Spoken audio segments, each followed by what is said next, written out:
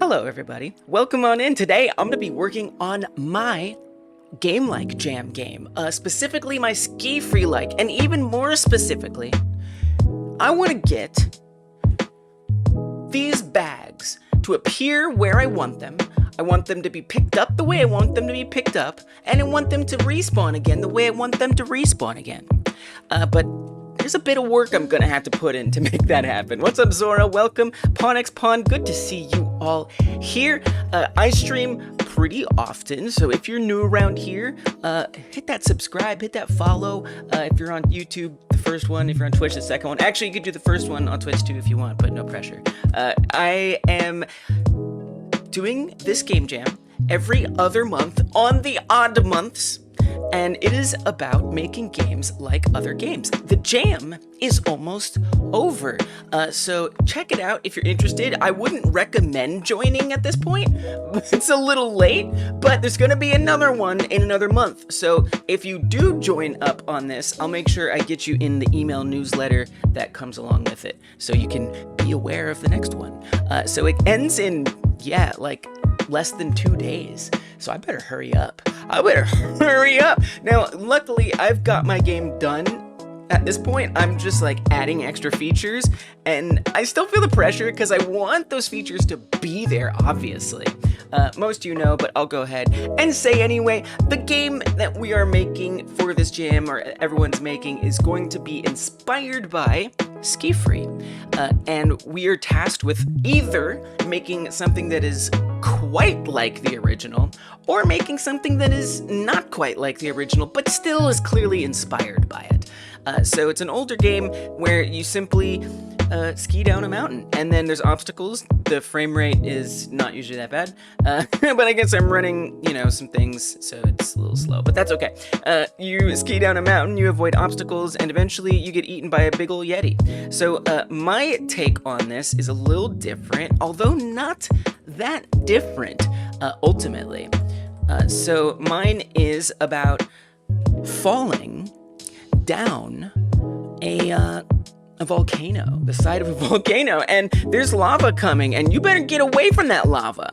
And there's a lot of things that I want to do with this game in the future. I think it's like one of my favorite things that I've made, and I say that every game like jam, so we'll see, you know, maybe I'll top it in the next one. But this is one I really want to keep working on, and I think even in the off month, the off game like month, I'm still going to keep working on it because I really like it, and I think it has, like, you know, look, I'm not gonna say like it's gonna make a lot of money. I don't think it is, but if I'm gonna try to see anything through to release that I've made recently, it might as well be this. What? Oh man, the poor computer. I mean, I could just load it here. Oh, that's why, because I have it. Because I'm also running it here. I have it running in 2 places. It's like I only need 1 place. You can see this one's blue. I tried to make this one look like Sonic. So that's something that I added. Again, I got the base game done. And so at this point, I'm just adding extra things. And one of the extra things I added was a character creator, because why not? Because it'll be fun. So really all that it does is it lets you change colors, which is cool. I like it. It adds a little extra bit of personality in there. You can be bald. I would also love to someday have this be like an opportunity for like cosmetics or something. I think that would be neat. But still love it. It's kind of cool, right? It adds something nice to it. So yeah, so this is what the game is looking like right now. You're tumbling on down this side of a volcano, and lava is creeping up on you. Now, y'all have observed some things, and I agree with you about how the lava moves and how I could improve it. And I'm actually with you. I think like one thing that's kind of funky about it is that it keeps pace with you when you're going super fast. And then when you stop at a rock, it starts catching up, but it catches up very slowly. So what it feels like is that it's going crazy fast, and then all of a sudden it's going really slow. When in fact, what it's done is it's frozen at this like furthest back point, no matter how fast you're going. But if you're going slower, it starts creeping forward. So I think it would be nice to make it so it like backs up when you're going really fast, but I'm not gonna worry about it for this jam deadline. I would like to have a version of it done and ready to go. So that works and it's good enough. And yeah, you collect these little gems, and something that I felt like it could use, something I think would be nice, is if it had abilities. Roguelite style abilities. You're weird. Thank you. Thank you so much. I would say welcome, but I'm not sure if you meant that as a compliment or not. I'm gonna choose to take it as a compliment. So, I'm very weird, thank you. We are weird. So now we have death. But yeah, that's pretty much it. That's the whole game. There's no more to it than that. But I want to add roguelite abilities in there. So a way that you can just get some extra oomph. Let's say a way to jump or float or break through rocks. Different things. Maybe you can reduce your bounce, get a speed boost, get a shield, different things like that. I think it will just add an extra dose of something fun to it, you know? So I did kind of start adding this system. Again, this is the other version where I made it like Sonic. Like Sonic, I like keeping a web build around so that way when I inevitably break it today, I can at least come back and be like, here's what the game is supposed to be like. Not like the broken version I currently have.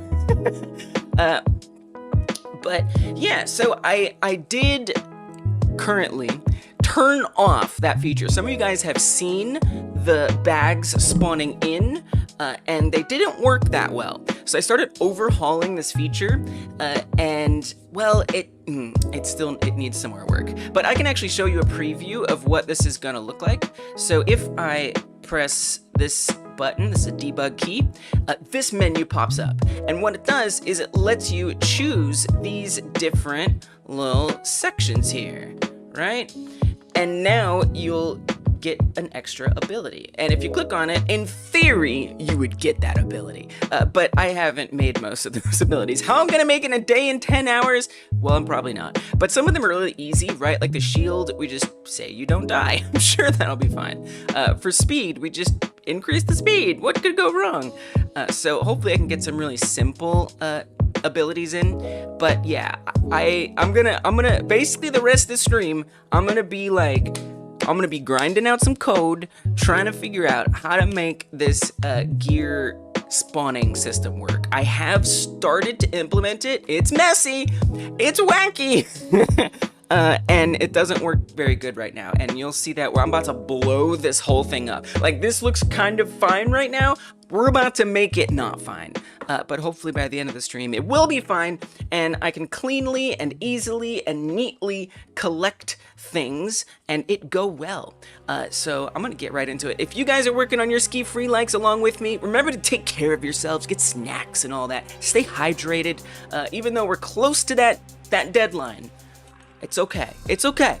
We still can meet our own needs. All right. And let me know how your ski-free like is going also. We've got a lot of entries. There's 14 entries already in. 14! Like in the past game like jams, there weren't this many already that were in there this early. Normally we had that many like the night of, so the deadline. So that's really, really, really cool, and I love to see it. May not be in time or the jam, but seeing it fully polished at a later date will be cool. Yeah, I'm gonna keep working on it next month. I really am. And I'm super excited too, because it feels like the most polished game that I've made, and it feels like it has the most potential to just be something worth finishing and putting out there, you know? Even if it's for free or something, you know? I think it would just be nice to have a game that's relatively simple that is something anyone might want to play, and then start practicing that side of game dev, right? Marketing it a little bit, getting play testers and fixing bugs. I feel like that'd be nice. Oh, you know what I'd love to get in there is an online leaderboard. That would be amazing. We'll see. Don't do what I did. Not check your web build regularly. I do check it regularly. I do. Because it's just like a nice way to be able to test it on different machines, even though it's not the same as like a download file. You still can like try it out in different places on different browsers and things like that. And it's fun. It's fun to just conveniently be able to, for me, it really helps with iteration. So if I want to see, hey, what do I want to add to the game while I'm not working on it and I'm just chilling? Let me just pull it up real fast and play it a little. And oh, you know, it'd be nice if I added this. So I try to motivate myself to test the web builds regularly outside of just purely, I hope it's not broken. Also, like, in some way, it kind of helps me too. But yeah, I learned that lesson myself, waiting to the last second to do that, for sure. Rorik's trying. Yeah, and you know, it's okay. It's okay. You know, just try to get down to your minimum viable version of it, right? Like all of the fun extra things you wanted to add, just consider maybe not having them. You know, what's the minimum? I feel like you're good at that. You've always pulled through in the game like jams, but I know it can be tough. Derek says, my game is coming together. Let's go. Polished it a bit, added an open world style, but it feels 8-bit? Wait, that sounds really fun. I think that's appropriate for Ski Free to have like a bunch of space to like move around. This sounds fun, Derek. I can't wait to try it. The showcase, not the sow case, where we sow the seeds of Ski Free. The showcase is happening, not this week, but next week?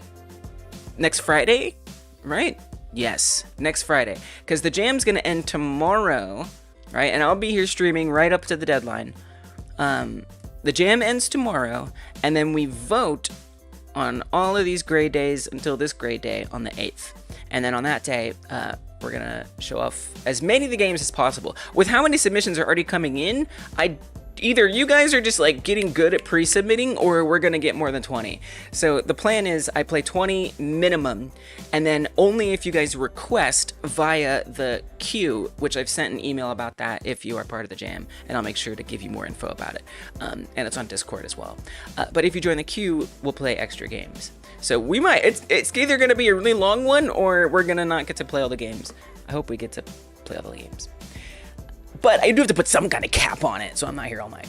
I have a freestyle mode running, but not the slalom part of the jam yet. Nice. I mean, that's something, you could cut that.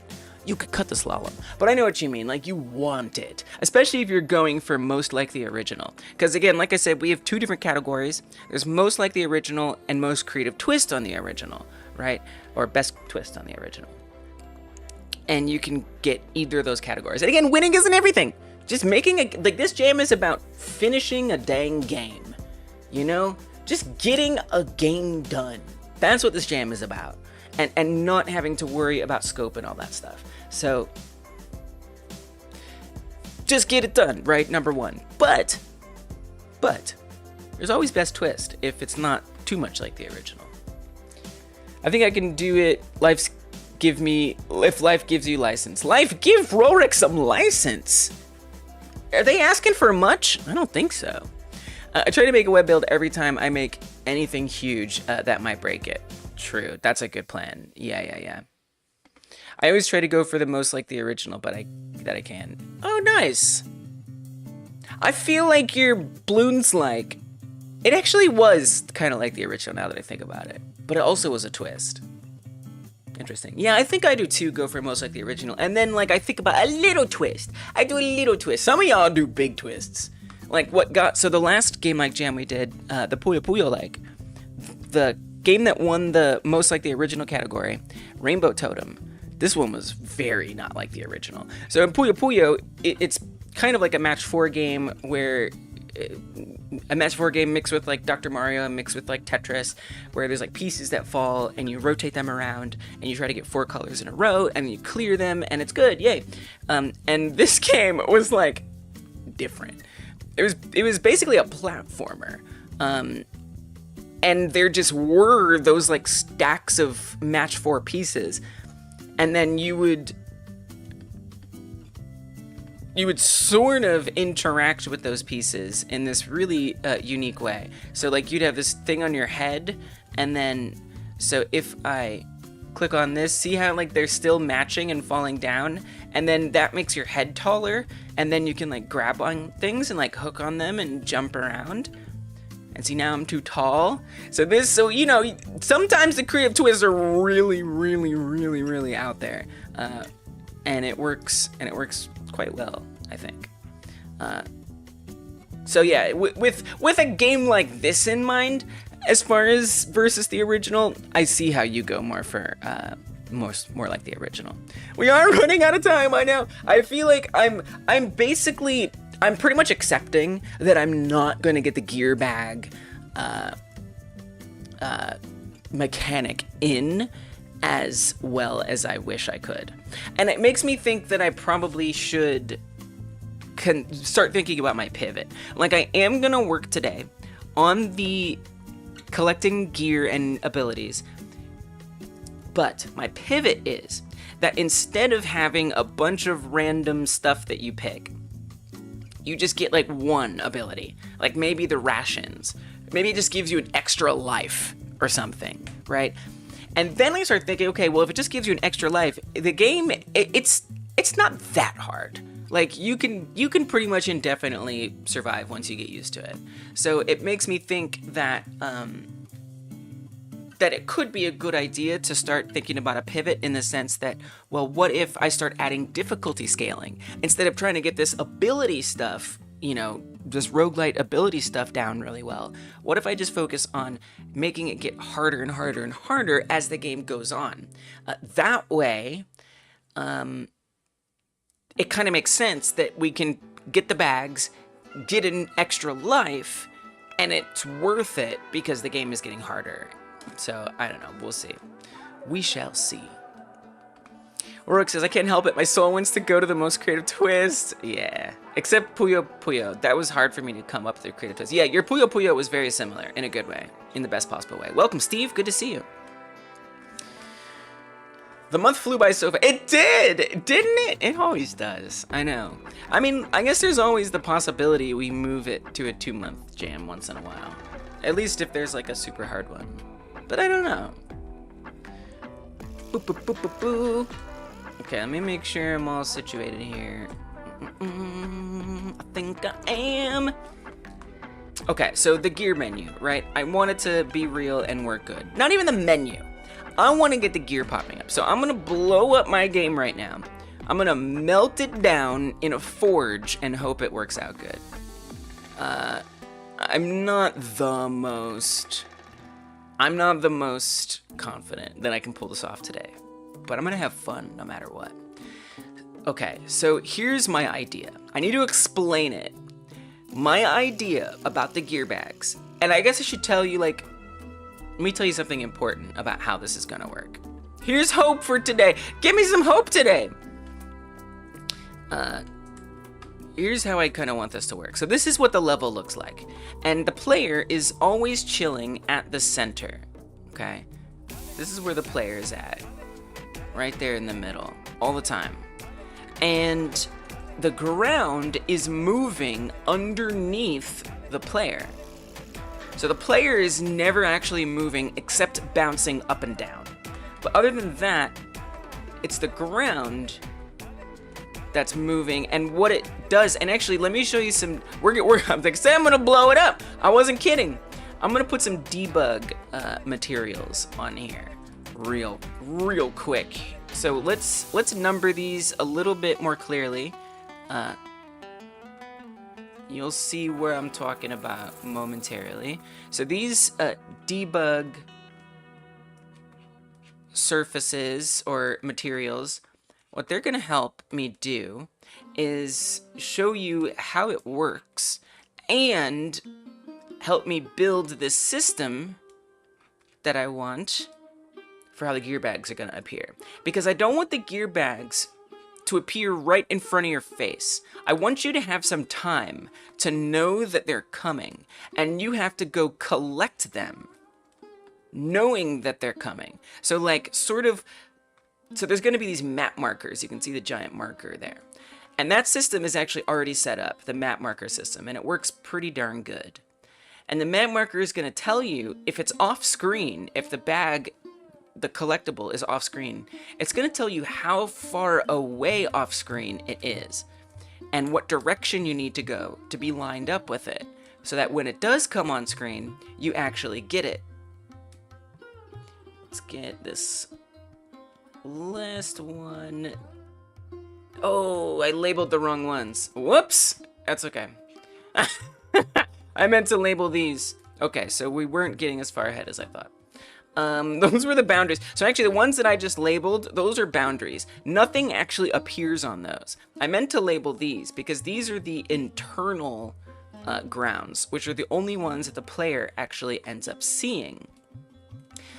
But yeah, so I don't like the rocks and the gems. They all appear right in front of you. You don't have any lead time in knowing when the rocks and the gems are gonna come. But the gear bags, I want to be a little different. I want you to know that they're coming ahead of time. Or the hiking bags or whatever. Okay. And then that one. Okay, great. So now we have these numbered. Now, when I run the game, actually it should be, no it's not. When I run the game, I'll show you from a bird's eye view exactly the way that it's working and why this is a little tricky. But my idea essentially is to spawn the bag off screen a little bit so that way the marker is pointing at it, and then that bag, well, the bag is going to spawn on a ground off screen, and then that ground is going to get swapped or is going to get moved into the main map until it goes by one time, and then it's going to go back to the off-screen position. Let me see if I can make this make sense. So as you can see, we can tell all the numbers are here, right? Imagine the player is in the center. They're very tiny. Actually, I think I have like a debug shape to make it a little easier.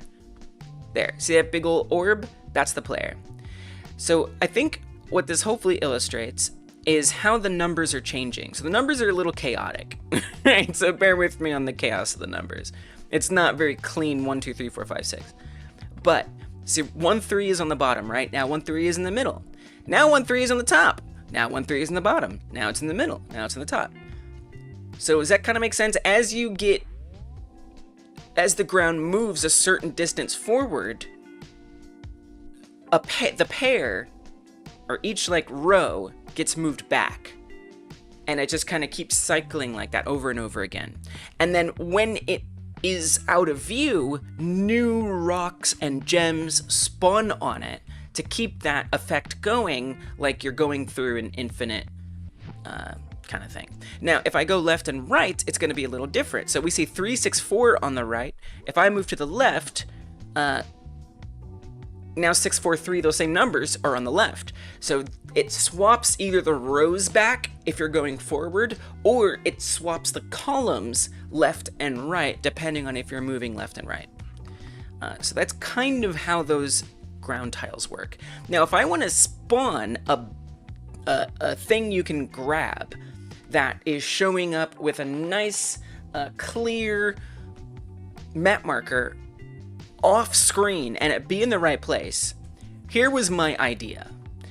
My idea is that we have this. Now, the reason why this is underneath is because the map marker system is only designed to look for stuff within the boundaries of this 1, 2, 3, 4, 5, 6 space. So if I move that 7 way back there, the map marker gets all confused and it shows the wrong spot. And I'm probably going to bump up against that a lot.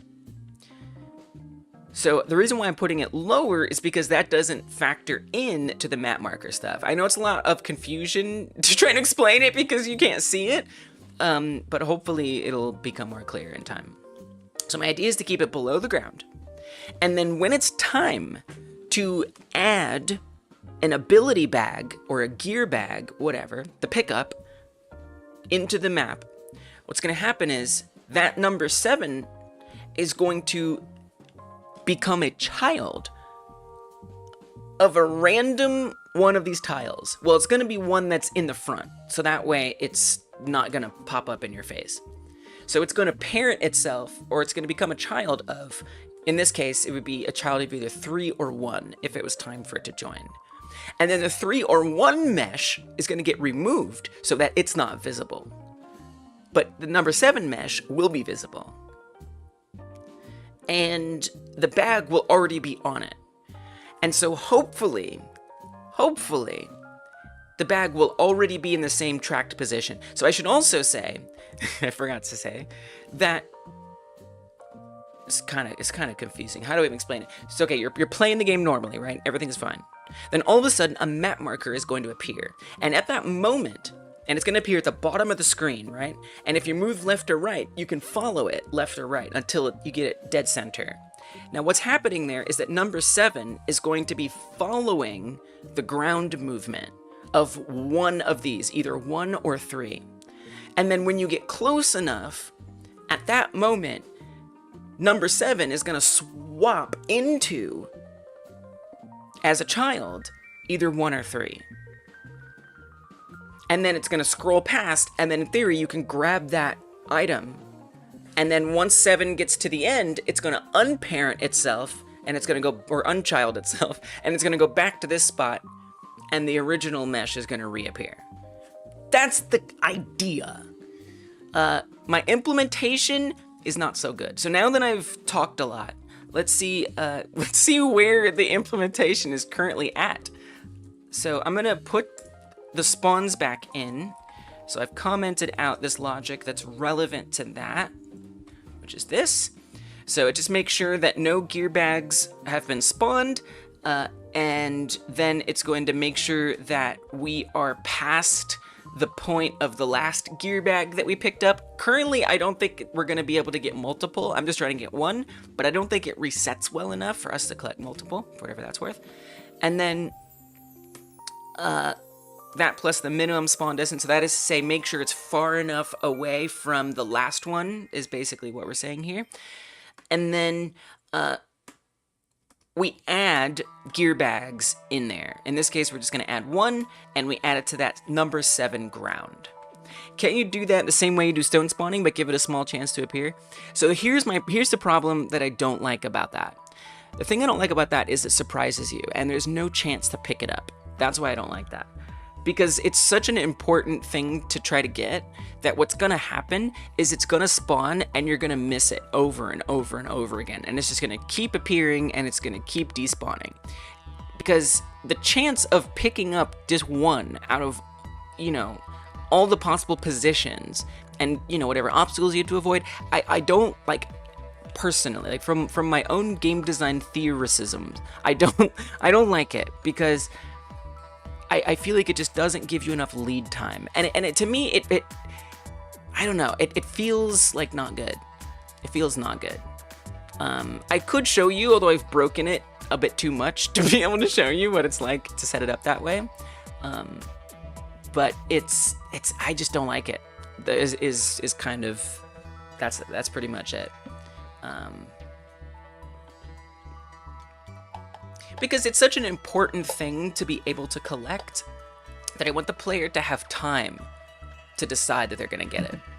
I want it to be detectable from far beyond the floor spawn. Yeah, exactly.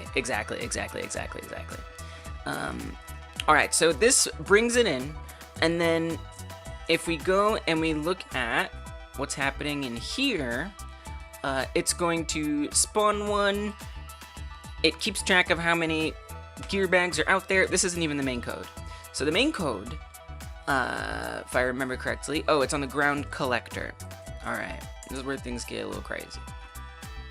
So what's going to happen is it's going to start tracking a ground. Okay, let's see if I can, I gotta wrap my head around this, because does it do it here, or does it do it somewhere else? Oh, I think it does it over here.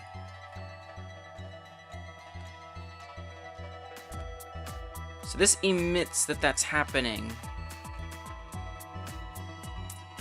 Maybe it's if gear bag to track. Where does that get set? Here, let me look for this. Gear bag to track. I just tried to slap this code together last night. Okay. And what's this on? This on the ground clip. Okay, got it. Alright, so when the gear bag spawns, this signal is gonna run. And what it's gonna do is it's gonna set the gear bag to track. That is to say, the one that's gonna be followed by like the map marker and stuff. It is then going to pick a target ground to track. That is to say, either in this example, either it's gonna pick 1 or 3. It's gonna look for one of the two in the front. And that's what it's going to start looking at and following. And so it assigns itself to one of those, and we get both of those. So that means gear bag target ground gets assigned to a random furthest ground, and then gear bag to track gets set to the gear bag. So we have both of those data points. Now, if there is a gear bag to track, that is to say that variable is not null, we're then going to start tracking the target ground for that gear. Okay, so the ground 7 position, that is to say the one that's underneath, is going to start following the X position of the target ground. So if 7 has decided to start following, say, ground 3, it's going to be actually still under the ground, but it's going to be following it like that. So it'll look something like...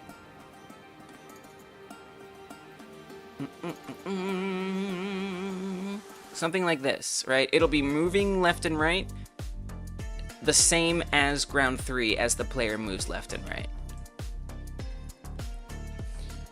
That's what that line is doing right there. So that way, when you move left and right, the gear bag map marker arrow will follow in the same spot.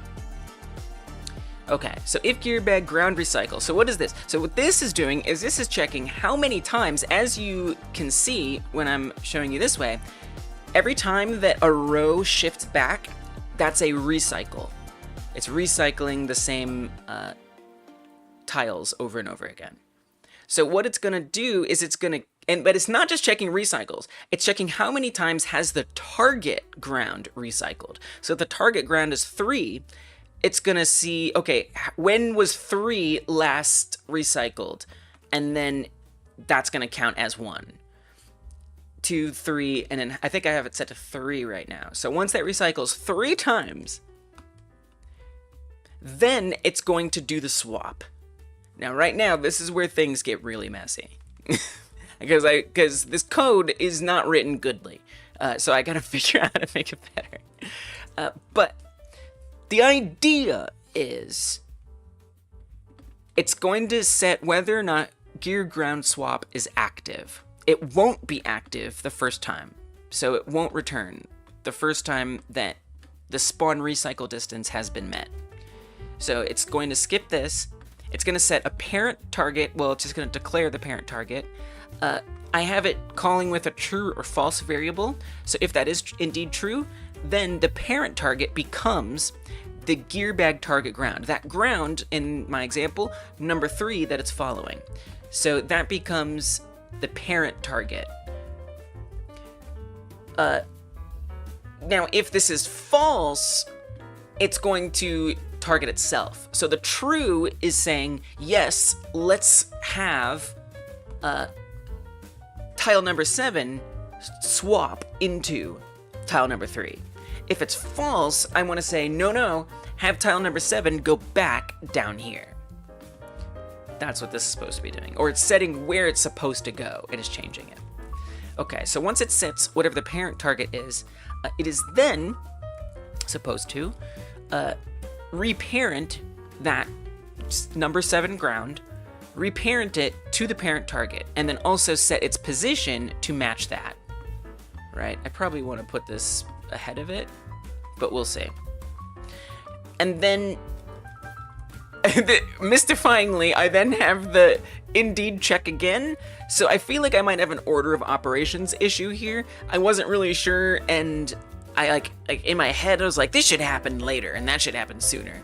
But you know, this is not constructed the best way. I slapped it together quickly.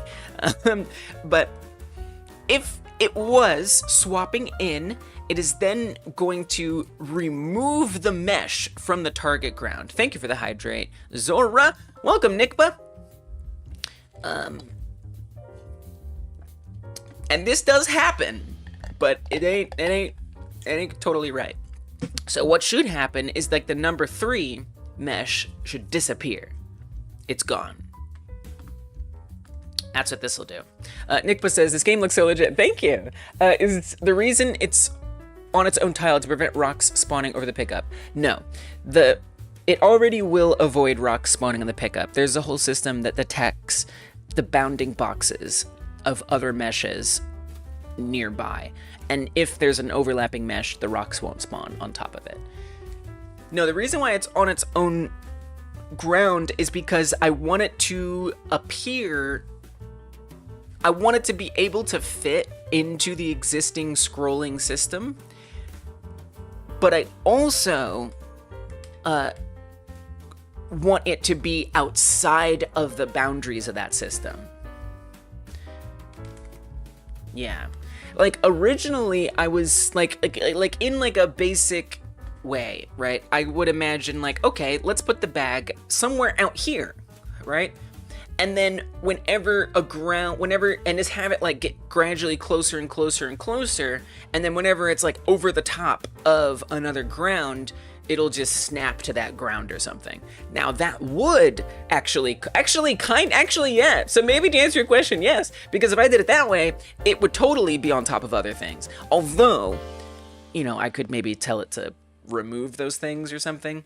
But yeah, actually kind of that is part of the reason, now that I break down the conceptual alternative. But the other problem with the conceptual alternative is that when it's far out here, the map marker system bugs out because it's not used to things being that far. Now I could also extend the map marker system. That is totally an option. So I'm not sure that I'm totally committed to putting it underneath the level, but it shouldn't really matter. So yeah, that is actually you're right, Nikba. That is why. Because now I can put the bag on there, then spawn the rocks, and the rocks can say, let me make sure I don't spawn on top of it, and it can have its own unique setup. So yeah, actually yeah. But that's not necessarily the main motivation. The main motivation is also to have it be able to behave like the other ones in movement and in size and in all the calculations and stuff.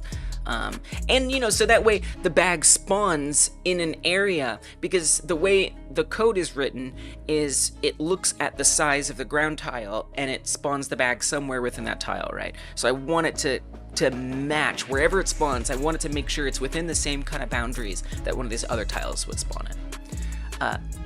So it's going to make that ground, the target ground, the mesh will disappear. Then it's going to make sure, if not gear bag target ground 7.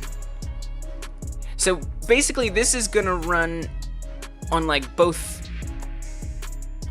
Basically what I want to say is clear all the spawns on number 3 in this case.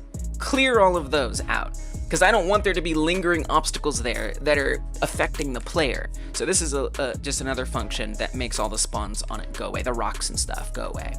That way you're not hitting phantom rocks, since they should be like not visible. Well, they just be like, they would overlap then at that point. So we wouldn't want them overlapping with the bag or something. So it's going to clear all those spawns. This is just, in theory, isolating and saying only focus on that one.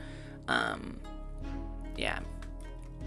Okay, so if it is false, if indeed is false, that is to say we're telling it to not swap in, that is to say swap back out, it's going to reset the number of recycles. I'm not sure if that's really in the right place, to be honest. I might want that outside of this if else. I don't know. And then this gets pretty confusing. And then we want to put the mesh back, in theory. I found that this is not necessarily working. I want the mesh to go back on here, so that way it's not an invisible thing. And then we want to put spawns back on it too. I don't know if I actually need to do that, but I am doing that. And then we want to unset the target ground to null. And then either way, whether that was true or false, we define whether we're currently dealing with a ground swap. All right, so that's the messy code as it is. Let's observe what happens. I think that's the only thing I need to comment in. Probably. I'm pretty sure that's, yeah, I mean, we just went over it all. We'll see. Let's see what happens. Yeah, I think that's all the code that's relevant. We're gonna find out. So what I observed last night, I did switch one line around, but what I observed last night is that the target ground would just become invisible, and the other ground, number 7, wouldn't swap in correctly. And so you just have like this giant hole in the middle of the level. And then there were errors, and I said, you know what, I'll deal with this tomorrow. All right, here we go. Oops, I left on the example mesh that helps you see the player from very, very, very far away, which is not that fun when you're not far away. Okay. So what's gonna happen is about at 100 meters, a map marker should appear at the bottom of the screen. And that'll be all well and good. And we should be able to track it left and right. Okay, so it's down there at the bottom right. So as you see, this is that number 7 underneath. A gear bag has spawned on number 7 down there at the bottom. Now after a certain number of recycles, it's supposed to do the swap. So see, this way you have some lead time, it's way ahead. Okay, now things have gone crazy. And we have an error. Things are not working as they're supposed to. So as you can see, there's number 7 down there in the bottom left. Let me hide the menu. There's number 7 down there in the bottom left, and the one that it chose to replace is just gone. So the positioning is not looking great, and the map markers are down here in the bottom left. But you saw for a second they were up in the top. The map markers were up here, which is not good or correct. But it kind of makes sense because it went outside of the boundaries. If the tile with the bag on it goes too far outside of the normal, you know, 3 row, 2 column center, if it goes outside of that, the map markers are just gonna glitch and are gonna have a hard time. So that's probably why that appeared out there. So clearly the position is just not getting set correctly, right? And what I wonder is if I hit play, is it going to keep, is number 7 going to keep, is it just that we're not initially setting it to the right spot? I also don't know. I wonder, I mean, it should have the Y position in the right spot too. I'm kind of curious to just like, let me just zoom into what's happening here. What's up, Ahmed? Nice work. Looks very fun. What is wrong with the loading time though? It does take a long time. Nothing's wrong with it. It does take a long time to load. The reason why it takes a long time to load is because I have a lot of like materials and shaders in here, the lava especially, and it front loads them. So it makes sure that all of those load right at the beginning, so that way when the game starts, they're already all there. But in some ways, I kind of am putting like more materials loading at the beginning than maybe I need to, because I'm never quite sure which ones are the ones that I need to and the ones that I don't. So it kind of overcompensates and extra super duper loads a bunch. And that's to help it from stuttering during the game. But yeah, it does take a long time to load. I will try to optimize it at some point, but for now, I would rather it just be able to run eventually, and run well, than have it be super fast. But yeah, that's why. So, alright, I want to just take a look at the Y position real quick, just to see if it is...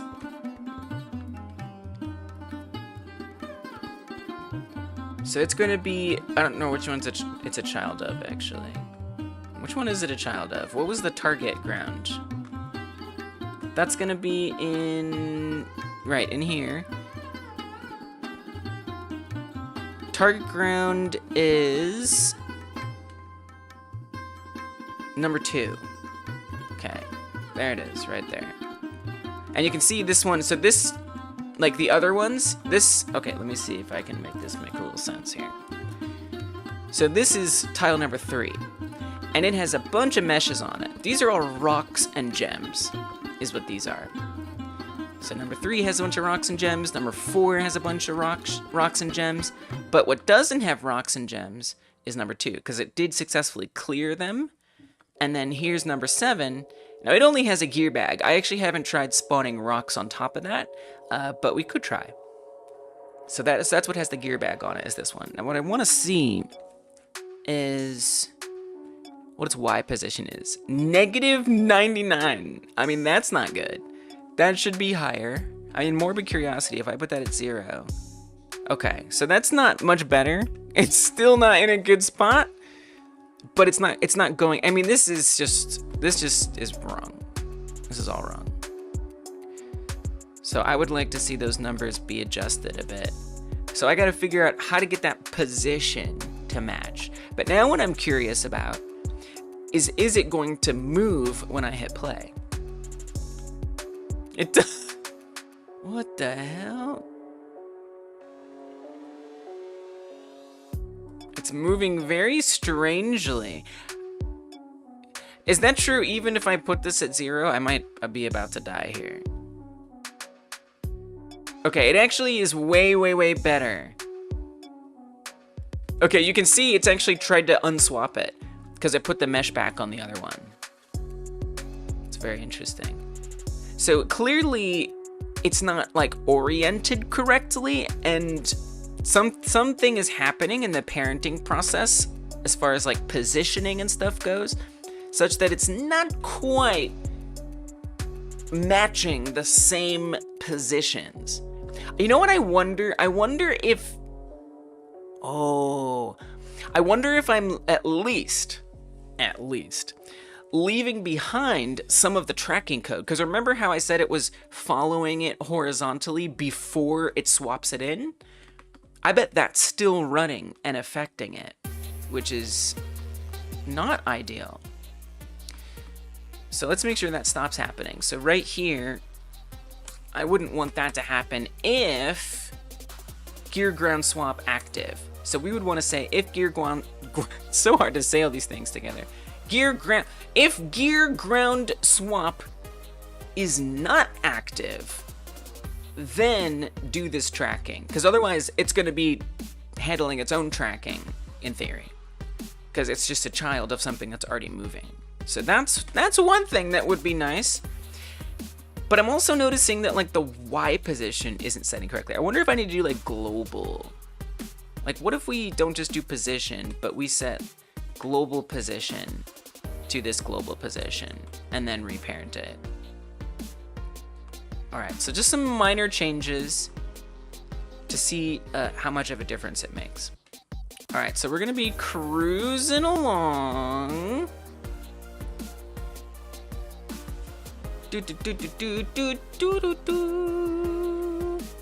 Waiting about 100 meters. We should get a map marker. Nice. There's the map marker. So we're following it after a few cycles. Oh my goodness. I have to not die is part of it. Maybe for debug purposes, we just nerf the lava so I can test the game properly. Think we can do that by never having this get set. I think if we just never start the lava, it'll never start. I'm pretty sure. Got a new sketch done? Nice. Feel free to view. Yeah, I'll check it out later. Or during a member/Twitch sub stream, which I do once every week. A special stream only for YouTube members. It's like a 12-hour stream for YouTube members or Twitch subs. My art journey do be getting on the road. Let's go. I'm proud of you, Zora. Yes, art journey.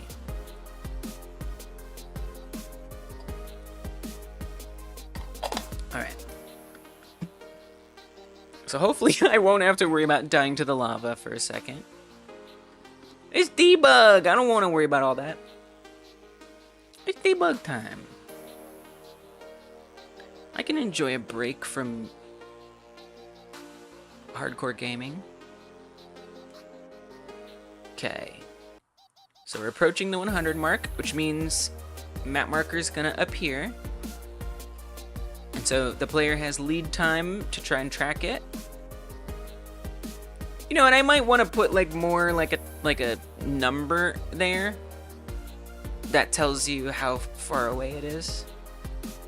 Oh, okay, so as you can see, for a second, it went way, way, way up high, and now it's down here in the corner. So that tells me we're probably not in a great position.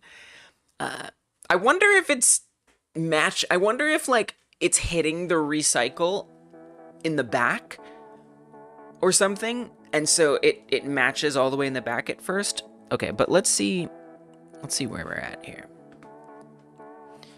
Oh, it looks good, though.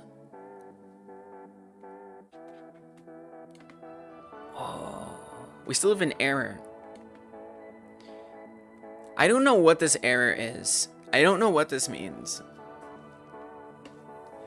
Node not found. Ground canvas relative to level chunk 7. It doesn't really help much either, like looking at the line that it takes you to. I mean, my guess is that this code is running more often than I want it to. That would be my guess what this error is. So it's actually fine, except that there's an error because it tried to do something it can't do. But this is pretty good. Slotted in nicely. Okay, let's see if I can actually get it. Now, it's appearing in a weird spot. There it is! Oh! Dude, that was so easy. I thought I was gonna be here all day trying to fix that. Okay, all right. Let's see if it goes away after one recycle and it swaps back. Okay, so it did spawn another bag, which is not supposed to, and it's continually there. I mean, I guess for testing purposes, it's kind of nice that it keeps spawning. The gear bag menu didn't pop up. Freeze the lava, freeze ability, nice. Just like it ices over. It's actually pretty awesome. So the 7 is just staying there. I wonder if it isn't actually staying there, and if it just seems like it's staying there. I mean, again, I haven't set it up for repeat behavior yet. But maybe that's where the error is the error is trying to reparent it, but it can't because of whatever that error is. Nice, though. Wow, this is good. This is very good. I mean, I think, okay, all right. So let's just try to get this, let's try to wrap it up and get it out of here. So I can move on to the other parts of this task. So this line is running on something that it's not supposed to. I probably want to slap a breakpoint in here or something. Strangely smooth sailing after 1 hour. I know. What? What in the world? I'm not complaining.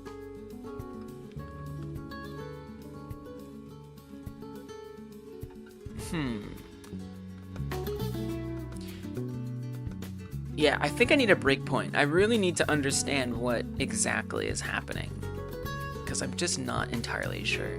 So this is the line that has the issue. Let's slap a breakpoint in there, and we can observe.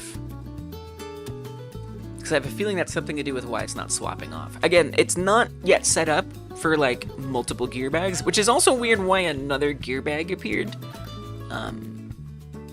So there's some kinks to iron out, but the biggest issue is not resolved.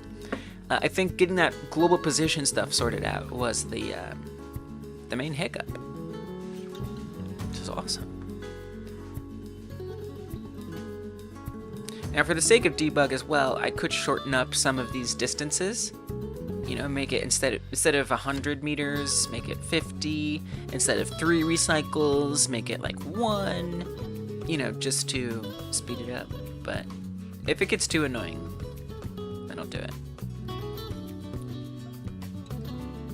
Okay. Oh, where'd it... It didn't spawn!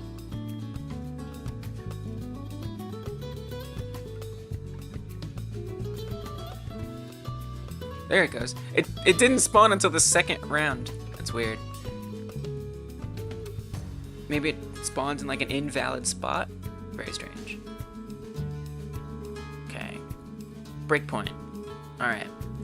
So this is actually going to be the correct behavior. So what has happened, what I presume has happened, yeah. So you can see our gear bag ground recycles is 3.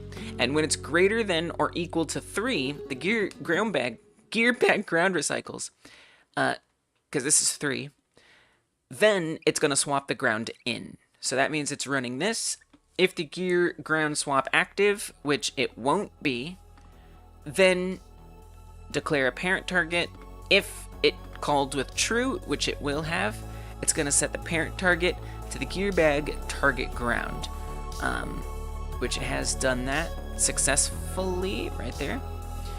And that's going to pick, I mean, we can see what that's going to pick. That is picking ground number 1. So it picks ground number 1. That doesn't run the else yet. And then it's now setting the global positions. So if I were to, well, I can't really because we're at the breakpoint. But if I were to zoom out and look at it, we should see them lined up correctly. And then it's going to do their reparent, where it's going to take ground 7 and it's going to set it to the parent target. So ground 7 should totally go fine to the parent.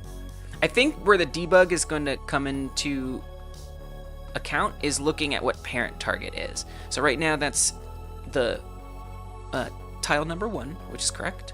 So this is just kind of a good example of what it being correct looks like. Now, I'll be kind of interested to see if it hits it again if I continue, because that means it's running twice. All right, whoop, so there's our gear bag right there.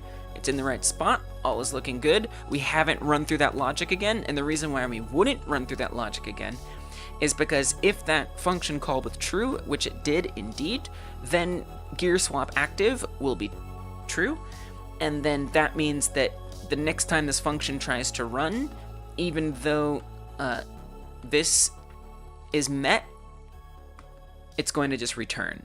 Now that could be a thing. This is maybe why I need to reset it back to 0, potentially. Because maybe as soon as this goes to false, it runs it again, and the parenting isn't working correctly. So maybe we need to make sure this is below that when it does false. Actually, that kind of makes some sense. Let me try that. Let me try taking this, and I'm gonna slap this in here. So it's going to, well, but then it's gonna set it to self right there. So that's actually not that helpful. You know, if you wanted to make sure it happened before that got set, so that wouldn't help.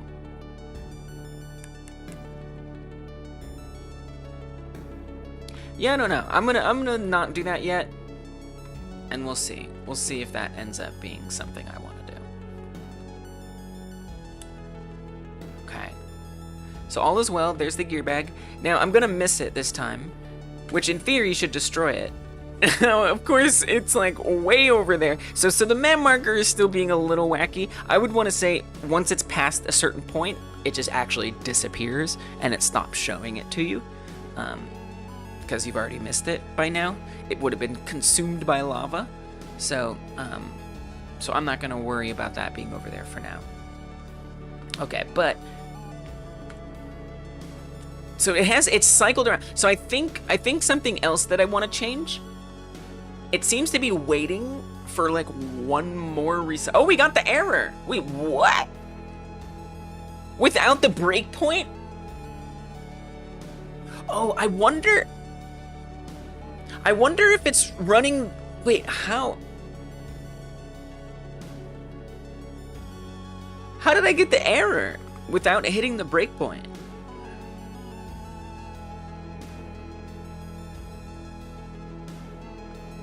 That's so weird. That's very surprising. Swept gear ground in, node not found. I'm confused. All right, I'm gonna adjust these times. Let's put this, let's say 2 recycles, and then the gear's spawn distance, I'm gonna change that to 50. Just so things pop in a little bit sooner. Just a wee bit. Just a little tad bit.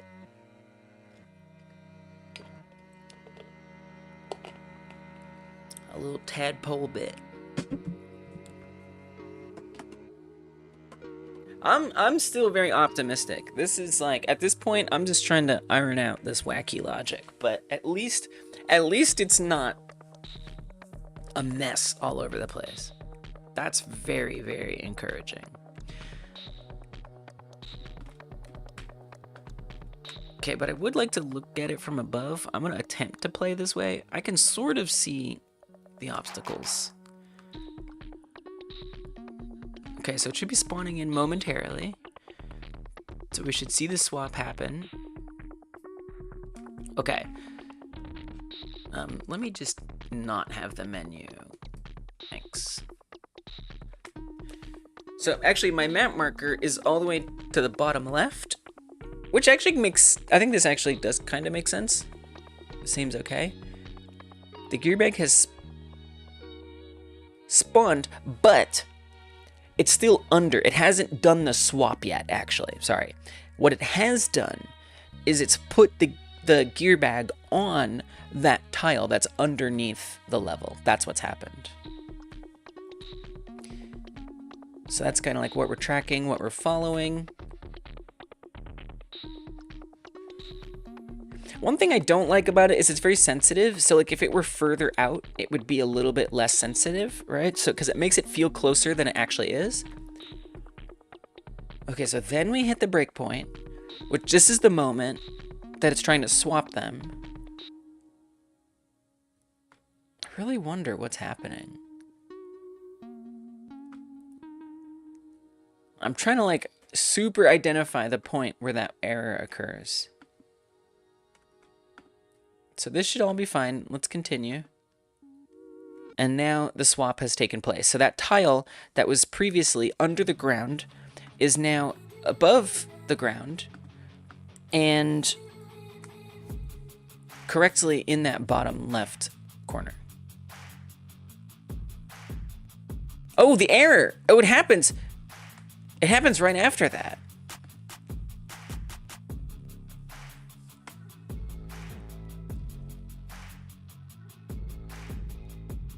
Node not found. Ground canvas relative. So the ground canvas, quote unquote, is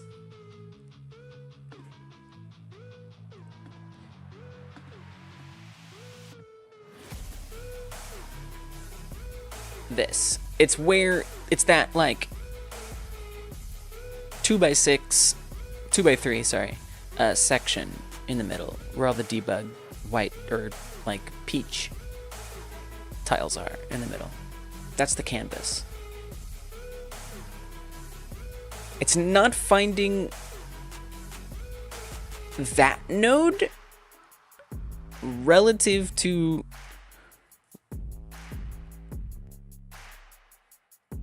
level chunk 7. Maybe what's happening. Oh, I think I know what's happening. I think I know what the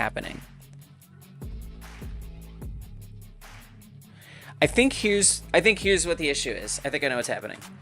Okay, so when I'm referring to ground 7, I'm referring to it as it's referenced in the ground class. Now, in the ground class, ground 7 is on-readied as being there. But I've moved it. So it's not there anymore. It's somewhere else. Because I've reparented it. So it's going to have a different path. I think that's what that error is saying. So this is actually a pretty easy fix. I'm not sure exactly what it's trying to do with it. I guess that's... I mean, it's weird because is it trying to put it back? It's probably just some other reference that I'm not thinking of. Wait, well, that does... Okay, so wait, what? Before I... Well, I'll fix it, but I'm curious, what code is failing to run? It might actually break things. Okay, so I'm going to make sure this is accessible as a unique name. So put this little % sign next to it, which means in order to reference it now, all I have to do is add a % sign before it. And so it now is no longer bound to a specific path. Now I do have to restart the game for this to work, but it can be found anywhere in the scene tree, which means it's fine to move it. But what code will have not run? Pray tell. Let me see.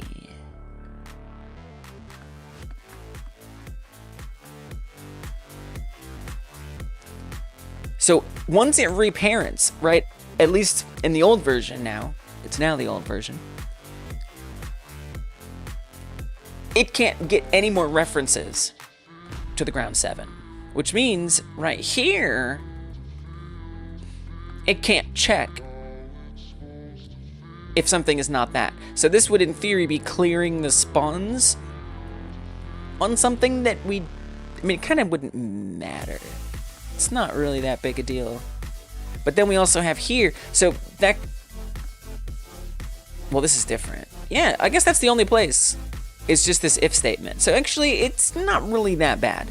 But... where it is not that good is if it were to cycle back. It's kind of weird. It makes me worry a little bit that it was trying to reparent it back to the self, the collector, too soon. Because again, we never hit that other breakpoint. But maybe the reason why we never hit that other breakpoint is because the reference wasn't there. So I don't know. Let's just see what happens. It's going to be different. Hopefully different good. But if different bad, fixable. Okay, yes. We don't want, if we're reparenting nodes around, we need to make sure that I can track it correctly. Very important. Essential, really.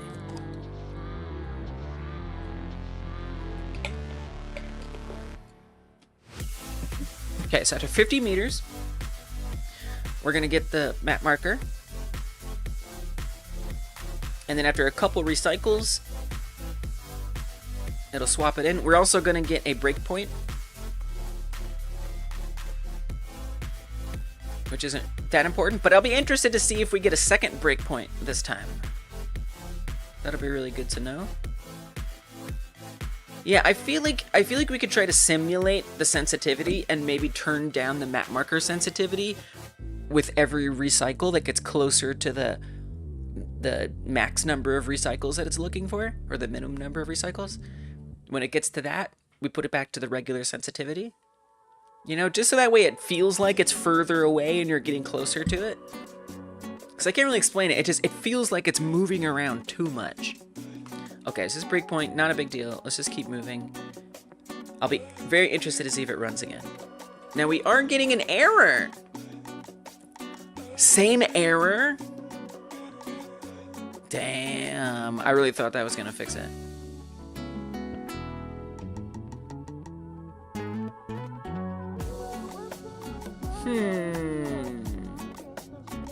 Oh dear. Really? Well, no, I don't know. I don't know. Because it should be able to find this anywhere now. I don't know. I don't know why I should necessarily, but I could just try referring to this instead of ground.ref or whatever. I have a feeling it's not going to make that much of a difference, but I could. I don't know why. It's not really temporary anymore. Let's see. Ground.ref. This might not even be the issue at this point, but now I'm simply curious. So I'm gonna not use that reference, and this time I'm just gonna use the percent reference. I feel like it shouldn't matter. I don't think this is going to make any difference. But I am very curious. And then, you know what I'll also try? I'll try like stepping over this time, or stepping into every, like at the breakpoint, to see exactly when the error pops up. Does it pop up on that next line? Or further down?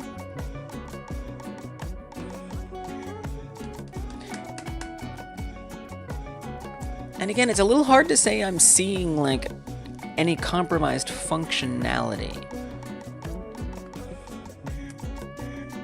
I just don't want a lingering error. That's no fun. Okay, 50 meters coming up.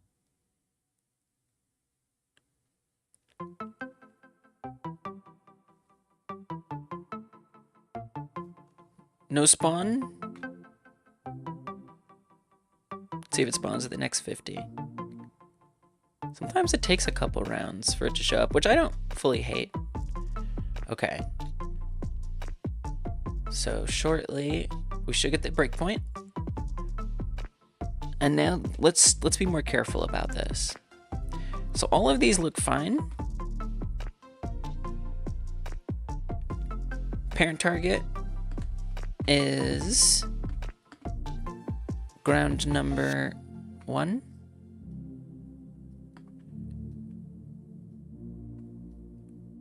Two recycles. So I'm gonna step into the next line. Error has not yet been hit. Level chunk 7, well, isn't yet. It's not gonna be until we move to the next one. But it should, after this, be reparented. And I'm gonna see if that error pops right up. It does, immediately. Immediately. And what's the parent target now? Parent target now is level chunk 1. So that didn't change. I mean, all the data contained in here seems okay. If we look at the remote, that is to say the things that are happening in the game live. Let's see if it did reparent it to level chunk 1. It did. So it is a child of that. It reparented it fine. I mean, maybe it's doing it multiple times, but I don't think so, because we'd hit the breakpoint multiple times, if so. I mean, unless we are hitting, maybe we're getting just before that breakpoint. I don't know. No, it doesn't make sense, does it? Very confused what that error means. Everything looks very okay to me.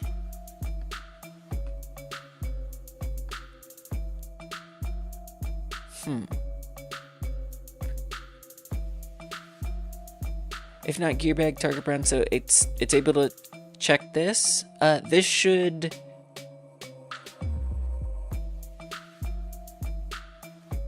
gear bag target ground is set to not that, so this should be true, and it should run the clear spawns, and we can actually see pretty clearly in the remote tab that it has rocks, and these are all gems and stuff, so it does have all of its spawns on it. I wonder if clear spawns is actually clearing the gear bag, and that's why the gear bag comes back a second time. I don't think so. Okay, so it does run true. Move to the next one. Now it's going to do clear spawns. So it's going to clear all the obstacles. It's going through each one, and you can see them on the remote tab there, one by one, starting to get removed. They're all disappearing, except for the chunk, which has the gear bag on it. So there they are, disappearing on the left. But Everything else is fine. Now it is checking for gear bags, but I don't think it's going to find that because it's not a direct child. So it's not going to remove it. And then we come back. If ground swap active. Right, so what this is, so right now, what is ground swap active? It's not active. Right now, ground swap is still not active. Might want to consider setting that sooner.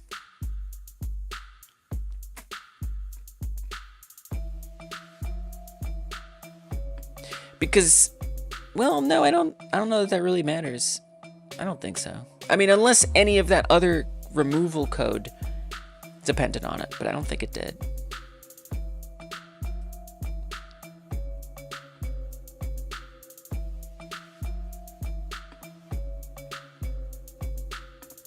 Okay, so that's gonna do a whole bunch of stuff now. Okay, let's just continue.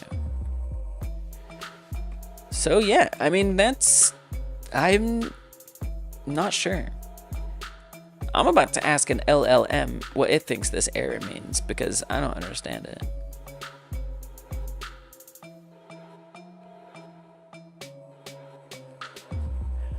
Curious, did it ever go back to the ground collector? It didn't. Did it repair to something else? Where is it at this point? Again, it's really weird. Oh, it's still on there. It's still just like lingering. So that is interesting, right? That it's never going back. So why? Okay, but then why? This is going ahead of that error, but why does it not reparent it back to the collector after a round? Maybe it'll like help me pin that down. Maybe not. Hey, what's up, kitty cat? Come on, hop up here. Yeah, it's okay.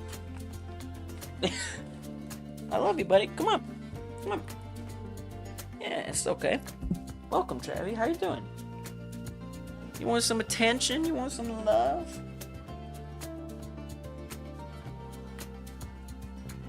I got you. Oh, you're a very sweet cat. Yes, you are. Yes. Cat hair everywhere. Yeah. I gotta blow it out my face.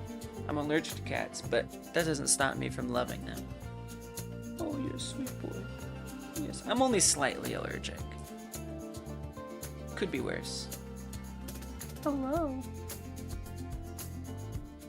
Yes.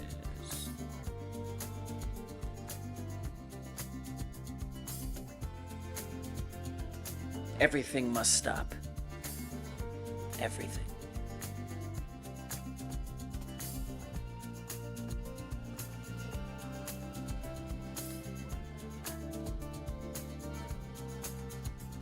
And he'll, because cats, you know, sometimes with cats, after a while, they get a little, like, overstimulated.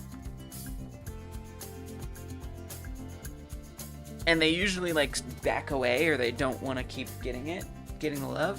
But he doesn't necessarily realize that he needs to acknowledge his overstimulation. So he'll just, like, keep getting pets, keep getting scritches, and he'll keep getting it. And then he won't realize that he's getting kind of stressed out. But that's okay. So I'm gonna cut you off, buddy. I'm gonna cut you off. You've had too many. Yeah, just cuddle up. Or something. He's a very sweet cat. He came forth from the box.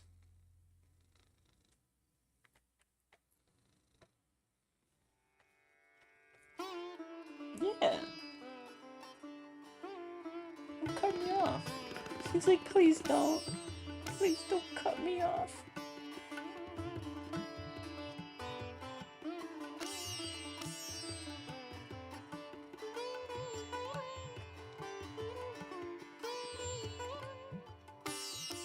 Cat distribution. He literally was cat distributed. But yes, you're representing the cat distribution system. He was distributed. All our cats, both our cats, were distributed. It's my favorite way to have pets.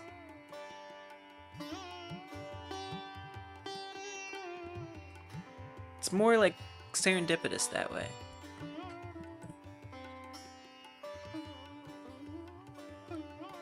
Okay. All right.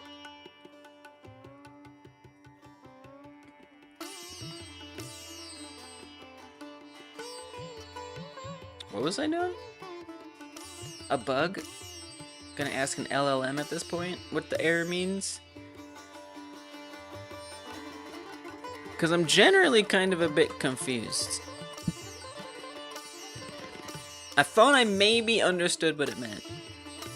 It turned out I was wrong.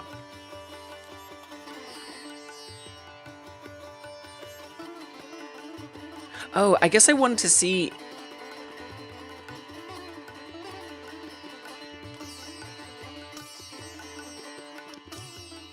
if it mattered that this wasn't active. I don't know. I'm just going to ask the LLM. I feel like I don't understand what this error means. It means nothing to me at the moment. I would like it to mean something to me. So, let's get some outside perspective. Because it's a hard one to even just look up in general on the internet.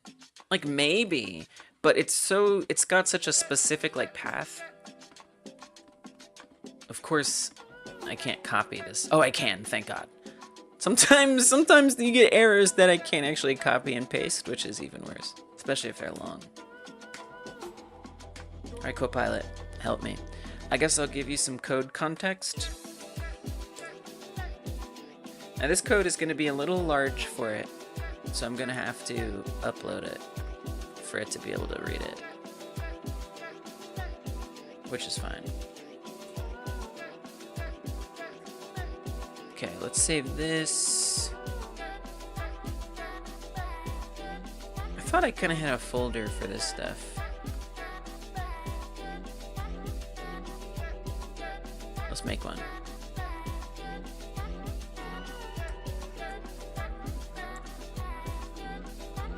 Okay, and then I'm gonna call it ground script. Save that.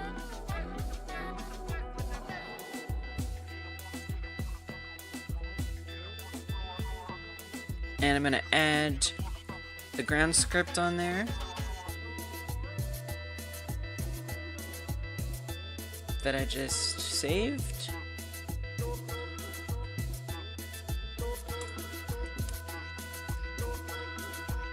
And I'm also gonna add the collector code. And I just wanna see if it can understand what might be causing this error. Now it's not necessarily going to be correct. It's not necessarily going to do a good job. But at least it's something to give me some feedback to try to puzzle this out.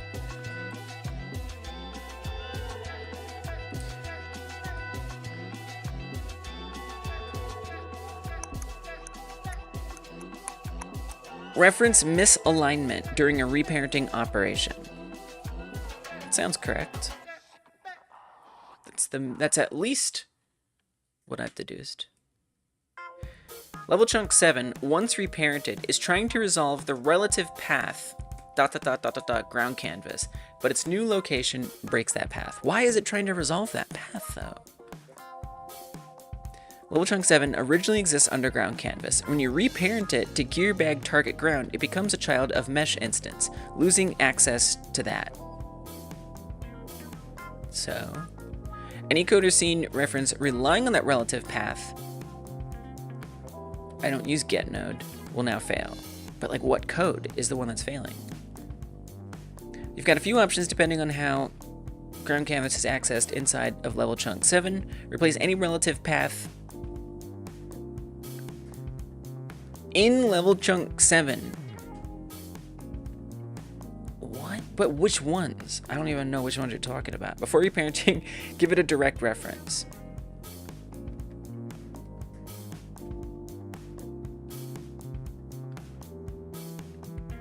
If level chunk 7 depends on ground canvas after the swap, well that's it. Where does it depend on it? I don't know.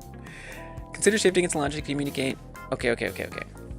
Where does level chunk temp 7 depend on ground canvas. Share specific code blocks. In the ground script, right, but it's a universal reference. So that was the problem, I just didn't solve it correctly. Binds ground 7 as a reference to level chunk 7. There's no direct access to ground canvas from within that itself here. However, when it's instantiated, which it's not, inside the ground canvas node, that means its original path context includes that. So you're saying the onReady locks in that reference. Are you sure? I mean, it must be sure. For the ground collector script,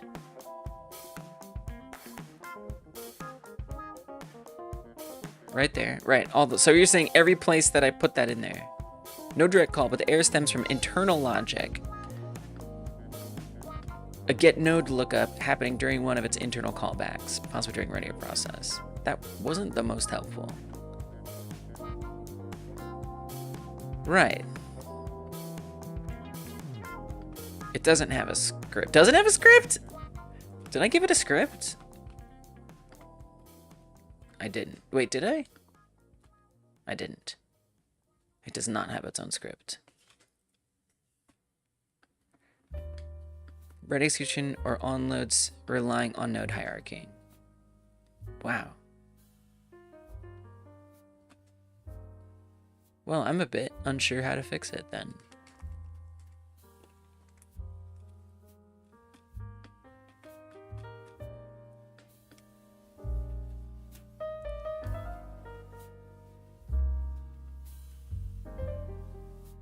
Use an absolute path? There is no relative path. And the thing is, that would be...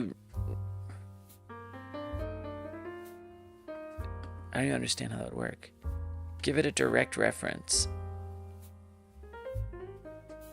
But there's nowhere to use that reference.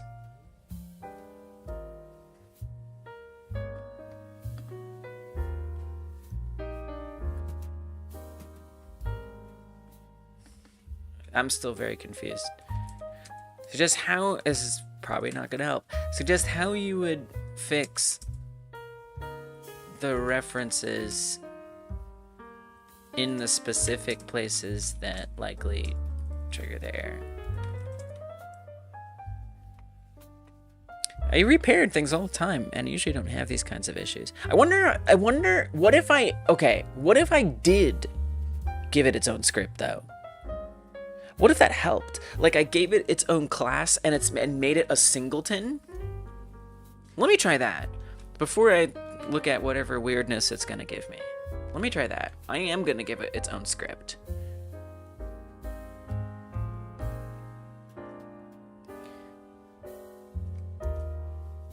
And we're gonna call it ground7.gd. Pretty terrible naming convention. I will admit. But that's okay. And then I'll make it a singleton. That way it like updates itself all over the place. Hello Dormouse, welcome. Hope you're doing good. Thanks for stopping in. Make the reference equal itself. So now it has a reference, and then I'm just gonna go through everywhere that I've referenced it.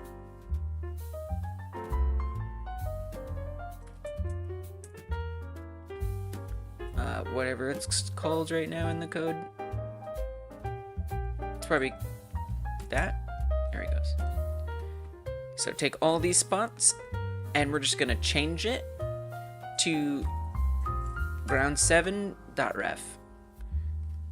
Not even worry about on-readying it in the ground script. So it's just always referenced that way.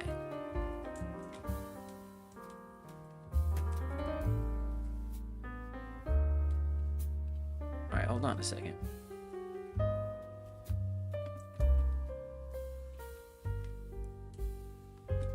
Don't even put it on here.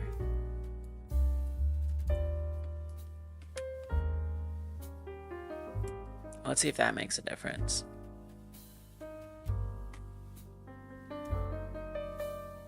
Because it shouldn't have like a relative path that's established early, right? Oh, yeah. Oh, that's that's a pretty important place. Right. So I actually need to look for wherever ground 7 is also referenced, which is now nowhere. Okay, good.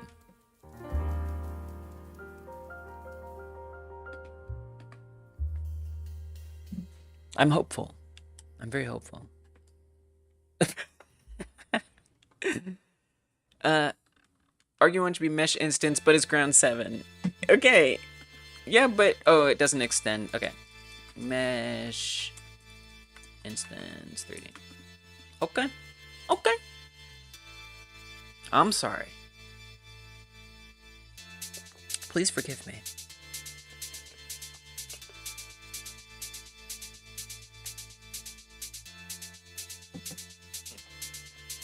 It does make me wonder if like that initial add gear bag reference too was causing an issue. I don't know. Okay.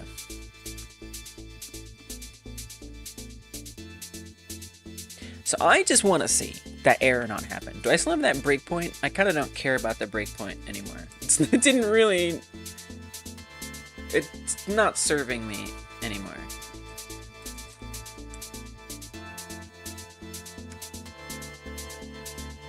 So let's not set it off. Okay, so actually we do have the bag spawn, which is good.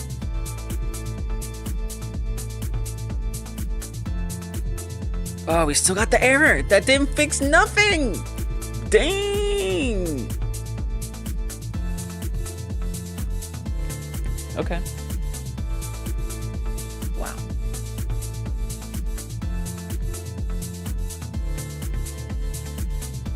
All right. Well.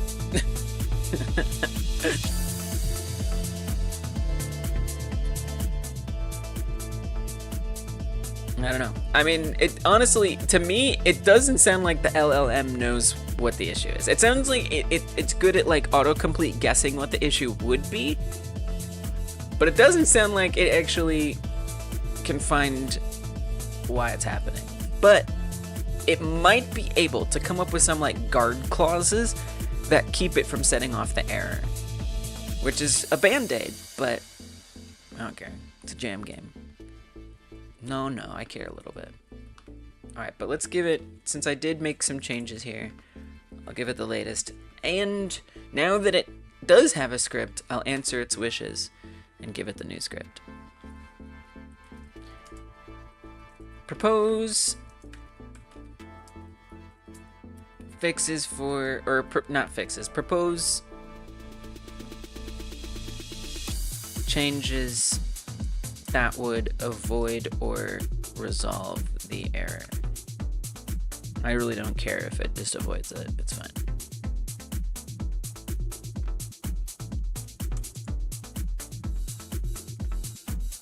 It's fine.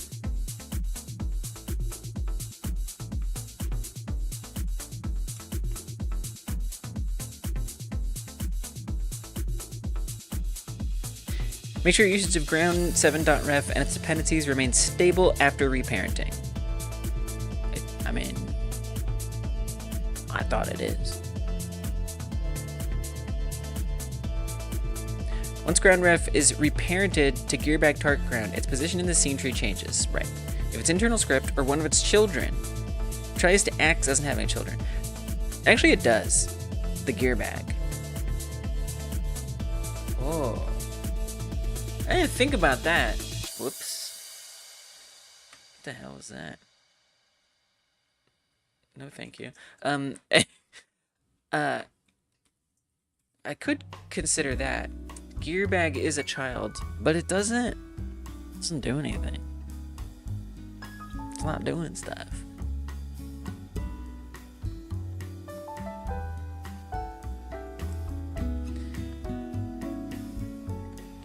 Prevent the breakage by updating the reference model and removing reliance on fragile relative lookups. expose ground canvas explicitly in ground 7. Why? Inject it during setup before reparenting. This way, an internal logic in ground 7 that relies on ground canvas can now use ground canvas do something. Okay, but I don't have get node anywhere.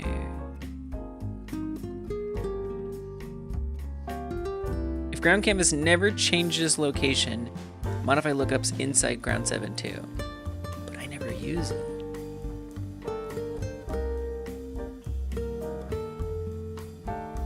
Right, it's already like a floating reference. Oops.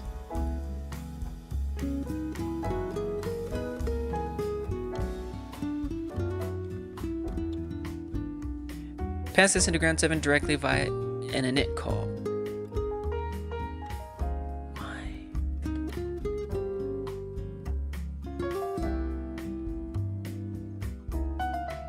But that doesn't tell me.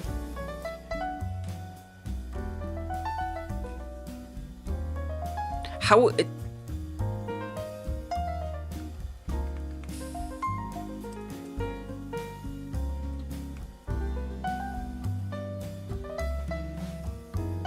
Where is the ground canvas being accessed via ground 7?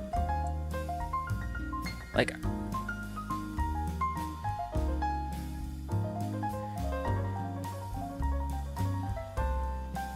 ground collector repositions and reparents it, but it never calls get node to reach ground canvas.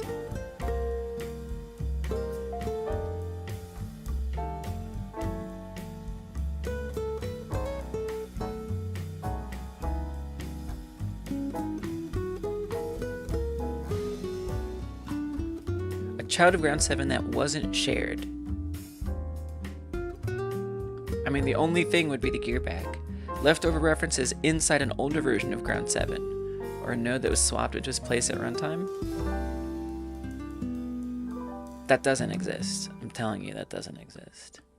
Check for any children of ground 7 which became ground 7 that have their own scripts.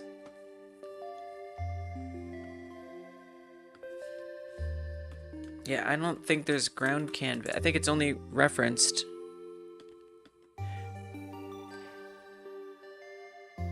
It makes me wonder if it's not the thing that it gets stuck to. Right, like the ground that we're making it a child of.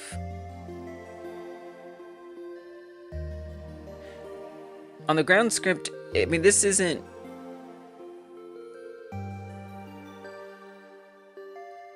Maybe I need to make all of these floating references too, or accessible as unique name.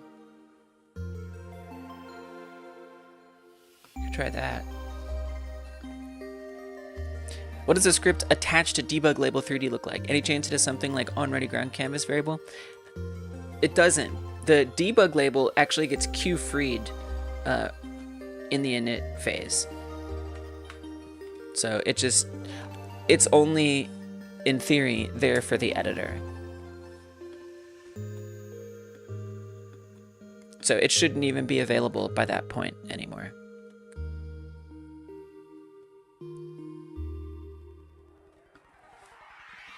And then the child that it does get is this, which is like nothing.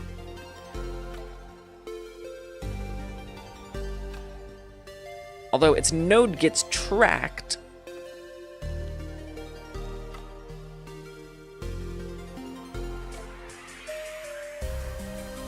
I guess I could try like not.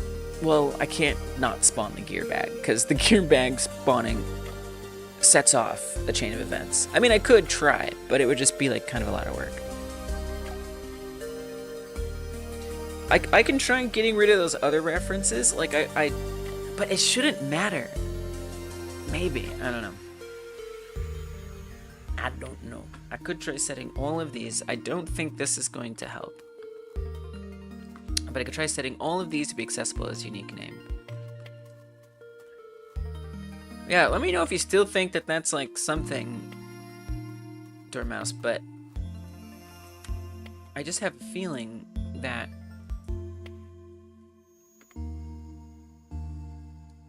the debug label isn't causing it. I mean, I could remove the debug label too, entirely, just to rule it out.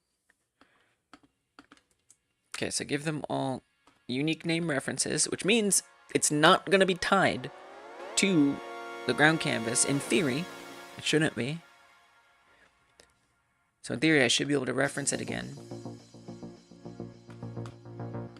Although I'm not terribly optimistic that that's going to help. It's confusing. It's confusing. I reparent nodes all day. Thanks for trying to help. I appreciate it. I'm glad that I took a look at that. That's a debug volunteer credit, which I owe Zora one too for the hydrate. These volunteer credits do go into the game at the end. That's the most compensation I can give you. But it's my way of appreciating and acknowledging that you guys were here and helping me. You helped me. We narrowed it down a little bit more. Debug, debug, debug, debug, debug, debug, debug. Dormouse. And then a hydrate for Zora. From Zora.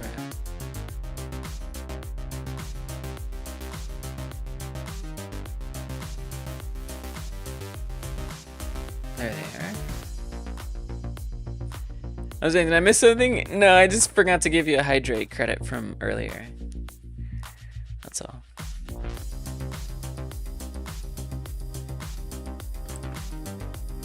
Okay, I'm not expecting much, but it was one place where there was a ground canvas reference.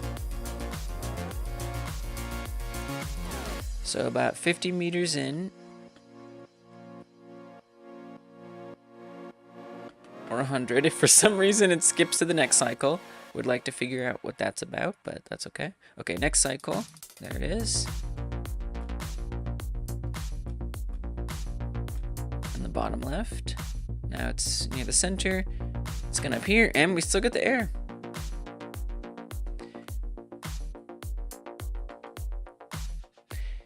I mean, I'm about to ask a different LLM for a second opinion.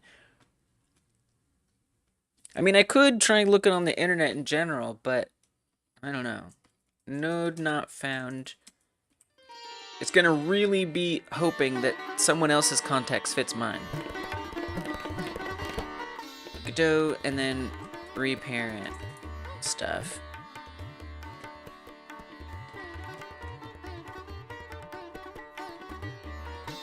I've never had this issue before.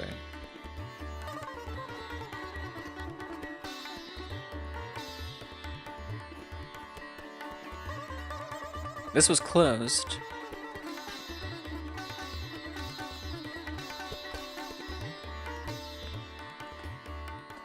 Now they're getting that in the editor. That's a bit different. It is saying the relative to thing. Nothing's being despawned, right? The tiles just changed position. They're not deleted. Correct. Nothing is being despawned. 100%. Reset the property of mesh instance 3D after you move it. The property is not getting correctly set, it seems, as it's the only property that I can find that is using a relative node path to its old parent.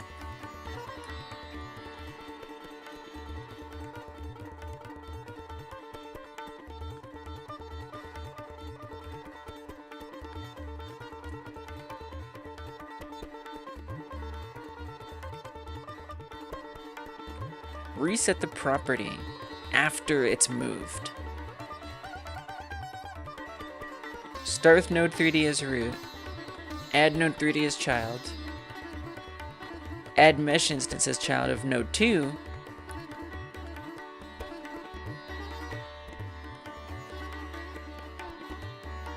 Because the thing that they're doing, they have a static body 3D parent. They add a collision shape as a child of the static body, then add a mesh instance as a child of the collision shape. Click on the mesh instance with your mouse, then drag and drop it between static body 3D and collision shape to trigger the error.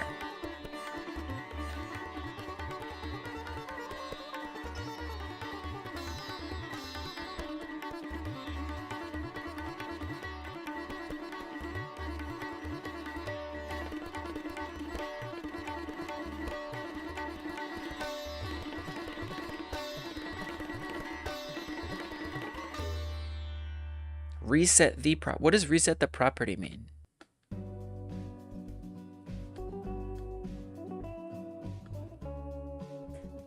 Skeleton. There's no skeleton stuff.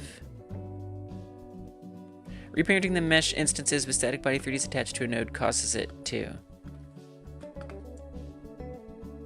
Now this is after it got closed? No, it closed here? Okay, well apparently it was a bug that got fixed. So that's the thing, right? Is trying to find like the context specific thing is always so difficult with an error like this.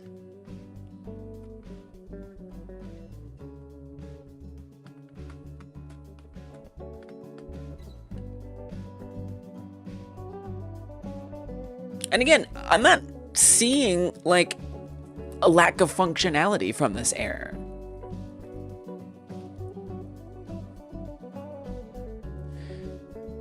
When I reparent it, set the new path. And maybe that's kind of what the LLM was getting at here. You know, where we're defining specifically.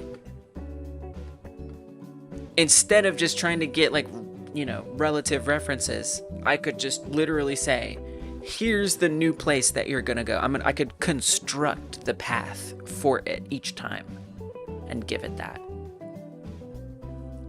Let's try that. I hate it, but if it works and we don't get an annoying error, I'll be happy. So instead of just setting the parent target to what it's supposed to be, I'd want to actually get the full path and try to construct it. I mean, sort of like what the LLM was saying. I could come to my ground 7 and give it a reference to the canvas, which still feels a little ridiculous, but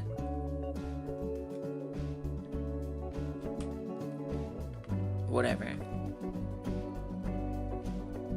Give it a reference to the ground canvas, and then when we're doing the reparenting, use that reference. It seems weird that I have to do that. Set the position without reparenting.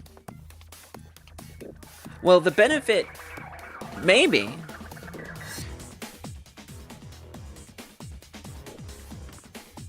Yeah, I probably could. Yeah, I could with that reparenting. I mean, the nice thing about the reparenting is I can ensure that it behaves exactly the same as the other without having to do that. But it's a pretty good idea, Nickla. Then I don't even have to think about it.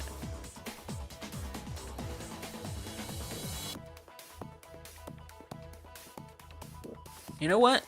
I'm intrigued by this idea. This idea intrigues me. I like it. Okay, let's see. Nice thinking. Whether it pans out or not, debug credit. My gosh.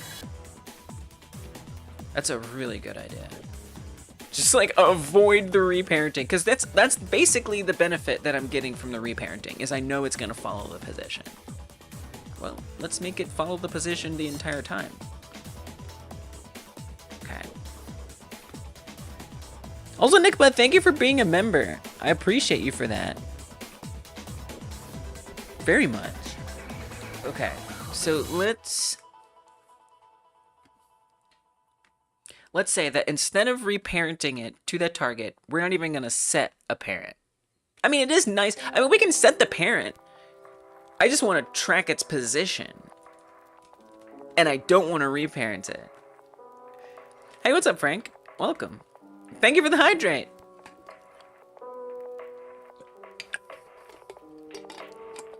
I just want to reset its position. I wonder if referencing the position will be a problem. Like, is it that we're accessing parent target? But we're not reparenting it, so it won't matter. All right, let's try it. So right now, this is running one single time. But I actually want it to keep running over and over again. Now up here, I'm saying that only... I just need this parent target to actually be accessible elsewhere. Well, not really, because you just want it to target the target ground. That's all. That's all that matters, is the target ground. Which here, you just have that partially happening. It does make me think that this should be global all along. Okay, so we'll say if gear ground swap active, yes, do something very similar. However, it's actually like a much more elegant solution in general, Nickba. I'm actually kind of glad that you suggested that. My idea was a little bit more obtuse than this. We'll see, we'll see. If we are doing the ground swap, then I want it to, we're not really swapping anymore.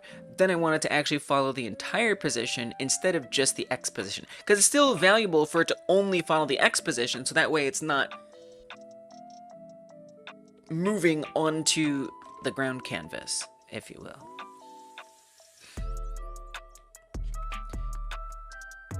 However, we still want to do some of this stuff. So I'm not gonna, I don't even need to set this, any of this. We don't need to do that. Exposition! What's up, Anjack? You know, I also hear that. Thanks for being a sub over there on Twitch. Yes, I also hear that. There's a lot of things. What's another one? I don't even remember. But there's a lot of weird ones. Just like saying code out loud. It doesn't sound like what I'm saying. The exposition. We have to expose the inner monologue. I guess that's not what exposition is. We have to expose the description of the mesh instance. Coda. Coda. With codas. So this stays the same. That stays the same. Actually, we're not even using the parent thing anymore. Reparent the child. Okay. Your member is gone? Oh, goodbye. I guess I can't thank you for being a member anymore. You're fixing a bit? Okay. Welcome, Dungeon.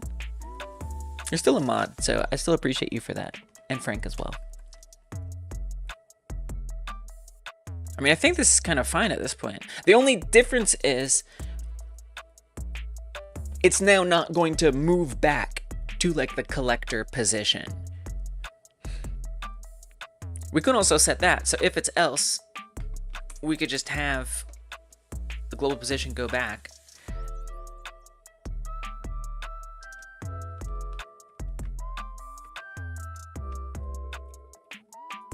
So we could say ground 7 global position equals ground collector global position. So that way those match. All right. Okay, let's see if this behaves similarly. I might be missing something somewhere. It's very possible. And maybe I'm still forgetting about why reparenting is important, but hopefully it isn't. Oh, Dungeon, you're just saying like things that when you say them out loud, they sound weird. We have to reparent the child. We have come to seize the child and reparent it. Yeah, things get a little bleak when you're trying to like ascribe normal meaning to object-oriented programming terms. I think the last time I checked, there were 14 entries. And they're legit. Pretty amazing. This is the most entries we've had this soon. Oh, it's a lot less sensitive now that I'm using global position. Oh, okay. No error! No error! And there it is! Hell yeah! What? Oh, so it didn't hide the old mesh. Oh no! There's a few issues. Okay, so we have some problems. But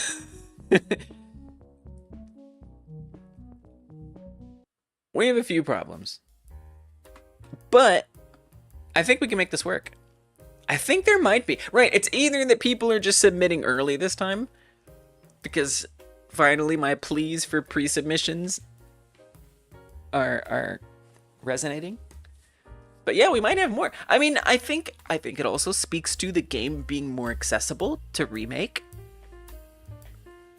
as opposed to the past ones.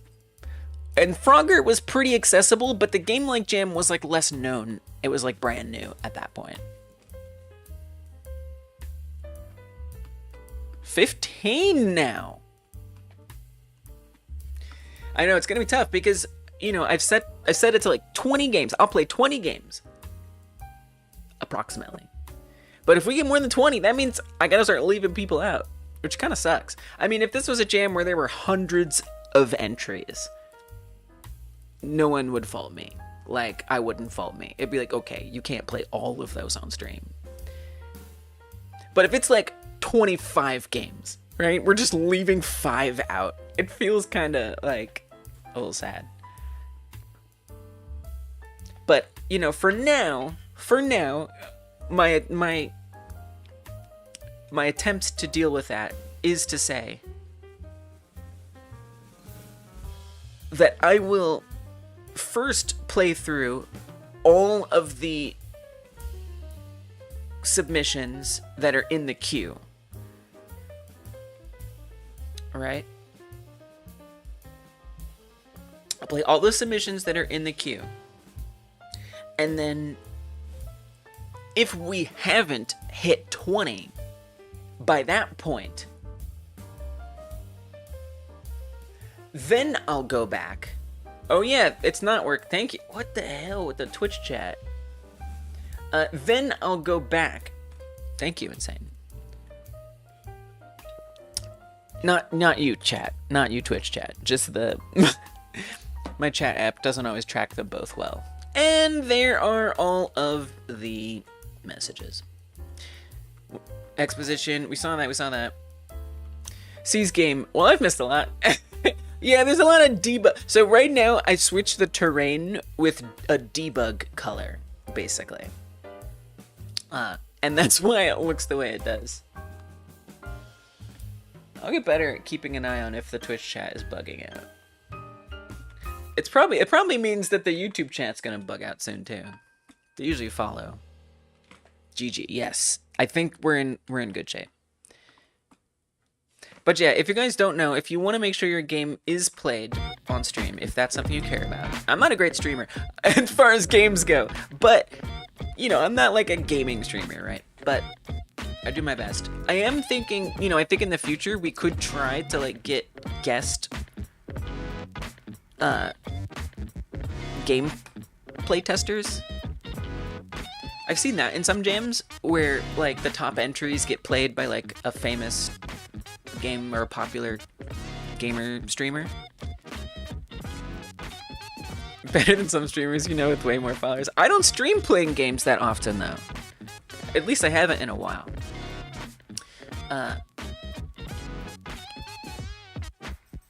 What am I looking for? Oh yeah, the website. So if you do want to make sure that your game gets played, still a better streamer. That's very kind of you. Thank you. Your opinion has been taken to heart. So if you join this queue, basically the order that these get received in will be the order that I play the games in. And then whatever doesn't get added to that queue, whoever doesn't fill out this form, I'll go to the submissions page and start from like the highest ranked ones and work my way down if they haven't been played yet, until we hit around 20. Now, if we do get 20 submissions, I will make sure to play the winners, right? So I'm not going to, if you get like first place and you didn't join the queue and we get through 20 of them, I'm not gonna not play those. So. Alright, so where are we at? What's wrong, what's right? Trying to remember. Did I make a change? Just like, I think I just need to observe, because I'm not really sure what's happening. So, the mesh is supposed to be set to null on the target ground. Meanwhile, our ground 7 with the bag on it is supposed to be following that same position. Meanwhile, it keeps moving like normal. We do clear the spawns on it, and then we wait for it to recycle one time, and then we're supposed to be removing the extra one and adding the other one back in with a mesh and everything. Join the queue, nice. And your game is definitely getting played.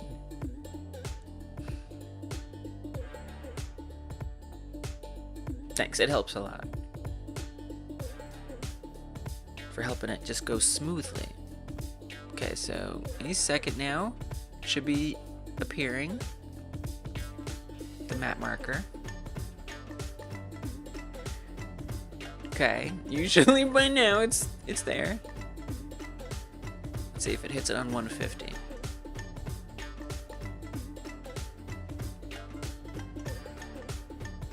Wow. Wow. It's not spawning in at all. But yeah, so these are just debug grounds. That's why it's enough of beta. It looks so wild. Oh, there it goes. I don't know why it took so long. I almost don't hate that it takes so long, but it's not intentional, so I should probably look into it. But first, let me get this working right before I worry about that. Okay, I'm gonna look from above so I can see what's happening here. I also turned off the lava so I can actually play. Okay, great. So it made the swap. Let me get the menu out of here. It made the swap, and it looks good. It's in the right spot. The other mesh is hopefully not there. It's there. We'll see. Hopefully there's not a bunch of ugly overlapping.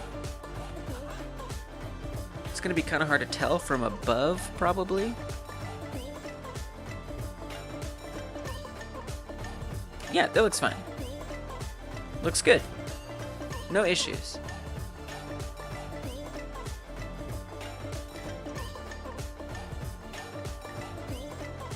Okay, so now, what it's supposed to do on that recycle, I'm pretty sure on that recycle, what it's supposed to do is make number 7.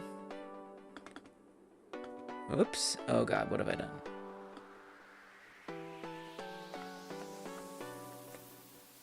I hid something I didn't mean to hide. Put it back. Put it back.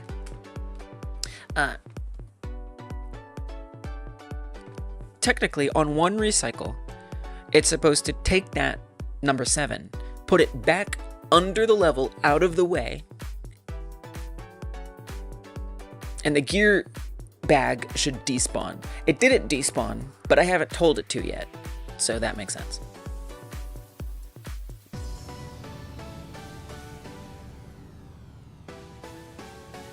What should also happen is number 3, which is the one it replaced, should get its mesh added back in. And really, everything should be fine.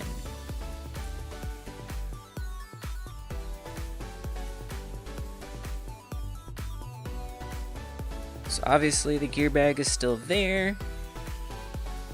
Okay, I'm not seeing craziness. I wonder if the craziness happened when I collected the bag.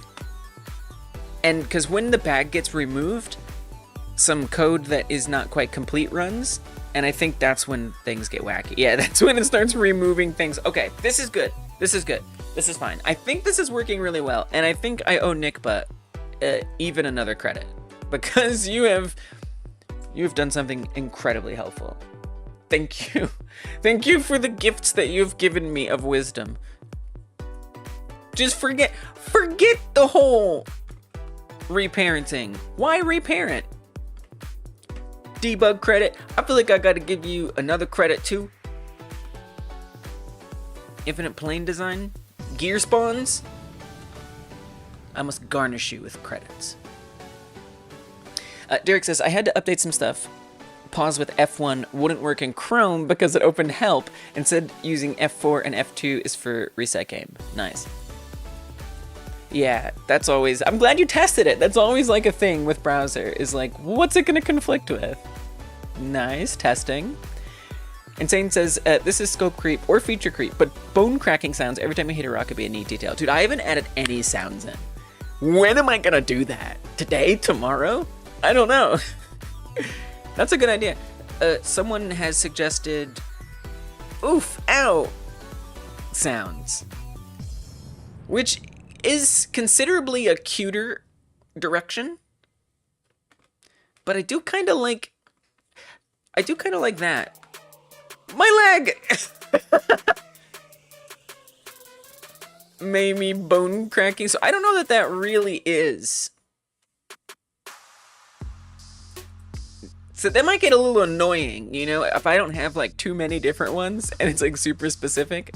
Pinball bumpers and ding, ding, ding, ding, ding. Dude, iterate this into a pinball game. Wilhelm screen? I don't know. That's a little too corny for me. I don't even know how to do it. Would be kind of a nice reference though. I guess that like Roblox, oof. It is kind of a meme-y game though. Okay, I should keep that in mind. Meme sounds? Roblox, oof, Wilhelm screen. I'll put it down as an idea because who knows. And then I'm afraid I'm gonna have to give you guys credits for that. Like, you said it, so I have to write it down just in case I do it. Even if I don't do it, what if I do? You know, who knows? I will literally record an audio of me screaming my leg. Please don't. Please stop. Please stop wanting to do that. All right. I actually, again, you guys have helped me hydrate, and I actually have to be right back to deal with that. So give me just a few minutes. I'll be super right back. And then I'm gonna wrap this code up because now, thanks to Nickba, that I have a good resolution to this. You want to do it even more because I said not to? Yeah, you can do it, but I'm not gonna use it. You know what I'm saying? Go ahead. Watch it's like perfect and amazing, and I'm like, okay, give it to me. But yeah, I have to be right back. And then I'm gonna tie this code off because now that Nickba has helped me actually make it work good by just circumventing a problem that would be interesting to learn about, but not that interesting. I need to decide what happens after the gear bag gets collected, after it despawns. And then maybe I can actually start working on making power-ups do stuff, which will be super fun. Okay, give me a few minutes. I'll be super right back. We got a long stream ahead of us. We got a long stream ahead of us. Buckle up. Buckle the heck up.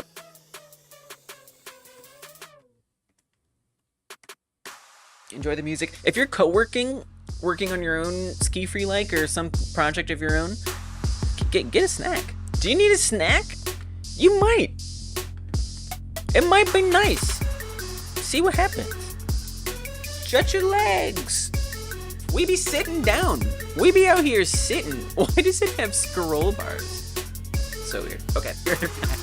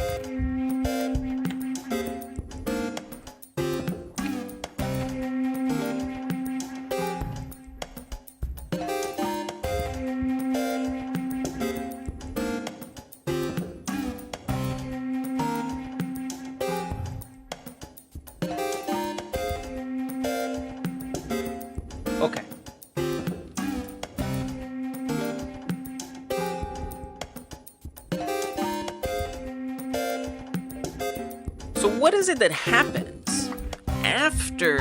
So what should be happening is after one recycle, it goes back to normal. So that's when that swap gear ground in, although it's not really that anymore, I kind of want to rename it. I want to say gear ground follows target ground. It's very verbose. Dear God. I don't care. So I'm putting this here, and it's true, and that's supposed to do the following stuff. And that's good, that's well. But what I also really want to check now is what happens when it's not supposed to be following it. So that way I can do desirable things. So that happens on the ground script itself. Obviously, I am renaming this. We still have, I mean, I guess you probably want to rename a lot of things. Swap active, gear ground, follow active. We just kind of want to purge the swap language. Whoops. Just so it's less confusing and I'm starting to think about how I'm describing everything sooner than later. Before I have like 8 things I have to refactor and I never do it, and it's just always wrong and confusing. Okay, so this is now follow active. So if indeed the gear ground is following the target ground, and this is and this code right here, by the way, this runs every recycle. So every time a row of tiles gets reset and moves up, this runs. Not left to right, only vertically. And so it's going to start tracking the ground that we've said we're tracking, the one that's following position-wise. And so it makes sure that, first of all, there is something to track. If there is nothing to track, this doesn't bother doing anything. But if there is something to track, that is to say a gear bag has been spawned and it's set a position for it to follow, then it's going to follow through with this. And it's going to make sure, so this recycle runs on every ground tile. So ground 1, 2, 3, 4, 5, 6, they all are going to run, well, they all recycle, so they're all going to run track ground on recycle. They're all going to run that. And so we want to make sure, okay, so there is a ground to track, great. Is the ground that is currently calling this actually the one that we're tracking? Because that's the one I care about. If indeed it is that one, and we're tracking one, then, on recycle, then it's going to make sure that the ground collector is even currently actively following something. Just as a double extra guard to make sure we're only running this when it's absolutely necessary. So now there's this, which I'm not sure about. This checks to make sure that if it's 0, so this is after it's already active, right? So let's even look down, let's skip this for a second. So this else statement. If it's not the ground to track, so this is actually just tracking any, I thought it was the single tile that we're tracking, but actually it's if any tile gets recycled, that counts as a ground recycle. So it's only after 2 general recycles does the gear bag thing come in. So that's actually what that's doing. 2 that aren't the ground that we're tracking, which is just kind of weird. Oh no, that's the wrong thing. Oh, if it's not active, nesting. I got confused. All right, that's on me. Let me back it up. This else is not with that. I spoke wrong. This else is going to the ground follow active. If the ground follow is not active, that is to say, a gear bag has spawned, which there will then be a ground to track, and it will come and check this, and it's going to hit the one that we're tracking. And when it hits the one that we're tracking, it is then going to say, is the ground follow active? It won't be at first. So it is, in fact, going to wait until that ground that we're tracking has recycled a certain number of times. So this is going to add 1 to it every time it comes around, back on the ground collector. remember, it's checking if it's hit a certain number of recycles.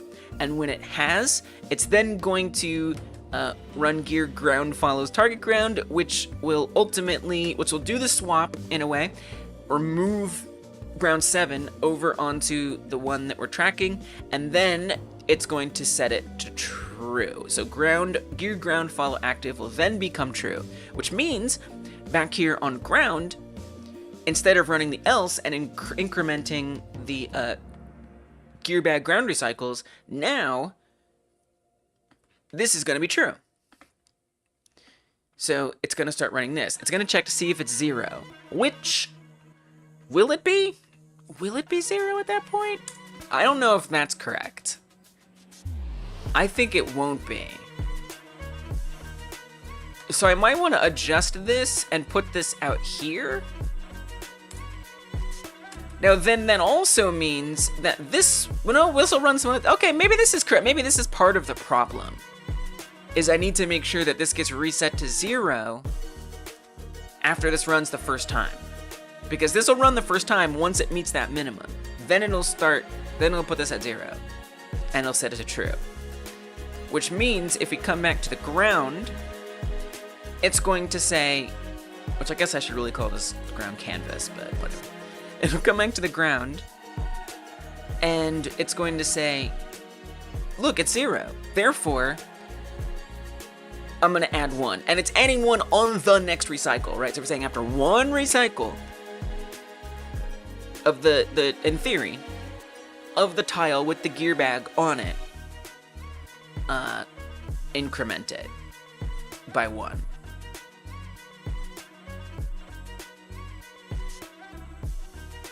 I'm not sure how you feel about that. I mean, so that'll increase by, which means won't it be on there once and then it'll come back again? Because, I mean, is it gonna hit, it only hits this on recycle. So I think there's something a little flawed here. I feel like I'd want to say if it's 0, remove it, right? So I don't know if this is correct, but we'll see. So if it has gone back to 0 while being active, then this will make it not follow it anymore and will deactivate it. So it'll run false. Hey, what's up, Dark Rose? And it's going good. What's up? I'm finishing up my ski free like with some extra things that I probably don't need, and I should probably be focusing on other stuff, but it's okay. My game is mostly working, and I'm now just adding like extra features. 300 lines of code, it is a big script. It's a big script. You made a poll? Do you have any idea what's going on? Not a clue, surprisingly, maybe. Oh my god. What are you doing? What are you doing? I really didn't want to regret making you a mod in Saint Alpha Beta. Oh my god. This is a terrible poll. This is not how you use polls. What are you doing in Saint Alpha Beta? Stop it. Stop it. Genuinely a little irritated. You're trying to get engagement, sees tumbleweed. I don't think a poll is going to fix that. At least you gotta look, polls should either be like just about like hyping up or hyping something up, or in my opinion, this is my opinion, either they should hype things up or they should actually be answering a question that's relevant to what's going on. What is this doing? I appreciate that. I appreciate that impulse. I really do. I think it's a really good impulse. I think it's nice. Thank you for having a good impulse. But I will immediately try to find a way to revoke this privilege where you're able to do this. As soon as possible. For future reference. That's fair. That's fair. That's fair. That's fair. That's fair. Do I even have a... Dude, I don't even know if I can... Jesus. You know, YouTube gets a lot of crap for having bad moderation tools, but... I don't know, man. I don't know, man. I can't even moderate the damn moderators. How am I supposed to do with it? How am I supposed to get rid of this? All it will let me do is report it. I guess I can put a new poll up there.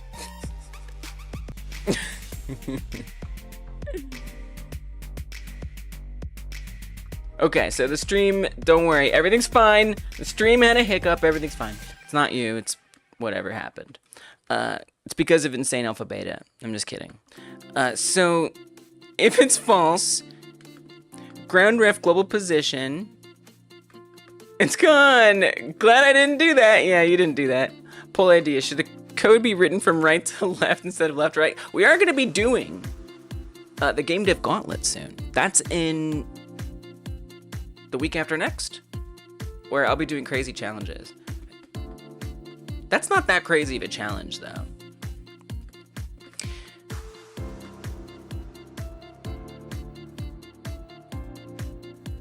Okay, so it's gonna be false, and so it's going to, in theory, return ground 7 back to the ground collector position, hopefully, which should be under the level and not tracking anymore, ideally, at all. Let me just double check where that position is.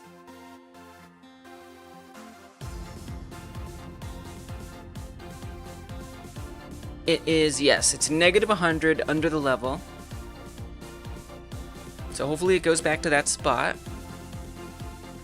And then important to keep in mind is that we do also have this other tracking down here. This is looking for if gear ground follow active is set to false, which it won't quite yet be. And since this is in process, I feel like we really need to prioritize that. I kinda think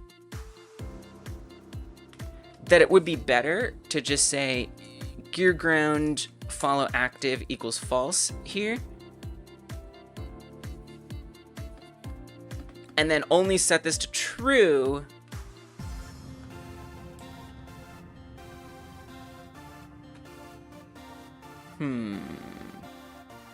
I think we can try to keep that at 0.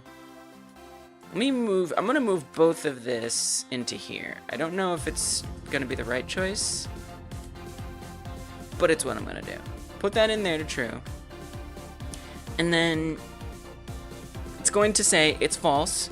It's then gonna move its position. So when it becomes false, that means that it will stop tracking it here no matter what. So that is to say that number 7 isn't gonna be moving around in any, hopefully, undesirable way. It'll go back to the collector position, and then, so it's not really a collector anymore. But that's okay. I might need to refactor that. Then we add the mesh back to the target ground, I hope. I would like to see it go back. We then add spawns to that target ground. Thank you for the hydrate. And then say there's no more ground for you to track anymore. Might want to set that sooner even.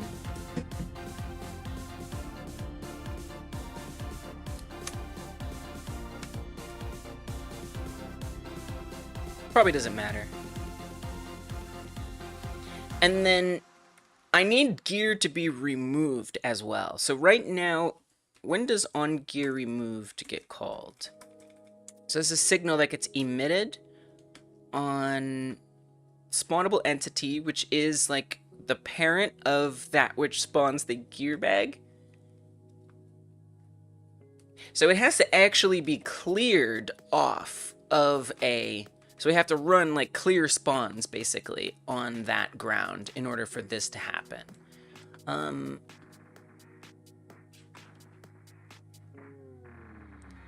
I might just not... I feel like this is kind of old and not that important. I think what I could do in... I mean, that's not true because I do need these other things to run. So ideally, I can actually run this. Well, you could just call return and deactivate spawn. And just make sure that you set it to that. It should be fine. But this is also, yeah, and it should reparent it, so all this shit. Okay, let's see, maybe we can actually do clear spawns on it, because I would want other rocks on there, too.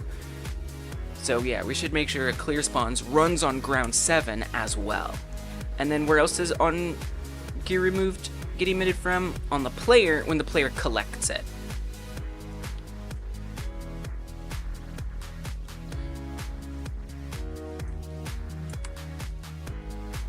And where does it get connected at?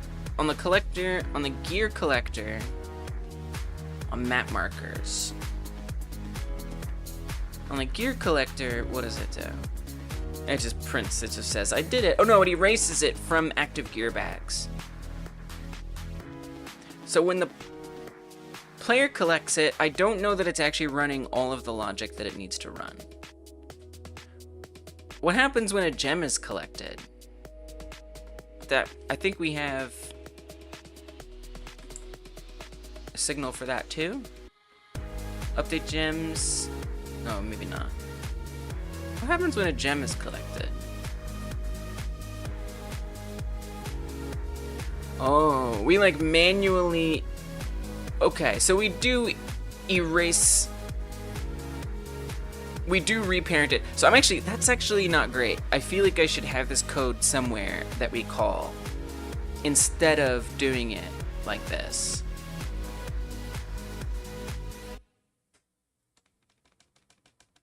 I think this is not great. Handle gear collection.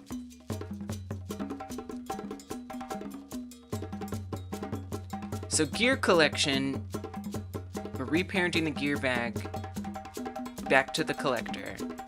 We remove it, we erase the ID, but we also say that it has been collected. We remove the gear marker, which is good. We open the gear menu, which we wouldn't want. We would want it to become not visible.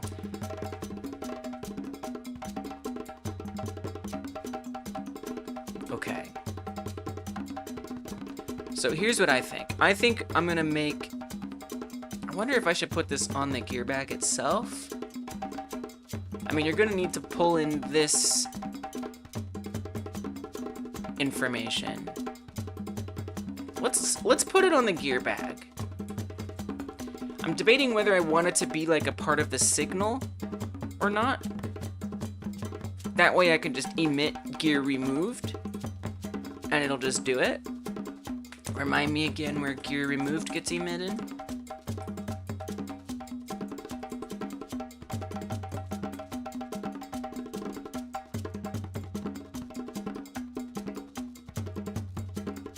Right, if we run all this code. And this is nice because it turns off the process mode.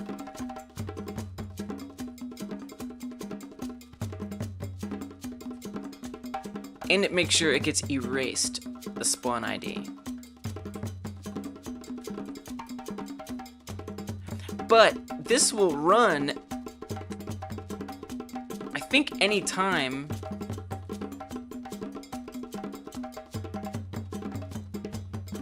Right, just when that happens. So I might want to, yeah, I might want to make sure that that happens when we collect things. It's a little chaotic. All right, let me try this. I'm gonna go to the gear bag itself, and I'm gonna try to connect. So this will be on every gear bag, which means it's gonna have to know if it's the gear bag that's being talked about. Gear removed.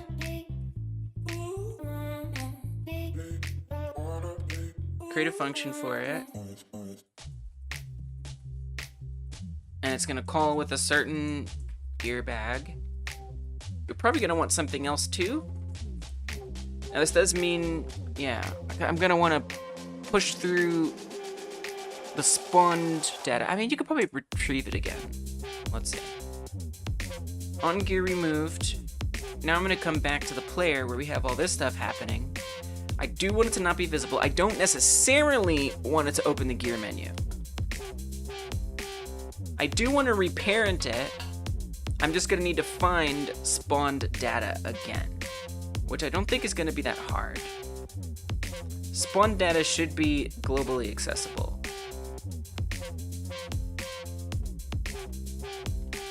I just have to remind myself where it's accessed from.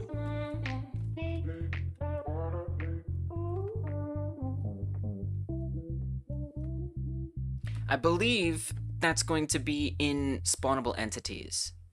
Pickups.ref spawn data. Right, so it's actually pulling from either of those pickup source.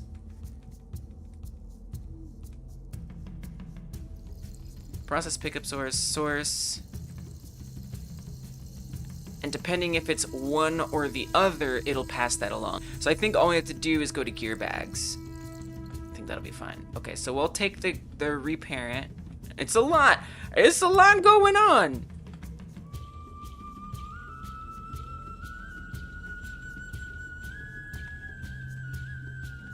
We don't want to emit that from itself. That's not good. I do want to remove the marker. It hasn't been collected, so I wouldn't want to mark that as true.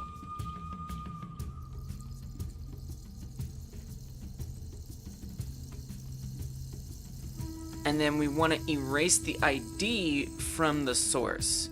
And in this case, the source was...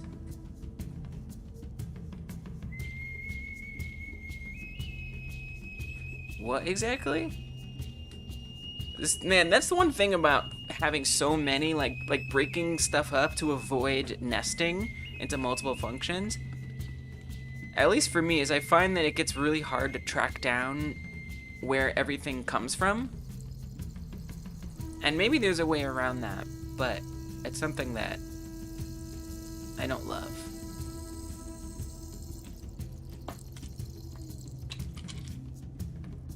Pill time.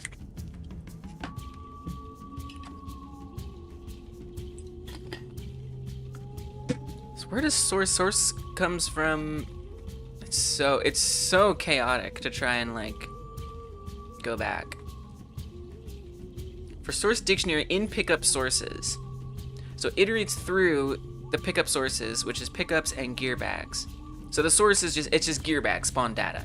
That's the source. Okay. Which is easy to find. And then this is just it looking for the different entries in that dictionary. Cool. So back down here, where I'm kind of collecting all the things that I'm going to want to move.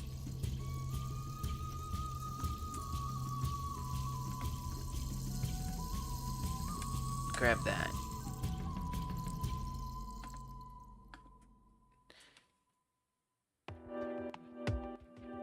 Race picked up gear from spawn data. That's true. But I'm gonna actually move that somewhere else.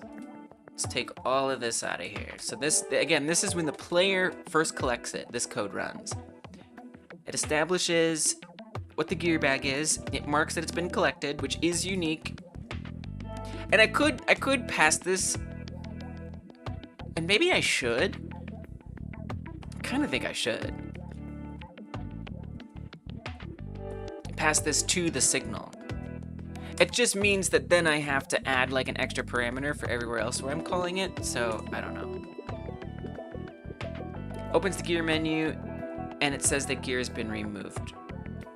Alright, let's just do that. So come back to the gear bag where I'm going to move this, and the reason why I'm doing this is so that way when the ground 7 goes to get recycled, it'll take the bag off of it and do all the things that need to be done to make sure it properly removes it. So I do want to remove the gear marker from the gear bag. Oh, which looks like that's actually a function on the player. So let's not do that. Come over here, make a function for that. So get rid of its marker. Attracted marker, another function that's unique to the player.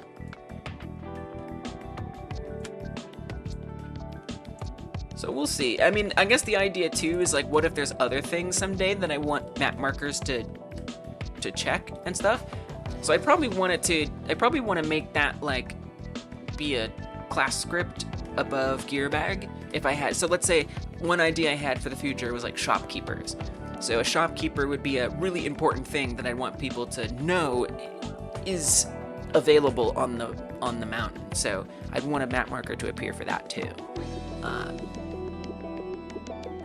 But for now, we'll bundle it in here. Okay, so this would be... Now we need to also make sure if gear is set to self. We wouldn't want anything to happen here if it's not the one, because there's, in theory, could be multiple gear back. Probably not, but I want to, just in case I decide I want multiple, I want it to still work. So it's going to make sure I'm the one that got called here. If I am the one, then I want to remove the marker from myself. I want to not be visible, and I want to reparent myself to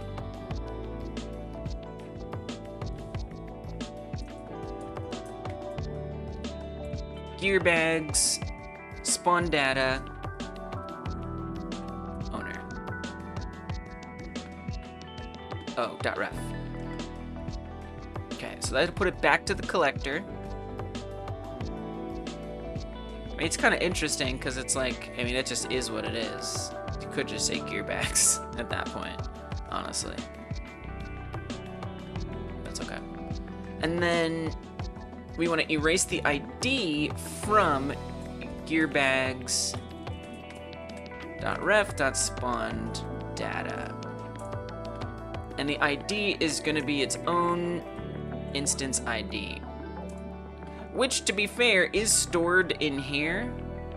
So I might want to make sure that it's actually in there. I mean, it might be better to not, I mean, we know that it's itself.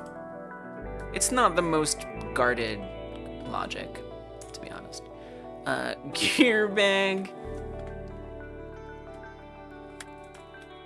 Erased gear from spawn data and request a cleanup. We'll see if that's totally correct. So in theory, that logic should work no matter what. In theory. So then, back on the ground collector, we don't need to do anything. As long as we emit this. Where is it currently getting emitted? Gear removed emit. Spawnable entity and player.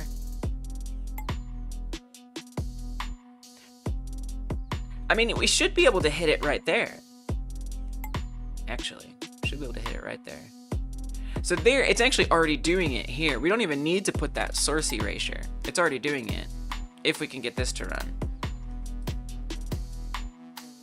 Let's see if, I'm gonna see if I can do that. And so for now, I'm gonna not. I'm not even gonna print this. I'm gonna comment this line out. I might not need it. And then on the ground collector, I want to make sure I clear the spawns, which is going to be a little awkward, but we'll see what happens. So it no longer is following. The global position goes to the collector of ground 7. The ground 7 position goes to the ground collector. The gear bag target ground gets set to null. We put the mesh back on the target. Well, you probably need to put that before it gets set to null. Might be good. You might want to do that just right away. Could be a good idea. We request spawns. I mean, that's not going to have a target ground anymore. So you'll want to put that up there. And then, I mean, we could even do it sooner. Ground 7 clear. So we have to, okay. It's gonna be a little crazy. So we gotta say ground clear spawns on ground 7. Argument 1 should be mesh instance, but is, oh, .ref. Okay. I don't know if this is gonna work. What happens here on removed? It no longer tracks it. All right, I don't know if this is gonna work, but I'm curious to see what happens. You may be in lurk mode because your cows and sheep need you. All right, good luck with your Minecraft cows and sheep. Thank you for being a mod, even because of the poll. I appreciate you, Insane. Y'all better behave. Insane's not watching, but Insane might be watching. You never know. They're still kind of here. Probably some lingering, these warnings are some lingering variable references that I'm not using anymore. Ooh, the internet's hiccuping today, y'all. We got internet hiccups. Sorry about that. You know what that poll should have been? Asking if y'all liked the video so I could see who did it. Hopefully you guys don't need to refresh, but if you're on YouTube, you might need to. Hopefully not.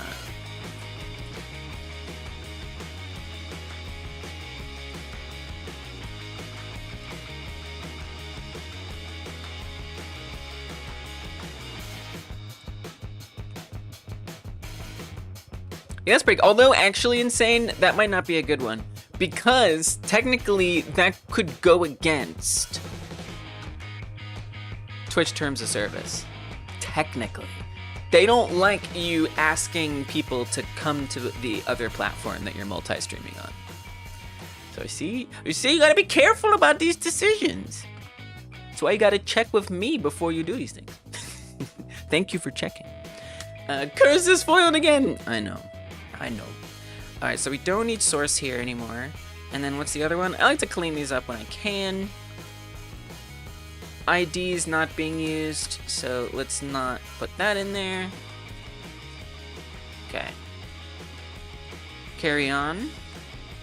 I don't need to restart it. It's not like an essential thing. So I'm hoping that everything just goes back to normal after the gear. And I don't want to collect the gear back. I mean, I do, but first I want to see it go past. Okay, so there it is. The marker has appeared. So pretty soon the gear bag should show up. Oh! Okay, that was a little strange.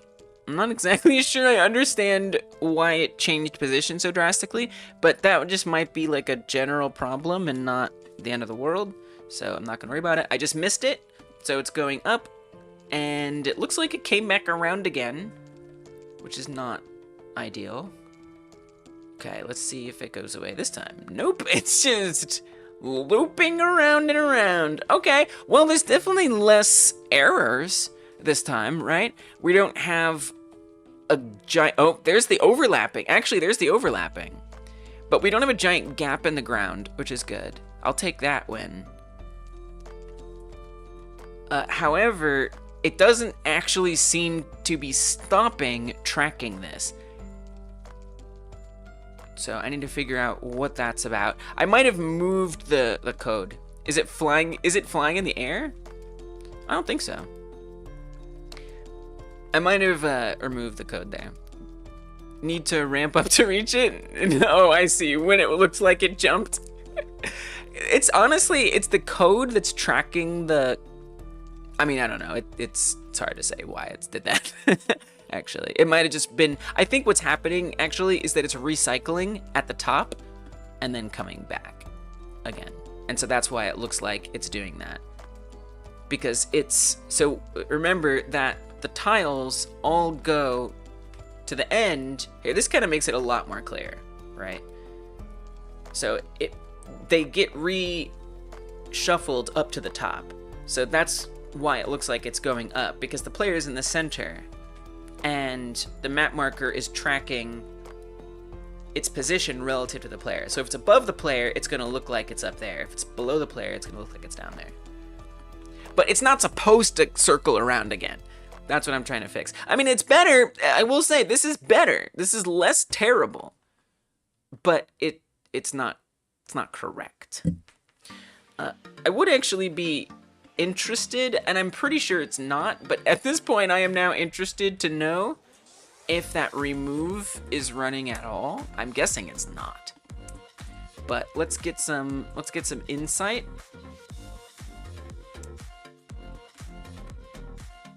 I have a feeling this is not running though. Gear bag tried to remove, got removed. We'll just start with that.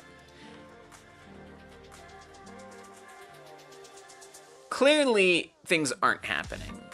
If I come back to the ground collector, I have a feeling that almost none of this is running. I mean, we're definitely seeing at least some point the mesh overlapping.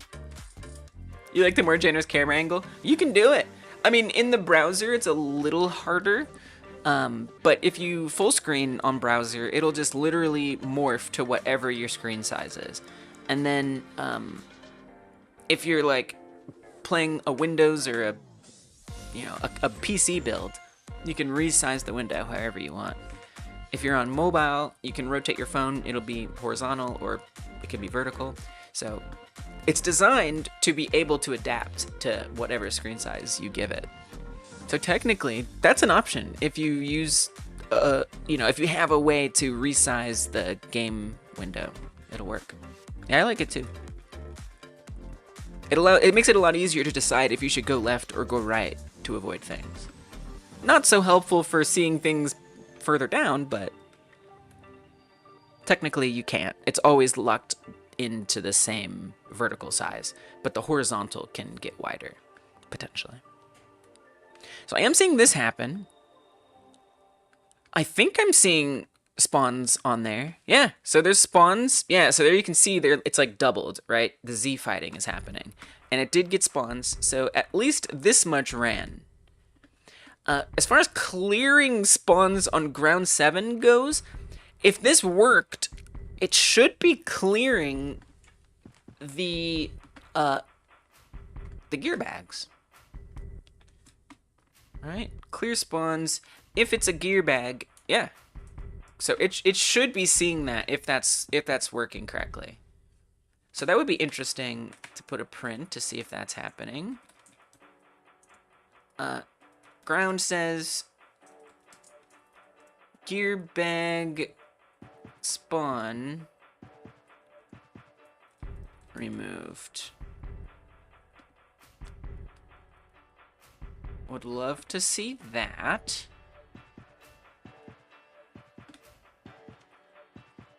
What else? What else? What else should be happening?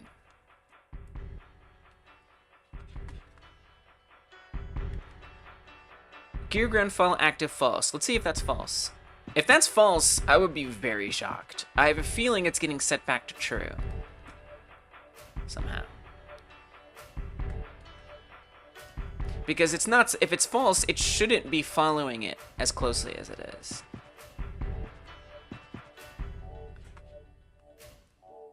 Yeah, it's not getting set to false, it's true. Okay, so somehow that's not happening, or it's getting undone. And then the ground 7 global position is supposed to go back to the collector, but obviously that's not happening because it's following its original target. Gear bag target ground null. I wonder if that's null. It must not be. Yeah, it's not. Cat's in the way. Excuse me, cat. You're in the way of a such. Yeah, it's not null. So somehow, either, again, it's getting reset, which actually might be what's happening. I wonder if it's rolling another ground for it to track. Are the recycles, so there it's recycle 2. Where did I put the recycle 0 at? I put that in if it's true. I wonder if that's never happening. And so it's never getting set to false. But it is, because this comes back.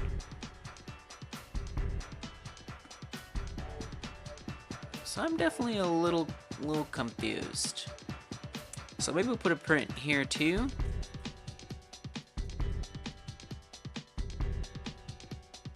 And say that from the ground collector, gear bag, ground, reset, gear bag, ground, and target ground reset.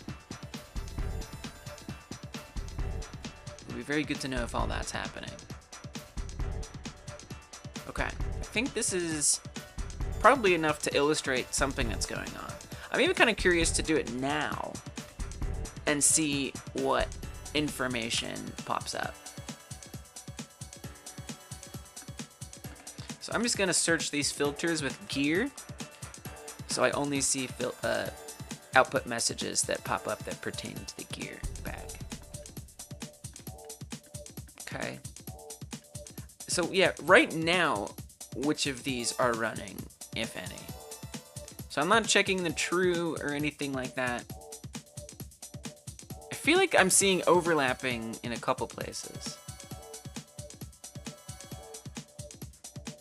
So unless I just forgot to press save somewhere, I'm not seeing any prints. So let's just restart it. See if I can get a better look. It's hard. It's just like if logic gets a little confusing, gets a little spaghetti, and it's just like hard for me to tell like where is what happening or not. I don't know. But I'm gonna find out. I will get to the bottom of this.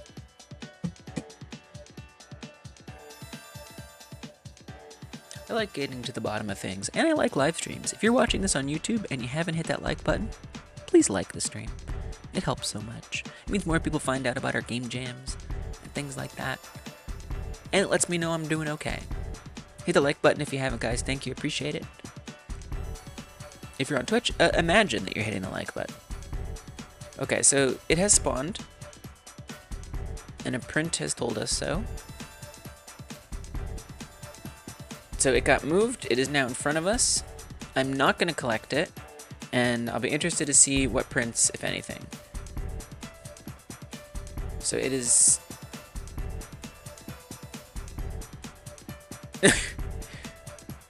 Wow, none of those prints are happening? None of them? How can this be? Then how does the mesh return? That's very, very surprising.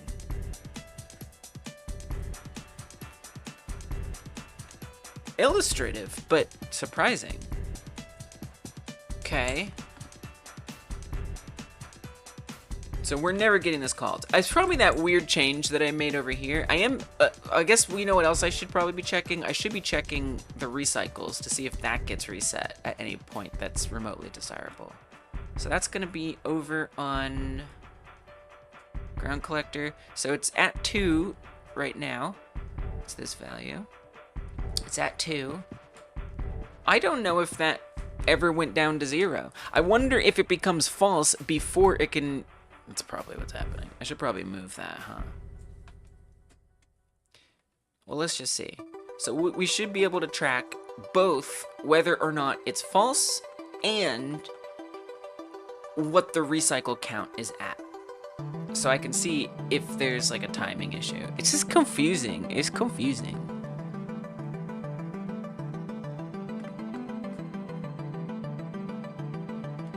Okay, so over here in the top right is what I'm most interested in. We see gear bag target ground is null, gear bag to track is null, recycles is 0, ground fall is 0. What?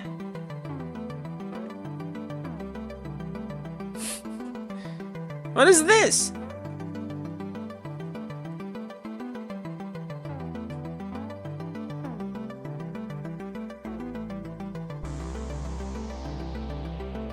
Gear bag removed.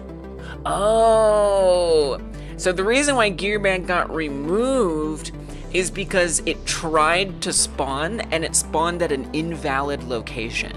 Because it spawned at an invalid location, that's why sometimes it doesn't appear right away, is the system is set up to say, let me see if I can randomize, find a good spot. If it doesn't find a good spot, it tries again. And it fails in between those try agains. And so since I have this code where it didn't even get to the point of spawning a map marker, we now have that error.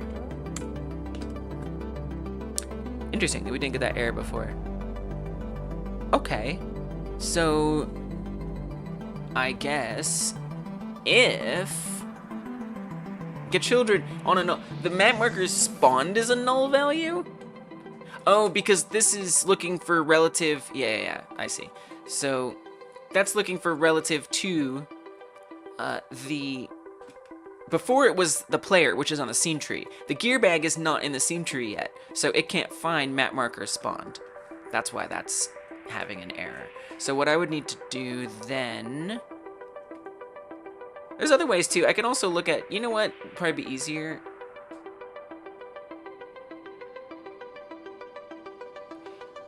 If we say for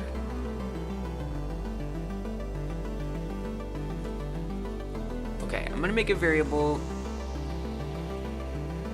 I feel like this code is better put somewhere else, honestly. I think you should move this code. That's what I think. Instead of putting it there, let's run this on the map marker collector itself, which will make it a lot easier to find. Attracted marker.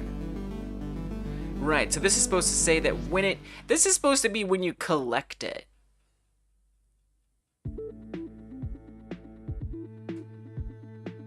And while it's being drawn to the player,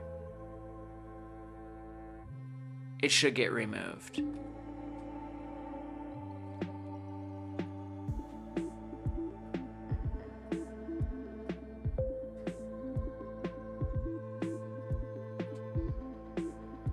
So maybe this does better belong on the player. It's a little unclear.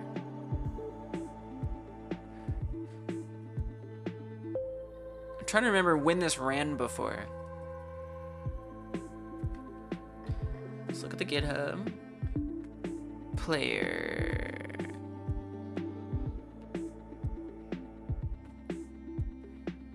Remove gear bag was happening when it got collected. So it's not really fair to call it attracted. Really, it's just if it gets removed, that's when this happens. So let's indeed move this to the map marker script, which it's kind of weird they're like returning it here. I feel like we just don't need this here at all. And it doesn't even have to be like a gear specific type of function.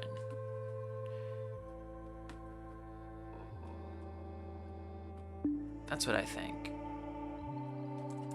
I think instead we should just say remove marker and call that on the map marker script. And then create this so this exists on the map marker script. I think that makes more sense. We do have a remove map marker script or function. What is it like? It makes it not visible, it sets the target to null, and it reparents it to the collector. In this case, it's identifying what it is, making sure it's not null, and then it runs remove. Right. Okay. This is weird. I don't know why I ever set it up this way. I guess we were trying to like, I guess when there was like multiple of them, yeah, I don't know. This doesn't make a lot of sense. I don't think we don't need any of this code. Literally, I think we don't need any of that code. Good to know. Great. Remove map marker. We're just gonna say like that. One word apparently. Okay, great. Target one to be map marker, but is gear bag. Oh, it has to find the map marker. Gotcha. That's why we needed the more specific. I see. Okay, all right, put it back, put it back, put it back. Find marker and remove. So this could call with just any kind of spawn. And whatever spawn that it is,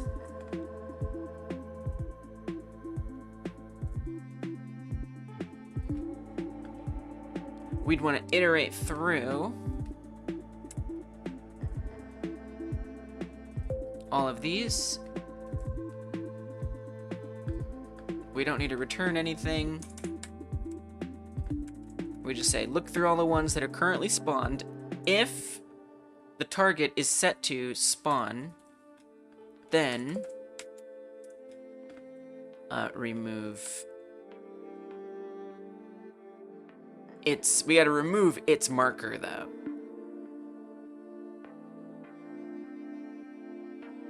So we're not only looking for, oh no, because that did, no, it's a child. Okay, so let me just rename this to marker. That makes more sense to me. Okay, there. Then remove the marker. All right, let's try it again. I'm glad that I had the opportunity to catch that. I guess I would have eventually. Oh, whoops. Argument 1 should be map marker, but is gear bag.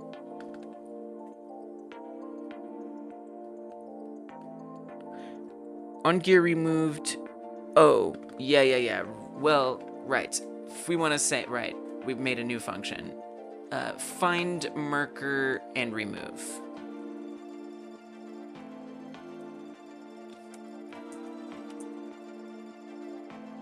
Okay. It's interesting that I guess it's just checking for type agreement. I doubt it's like actually trying to remove the thing at that point. But I think I'm still, oh right, so the whole point of all that was to track what's happening between recycles and if following active is true or false.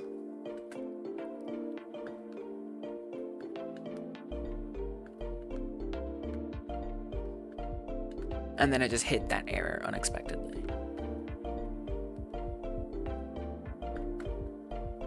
Collector, okay, excuse me, kitty cat.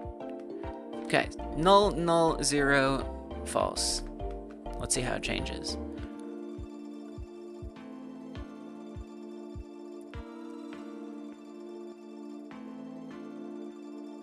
I'm not sure it makes sense to run the removed, honestly. Okay, so it's spawned. You can see the recycles are starting to count up now. It's at 1. It's at 2, so now it's at 0. Follow mode is active. Now, it hasn't yet assigned a target. That's interesting. I would kind of expect it to immediately set the target.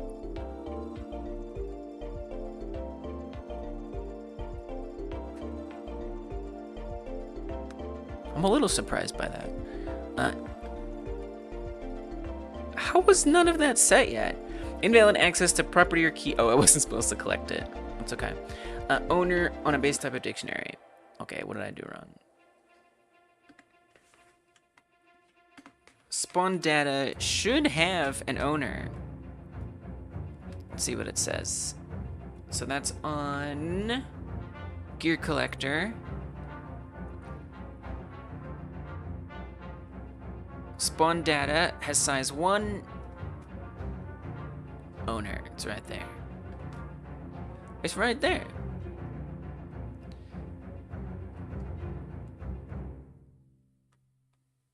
But clearly something's very wrong. See, I'm still in the weeds. Even though we got one thing fixed, I'm still in the weeds today, guys. Base type dictionary.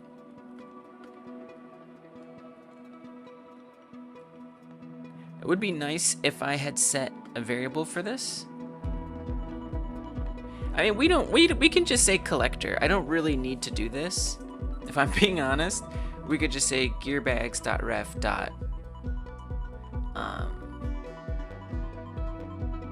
Well, I do need to make sure I find the collector from here. Oh, no, it's itself. No, it just goes to itself. That's it. It just needs to go to itself. So that should be fine. Okay, picking up all the errors. It's all right. I'm still a little dubious again if I should be emitting the removal when it fails to spawn. Because if it never spawns it in the first place, why do that? I feel like that's some weird holdover I don't need anymore. Okay, tracking the data. Ground collector, null, null, 0, false. Still very surprised that gearbag target ground is not getting set sooner, because like how is it? I think that in and of itself is a mistake. Whoa, okay, gearbag removed, got removed, no gearbag could be spawned, skipping distance update. Okay, that's interesting. I do see that the spawn recycles is at 2, which is not good. That's already a problem. you know, unless it's gonna reset itself to 0, I'm gonna say that that's an issue. So once again, it is, for some reason, failing to spawn. I do wonder if it's looking for a bigger space to spawn in than it actually has or something. Okay, it managed to spawn. It actually recycles, went down to 0, so that's good. Thank goodness. And gearbag spawned. Recycles 1. Oh, that's the max, that's the constant. I was bugging. Okay, recycles 1, 0, so it shows up. Ground follow is active. I don't actually want to collect it. So there it was. It goes away. The recycles does go to 0. Ground follow active, as far as I could tell, never went to false. Okay, so it is resetting them back to 0. Now, when that comes around at 0, on the ground script, things should happen. But I think I removed some code that I shouldn't have removed because I didn't understand it. Because it be like that sometimes. Sometimes you just do things. And you find out. So this is where I removed some code that I probably actually need. Namely, right in here. So if it comes through here, if it's checking a ground to track, and if it's active, which it won't be now, right? Because that went to false. Correct? Oh, the game stopped. Okay. I think, yes. It did go to false. No, it didn't. Wait, no, it stayed true. No, it never went. That was the problem, is it never went to false. I think that was the problem, actually. So that would explain why that code was never running, actually. Because this isn't being met. Sure, the recycles is set to 0, but it's never being set to false here. So it never even checks that, which means it's not going to remove the target and stuff. Okay. So how do we make sure that it's false? I wonder if I'm setting it to 0 before it can get to setting it to false. Yeah, because then this, okay, yes. So that's definitely the problem. We're setting it to 0 way too soon. I'll put it there. So hopefully it at least gets to that point. It's confusing. It's confusing. The logic very abstracted, but like often I have to make the code messy personally for me to like figure out like what the system is and how the system works. And then maybe I can step back and be like, you know what would be a lot simpler? Is if I bundled this over here and put that there, so that way it made a little more sense when I finally, you know,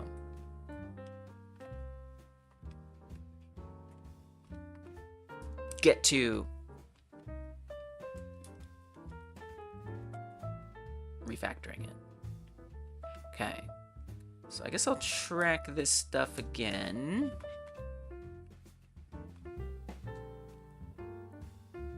Oh, and the output, please. Okay, gearbag got skipped. So we'll see on the next cycle if it finds it. It spawned. Okay, so it's down there in the bottom right. One recycle has gone by.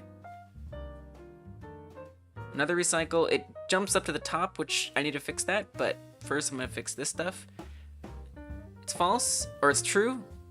It goes off, and it still didn't go to false. Okay, question. On the ground script, is, we wedge a print in here.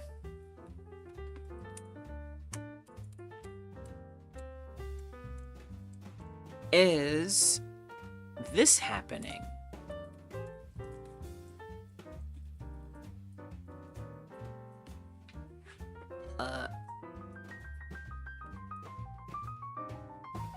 Ground is checking. Tracked ground during active follow.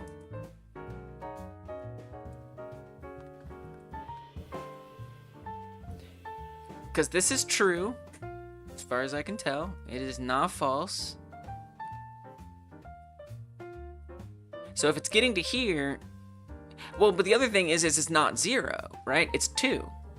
So it's sure it can get to there, but that is not 2. So I wonder, or it's not 0. So I wonder, I don't know why this script keeps losing my place.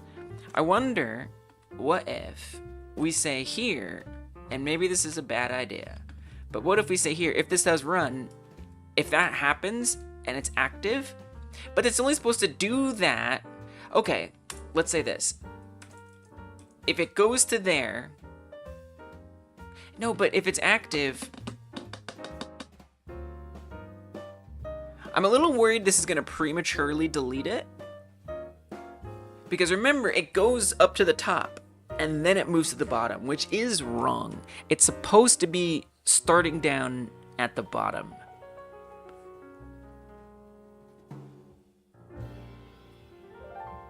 I guess it makes sense. If it's waiting for that one to recycle, it makes sense that it's going to happen after it recycles, and then it's going to be at the top. So I kind of need to say, I mean, we can't, well, maybe we can anticipate if it's going to recycle. It needs to be just before, really just after. I mean, really it should be just after.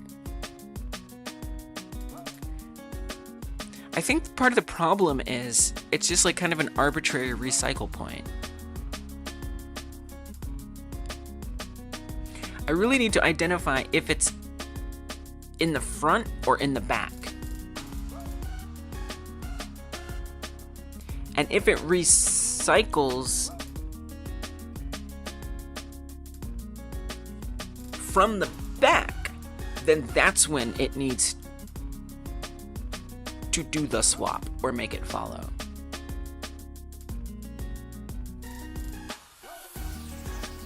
And that position is, let's see, where is it all set up right now? Right now, 1 and 3, it's kind of hard to tell. It looks like 1 and 3 are in the front. Yeah.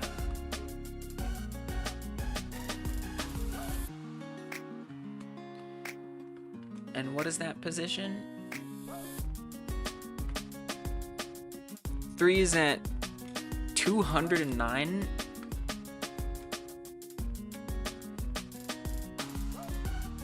So I think it's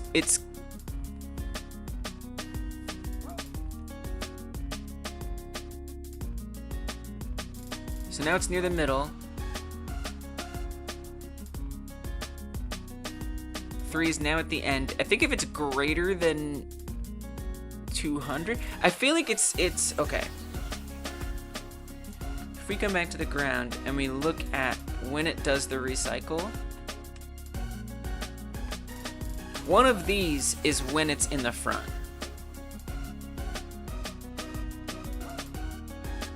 If the ground position Z is less than the negative ground length,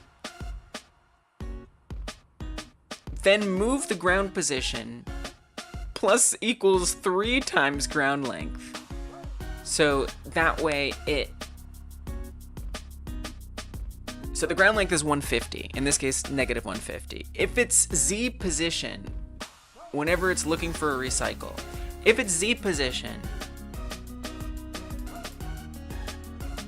is less than negative 150, so right now,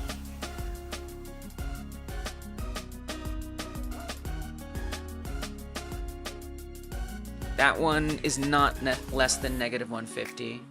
So it'd be 1 or 3, or, well, I guess not.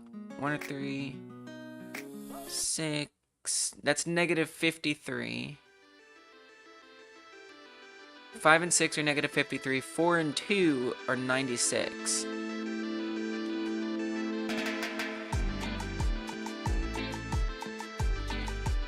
Gotcha. Oh, there we go. I forgot I can stop the movement. Oh, I totally forgot I had that ability.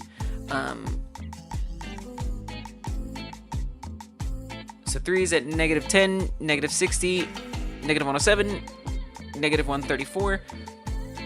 So actually, I'm on 3 right now, and it's about to get recycled. Oh, the recycling moves it from the back to the front?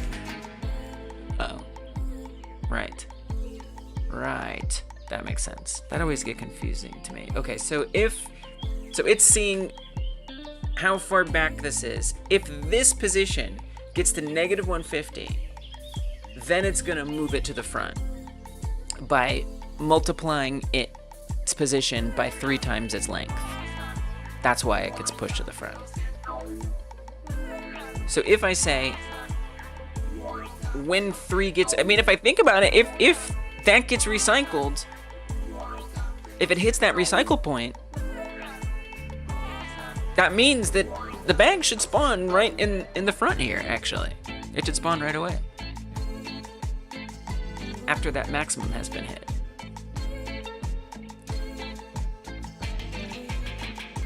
It's interesting that the bag doesn't quite appear to work that way when it does.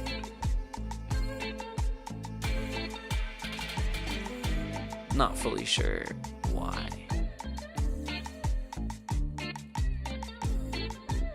Alright, so that's probably okay. So if it recycles it that one time, let's say right then and there, it changes it to 0.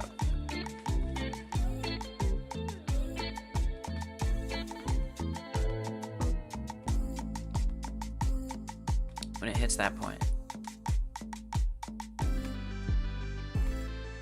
Man, yeah, this code is hefty. This one's big. This is definitely a very big one. There's a lot going on. I mean, it's kind of like the whole game is built on the ground, moving.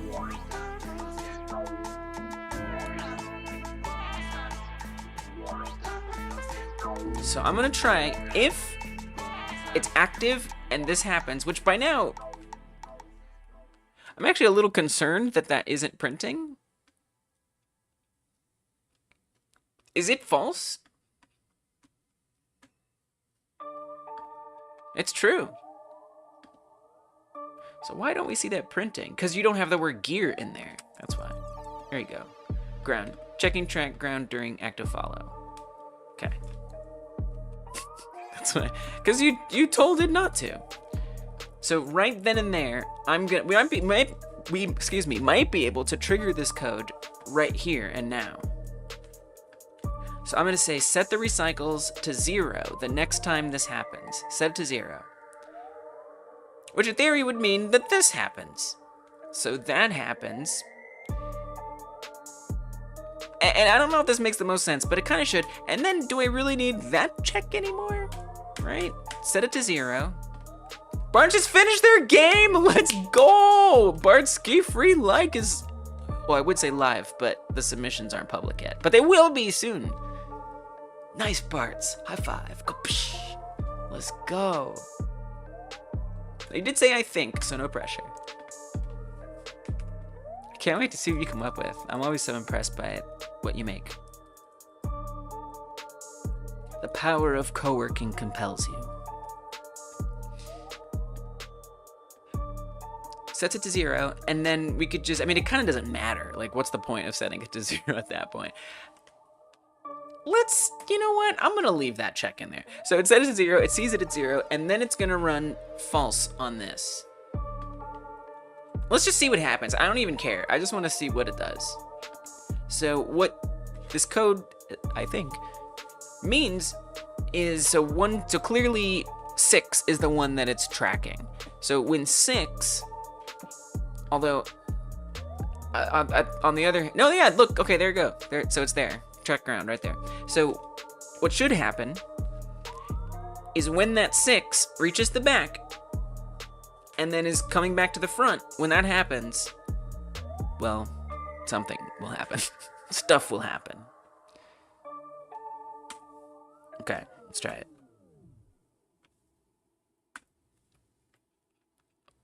I don't think anything happened. Did I even save it?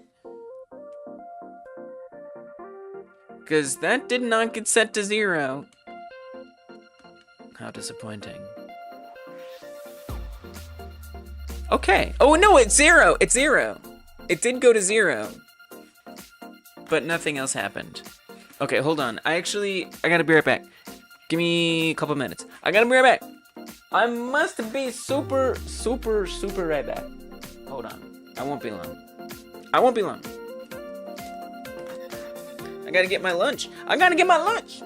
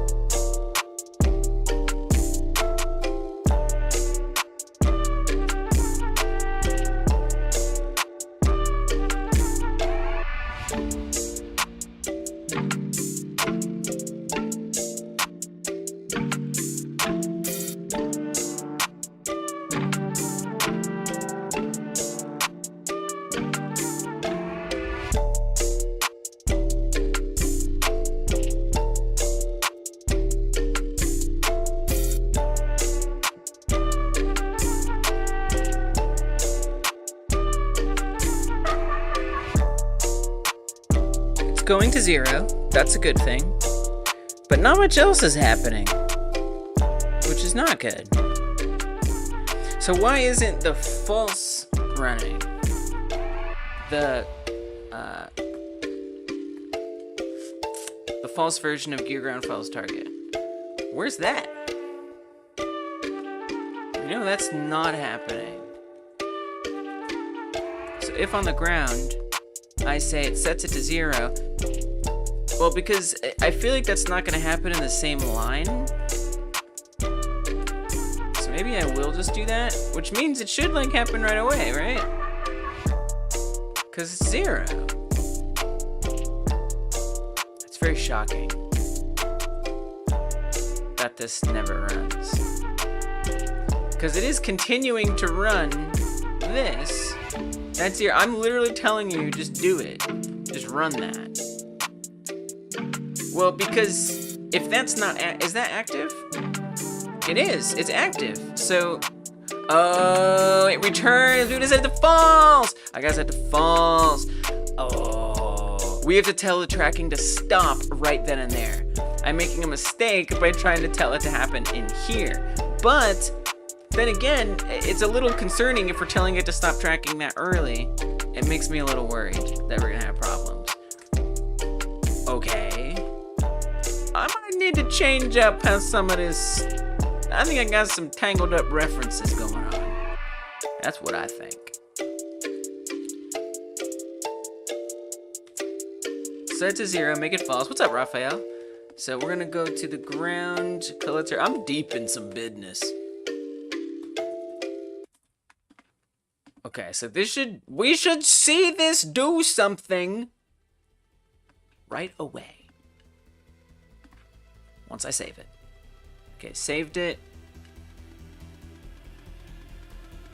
Ah, thank you, an error. That's what I want to see. Something happened. Okay. Debug, I spelled debug print wrong. Debug print? Okay, hopefully I can get away with continuing on that one. Global position on a base type of nil. Right. Yeah, so it can't track, which I wouldn't want it to track, but it's false. Well, I would hope that that's not even gear back to track. Man, so I really need to like change the order of some of this stuff. I think one of your problems, Lee, is that you're trying to bundle this into one function. I feel like these are two separate functions that have no benefit to being bundled. I think that's part of the problem. So I would say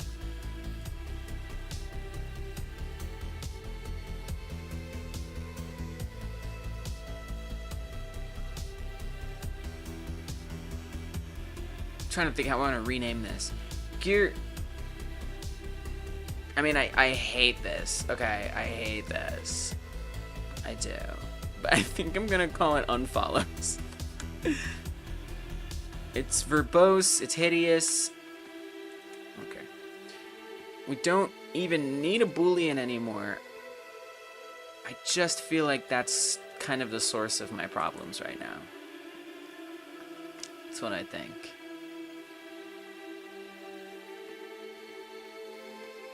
And then we just keep all this stuff here, since it's already an affirmative action in and of itself. And then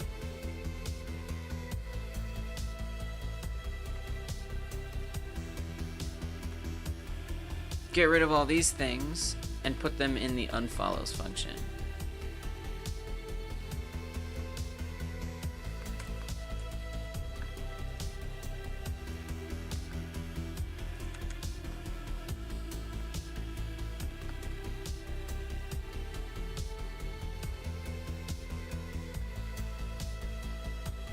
And again, if I want to, you know, consolidate things and help her function it, I can do that later.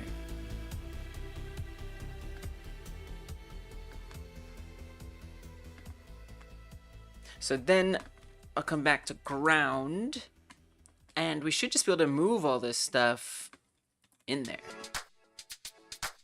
So I don't have to put all this crap here. So if the ground follow is active and it cycles through one time, we want it to get rid of it. If it's not active, we're counting recycles.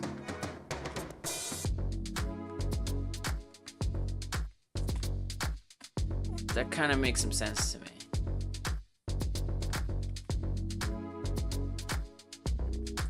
So obviously we don't need to reference the ground collector because it is the ground collector. Not the greatest name anymore, but that's okay. Functionality first. We don't need to run that. That is itself. Sets it to 0. Active follow is false. Target ground, changes that, request spawns, clear spawns. Okay. So I'm gonna definitely have to restart it now. And let's track everything. It's confusing. It's confusing. Especially, you know, when you're changing different things to solve other problems and it breaks other stuff and you gotta, you know, it's just part of it. It's part of it. I enjoy it. It's a puzzle.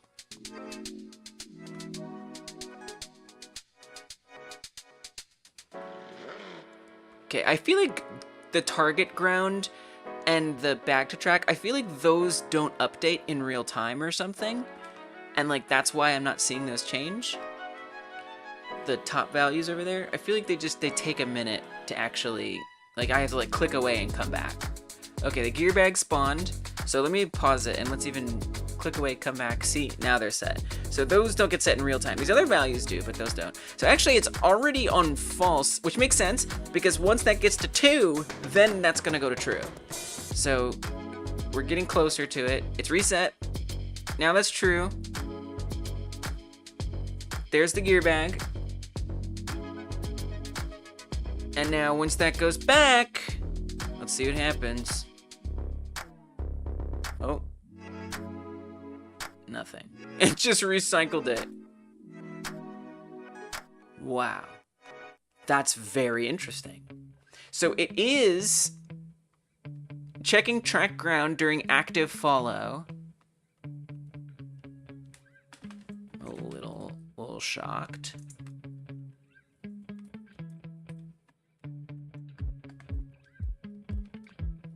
So it's running that. I didn't put the function in here.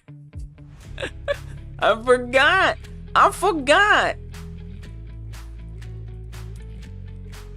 Okay. Now we're gonna check it. Once that yellow one gets to the back, it should do stuff. Namely, it go away. Or give me errors. I can handle it. It's gone. It worked. Jesus. Okay. So the yellow one is gone. Let's look at all the ones that ran. So we've got, there's checking it. Gear bag removed. The ground sees that a gear bag was removed. The gear bag's collector sees that a gear bag was removed. The gear bag confirms that it was removed. The ground collector says that the gear bag ground and target ground are reset. The gear collector says that a new gear bag was spawned. That's not supposed to happen, but that's okay. But that is not supposed to happen. It's kind of interesting though if it's just gonna keep coming back. So I guess, all right, let's observe what happens. So it should start checking the recycles then, if that's what we're doing. So that's at 0 right now.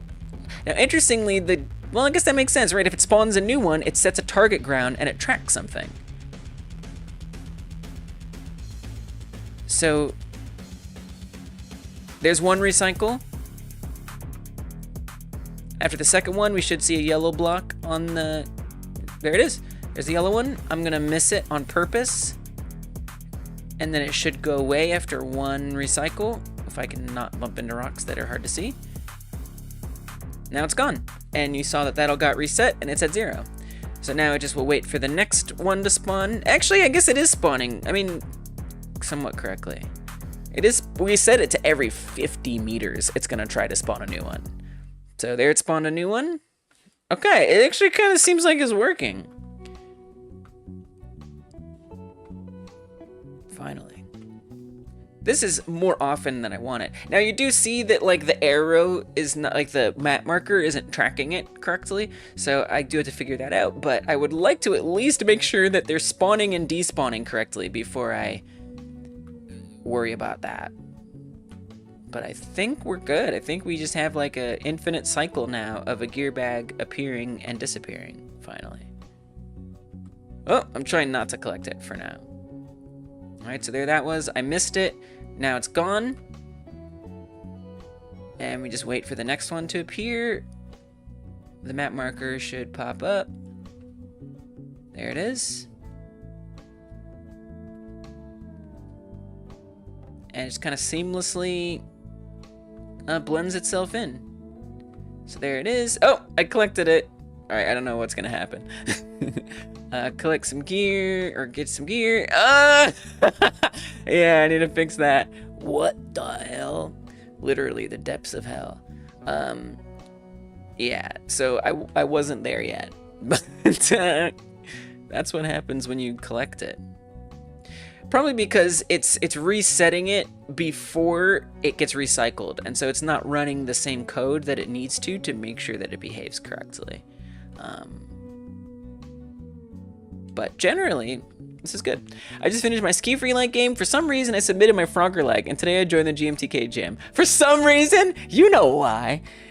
Well, you said earlier that your Frogger-like was basically a ski free-like, which is true. To an extent. I think it's different. I mean, it's more like Subway Surfer-y, right? Where you have like, is it like that? Are there lanes, or is it free movement? I guess it's free movement. No, but that's fair. I think, look, I don't know. Is submitting old entries okay? Like, I don't know. I think to some extent, there's no rule against it. There's no rule. Some jams are like, do not submit things that are things you made before the jam. That is a rule in some jams. That is not a rule in this jam. I think your entry does make me question, should it be a rule in this jam?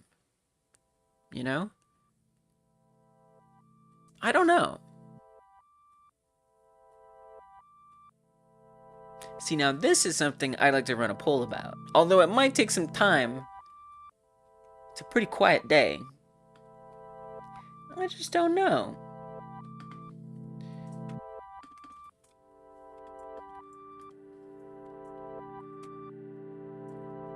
Are Game Like Jam entries made before the jam started allowed? Should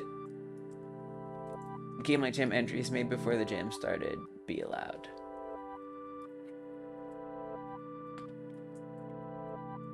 I just don't know.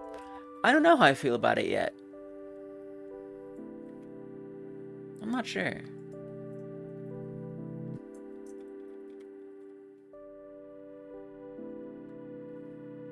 So we'll do a poll.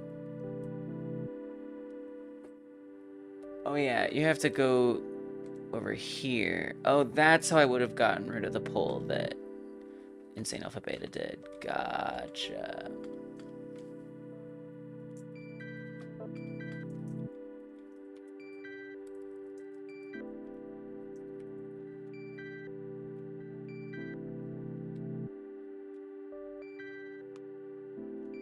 Okay, so there's polls. Just in case it's illustrative to see what y'all think. You just found some game-breaking bugs? No! When you said you think the game's done, I was like, uh-oh. But maybe it's okay. Hey, I'm glad you found them before the submission updates are locked in. That's it. Like, now you're in that period of just like, test it, play it, test it, play it. Although now you're back into fixing. Oh no. And I think sometimes, you know, it can be easy to, like, what is it? It sounds like you know what a game-breaking bug is, but sometimes it's like something feels more like a game-breaking bug than it actually is. You're not sure either, yeah. The bug is only in browser? No! Hate that. Hate that. What's the bug?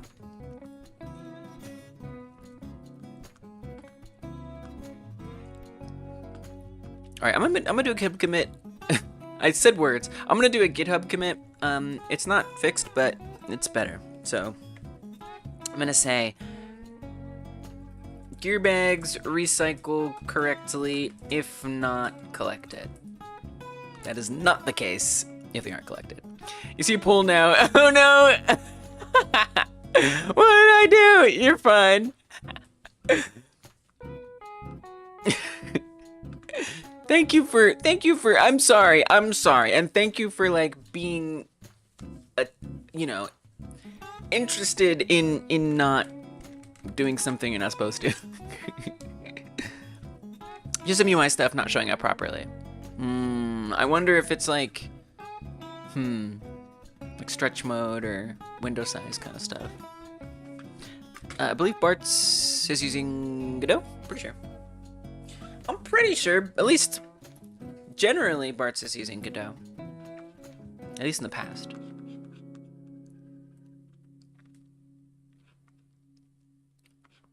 My vote is no, by the way. This shouldn't count. It's delegitimizing in a way. And so then there was, and this is different. Like, but in the last jam, someone said that they had already started working on a Puyo Puyo like. That was the game we did, was Puyo Puyo. And somebody had said that they started it a while ago, but they never finished it. And they showed like what they had, and it like wasn't that much. And they had never like released it. They never submitted it anywhere. And to me, that felt okay, because it wasn't much. You know, it's not like, again, they did the entire, like this is in this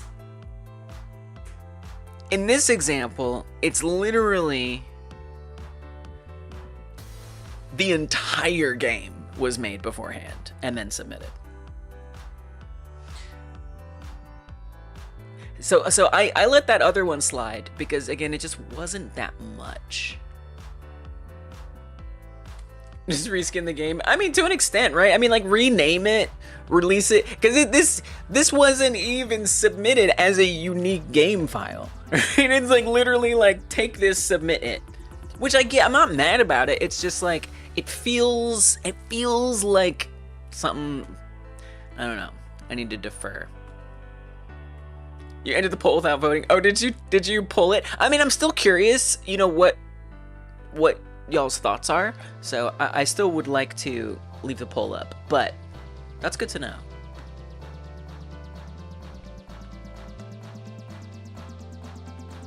Bart's is using Unity. It's related to the animations.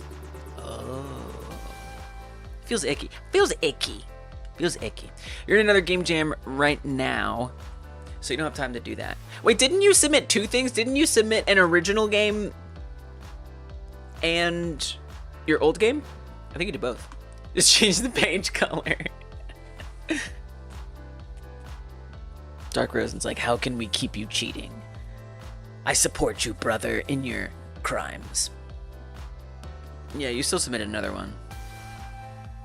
But I get it. Like, it is kind of similar to a ski-free like, and you already made it, and it fits. So like, and there's not yet a rule that explicitly says you can't do it. But depending on honestly how these votes go today, maybe I'll just say in the future I'll actually put it in the rules. And again, there's nuance to it. Because when the person said that they had just barely started working on it, but they did it in the past, it was like, okay, we all pull code from other places. You know? We all pull code from other places. Okay, maybe we have some old match 4 code lying around. That's fine. That's one thing. You just changed the page color. I don't think that's enough. I feel like that's not in good faith at that point. I'd be okay with tools or a few scripts recycled, right? But a game ready, it's shady.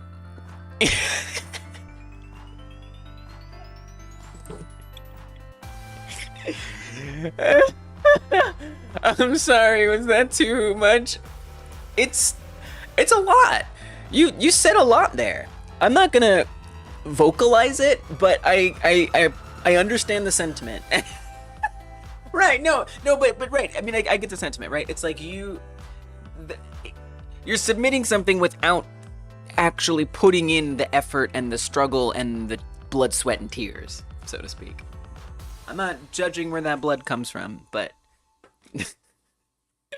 dear God. Yeah, I'm right there with you. I think it makes sense if there's like a few things, but if it's the whole thing, that's a whole other thing. Whoa, I just repeated myself. But I said something.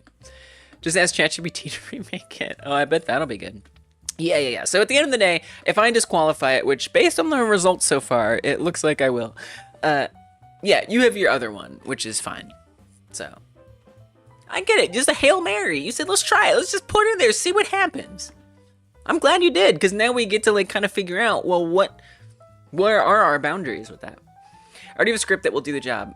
I feel you, there's no point in writing again. Yeah, borrow code. That's okay. The point of the jam is to challenge yourself in the given time scope. Yeah, totally, right. So if you like have already started a game that's similar and you want to finish it within that, I feel like that's more okay.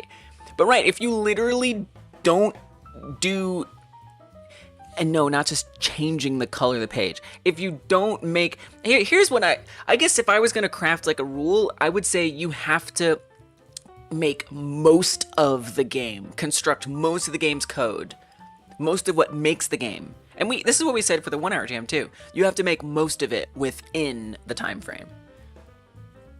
You know, it's general, right? We're not taking out rulers and protractors and, you know, making sure it's exactly perfectly. Yes. Oh, look at that. It was 51% unique during the jam time. Therefore it passes. You know, it's obviously going to be like up to the moderators, well, me, or the judges, which is me. I mean, we're all the judge, but I'm the one who presses the disqualify button or not. But I would say, yeah, if it feels like you didn't do most of it during the jam, yeah, you're out of here. Not you, but your entry. I do some assets and make another game right with a different twist or even a different art style. Yeah, right. Like that's not that bad. Right, so that's why the whole like 50% thing isn't perfect, because like maybe technically you could say you reuse 50% of things, but it's more the construction. Is more than half of the construction done within the time frame? Because you can have 8 different pieces and you pull them all together, and sure, you didn't, but you're gonna have to do something to tie. You're gonna have to glue those together somehow, right? So does that equal literally 50%? I don't know, but it definitely is most of what made that game exist had to be pulled together within the time frame. Yeah, this is good. Thank you guys. This is helpful.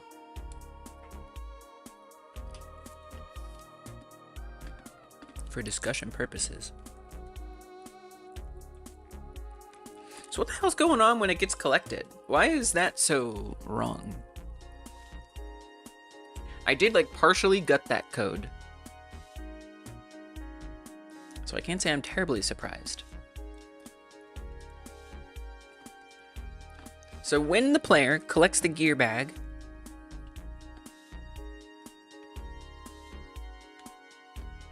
it identifies the gear bag by this, apparently. How does that make sense? I'm a little confused how this directly connects to the one that it did get.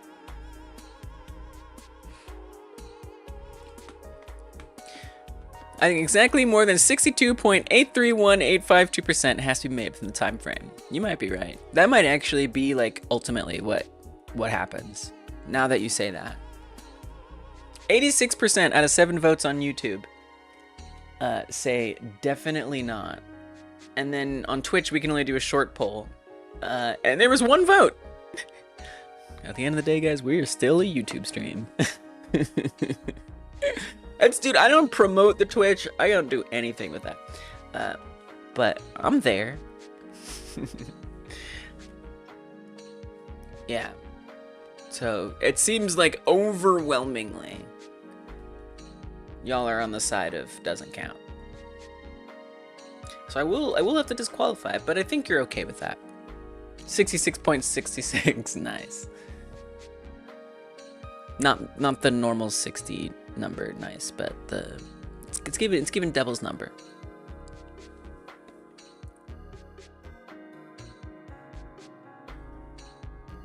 Why is it just passing?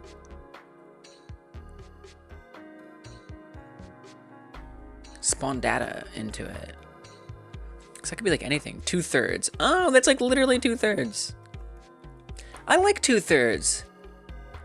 Yeah, 2/3. So like you're even saying half isn't enough. But it's also, it's like, how do you even measure that? You know, if it has more than 300 lines of code in a single script, it's fine. Just as long as it has that, it doesn't matter if it's an old script, just if it has it.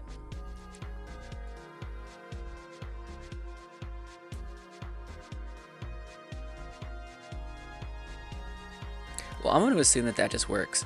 If the gear bag has been collected, return. So I'm pretty sure this is running. Did we get the gear menu even open though? I think it did. I mean, it definitely got removed. That got emitted just fine. I'm very confused by this code. How does this code work? Why does this code work?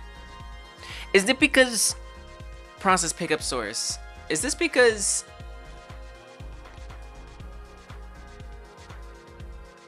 those are the pickup sources? Collected this frame is false. Source dictionary in pickup sources. So it's either going to look at pickups or gear bags.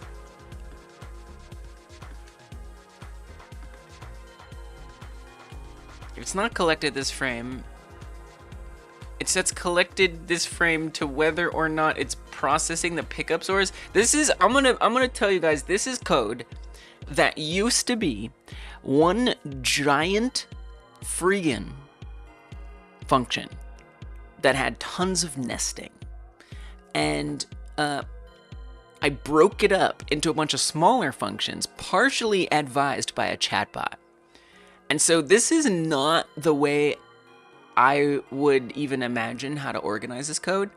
So even though it's my code, why? Because it's the way I wrote it. And so even though it's my code, it kind of chunked it up in a way that like is a little confusing to me, to be honest. But it works. It's just now when I come to mess with it, things get a little weird. And then I've gone in there and changed things, so it's kind of hard to say like what is going on with it anymore. So that's part of the reason why I'm surprised by this code.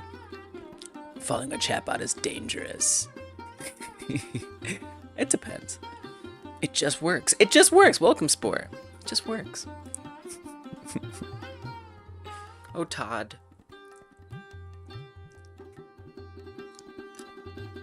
Todd seems nice, honestly.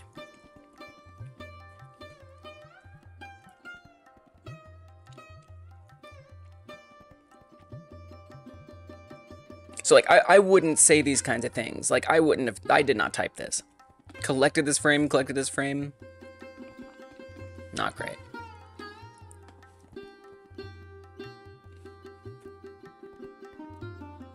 But I was curious, how it would suggest breaking up the code into something more legible. Legible to it. To me, not so much. So it checks this Boolean if it's collected it, but see, still, how does it know which one that it's collecting? That's what I'm a little confused by. Collection target checks to see if it's reached it. It makes code modular, which isn't useful for a game jam. That's true. If it works, don't change it. Well, that's the thing. It did work until I tried to change it, but I needed to change it. Just print it out? Yeah, it can be useful. I mean, look, we're all like let a girl experiment. You know what I'm saying? We're all figuring out the boundaries of what these chatbots can and can't do well. You know, as part of the learning process is how to make this tool fit with our workflows. You know, and I think for consolidating a giant monster function into a bunch of separate ones, I think it's easy for me to think I understand it more than I do until I get in there. So probably not a good use of it, but you know, it's okay to learn. It's okay to find out. YouTube leaderboard isn't working. Do you have yours, have you opted out? Because it opts you in automatically, but you might have chosen to opt out on accident or something. Well, I mean, clearly the gem pickups work totally fine. And this is using the same code for that.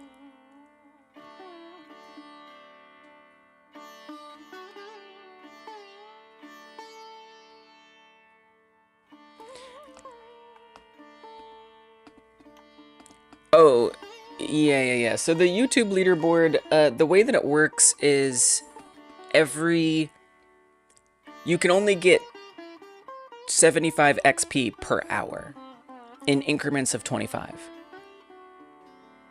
And then when you come back after an hour, you can gain another 75, is the way that it works.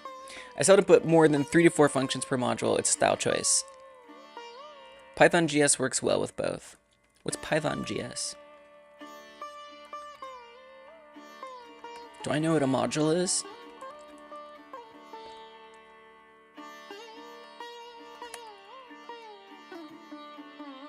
Like its output or something?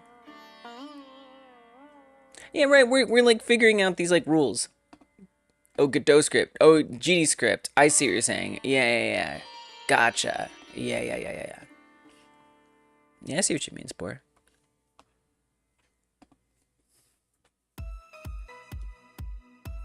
Yeah, it was kind of an experiment, alright? Just a little experiment.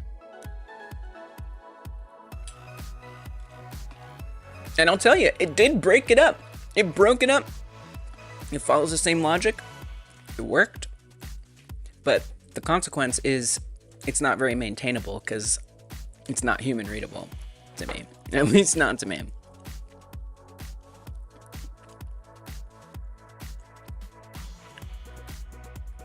You know, I would not use these little like underscores before things. I wouldn't do that. I do use the underscores before things, but not for the thing it did.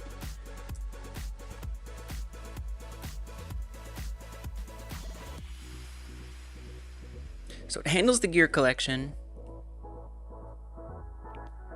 It makes sure if it hasn't been collected, or if it has been collected, don't run this. If it hasn't been collected yet,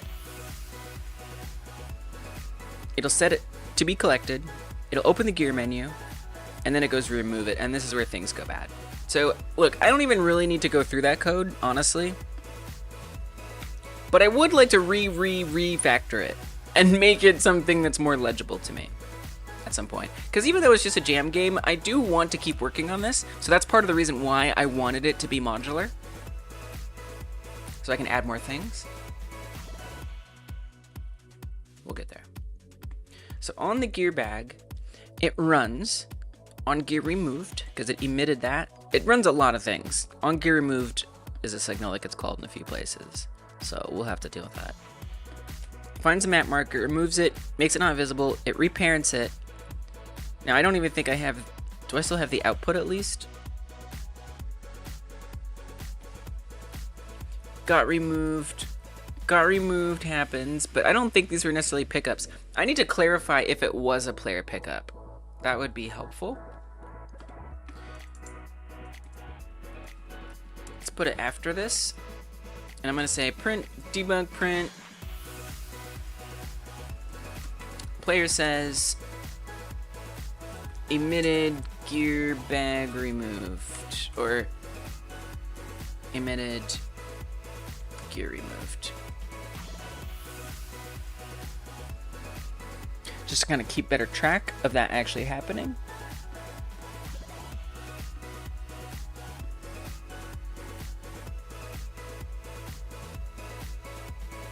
And I'm not sure. I mean, the things, let me look at all the places where gear removed got connected. So several places. It looks fine to me on the gear bag itself. On the ground collector, it changes gear bag to track to null. Where does gear bag to track get used? It's just, so it only runs track target ground for gear if there is a gear bag to track at all in the first place. When it spawns, it sets it to that. Is that run anywhere else or reference anywhere else? Is not. So if it's doing that, if it's setting that to null, the only thing that would then be compromising is whether or not it even runs track target ground for gear. Which could be part of the problem, right? Because, well, I don't know that it is, because we don't need to track it. No, it actually should, I mean, it should, maybe it needs to even happen sooner. Because that's the thing about signals, is they're very asynchronous, and so they often don't run like exactly when one wants them to run, in theory. So it could be that that's happening too late, and the positions are getting kind of goofed up.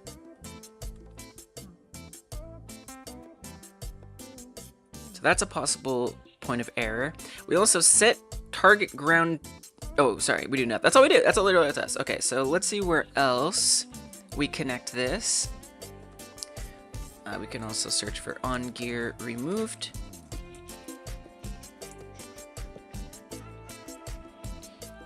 On the gear collector itself. So down here, it's going to erase from active gear bags the gear bag. And what that does is it means that no more will spawn. Bags is empty. There's only one place that that's being checked, if it's empty or not. Is, I don't think we have a size check anywhere, is right here. And this is whether it's going to add new ones. So if that's not empty, it won't try to add a new one. So then this now says that it is empty because we clear it out. And then that might be also why it's spawning a new one. But I don't see why that would cause the big gap in the ground that there was. So I'm going to keep looking. So those gear collector on map markers, I doubt this does much of anything too bad. This just is removing the map marker. Shouldn't be too consequential. Yes, I'm not actually sure where the issues... I mean, I've gone through all of those, and I decided none of them were the issue. One of them was the issue.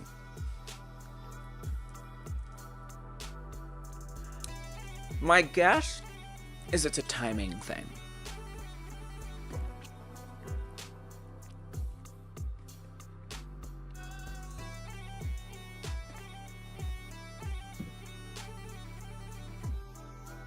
So, and again, it works totally fine if I skip it and I don't collect it.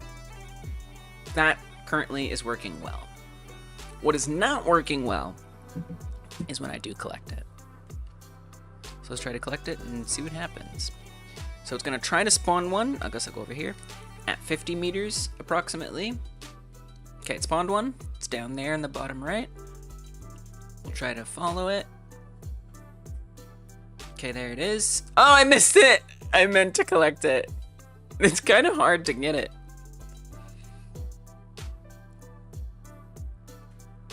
So that's interesting. It spawns another one immediately. So I think what might be happening there is over here on ground. Hell, that could even be part of the problem. Over here on ground, where it says active gear bag's empty, I think what might be happening is this is like immediately running. So what it's supposed to do is it's supposed to keep track of if we've traveled 50 meters since the last bag was picked up.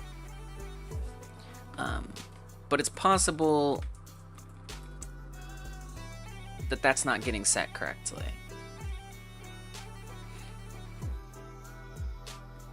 So that gets set in the gear collector when one gets added. So that's not really what I want to do. That's why it's spawning so quickly. It's hard to get it when you want to collect it, and it is very hard to avoid it when you want to do that, of course. Of course it's that way.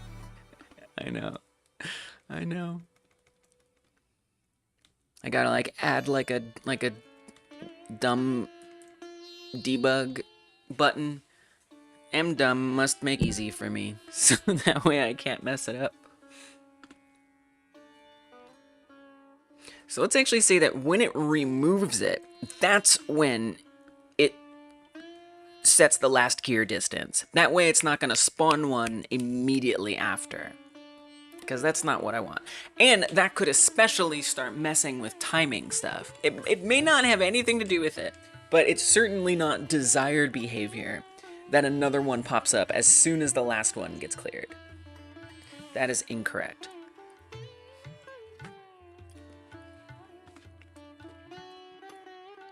I think I put that in the right place. We'll find out. Okay. About 50 meters, it's gonna try to spawn it.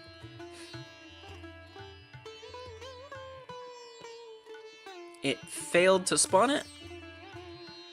I gotta look into why it's failing, because usually the failing occurs if it's interfering with like a rock or something, but we're not spawning anything on there. So I'm not sure if just the boundaries are out there. Okay, so one spawned. So I'm gonna attempt to grab it. Although now I'm curious to let it, actually I'm gonna let it pass because I wanna see if that fix happened, where when we pass it, it doesn't immediately spawn it. It didn't immediately spawn it. Nice. That's good.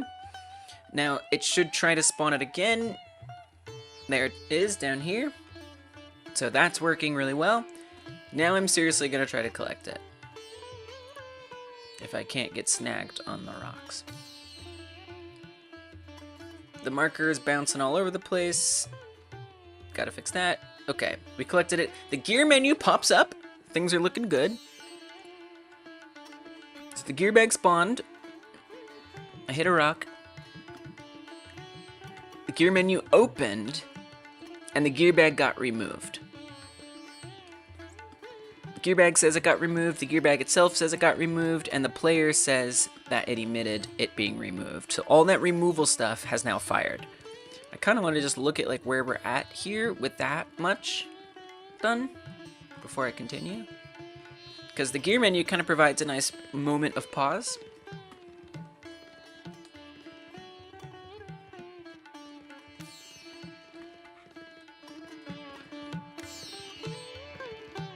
Ground collector, so the bag to track is null. It's still tracking the same ground, which makes sense because the ground hasn't exited fully yet. So that's fine. Gear bag to track, the only thing that was affecting, if memory serves, was whether or not track target ground for gear is running. Which, actually, if I think about it, sounds like a problem, right? That doesn't sound good. That sounds very bad. Because if it's not tracking it anymore, then that means that it's not going to, I mean, maybe, I mean, it kinda, I don't know. Because in theory, what that would mean, I guess, is that it won't be matching the position anymore, so it could get like stuck in the middle somewhere. So that to me seems like not a good thing.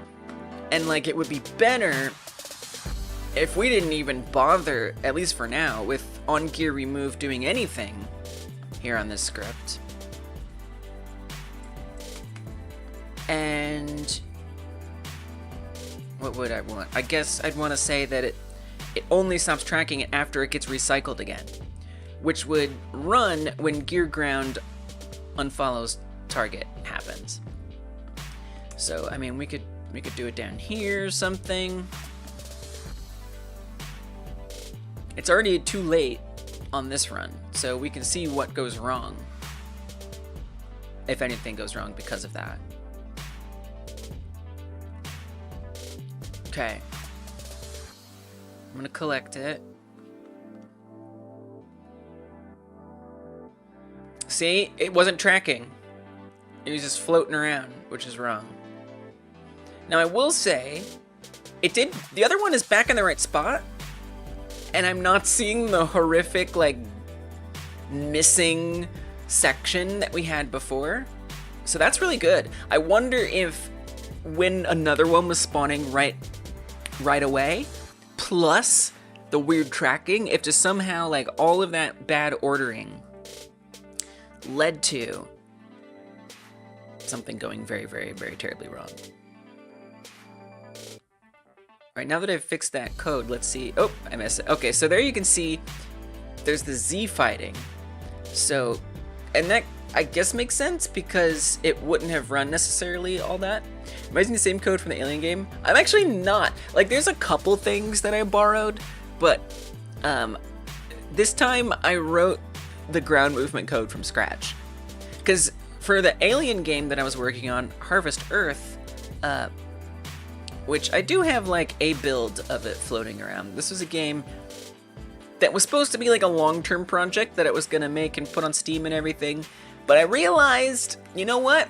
I suck at making games too much. I can't finish a big game. I'm gonna be here for years working on this, and I'm never gonna get anywhere, and it's not gonna be that good.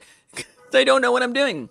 So that's why I started the Game Like Jam, so that way I could practice actually finishing friggin' games. And I'm so glad I did.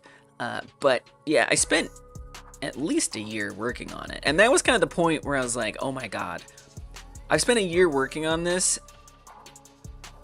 And I'm pretty sure this isn't a good game. Like, I don't think I'm doing game dev right. I mean, look, at the end of the day, we gotta just go with our journeys and find out what happens, you know? So I'm glad that I experimented the way that I did, but I'm also proud of myself for not saying I have to finish it anyway. No, hell no. When you learn a new thing and realize you have 20 newer things to learn to make it work. Oh my gosh. Okay, so I don't know if this is what you mean, but another thing that happened was I started this game more than a year ago when I first started learning frigging Godot and text code and all that stuff. So I was using techniques like there's some of the noobiest little code in here. So noobish.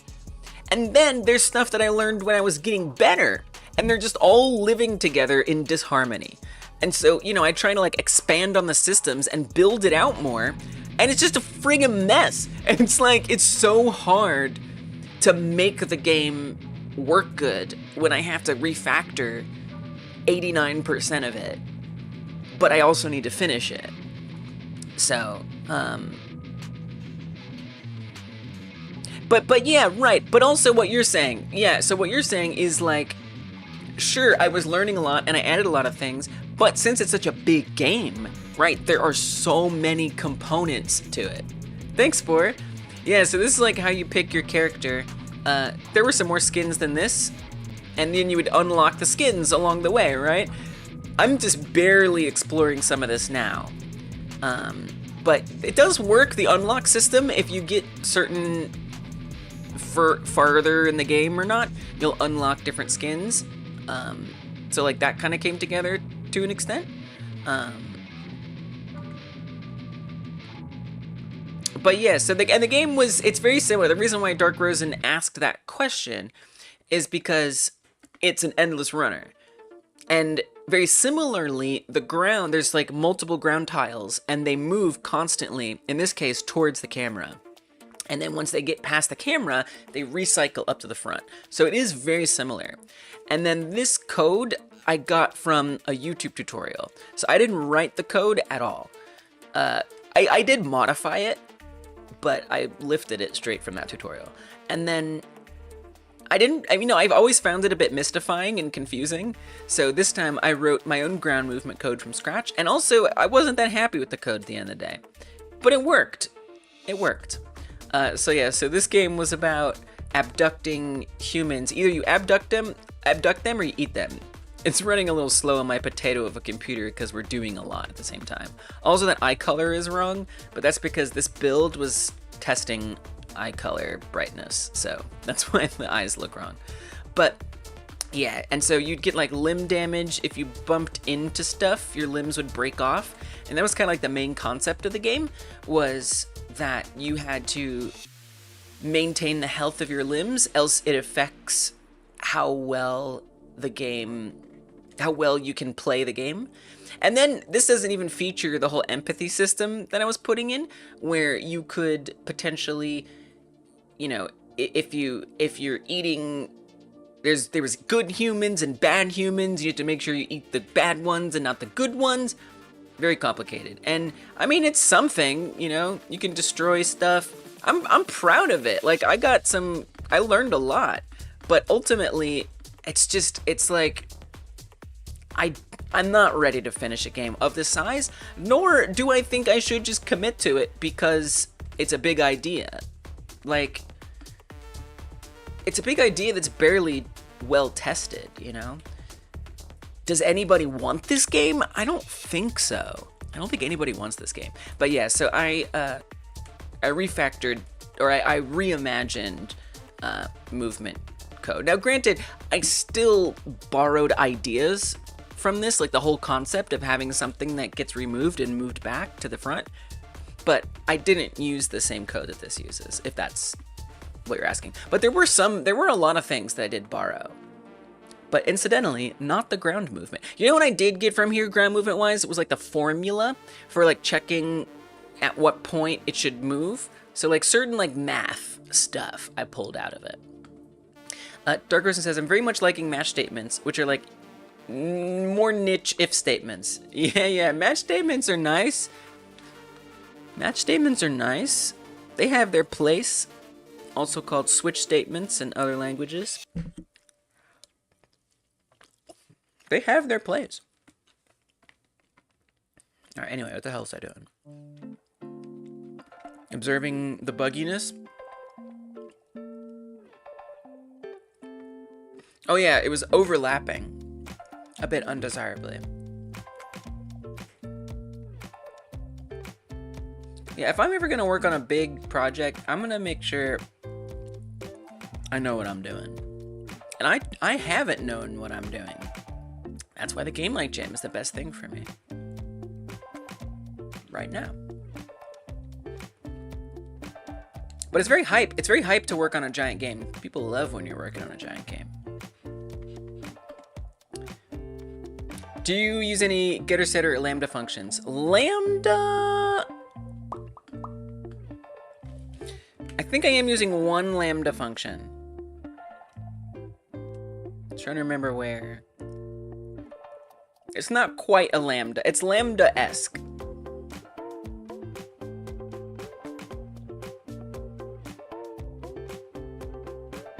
I don't remember where it's used. It would probably be like in, let's see if I can find it.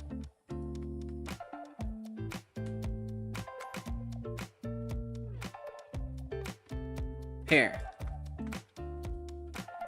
There's this. So this is kind of like lambda-esque, where this variable is setting itself based on like an if-else statement, and it's just all in one line. So it's not like quite like a function that's literally embedded within this single line, but it is running an if-else in here, which is kind of cool. And then definitely using getters and setters. Those are super useful. think for now, mostly with game states. Oh wait, we want to say set value. I don't use getters that much, but I do use setters. Oh yeah, so actually for the entire character creator system, every time you change a color on your character, yeah, I think that's my lambda. I think that's my one lambda. When you change like the hair or the eyes, it'll detect that you've done that. And so if anyone doesn't know about getters and setters, so basically what this is doing, like normally if you update a variable, it'll just set the value that you tell it to set to, right? That's like what variables normally do when you change them.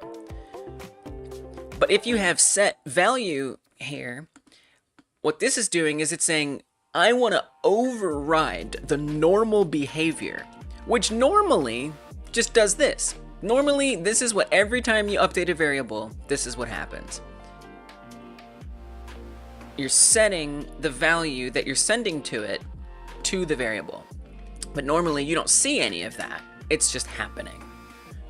And so by saying set value, I'm like, wait a minute, happen. But when it happens, do this other stuff too. And like in theory, you could like modify the value, make some adjustments. I think on the hair color, there's a little bit more going on. Not quite, but I also set up another value and get a hair highlight color based on the value that comes in. So yeah, it's really, really useful to basically say, do this at the moment that a variable is updated. And to even get more use out of it, say, do something to that value, perhaps. But I don't know that I'm particularly doing that here. Yeah, super awesome. With statements are cool too, since they can morph the scope of variables. Whoa, is that something in Godot? Or is that just like a general concept?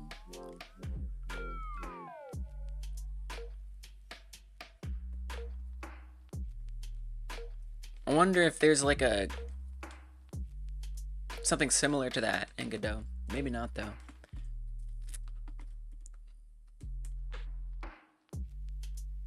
The bot has to make sure I'm not a bot.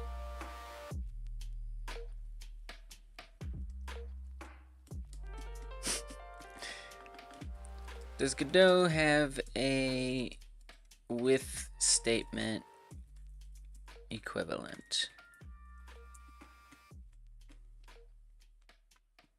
It does not. You can mimic it.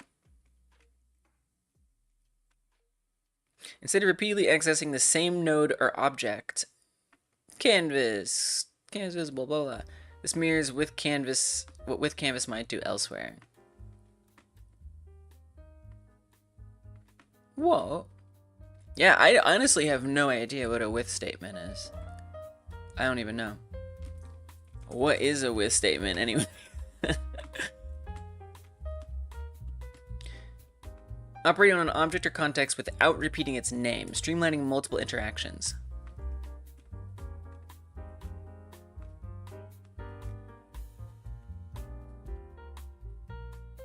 Oh, so it's I see. So you can just do I see. You can just refer to the name. You like kind of assign a name to it. And then do a bunch of actions that are only related to that thing. I mean, this kind of is giving like structs, which GTScript also doesn't have, but it reminds me of structs a little bit. I know structs are more like a dictionary or something. Yeah, they're different. But I kind of get it. Like, it's called a match. Match are like the switch statements. Is it like a match? So a match statement in Godot, it's the equivalent of Python's with. It is? I'll take your word for it.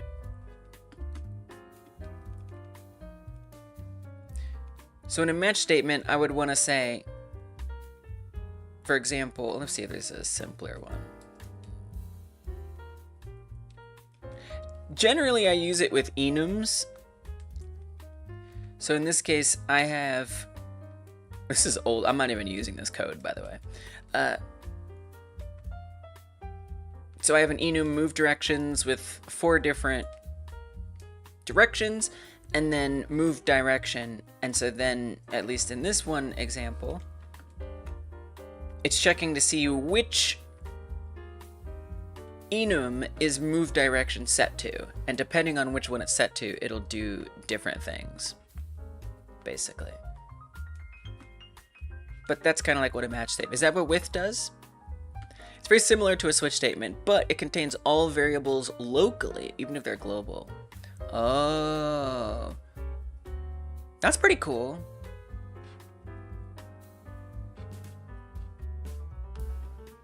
I don't even know if that would work in Godot. I still need to implement a state machine for level loading. Oh yeah, state machines are super useful. For C#, it's a switch statement, right? Yeah, I wonder if with... Somebody's ever talked about it. It might even be like... It might even be a proposal for it.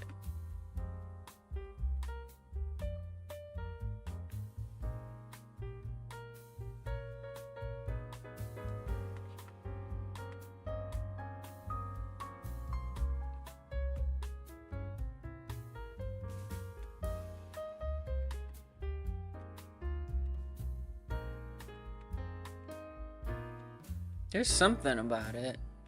A long time ago. It's been closed though. Someone doesn't agree that it would be good. Closed as completed.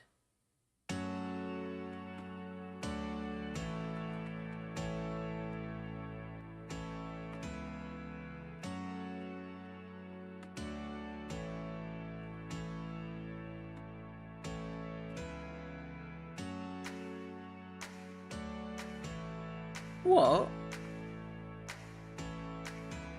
What? Add with instance constructor syntax in GDScript 2020.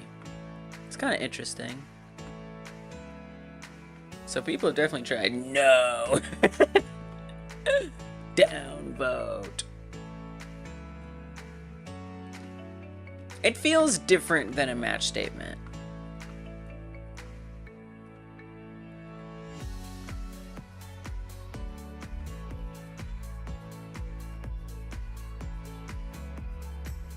But I see how it achieves like a similar thing.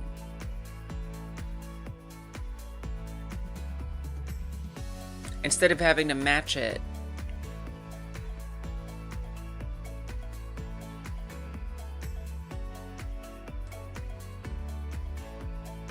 I actually don't understand. This was discussed previously. The consensus has been it would not be necessary. For variable scope / visibility. That's kind of what Spore was saying too.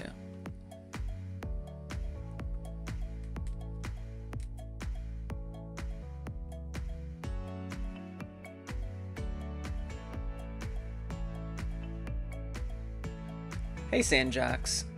Sorry, your Nightbot did not like that. No links, but I like what I see what you said and I like it. It seems that the file handle is automatically closed when variable goes out of scope.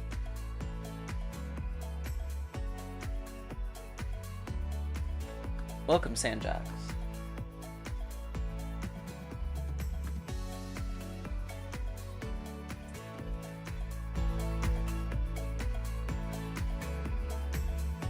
Nightbot is such a jerk about it. Too easy. What are you talking about? You're a bot. Jesus. So it's like it might not even be like possible or something. It's referred to as sugar. Like you don't need it, but you could add it to your code to make it better. Right. Oh, I did see that. I was like, what is it talking about with sugar? I'm learning so much. I love these kind of discussions, honestly. GDScript renamed it for reasons, which is one problem I have with Godot. It renames everything and makes programmers who learn with it confused. That's fair. That's really fair. Ruff says, I'm literally learning a switch match statement right now. No, that is like very fair. That they do be renaming things. And then, you know, I go to learn a different language and I'm like, oh, what's that called in that language? I know what it is in GDScript, Yeah, maybe there's some philosophy to it, like it's different enough. I feel like that's like a whole coding criticism too. You know, it's so much of coding languages, first of all, are very English centric. So if you like don't speak English, you to some extent have to kind of learn English, or you're just memorizing a whole new thing, basically. But there is like no standard. Very fair criticism.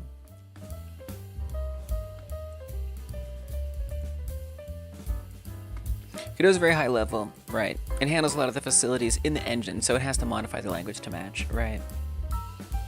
It is very high level. That's why I like it.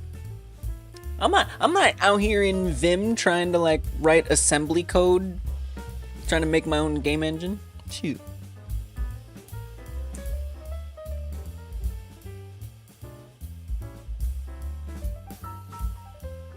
But yeah. I like how balanced you are, Sport. You're like, I don't like it, but I understand it.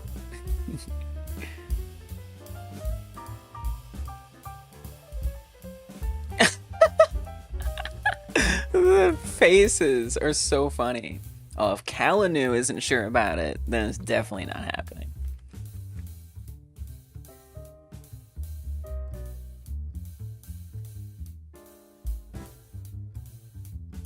Can make refactoring harder. Optimize for easier refactoring rather than aiming to type the lowest number of characters. Wow. How proposals die. Although this is an issue, not a proposal, to be fair. This one's still open, so it's still being discussed. 2023. For component-oriented design, it would be useful. A whole node dedicated for running logic in a with statement on a specific node. Yeah, I'm not convinced that it would be nice. If we support exporting properties from inside a with statement, it would allow for containerizing logic and scenes. Honestly, it sounds kind of cool. Streamline building finite state machines. Substitute / replacement for nodes having multiple scripts. It's got 5 thumbs ups. Welcome, Pierogi. Good to see you. I did see that. No, Twitch didn't delete it. Nightbot deleted it. I saw. And I appreciate them for that. But I actually can't undelete it. Yeah, they said it seems that the file handle is automatically closed when variable goes out of scope. Which I fully kind of don't understand what you mean. But it sounds true. But it sounds like what you're saying is that it would be difficult to implement. Yeah, it's good to block links. It would be, well, you know, I really need to put guidelines so that way you can even expect that that will happen. But I'm thinking that the implication there is that it would be difficult to implement that in because of the way Godot already works and the way it handles variables. User could add a node with a script, then wrap its logic in with statements like this.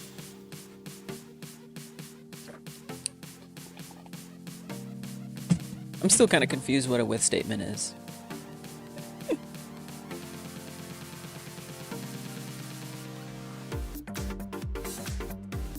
But I'm also not that interested in learning it because I can't use it.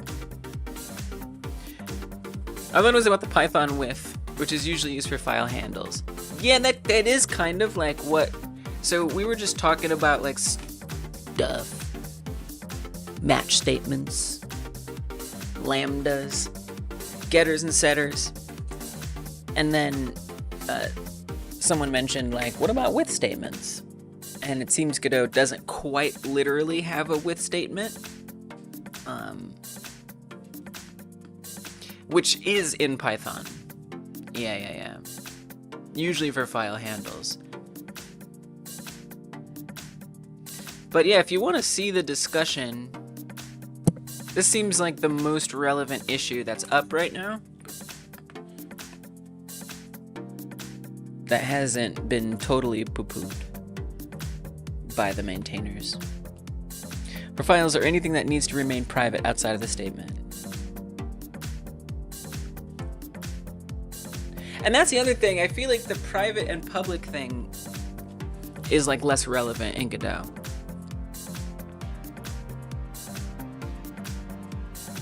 It's very hard for me to wrap my head around certain like coding concepts unless I'm like using it. Like, dude, getters and setters took me a long time. Like, you guys had to really like break it way down for me to understand getters and setters. Like, I was able to explain it to you only because of how much y'all like beat it over my head what it does. Because like I couldn't understand why it has this weird like indentation. Like, why is it the way it is?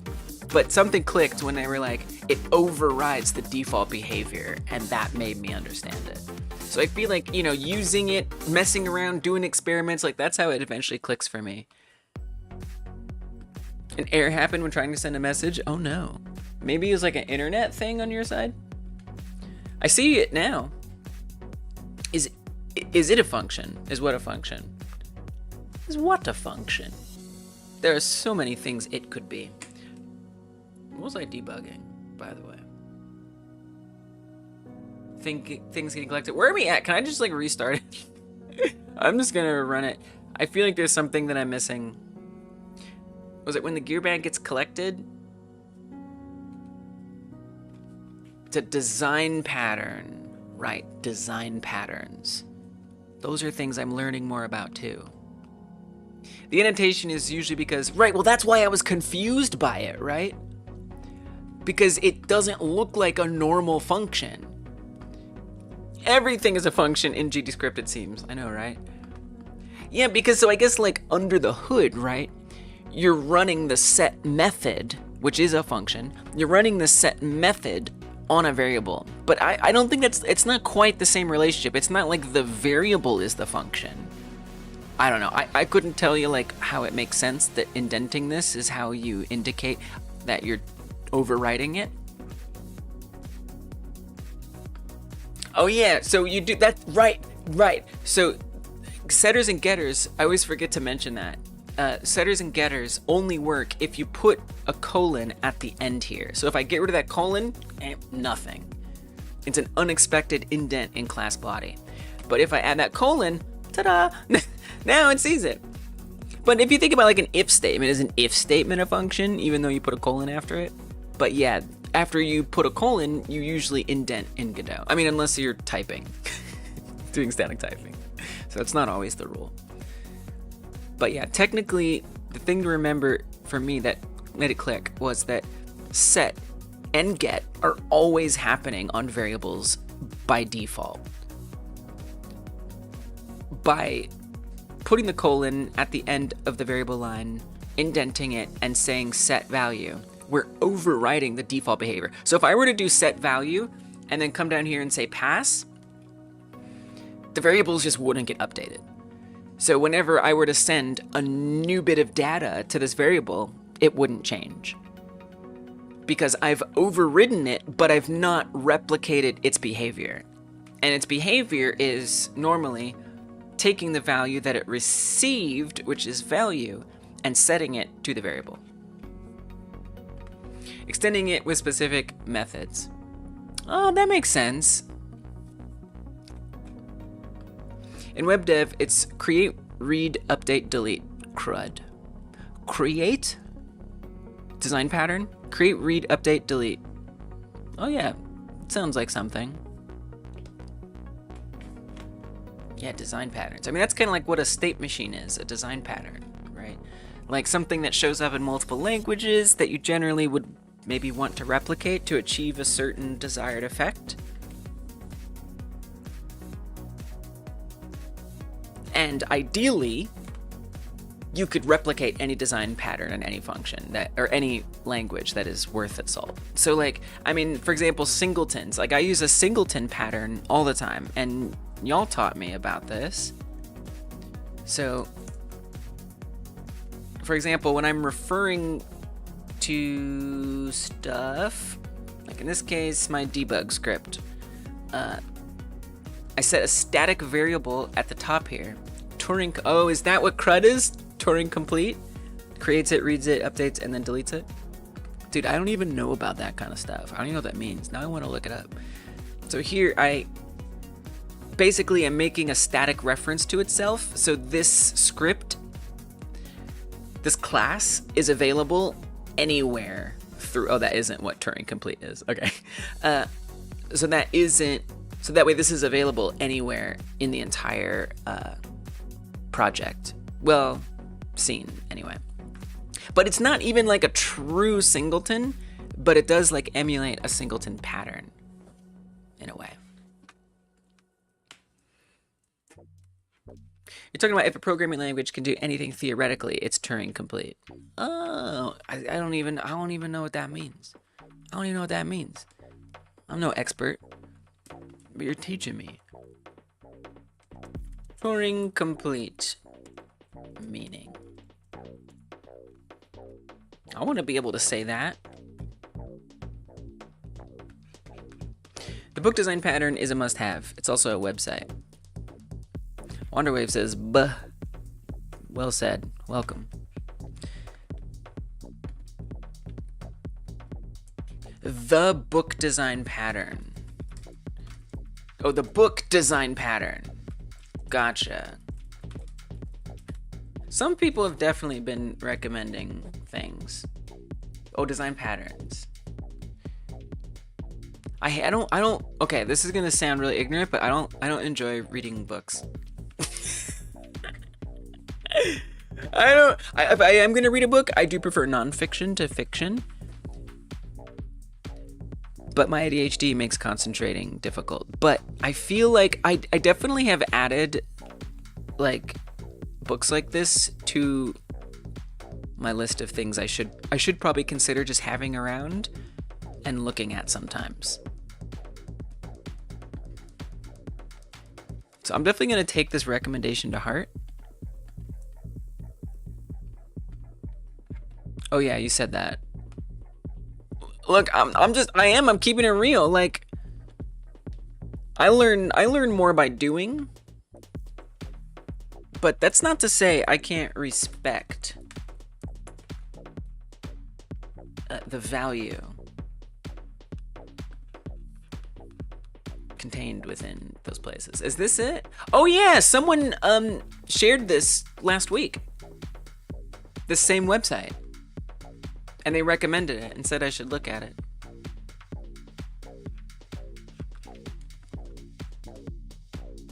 I mean, at least it tries to be more like fun than a bunch of words. Catalog of patterns. Whoa. Singleton. Singleton is a creational design pattern that lets you ensure that a class, oh, and I'll put this also in the chat if you want to check it out. Ensure that a class has only one instance while providing a global access point to this instance. Okay. The problem. The singleton pattern solves two problems at the same time, violating the single responsibility principle. Ensure that a class has just a single instance. Imagine if you created an object, but after a while decided to create a new one. Instead of receiving a fresh object, you'll get the one you already created.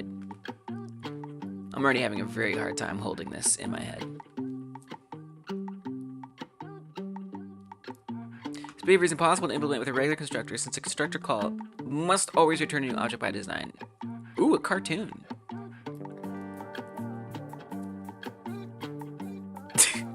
Did that help me? Clients may not even realize they're working with the same object all the time. Is this object pooling? I have no idea. For a global access point is that instance. I know, I'm normally not, but because the game jam is ending tomorrow, I'm getting in my 2 days early. Welcome, Guy. Thank you for supporting the channel. Appreciate you. Object pooling is the intent. Okay. Wanderwave says, I'm a caveman. I get one page into a book and then I end up in a fictionalized version of Norway. My mind is conjured up based on like 5 pictures of pretty trees, 4 of which are from Ireland. That is a beautiful ADHD poem. Yeah, and so like it's very hard for me to hold on to like these ideas in my head and like think about like the last thing I was just reading and connect it to the next thing. But like code, you know, I can try code, I can run it, it's an error, it does the thing I want, it doesn't do the thing I want, I can break it, put it back together again.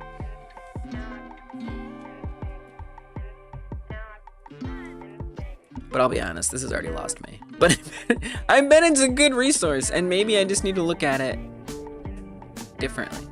Very, very cool. You're the second person to mention it within like a couple weeks, so there's something to it. Did I make a model for the roguelite ability spawns? Oh, like before I started coding it? Absolutely not. Sometimes I do. Sometimes I do plan like that, and I actually have this giant Excalidraw document that's just like filled with exactly those models that I'm trying to plan for different things. Just okay, I just come in here and I'm like, okay, let's plan this out. Let's plan this out. Okay, this goes to that, and this goes to that, and that does that. When this happens, this will go to that.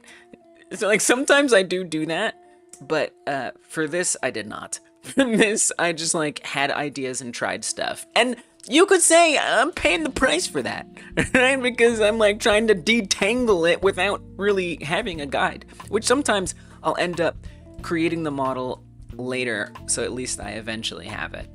But yeah, this time I did not do such a thing. I see the medium of comics being used for coding education. This is awesome. Yeah, this definitely seems like a very good thing. It definitely seems like a very good thing. Design pattern is good because it's the core source of terminology used. So if you argue about a turn, you can win using design patterns. Nice. Yeah, I mean, maybe that does make it interesting to me, right? Because even if I don't fully like get it all, like I'm gonna keep coming back to these design patterns over and over and over again. They're gonna keep coming up in different languages and different situations. And the more I'm familiar with these things, the less confusion I have solving problems in the future. Yeah, I appreciate that. You mean like instead of the giant pillars? Oh, right. You mean like when you're designing a game, thinking about it like, these are the pillars of my game, and then building it based on that? Is that kind of what you're talking about?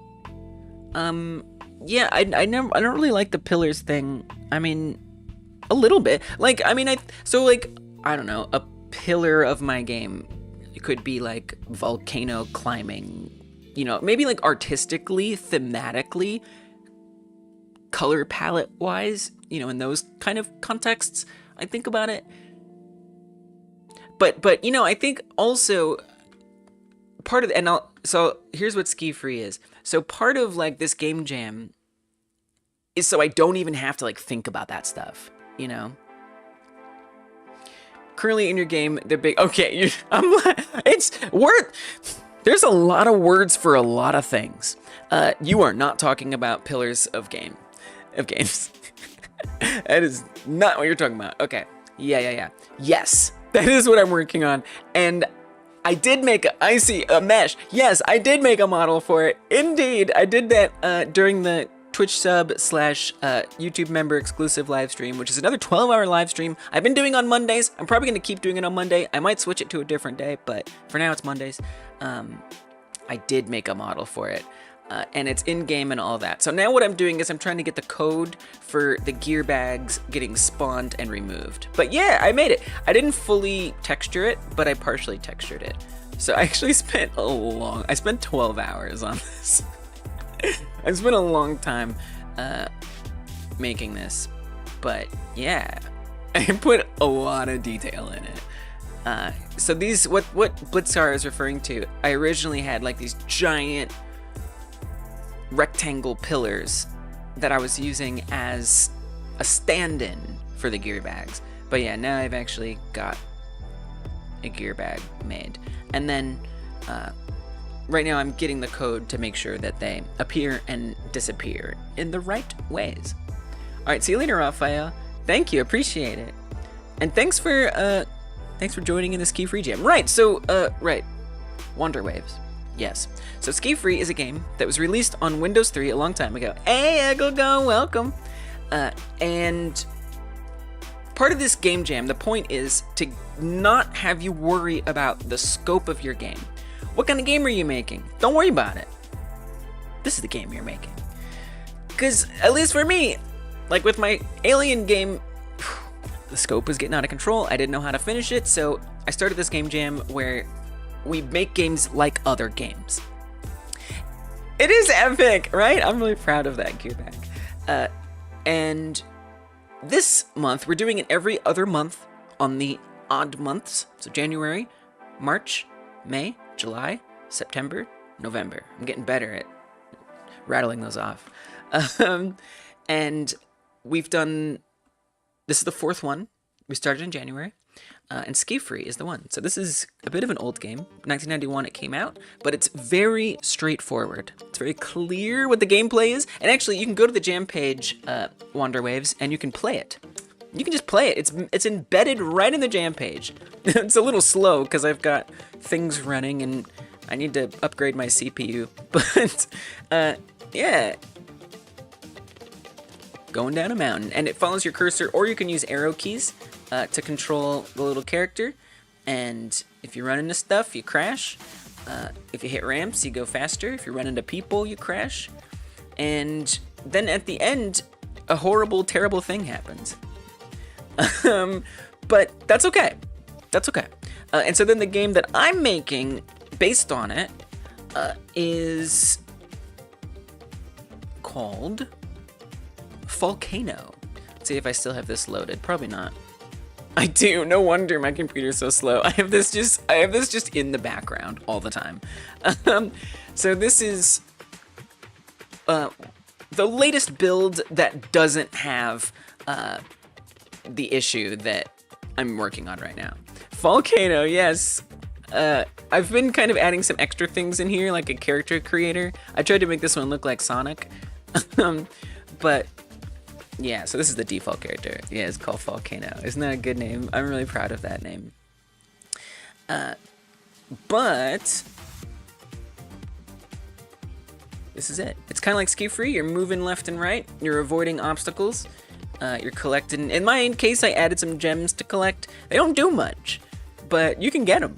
I wanted them to like add up to like maybe you buy like a cosmetic or something, but for now they're just there. And you know, I've added some like new record kind of juice and things like that. So much frame jumps. They look yummy, right? I wanted that. I wanted them. I wanted you to want to get them. That was definitely my intent. So yeah, so that's the version that I'm working on of my Ski Free like. And then so you don't have to make a game that's just like the theme game, but you can, right? Because to me, this is not just a jam about let's put out great games into the world. Like for me, it's an opportunity. Yeah, exactly. It's an opportunity to learn. That's the main ambition that I had for myself. This is why I wanted to make this jam. So I wanted to learn. So it is ranked just as a way to keep us a little motivated, to push us. Now, I don't submit mine for ranking since I'm here live streaming all the time. That might like bias mine to get more votes. So I don't submit mine, but y'all do. And so you can either be rewarded for making a game that's quite similar to the original, especially if you just want to learn stuff. You just want to try these different systems, or maybe you just want to work on your art, because we have rules against making it, you know, have the exact same assets as the original. So if you just want to practice your art or your sound design or something, you know, you could try to make it very similar to the original, but not change the mechanics fundamentally. Or you can do a twist and make it like very different from the original, which is also cool.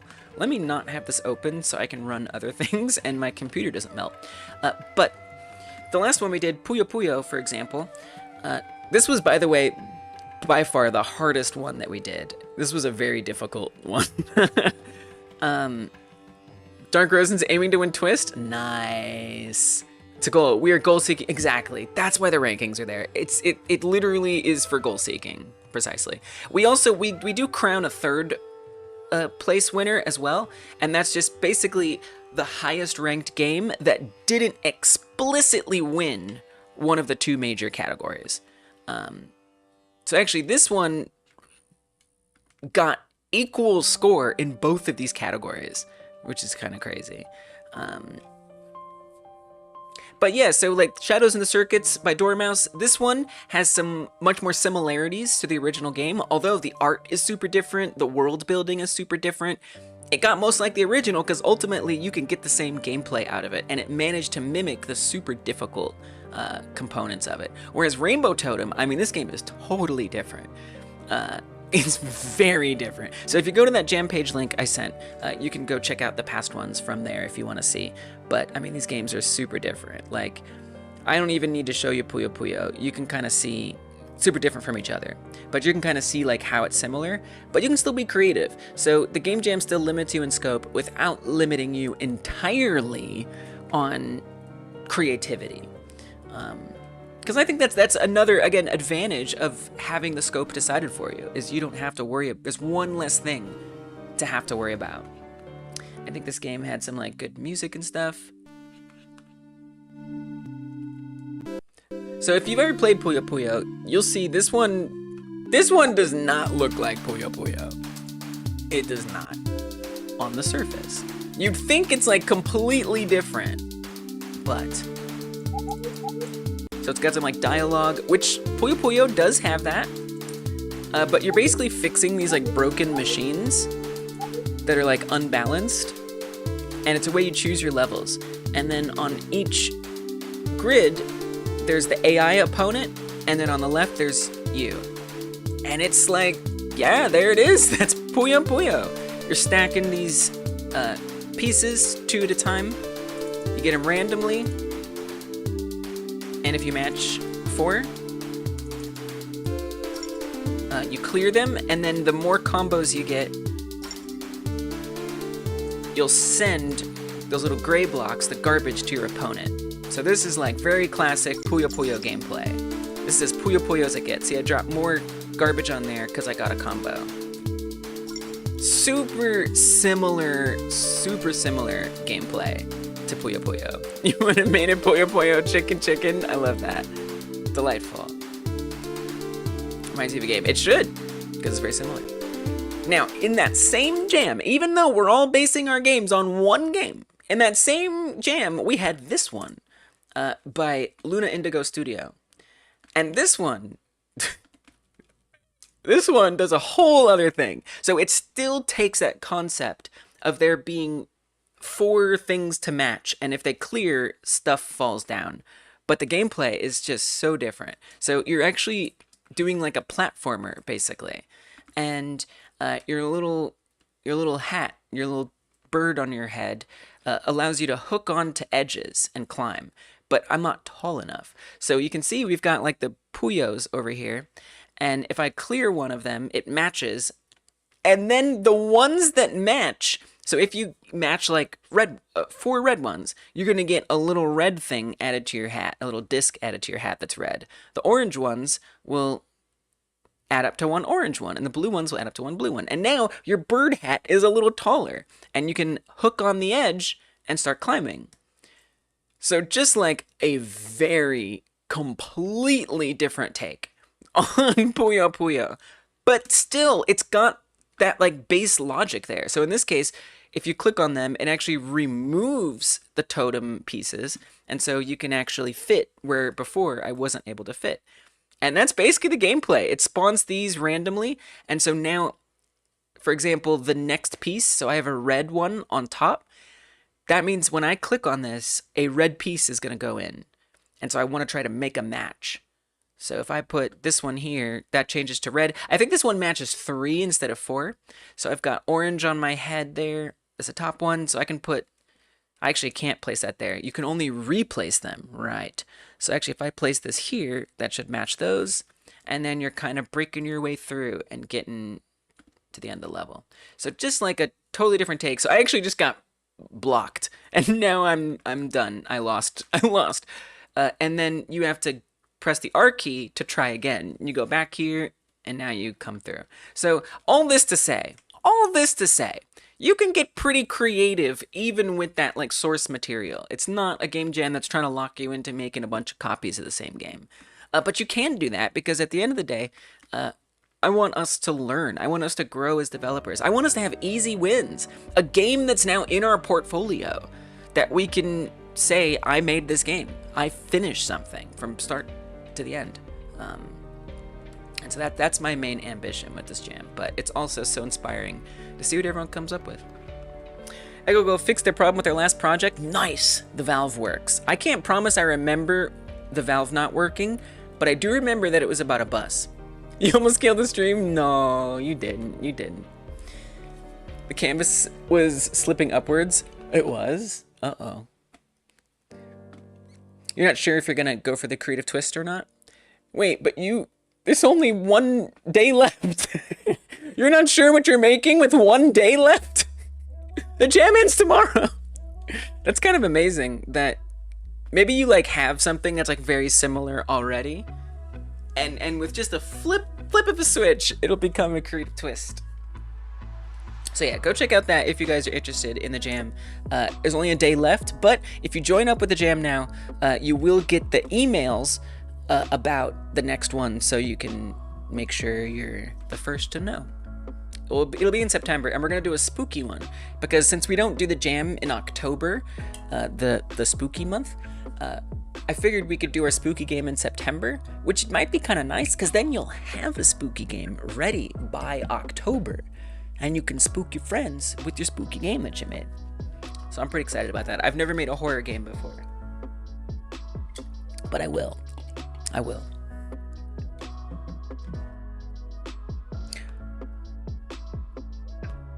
The pop-up window didn't want to detect the mouse, but luckily the panel bypassed this. Nice. Nice.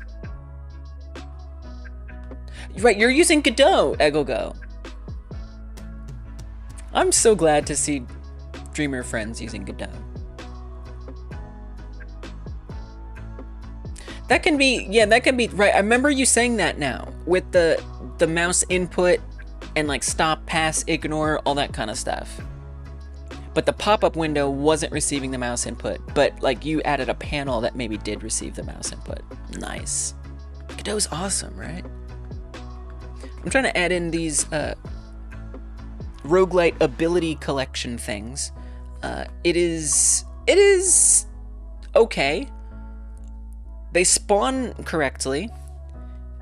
This is debug ground. That's why it looks so weird.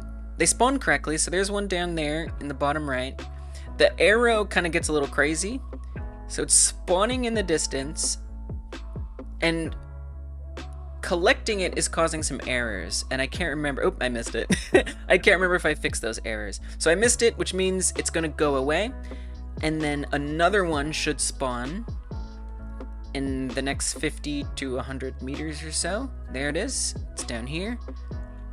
So I'm kind of like faking it being in the distance, so that way you can track it ahead of time and make sure you're gonna grab it. Okay, so there it is. I got it. So then we click on the gear, and what's been happening after this has been a little incorrect. So I'm just gonna zoom out to try to observe what's going on. Okay, that looked fine. The number 7, the like yellow tile went away. And I just want to make sure there's no weird overlapping. Is it fixed? Has it just been fixed? Okay, let's see. Will there be overlap? No overlap. I think it's, oh, there's the overlap. So I'm not exactly sure why that's happening. That's supposed to make sure that it doesn't overlap again when it comes back. Because what it's basically doing is it's, in theory, hiding the mesh on the original ground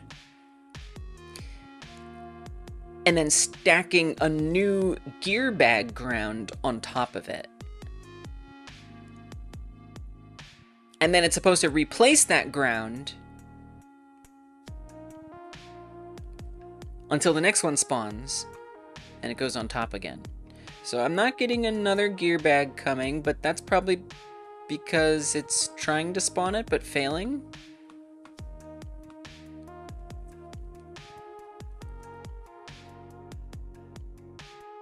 So this is also an interesting problem where now that I've collected 2, or I guess I collected, did I collect 2? There's no more spawning. It just stops. It's supposed to like keep happening over and over again. So I'm not sure why it got bricked. Well, this is another thing to solve. So we're doing better. I just need to figure out how to make sure that that isn't overlapping, so there's not 2 grounds on top of each other with the weird Z fighting. I need to fix that, and then I need to figure out why they stopped spawning. Egogo's game sort of works now. Incredibly boring. Okay, alright. We're in the learning stages. That's okay. That's awesome. Isn't that so nice when like you're making something and it comes together as like a thing? It's like, oh, this is actually kind of what it's supposed to be. Nice job, Egogo. High five. So why do they stop spawning? Where did they go? Where are they? Why are they gone? So the spawning is supposed to happen from the ground script.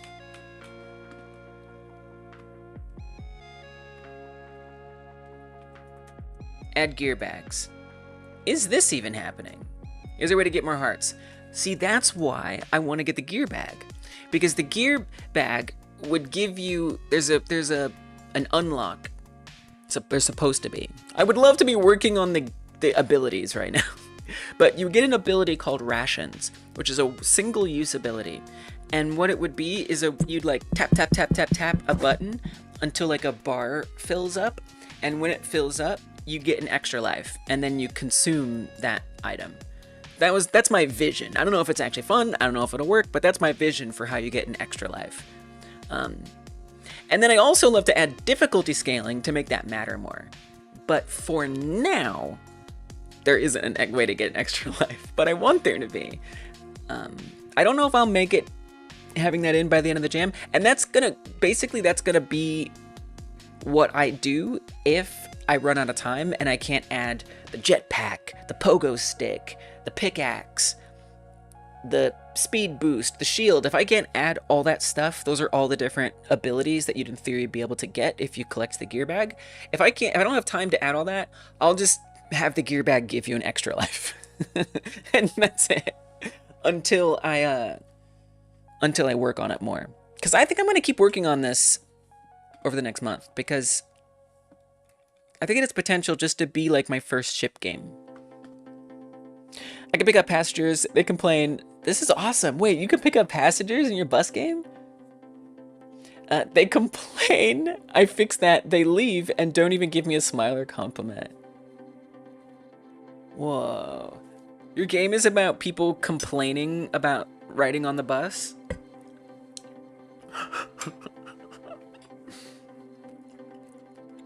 I used to not understand the job simulator type games, but now it makes sense to me. It's like you're getting to imagine what it would be like to have a job you don't have. You can pick up passengers, your bus game. What else did you do? I don't know. Maybe it's a horror game about monsters who are invading the bus. Maybe it's about repairing the bus and building your own bus for the looks. But yeah, you're right. If you're gonna make a bus game, you kind of want to deliver on that concept of you can pick people up. Fair. You can make it RNG, so there's a possibility to get gems or boosts or life. People love gambling if you make it flashy. I also would like to add that. So my idea for the gambling component is this is overscope town. This is way over every scope. But I wanted to add shopkeepers. And they'd be sort of like the gear bags where you'd see a map marker letting you know, hey, there's a shopkeeper over there, and you could go to the shopkeeper. And one shopkeeper would help you upgrade gear. The other one would sell you cosmetics where you could spend your gems. And then the third shopkeeper would be the gambling shopkeeper. And you could spin a wheel and win gems or cosmetics or things like that. An extra life. I really, really want to add that kind of stuff. You can add daily rewards and microtransactions, then your game will get popular. Is that how it works? Just make it so addictive. So yeah, I feel like a lot of that stuff is out of scope, but it is something that I want for this game. For sure. Could have been a racing game. That's right! It could have been a racing game. Maybe that'll be next time. Nice. Bus race game? Why does that sound awesome? You're like racing other bus drivers to get through the routes faster? Derek says, essentially my game is shopping with a budget. And if, oh, I love your twist. I love your twist so that you've explained. I haven't tried your game, but I love what you're talking about for your ski free like. Where there's that component of, you gotta be careful what collectibles. It's almost like something, like, if I understand it correctly, if you're ski freeing to an item and you can afford it, you're good to go. And it's not an obstacle. But if you're ski freeing towards it and you can't afford it, now it's an obstacle and it can harm you. I think that's really cool. You have obstacles that the cart will crash into, but it keeps going after. I don't know how to add more difficulty. Yeah. Difficulty scaling is, I think especially with an endless runner type concept, difficulty scaling is important. And I think it's something I'm definitely lacking in mine. Luckily, it's pretty easy to add in. I just have to increase the rate of spawns. Like right now, it spawns a fixed amount of obstacles.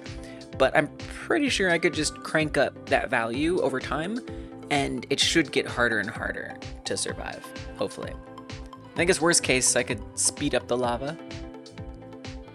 That's something else I should probably prioritize before tomorrow, is adding difficulty scaling in. Egogo says, also, I'm not a bus driver before you ask. I wasn't sure. I kind of imagined maybe you were trying to represent the bus driver life. But then again, would a bus driver want to make a bus driver game? Wouldn't a bus driver hate to make a bus driver game? I don't know. Unless they love bus driving. Derek says, I want to make health for the cart, or make it have a high score system instead, like in Ski Free, where you get a score for how good you scoot or do tricks. Nice. Gotcha. I think health would instantly add more difficulty, for sure.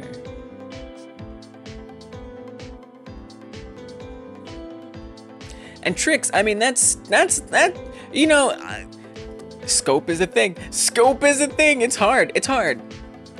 Because we want to add so much, and they probably are good ideas. But with a game jam, there's a deadline. But with that said, I hope you guys, if you want to, continue working on your games.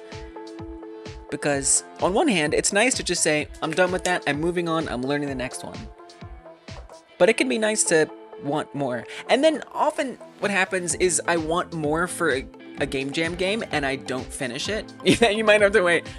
And that's the other thing. Okay, let me finish my other sentence. I often don't finish it and I think about other things I wish I could add to it. But then in like the next game or 2 games from now, I'll be like, maybe this is my chance to implement that feature I didn't get to in the other one. But I feel like that's part of the challenge too, is having, I think that's what makes Game Jam so valuable, is having that limitation where you have 18 ideas, but you can ultimately only put in 4 of them, right? I think in some ways that's like an essential game dev lesson, right? Is being willing to let go of things and finding a way to make the game still fit together and work even though you left out these systems. I think learning how to prioritize certain things is something I'm still figuring out, but I think that's part of the skill, You know, because sure, you could be one of these folks who works on a game for 3, 5, 7, 10 years. You know, do you want to be that person? Maybe. I don't know. It's probably more sustainable to spend 6 months to a year tops on a game. Depends. Everyone's different. It's probably more sustainable to make multiple shorter games, and that way you're continuing to have different products out there and get better and stuff. Especially if you're trying to make money, I would think more often is better to put out games. And so, therefore, it's important to learn, in my opinion, how to restrain the game. So take it as an opportunity. There's that morning of that great idea that kind of has to happen. But maybe in the future you start to figure out how to hone in on what's the most important stuff to keep. Microtransactions, yeah. I mean, I don't know. The best microtransaction I've ever seen in a game, and it wasn't really microtransactions, was the Vampire Survivors mobile game. Because in that game, if you die for the first time while playing a level, they'll give you an opportunity to watch one ad. And if you watch that one ad, you'll get an extra life. But you don't keep getting multiple lives. And you can just ignore it. And you literally don't even have to do it. Because if you play the game not mobile version, it doesn't have that extra life ad. And the game is fine. And it works totally fine. So it's not like keeping the parts of the game away from you. It's just like, hey, if you do want to support the game and get a little bonus life, you can. But much else than that starts to feel a bit on the unethical side. You know, maybe it's like not so bad if like it's reasonably easy to get stuff in the game by playing normally, and then by spending some money you can get there faster.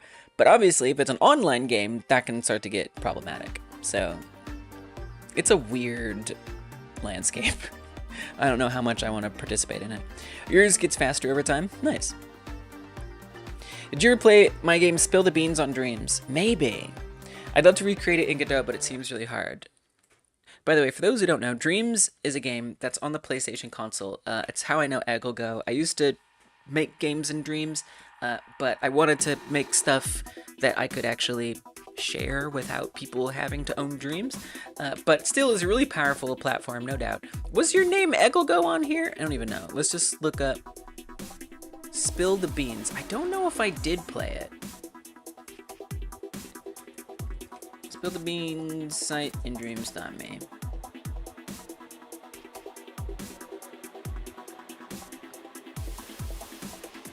This is probably it, right? Also cool that all that stuff is still online too. Whoa. Mr. Supreme Magic. Oh yeah, Mr. Supreme. No, I don't think I ever played this one. A funky game about wobbly baked bean cans. Made for the Idioms Jam. Now, this is just the thing, right? I couldn't pull it up and play it right now, even if I wanted to. This is hilarious. Like, I mean, just this character alone being a bean can with arms and legs is in like dumping itself on like pieces of toast. Why does this make me hungry? This is some giant eggs. This looks pretty epic. I could see why you might want to recreate that. I mean, just the character alone is very satisfying. You don't really know how to 3D model? This is, if you're trying to figure out how to 3D model, this looks like a great starter game. You know, if this like gray boxing is intentional to just leave there, you just got a simple cylinder. This is a great 3D learning project if you wanted to get into like Blender. I say go for it. You flippin' hate the bus. Oh no. Hey Sean, welcome. Thanks for supporting the channel. Appreciate you. Welcome. I am doing pretty well. I'm trying to get my overscope fixed up on my game. Let go of the scope creep. Exactly. Derek says, I don't want to add real money into my game, just fake money. Yeah, fake money. Fake money's more fun. Less stakes. Mr. Supreme Magic. I do remember you by that name. I forgot that that was the name that Egogo was. A platformer. Platformers can be tough to make, but this seems like it's a platformer with a twist too. Oh, it's like a rage platformer. You have to stay upright. You like stumble over because you're like top heavy. Delightful. Jordan had to restart progress on their RPG because you don't know how to make fog for moving clouds with the map system that you made for it. Oh, you're restarting all your progress because of the fog and clouds on the map system? I feel for you. I want to be able to say like, okay, there's gotta be a way around it though. Surely you could make it work together. I'm sorry to hear that. That fog is getting in the way of a map system. Not really all of the progress, just the scenes and scripts. That sounds annoying. It sounds frustrating. And potentially demotivating. I hope you pull it off, though, for your own sake. That's so real, though, like, also, like, not necessarily anticipating what could affect other systems. Any potential shaders that you may have. So are you talking about, so you're using, like, Godot, maybe? Are you talking about, like, if, like, volumetric fog and, like, it being... Like, are you trying to get it, like, embedded on browser? Because I know that, like, on the browser games, you can't use volumetric fog, and that can cause some problems. But you said with your map. And maybe, like, sometimes layering things, or things will, like, clip through, or the rendering order will be weird.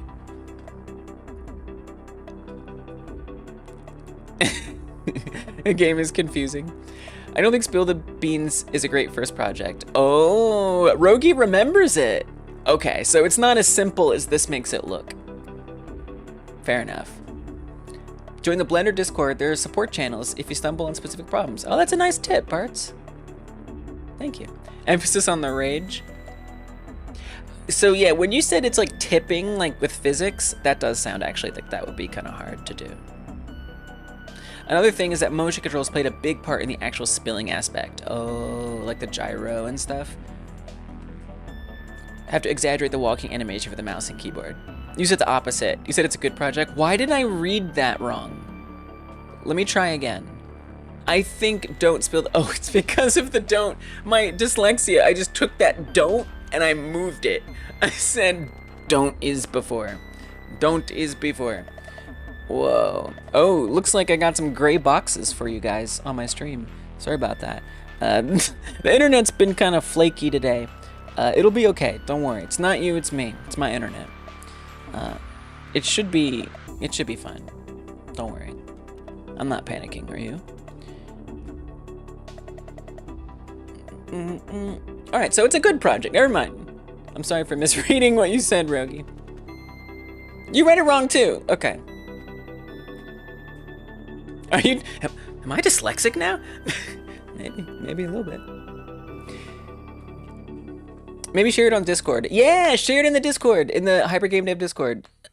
Whether it's like in the Godot section. You could also just put it in general if you wanted, but we're very helpful there. We're all eager to help. Yay, thank you, Thoughtsy, for saying that. I feel like I need to add Thoughtsy to the helpers list. If I want the Fox texture to loop, I don't know how to do that. Oh... So like you want the clouds to like go around. I will say also, like there's some great shaders out there that you can like drag and drop. Like for this game, I literally did just that. Like I found a shader, no, the ground, ignore the ground, it's ugly on purpose. But like, at least for this is just some shader I found on godotshaders.com and it just works. It just does. It has the clouds moving and it loops around. I don't have to think about it. So I think that's another important game dev skill is realizing when you don't need to reinvent the wheel and when it's helpful to just, you know, use something someone else has made, especially if it's Creative Commons 0 or just like a code snippet that someone shared. The game's maps are all loaded with one scene. Okay. That's okay. You can have like the... I'm a little unclear like what your problem is, but...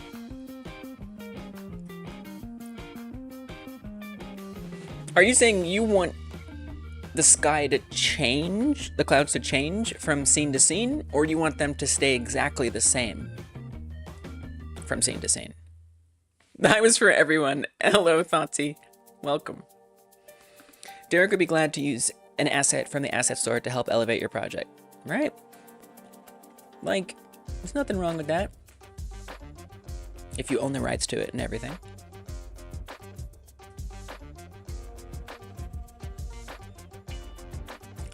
Jord, I feel like there's maybe some way to achieve what you're trying to do, with hopefully not a lot of work. Hopefully. I have hope for your situation. Definitely let us know in the Discord and the circumstances around it, because I think we can maybe help you. Oh yeah, why were the bags not spawning? I wonder if now that I've restarted it, if the bags stop spawning again. I can probably... Well, I'm not going to take all the debug. I'll take some of the debug grounds out. I don't particularly need all of them there. But we still have an overlap issue. I'm trying to set up the system that allows for like a roguelite ability, sort of like when you get to a level up, right, and you can unlock random abilities in a roguelike game. It's kind of like that, except it's more like the Mario Kart box where you just kind of stumble on it and you get a random ability based on that. And I just missed it and passed it. So it did get reset. That gives me a lot of hope. It's getting reset when I end the run and start a new one. So about 50 meters from the last one, it's gonna try again to spawn a gear bag. It may fail. It's failing more often than I particularly want it to, but you know what? That's okay. Let's say it adds a little randomness. Now you'll also notice the map marker mysteriously pops up at the top before coming back down. That's also a little bug. Okay, see that flashing. That's not supposed to happen. look at this Baldo character. Oh, there was a bug. The gear menu didn't open.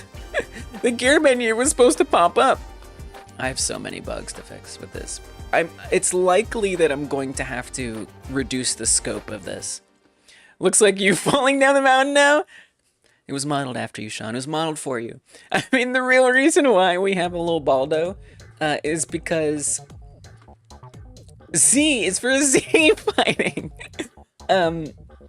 Is because I wanted to at least begin to implement the system for getting also, there's no more bag spawning.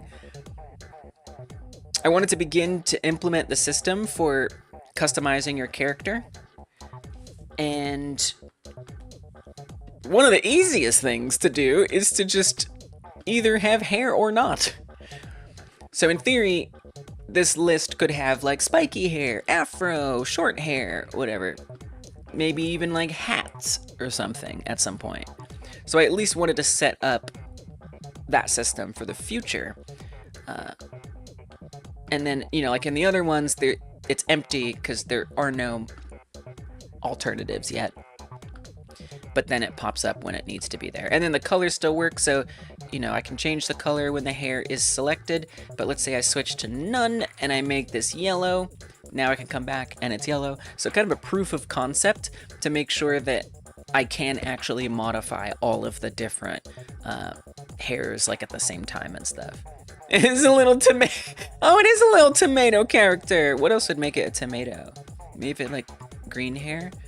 And this is where it'd be nice to have like a mohawk or even just like a sprout cosmetic you could unlock.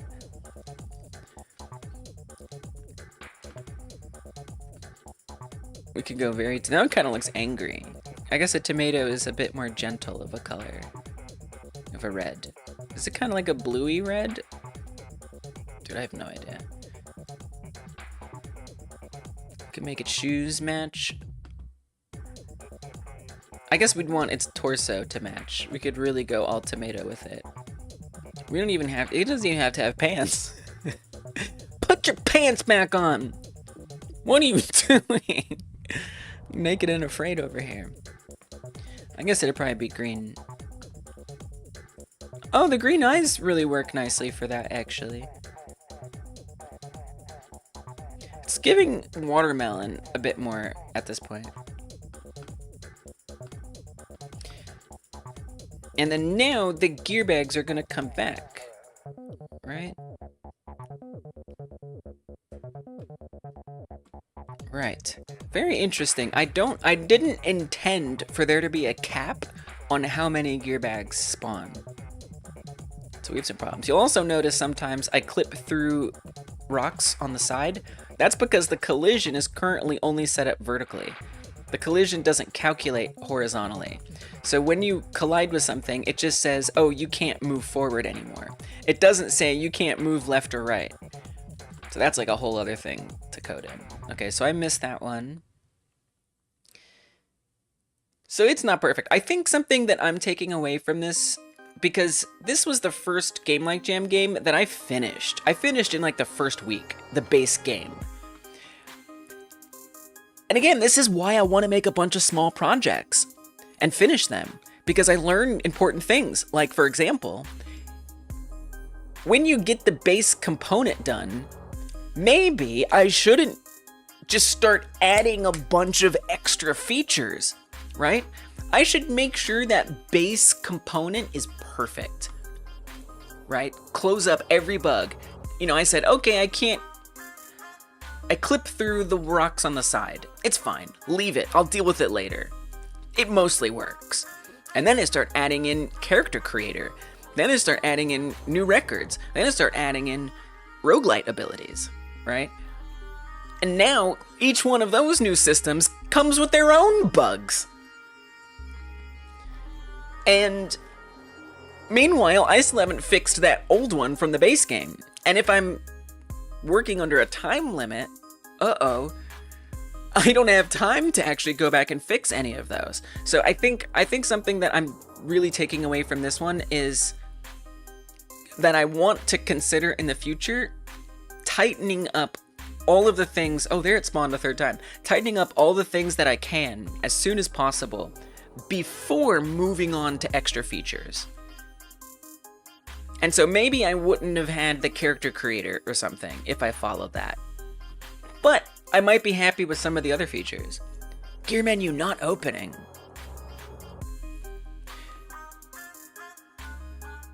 I don't know. I don't know exactly what is wrong, but it's something. It's definitely something.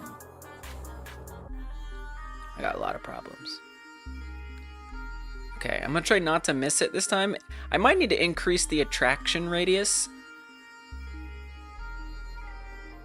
because it's feeling a bit overly difficult to grab it. I mean, you spend so much time lining up to get it, and then you miss it. Is that because I didn't fully restart the game? I wonder, there's probably some flag that's not getting reset or something somewhere.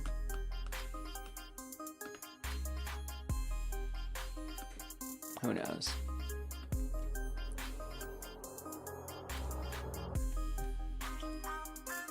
So I'm definitely not going to get everything in this game that I want. I'm not gonna get it. And my plan is to see how far I can get today.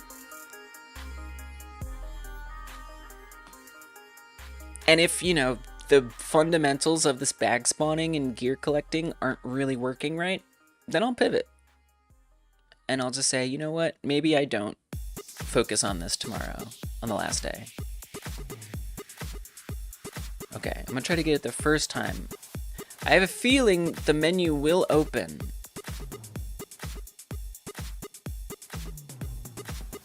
The first time, it does. Gear menu, all good, no problem.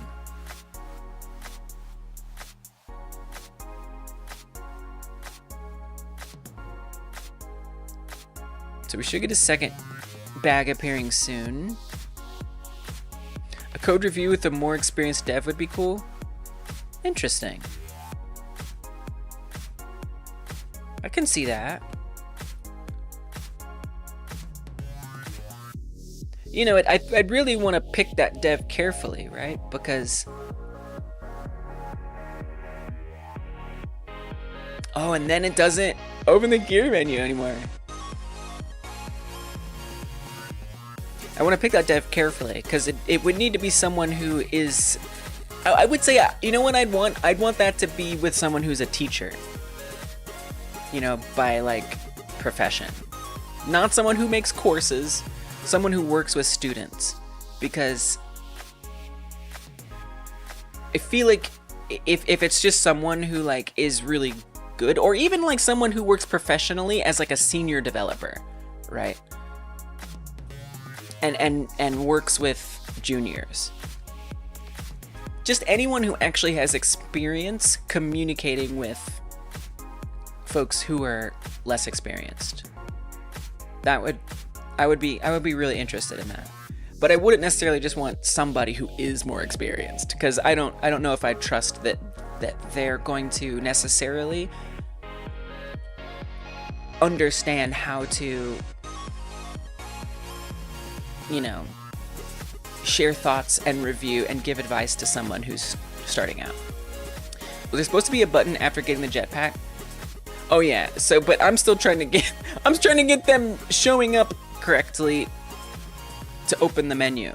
But yes, that's one I still have to add. Technically, I do have one made. There is one single ability that exists. And so similar to like what you're saying, it would appear if I picked that one, this is the climbing axe, is the one that I have made. So it's that.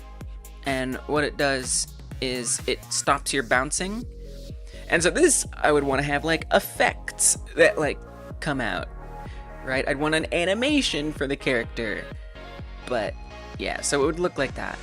But I technically haven't really set any of that up yet because I don't want to waste time setting up systems that I may not even have time to implement before the end of the jam.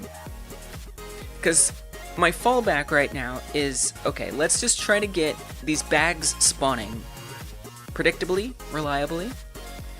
And once they are spawning predictably and reliably, make sure that I can collect them and have code run that they've been collected predictably and reliably. And once I've done that, perhaps for the sake of the jam, retire the idea of these abilities and instead just have collecting the bag give you an extra life or something. And that's it. So that's kind of my consolidated goal before the end of the jam. And then if I'm really lucky, if within the next hour or 2 or 3, I can actually get the gear bag spawning and opening correctly, reliably, then maybe I'll think about adding in some of these other abilities again. But for now, that future remains uncertain. But yeah, technically that is how that would work. Yeah, down the bottom middle. Exactly. So, okay, at this moment, I need to figure out why they aren't spawning. So this is the code that's supposed to run on the ground. Is add gear bags. So it's checking to see if active gear bags is empty. So first, let's see if that's true. So that's going to be on the gear bags collector, which is down here. I'm going to go to the remote tab so I can examine things in real time. And it's not empty. So this isn't, that's the problem right there. This isn't emptying correctly. So where is that supposed to be emptied? Well, I believe that there's one place, and that is on the gear collector. Right here, active gear bags clear. And I have it clearing when new ones get added, but a new one can't get added. A new one can't get added until it's cleared. which is actually kind of remarkable. Well, then how are 2 even spawning? How is it doing more than 1 in the first place? Okay, so that's kind of obvious what's going wrong. But where else does this happen?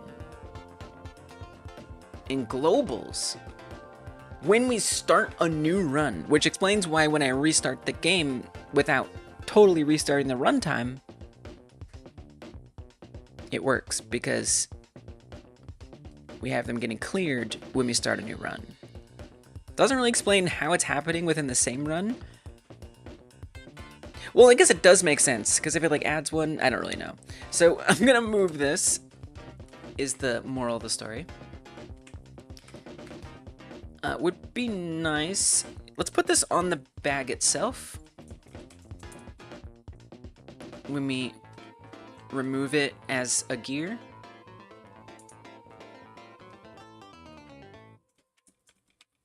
And we'll put this right here.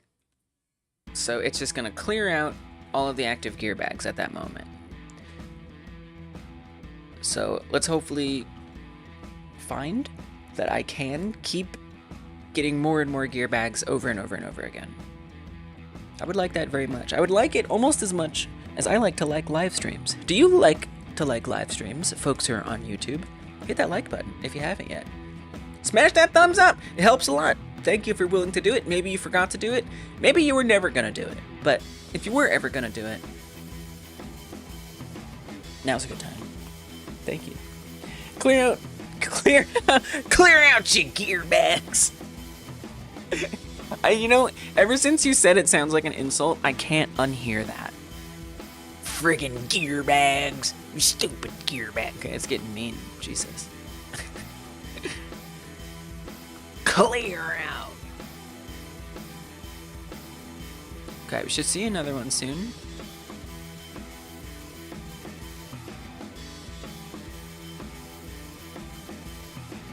So it seems like the first one didn't place, which happens. For some reason, it's finding an invalid spot, and so it just skips that round and does the next one. Not the worst bug, honestly.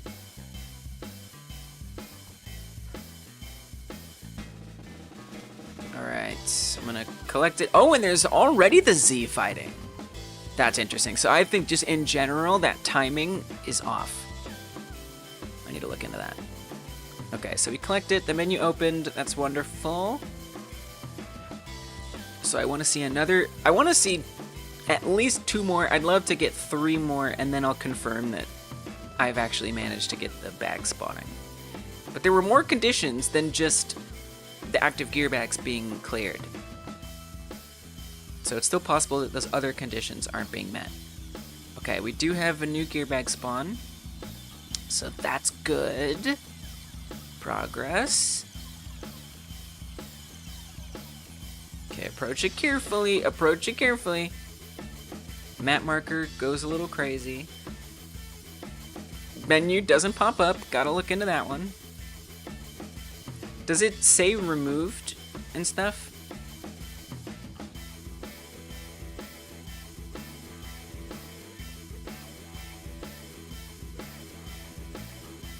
Actually, it doesn't even appear to run removed, because it's saying one is spawned.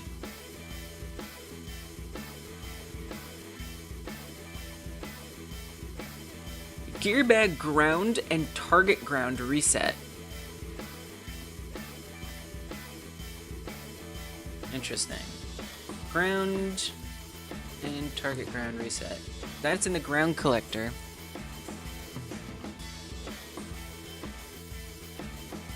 So it does get to that, but it never got to actually removing on the player, which is very surprising. I never saw gear removed emitted. If I were to guess, it's not detecting that I've collected the correct one. if I were to guess what's happening. And it also kind of explains why the menu isn't opening up, right? Like none of this code is even happening. I feel like this function, if it is running, I wonder if has been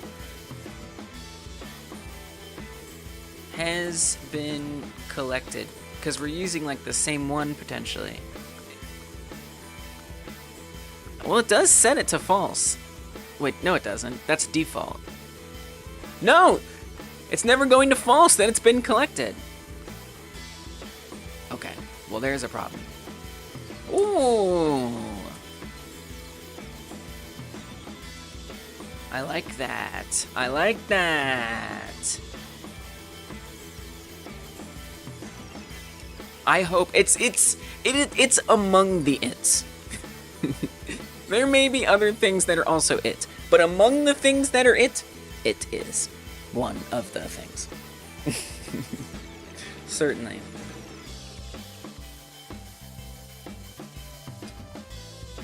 So I'm like moving this code from here to there, bringing this script, adding that. And so some things, some flags are getting lost in the mix. It's an it! At the very least, I can confirm that yes, it is an it.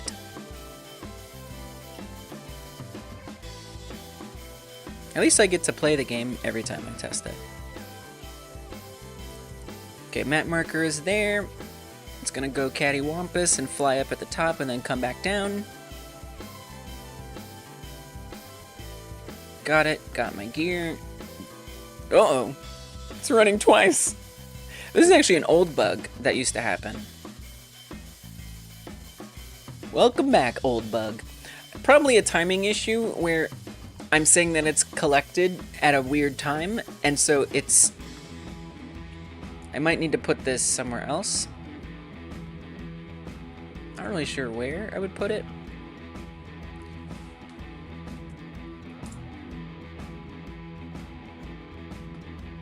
I mean, it really should be the last possible place. Because it's saying if it has been collected, it returns. So my guess is that this is happening again. And since that's going to false, it's not returning. So we kind of need to make sure somehow that it's not going to try to collect it again. So there's a timing issue here. For sure. Maybe we don't set has been collected there.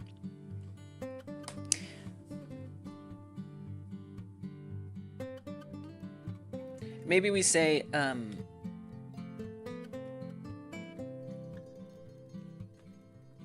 this is also where a breakpoint can be helpful to see like the order exactly that things are happening in. But I'm guessing one of the last, let's see, what prints have occurred. Player emitted gear removed. The gear... Okay, so actually that's the last one. That's the last signal in the set, I'm pretty sure. Well... Not necessarily, because this popped up again. Gear menu opened. Oh no, gear menu's twice here. Oh look, we can look at these prints and say that spawned the bag, I collected it, it opened it, it got removed, the gear bags report it got removed, that's this, which means it's getting erased from the active gear bags. The gear bag itself is saying it got removed, which means it would have been set to false, and then the player is emitting gear removed. So then I choose the pickup from the gear menu, it goes to gameplay, and then immediately after, the gear menu opens again. And the same gear bag gets removed again. Not a different gear bag. The same gear bag gets removed again.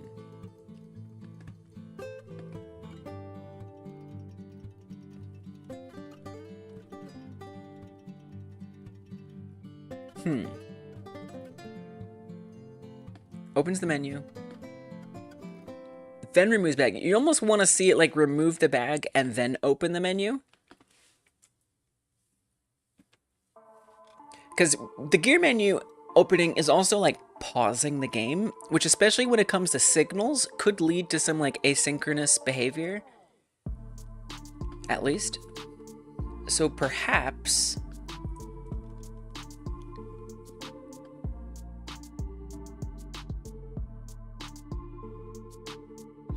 we even put it in here instead of putting that on the player, you know? This doesn't have to be here at all. Oh, wow. I mean, actually, this makes perfect sense. Now that I look at this code, look at that. It's opening the menu and then it's emitting the signal. Which means a lot of that code isn't necessarily going to have run. Okay, so I feel a little silly about that, but that's okay. Let's put this... It's confusing. I don't make these in the best ways. Let's put this down here. That way, it's definitely happening way after. I'm just gonna keep on keeping on. Oh god, I think... Okay. Alright, well it did eventually end there, which is good. That's not a real warning that matters. Yeah, I might have to restart the runtime, but let's see if I can test it without restarting the runtime. Oh god. Okay, I'm gonna try to keep track of it after it flips up to the top and comes back. Got it, no gear menu. But, does it keep happening? So, when I collected it just there... I'm also not sure I saved all those... Let me just restart it. I'm not sure I saved all those scripts. And if I don't save them, it won't update in the runtime. Sometimes I forget if I saved it. I could go check, or get to start over. Try again. A lot of weird things happen there. Putting the same gear back. Removing it over and over again. Could have unintended consequences. And I'll probably find the next thing that I need to reconfigure. That's okay.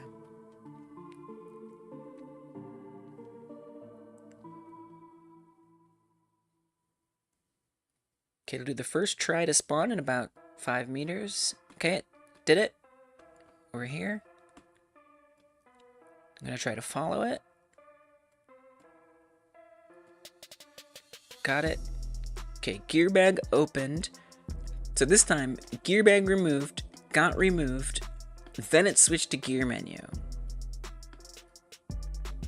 Although, if you look, the emitted gear removed is still printing after, which I guess makes some sense, because it prints that.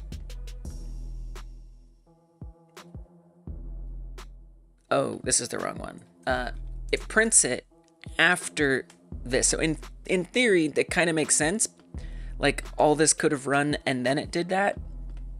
But all the code that comes from this isn't necessarily going to run before this line, due to the way signals work. So we might still have some funkiness going on. Okay, only one gear menu. Nice. Love that. Okay. Now I did see it took a second after it got back to gameplay to then reset the grounds tracking. So I think it's worth wondering if I want to do that sooner. I don't think so, because I think that happens when it recycles again. So it makes sense that when I collect it, it hasn't recycled yet. Oh. The rock came out of nowhere. Okay, no gear menu, but did it try to remove it? Spawned a bag. So it did reset the grounds again. It is exciting, Noya! We're so close. We're so close to the end. I'm faffing around with extra features. It's okay. It's kind of a nice position to be in, you know? At least I'm not like panicking, like my game's not gonna be done. Welcome, Noya. Yes, I think not less than 24 hours yet. We're not at less than 24 hours yet, but we're getting close. We're definitely getting close. Hope you're doing good. Welcome. 30 hours. That's not what 4 plus 24 is. 28 hours left. I'm at 29. That was pretty close. Yeah, I'm super excited. Then voting's gonna begin. after, so I'm gonna stream again tomorrow to work on it on the last day up until the deadline. Extra features, let's go! Extra features are so hype, right? And then the voting period will begin after tomorrow, or immediately the deadline, when the deadline ends tomorrow night.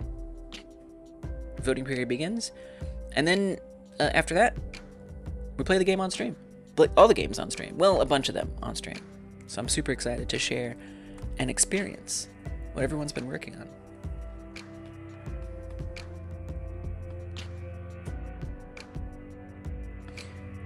So the grounds do get reset once the tile that had the bag on it gets to the end, but that bag isn't being removed. So the gear collector probably still has it. Let's see.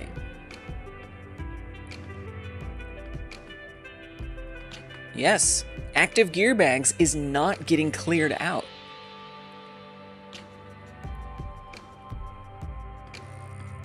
That is a little shocking.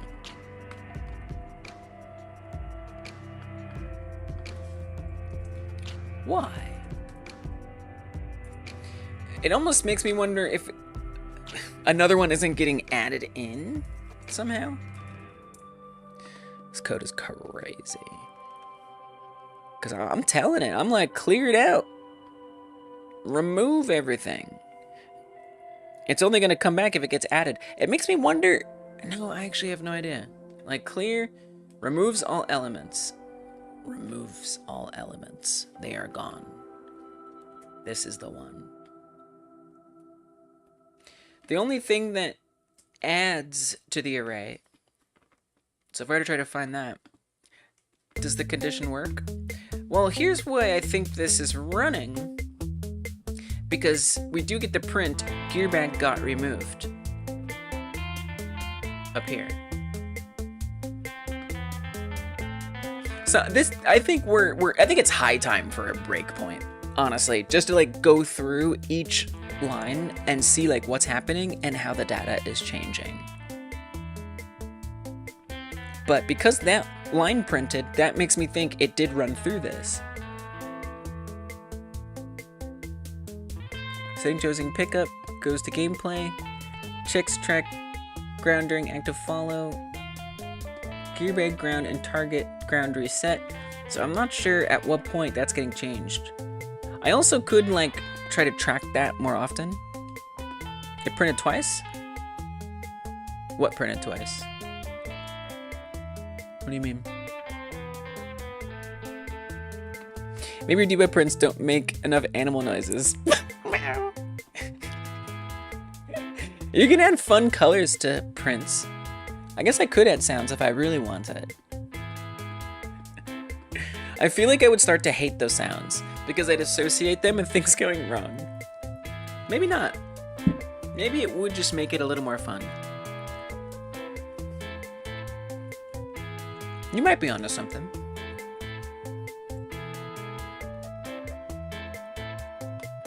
My prints are often like, edit to bag, woo! Meow meow, we have been here. Etc. I see, that makes more sense.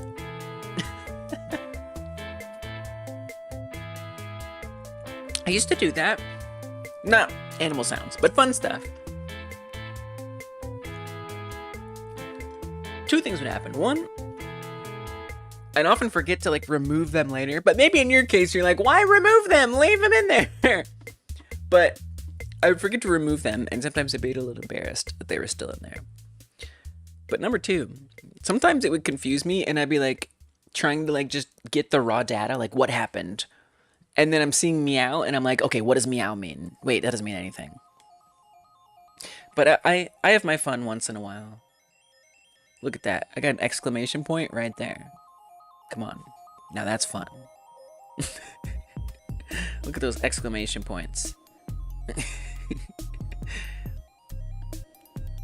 There's some fun stuff. Not that fun though. I think whatever keeps you invested in what you're doing, you should do it. I have to admit, the having meow in the logs is not the most helpful. Yeah, right. It kind of makes it abstract. But like, look, can find a way to work it in and make it good, make it matter, you should do it.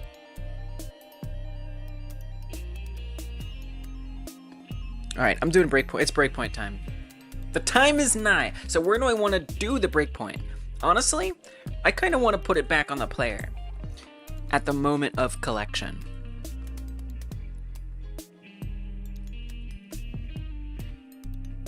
Because I just need to wrap my head around this code more in general. It got refactored to a point of confusion.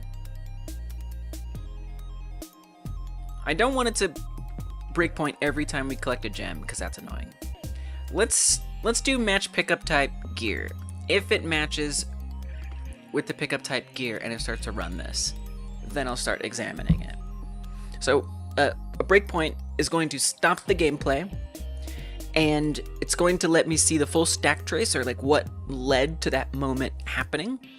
And I'm going to be able to see everything that's going on in that moment of time. And then I can see each step of the way what code runs next, what code runs after that.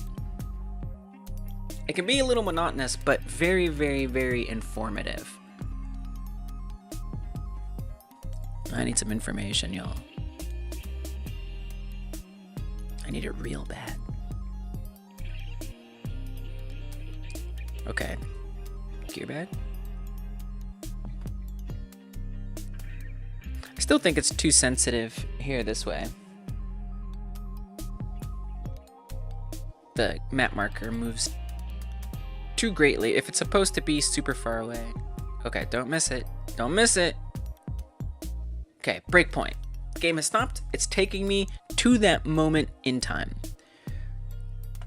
We've collected the gear, and it's now handling the gear collection. So let's study what's going on. So gear spawned, it hasn't even started processing that it's been collected yet, which is good.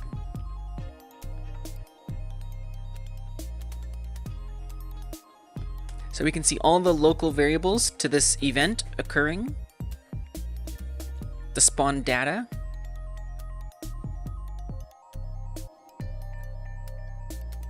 which is going to be tracking the gear bag itself.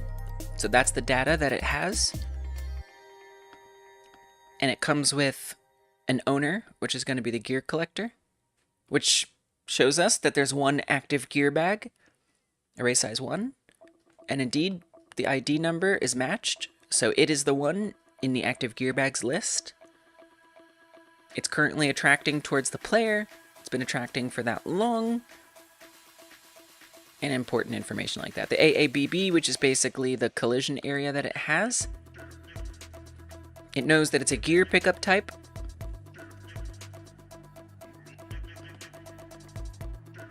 That's just more tracking the spawn data. That's its ID. That's the node. Blah, blah, blah. Not much very interesting here. So I'm gonna do, let's first double check where we're at. So I'm gonna do step into. What step into is gonna do, this little button right here. There's also step over. Step over would say, don't let me see what's going on inside of this function. Move to the next thing, the next function or the next line within this function. But I don't want to do that. I actually want to step into what's happening inside of this function. So I'm going to press step into. So now we're going to go to handle gear collection. And here the data should all be pretty similar. Gear bag is null because we just created it and this line hasn't processed yet. But all the other data is the same. So let's keep going. And now we're on if gear bag has been collected. So gear bag is set. ID looks like the same one as the one we had before. What's up, Aaron? How you doing? Welcome. I'm working on a game for a little game jam that I have going, where we make games like other games. The game that I'm making my game like is Escape Free, and the jam is almost over. And I've got some like extra features that I've been adding in. And let's say they're a little out of my league, but that's okay. I'm gonna figure out what's going on. Even if it means I might not be able to get this feature in the game. That's okay. I'm okay with that. but I'm gonna work hard to get this fixed today. So right now I've put a breakpoint in my code at the moment that, in this case, this item gets collected, so I can just observe every step of the way what's happening after that collection moment. So the gear, it's going to check on the gear bag itself if it's been collected. So we can open up the gear bag and actually go look to see what that's going to be. So that's false. It has not been collected. And since it hasn't been collected, that means that we're not going to return. The return would basically just take us back to what called this function and would keep moving. But has been collected is false, so that means it's going to continue on down. Nothing out of the ordinary here yet. Then it does set gear bag has been collected to true, which means that when this, or if this function were to run again, that return is going to guard it or block it from coming further down. So we can skip over this because technically right now it won't be, because when it's showing you what line it's on, it's not running that line yet. It's kind of pausing like right before that line processes. So if we continue, although I'm pressing step over, I could press step, or I'm pressing step into, I could press step over. But if I actually press the continue button, actually we would be taken out of the breakpoint, and I don't want to do that yet. Okay, so now that we've processed that line and we've moved on to the next one, we can go into gear bag and see that it's now been marked as collected. I think everything is fine right now, not much to see. But now we're on a very important line of code. Honestly, I have a feeling I'm gonna say screw the signal. Just call it a hunch. This keeps happening, where I have been enamored with signals in Godot for my early game deving in Godot. But the more I use them, the less I like them. And I think that there are ideal use cases for them. I think when dealing with very time and synchronized sensitive code is not so good. Because the code is going to run asynchronously. And it causes a lot of problems. So I have a feel, I mean, literally, I don't even need to do this. I could just change this line to Signal's heart just broke. I'm so sorry, Signals. I know. We had a good thing going for a long time. We did. But actually, it's not me. It is you. It is. You can use await for Signals? Dear God. I mean, await also runs asynchronously. I feel like that's such a mistake. Like at that point, we're just like stacking problems. I can, but I'm good. Do I have multiple auto loads? I do. I have a lot of auto loads. I have quite a few, in fact. We had a good thing going. We did. We did. I grew out of us. I changed. The problem is, Signals, you didn't.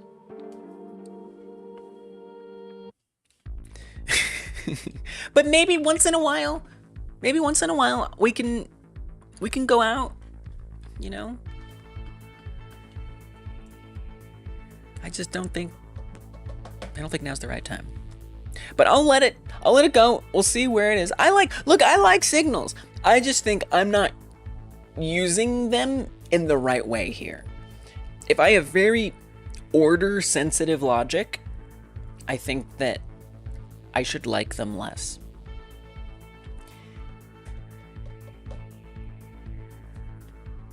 I like them too, Pawn. It's not me, it's you. Exactly. Exactly. I hate to say it, but in this case. So let's examine exactly the order that's actually happening here. Also, welcome, Pawn. Hope you're doing good. Congrats on finishing another game, by the way.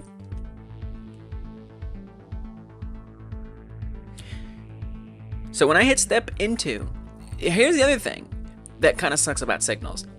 And actually, I don't even know. I don't think I have time to add in another breakpoint. I think I need to run it again. But one thing that kind of it sucks about sometimes about signals is it might not actually take me to all of the logic that the signal is affecting. It might just skip down to debug print, which sucks. But hopefully it doesn't. I like to use signals to make things true sometimes, and that's about it. Yeah. You're welcome. I don't know. I honestly, anymore, I don't even know what a best use case for signals is. I thought I knew best use cases. And look, signals underpin how nodes work, right? Like if you press a button, it sends a signal and you can fetch that. Like I think in that case, it makes sense. And if you want to hook up your own custom button, it makes a lot of sense.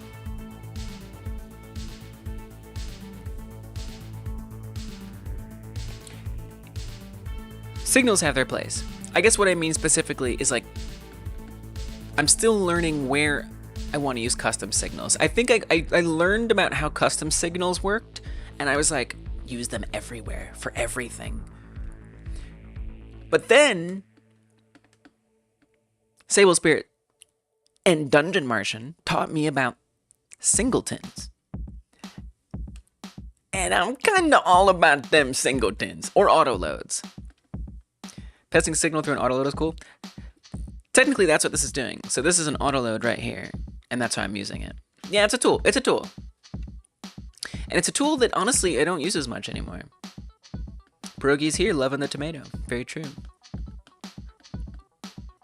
All right, let's see what happens. I'm going to step into this, and I'm going to hope that we get some details of where the signal is connecting. Nice. We do. Okay, so the first thing that it goes to is the map marker collector, because this on-gear remove signal is being received by multiple scripts. When that on-gear removed gets emitted, a bunch of different scripts are like, I have an on-gear removed connected to me through the autoload, therefore, I'm going to run the associated function. So I do want to see if anything is printing. Nothing is printing yet, which makes sense. We haven't come across that. So first it goes to the map markers. I don't know why, but it does. It checks to see if any targets have spawned. It actually sets that to false. Any targets spawned, false. What does that mean?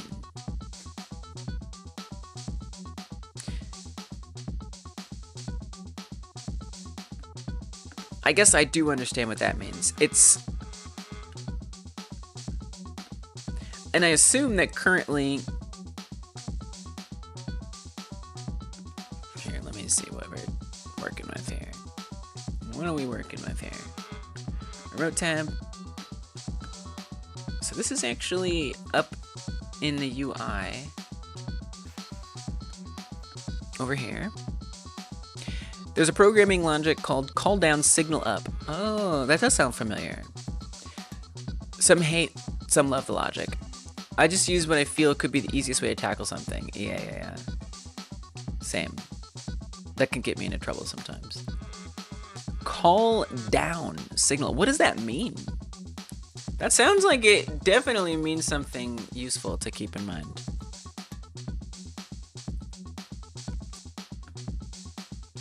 Call down, signal up.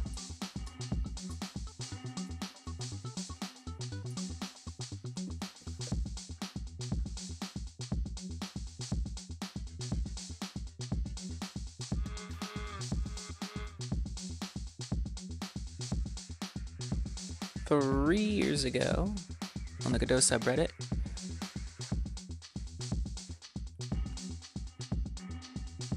how does call down signal up practice work when your signals need to receive information, not just send it? Stewed Angel Skins, what a name, isn't feeling it though. It's an incomplete idea. It helps to keep in mind why you'd want to call down signal up. Strictly speaking, the idea is to make your scenes behave like nodes. Nodes can be instanced anywhere in the scene tree and don't care what their parents or siblings are. Okay. Their behavior is encapsulated by the set of methods, properties, and signals they expose. Let me propose a different mantra that I think captures this idea better than call down, signal up. Every branch of your scene should function independently of its parents. Whoa. Pone says, so call down would be like calling a child node signal. Up is signaling to parent nodes and things like that.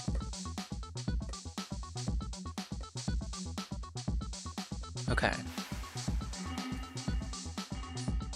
In other words, if you right-click on any node and choose Save Branch to Scene, you should be able to run that scene on its own without getting any errors. Oh yeah. That's a good thing. It's good to keep in mind. Sometimes I do that. I try. But not always. I think in this project, I've managed that.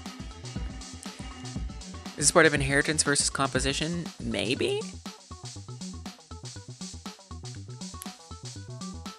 Alright, here's the Reddit post if you want to read it. Now, it may not actually do anything substantial since nothing is controlling it or listening to its signals, but it shouldn't throw any errors or require any particular type of parent in order to function properly.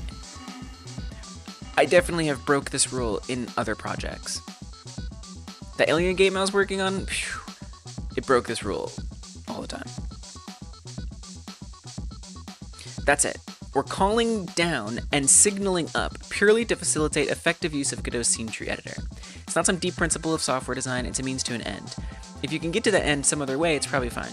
And more importantly, if you haven't satisfied this branch independence principle, despite calling down and signaling up, you may want to rethink your code. So that's that. Now to your point, what options do you have for preserving branch independence besides call down, signal up? Export a node path. Use a custom resource. Use an auto load.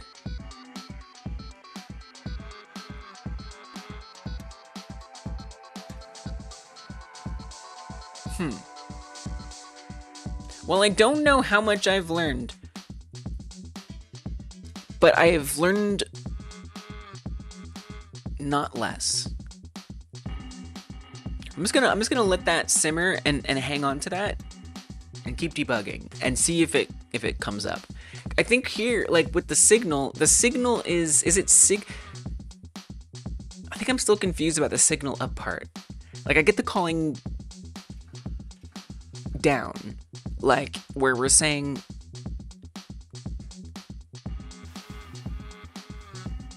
I don't know, I have no idea. Alright, where are we at here? Any target spawned equals false. So that is currently true, presumably because a target has spawned. So this is for map marker tracking, not the most important thing.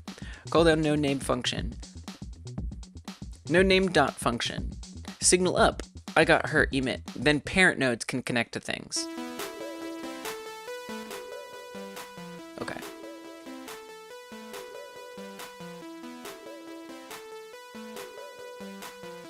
Right. The $sign implying that it's below it. And signal up is a signal that's above it. But you don't want to do the parent. I probably have done that somewhere. But then it's like, well, okay, if you do like a singleton, right? And it is like a globally accessible thing, are you still calling up? I guess not. Like if I have a function in a child that's calling a function of its parent,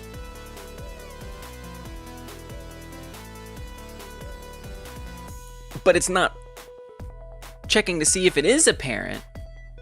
Yeah. And then what about if it's inheriting a class? That's not calling down or calling up.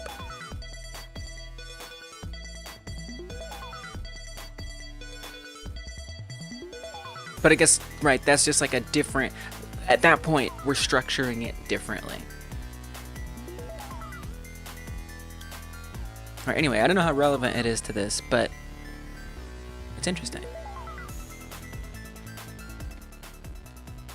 Okay, so I think all this is fine. It's when a gear gets removed on the map marker, it runs this. So this is right when the emission has been sent out. The signal, when the player gets it, and it says, I'm emitting gear removed. The first thing it starts doing is working on... No, it's okay. No, it's interesting. Why are you sorry? Thank you. Thank you. You're giving me food for thought. I like that. You're helping us learn things.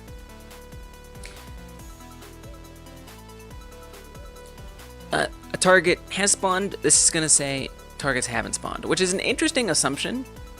I mean, it's true, there's only going to be one gear bag, but what if there's two? They would just say no more targets respawned, so you'd kind of want it to... I don't know, there's something a little funky about this. Seems bad for multiple... gears? Not really going to be an issue, but might as well note it. To do. Okay, for marker, that's going to be the next thing. And what this is going to do is this is going to check for all the map markers that have spawned, and then it removes it, right? It feels like at that point, this seems really wrong. Like this should really be somewhere else. But in this case, when there's only one gear bag, it should be fine. So what it's doing now is it's going to find the marker that needs to be removed. So this seems appropriate code to be in here. Seems fine to me.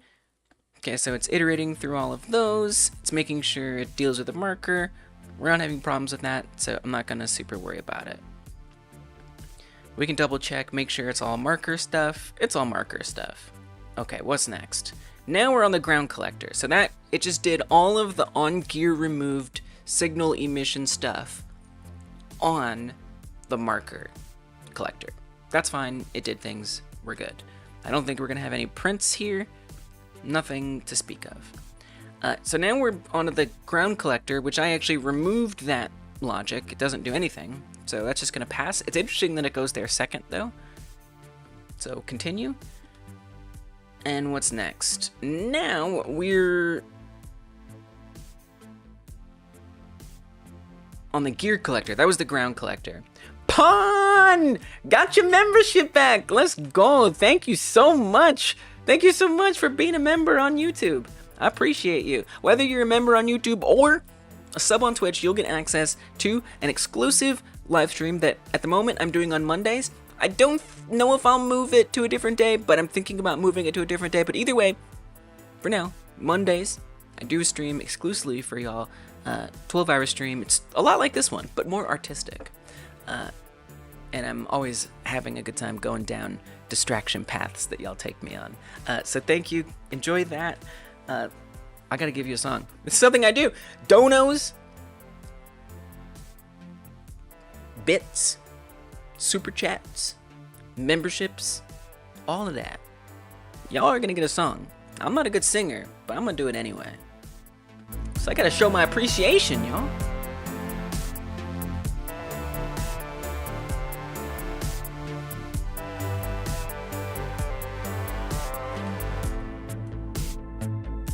Okay. Oh, pawn X pawn. Pawn is going on and on. Going on and on about calling down and signaling up. And I'm so glad you do that, Pawn, 'cause Pawn has got it going on and on. Oh, Pawn X Pawn, thank you for going on and on about calling down and signaling up. Now I'll never forget that, because you said it. Thank you, Pawn X Pawn, for having it going on and going on and on about calling down and signaling up. Oh, Pawn X Pawn, I thank you for the good luck. And there you go. Thank you again. I really appreciate you. And I'm sorry about the song. Okay, so on gear removed is running out on the gear collector, which is a very different thing. You are most welcome. Which is a very different thing than what we were doing before we did the ground collector where literally nothing happened. And then we did first we did the map markers before that, which isn't really relevant to any bugs that I'm experiencing. Now we're on the gear collector where things are going to get more serious.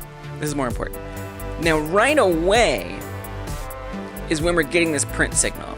So before any code has actually run, which to me makes this a little less useful, having this here running before anything even happens. I think this could easily be a better written line of code to help me understand what's going on. But, so that's gonna print. It's not gonna print yet until we keep on, so I'll keep on so you can see. So we go to the next one.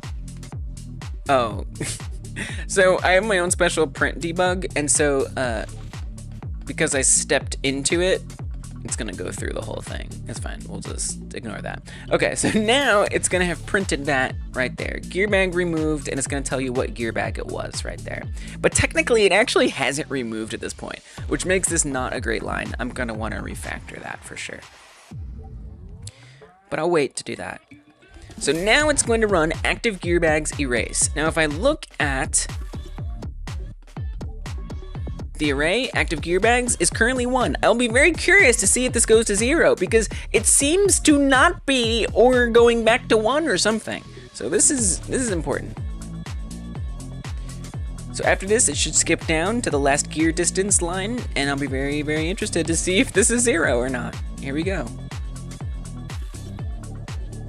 It is 0. So it is emptying out correctly, but something is filling it back up.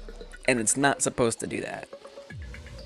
So now we're gonna catch it. We're gonna catch it in the act.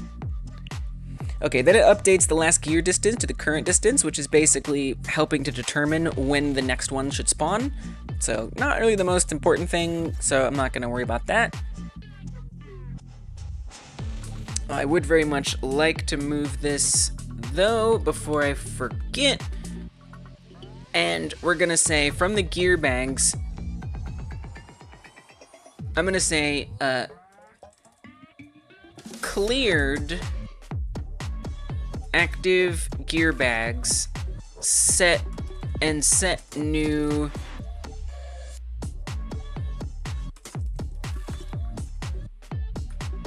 and set, we'll just say set last gear distance.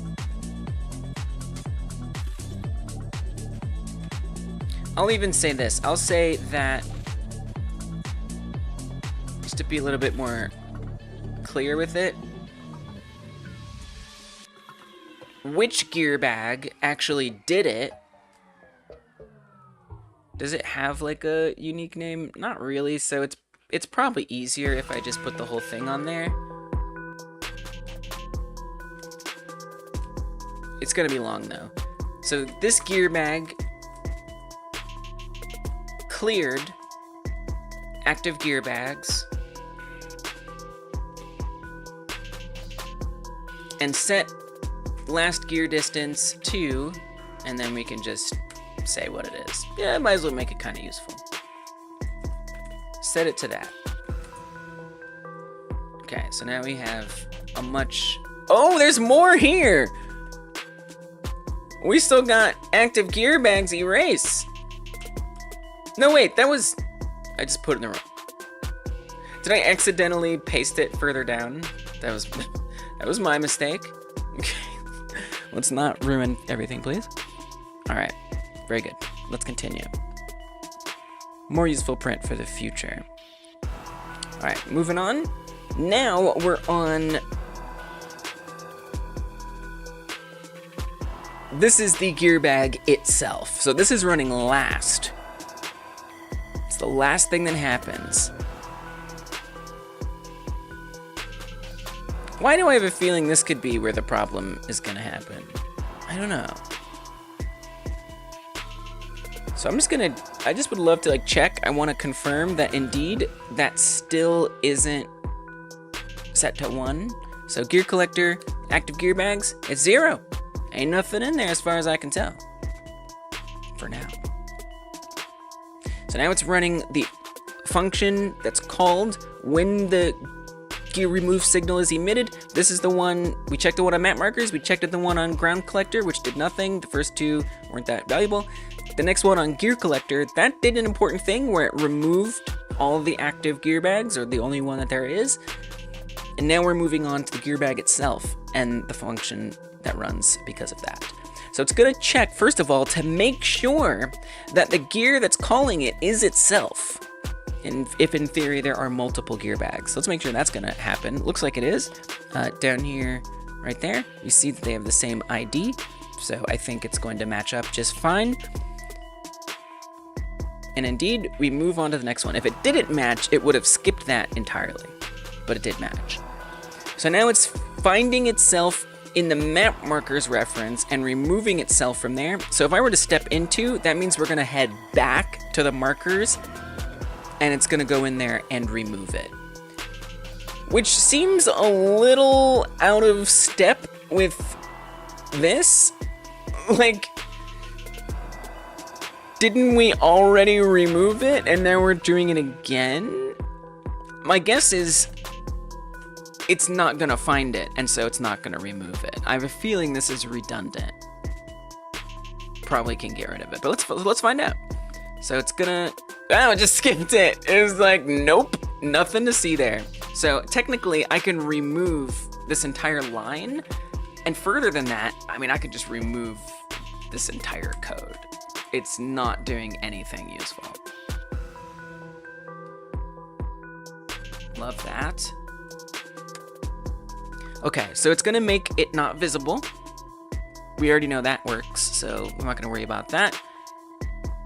I'm very intrigued that it skipped the reparent line. What? Why?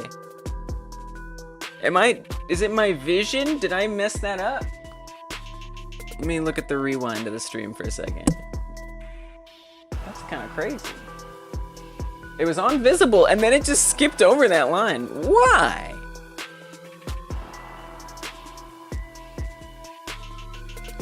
Why would you do that?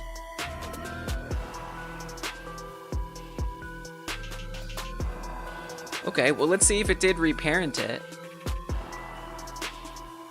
To gearbags.ref, which is the gear collector down here.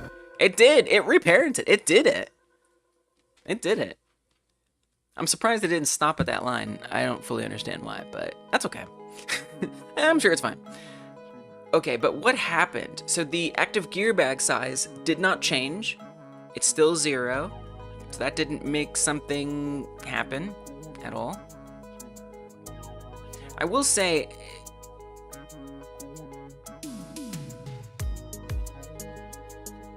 something I am seeing is that the data is still stored in spawnable entity right now, which is something worth keeping in mind. It hasn't been cleared from there yet. Because sometimes if we're on a spawnable entity, I don't think there's code that runs if something gets added into the tree. I don't think there is. There used to be, but I think there's not anymore.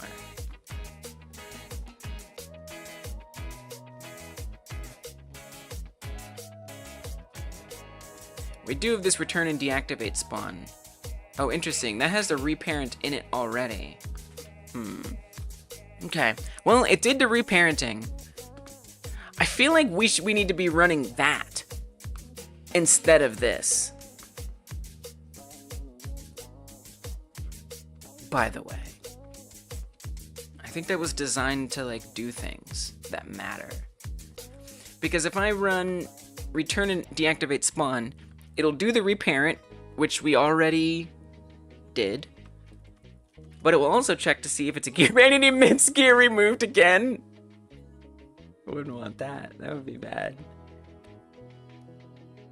But it's interesting because they would reparent it first and then it would remove. If I did this instead of emitting it in the first place, right? It assigns in a spawn ID, it disables the process, and then it erases it from spawn data. If it's a node 3D, it actually also moves its position really far away. Honestly, I should probably be running this. I'm actually gonna refactor it right now. if I'm being honest. So, yeah. I know it's not gonna run this time, but it will be nice to just have it there. So I'm gonna say, instead of doing all of that, use what's already been built, and that is gonna be gear bags, return and deactivate spawn, which will be that gear that it called with. So that would be for next time. Alright, so it's on the commented outline, which is not going to do anything. And the next thing would be active gear bags clear. So we already know that it's cleared. This is pretty unnecessary at this point, but I guess we're just being extra careful. Because it actually cleared it over here. Well, actually, here's the thing. This isn't clearing it. I'm actually wrong. That's erasing it. I even read that wrong. Erased gear bag and set last gear to distance. That's what happened. That ain't no clear. Did there used to be a clear in there and I'm just like bugging really, really hard?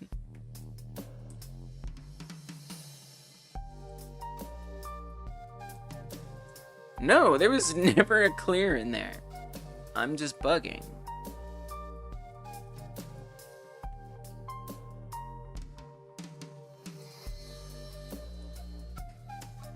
Wow.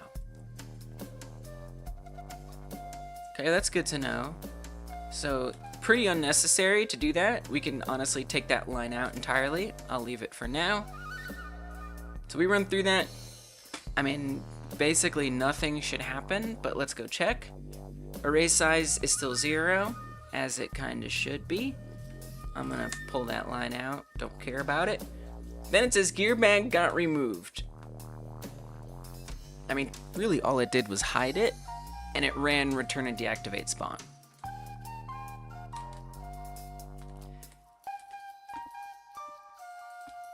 And really, you could even just put that in here. We could literally just say visible, spawn visible equals false. Like right now. I just think, you know, it's logic that's kind of abstracted in ways that I don't think needs to be.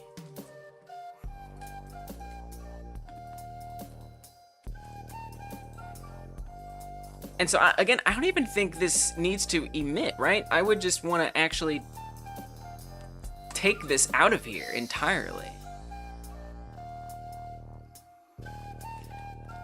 And on the player, say that when it gets collected,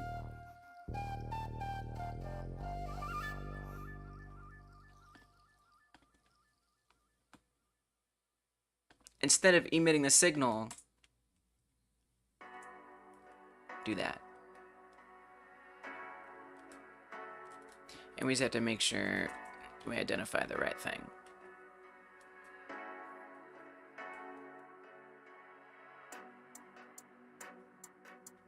And then we literally don't need any of this.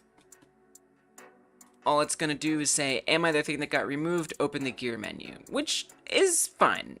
We can put that there. I'm okay with that. Although now the timing is gonna be different, which is pretty important, and I should probably very much consider that the timing is now a lot different.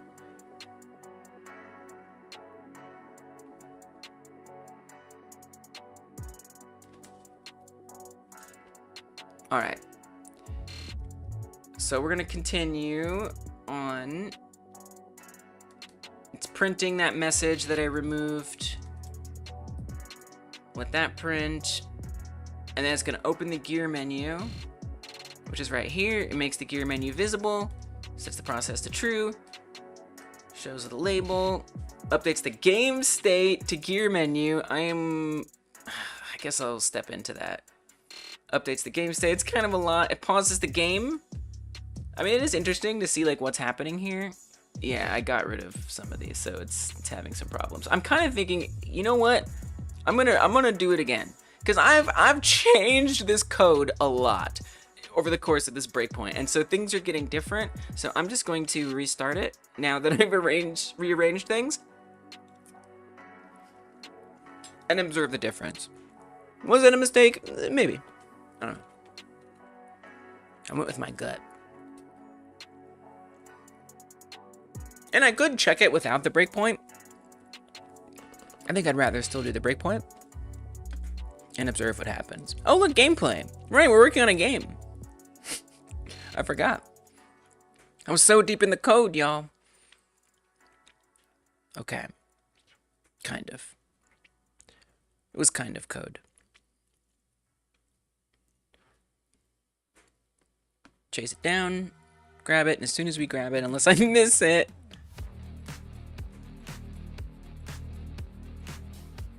we'll hit the breakpoint. All right, let's check it out again. Handle gear collection. Step into that. It assigns the gear bag. Gear bag will not have been collected, so it will continue onward. It will then set it to true, so it can't run this again if it is going to run it again. And then we go to this new thing, which is gearbags.ref.return and deactivate spawn. So we're gonna step into that.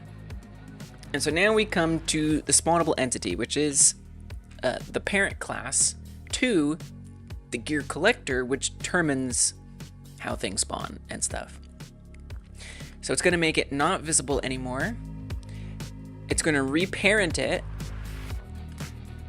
to the collector. So all that should happen. We can just confirm it along the way. See what's going on. On gear collector in the remote tab. It does have the gear bag now as a child. It is marked as having been collected.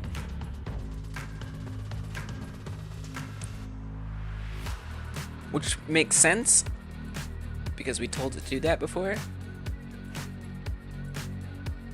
Nothing should be printing yet, just that it spawned in the first place. So if it's a gear bag, which it will be a gear bag, it then is going to emit it. I have to say I'm a little concerned that we're not doing some of this other stuff sooner, and I wonder if maybe I shouldn't do it sooner. But for now, let's see what happens. So it's going to emit the signal. It runs on the map markers, which is going to say that no map markers respond on any targets, which is strange, but I have it to do, so it's fine. It's going to find the map marker that's relevant, and it's going to remove it.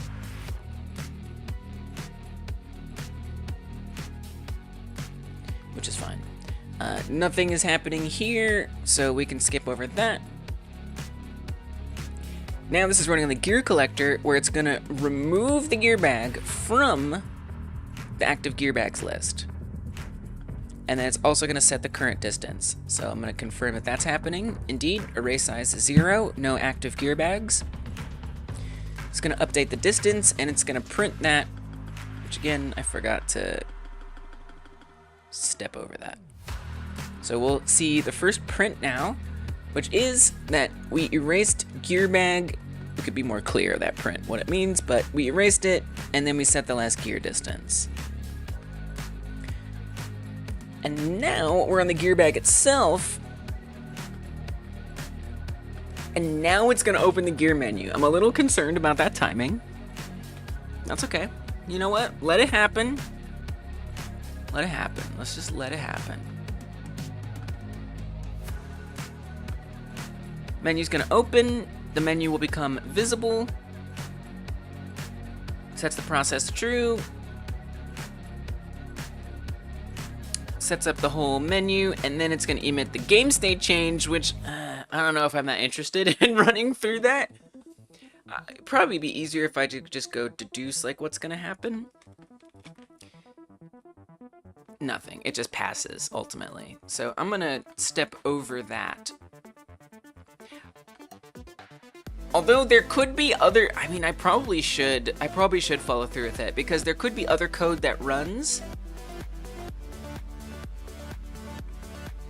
All right, let's do it. Let's step into it.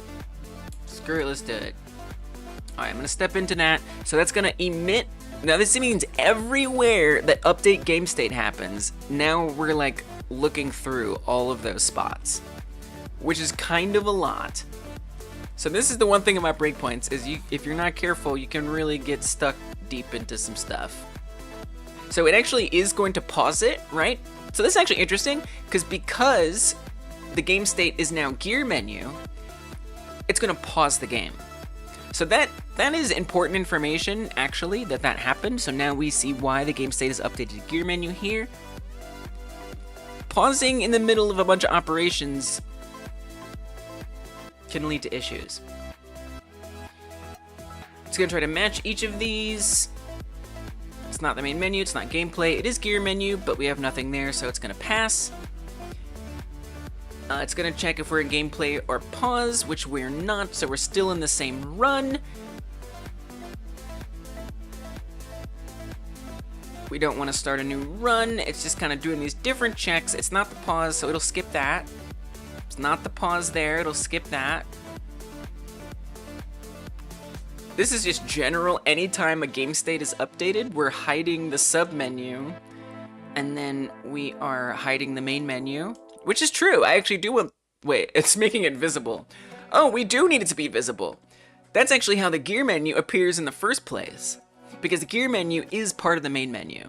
So this is saying any sub-menus, close them, open the main menu, which will actually show us the gear menu. Even though we're in the gear menu state, it's not until this is visible that it's actually going to appear.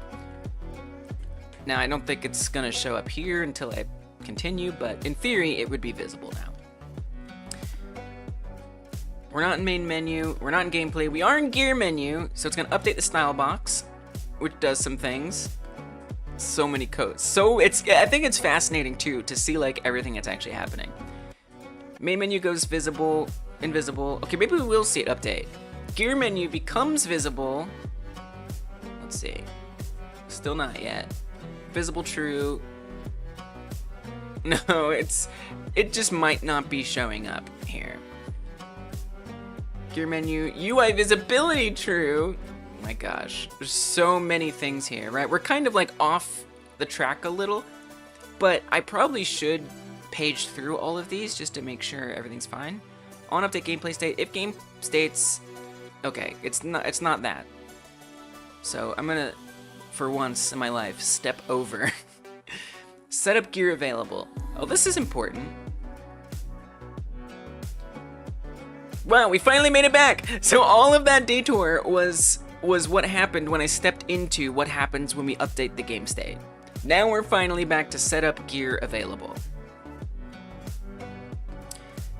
So this is just making sure that it shuffles a new list of abilities that we can pick. So obviously if I'm gonna retire some of that, I'm gonna wanna think about making sure this logic doesn't run. So it clears the existing ones, it sets up a new one, it adds new ones, it shuffles it, it sets up the buttons so they look right, it sets up the label, choose your gear, it hides the gear info. Still don't see the menu there, but I think by now it would be there. So we finally returned back to return and deactivate spawn. So that was all what happened when we did gear removed. It opened the gear menu. Now, are we still in pause at this point?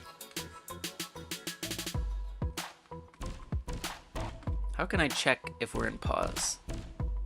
I guess as long as we're still in the gear menu state, the game is paused. So that's a little interesting to me that we still have like code running and stuff after that. I'm not necessarily surprised, but... So it's setting the spawn instance ID, that way it can track it in the data for that gear bag. It's disabling the process mode of the bag, so any code on it, especially process code, will not run, particularly process code. There's not any process code, so it doesn't really matter. If spawn data has spawn ID, which I trust that it will. Let's see. It does say that the spawn data has one thing in it, and that one thing is the gear bag. So it should find it in there.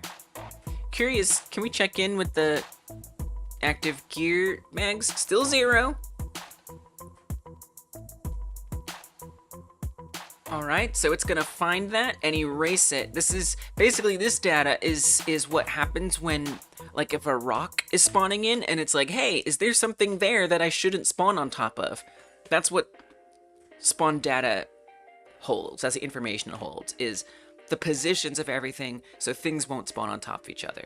And so this is making sure it removes that so nothing worries about spawning on top of that spot. That's the main purpose of that dictionary. So it's gonna remove it from there. It is not a canvas item. It is a node 3D, so it's gonna set its position to far away. Okay. We're getting back. What's up, Dragon? Good to have you here. Shadow watching, new coder, enjoyed watching, thank you. You're welcome, thanks for saying so, I appreciate that, Dragon. Yeah, you know, I'm new too, like, okay, I've been doing it for almost 2 years, like actual text coding, but I still feel new. I'm still making a lot of mistakes and have a lot to learn, so yeah, it's my honor to like get to share my trials and tribulations through it all, and I'm glad that you were happy to be here while I did it. Yeah, I stream pretty often, so maybe I'll see you again. Good luck with your own stuff. You got this. It's hard, but it's very rewarding. If you like solving problems, it's very rewarding. I think so. Yeah, but you're welcome. You're most welcome. Okay. Where are we at? So handle gear. So actually we're back to the player script. So originally I put the breakpoint right here. That's where we did the breakpoint, and we've been clicking through all of that for what feels like forever. So this function began, did some stuff. We went deep into what happened from return and deactivate spawn, and now it's gonna run that print. Dragon says, I just started text coding about a year ago, but I have been going hard. I love that. I can write in C, Python, C++, Java. Dang, you have been going hard. That's amazing. But I am just getting started on tools and linking everything to meshes, and front end is a new world after 1 year of back end logic focus. I think that's cool to like have like some awareness of the stack besides front end. It seems like that's kind of what you're interested in, is front end stuff potentially, but knowing like how to connect the back to the front, very important. I love that. Yeah, thanks, Dragon. Interesting. No, I love hearing about your guys' journeys. It's so different. There's so many different ways to approach things. I was like, I want to make games, so I'm like immediately going to high levels, you know, code and things like that. That's my first thing. But you know, more and more, I'm like, actually understanding some of the low-level stuff can be really valuable. So, you know, we got to go to what we're drawn to, but ultimately, maybe we all cover the same things. Love that. All right. Thank you for stopping in, Dragon. So, print, debug, print. Great. So that's going to do that. I wonder when it's going to unpause it. Oh, yeah. I kind of stopped stepping into my custom debug function. Okay, where are we at now? Oh.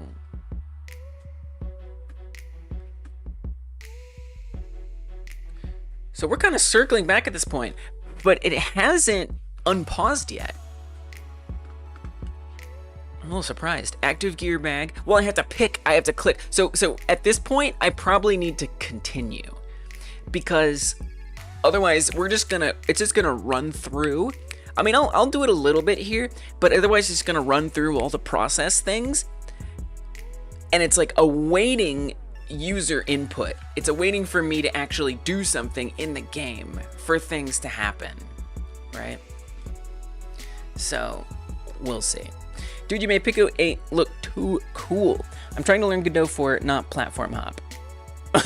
Wait, who made Pico 8 look cool? Who did that? Did I do that? Are you commenting in the right place? I don't know.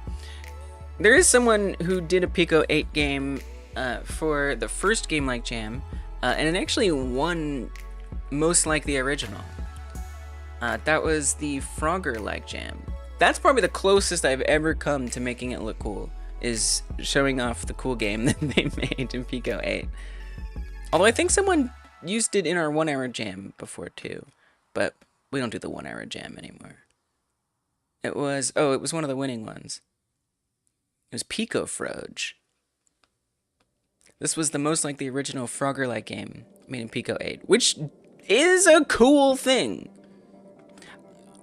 But then again, I mean, I guess if you made a video on it at one point, didn't you? Am I stroking out? I don't know if you're stroking out, but I definitely never made a video about it. No. Nope. This is the closest I've ever come to talking about it. I gotta say, I'm doing something right, brand recognition wise, if you think I'm someone else. Hey, go ahead, like, see me and think and award me the successes of others. No, I'm kidding. But I'm glad you're here anyway, Cleric. Welcome. Yeah, Pico 8 is awesome because you like all the tools are like right there for you to use. I mean, I could try to sell you on it if you want. The restrictions can be very helpful for making a cool game, for sure. Anyway, that's Pico Froge. If you wanna continue to be distracted by Pico 8, see what's possible. This was made in a month as well. All right. Anyway, good to have you here, Cleric. Either way. So I might need to do user input, but I'm also curious to know because again, I still don't know why active gear bags gets increased. More people come to the Twitch side. I am not alone. Woo! Yeah, I mean, it's gonna be slow. It's gonna be slow. I haven't been on Twitch in a long time. So it's mostly gonna be YouTube, but the choice is yours, Twitch. Do you want to grow? Are you following on Twitch? Are you remembering to come back and check on the streams every week? It's up to you. Please don't. I paid for a GT Quest tutorial set for Godot 4 and I need to finish it! Okay, I'm sorry. Pico 8 sucks. No, it doesn't. I mean, it does. Yeah, I'm on Twitch. I wasn't for a while. But you know what? We're trying to grow the community, so what am I doing? Isolating where like most of live streaming people are, So yeah, go hit it up. It's hypergamedev_. Also, there's a link in the description on YouTube at the bottom.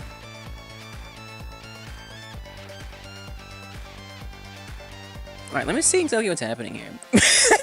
Pico 8 sucks. Now you know, baby girl, I love you. I want to make you games with you. Keep shining. You suck, Pico 8. No, I like you. You're so great. You're wonderful.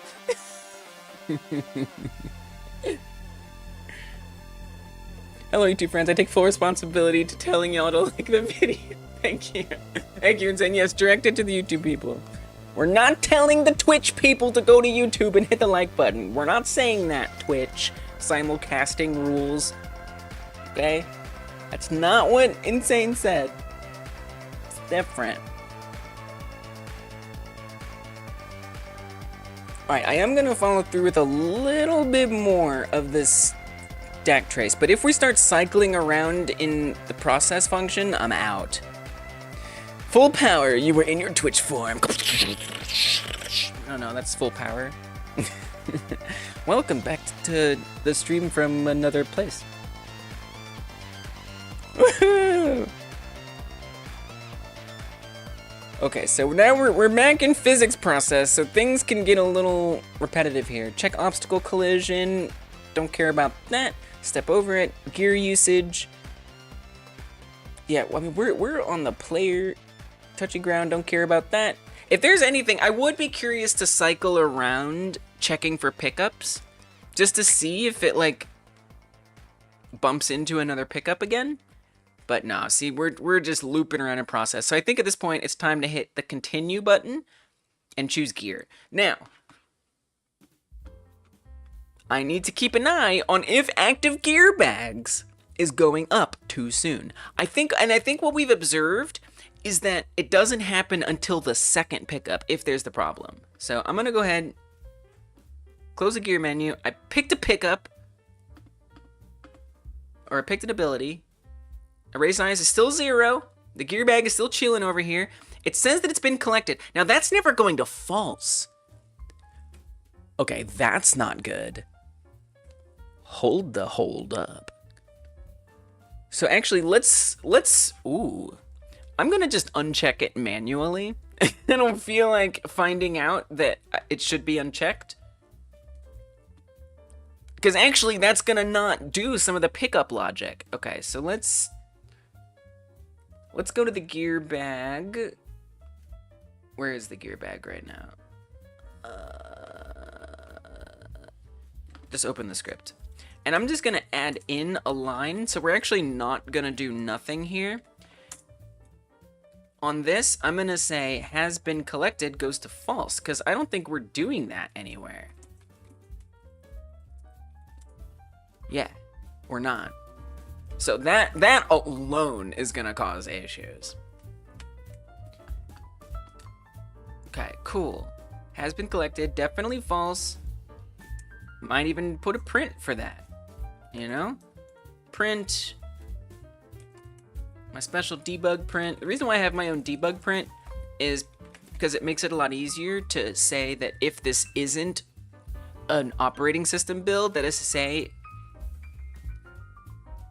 if only allow these debug prints to happen if this is a debug build. Otherwise, the prints don't fill up people's logs. But what is nice about it, exactly, it's printing. What is nice about it is I can use this debug print function to save a log if I want to. Since I'm already collecting manually all of the things that along the way I set up anyway. Now I could potentially write to a log as the game goes, which is kind of cool. Okay, but let's say what? And whatever else, you know, it's like a opportunity to like customize how I want this to be. We want to say that the gear bag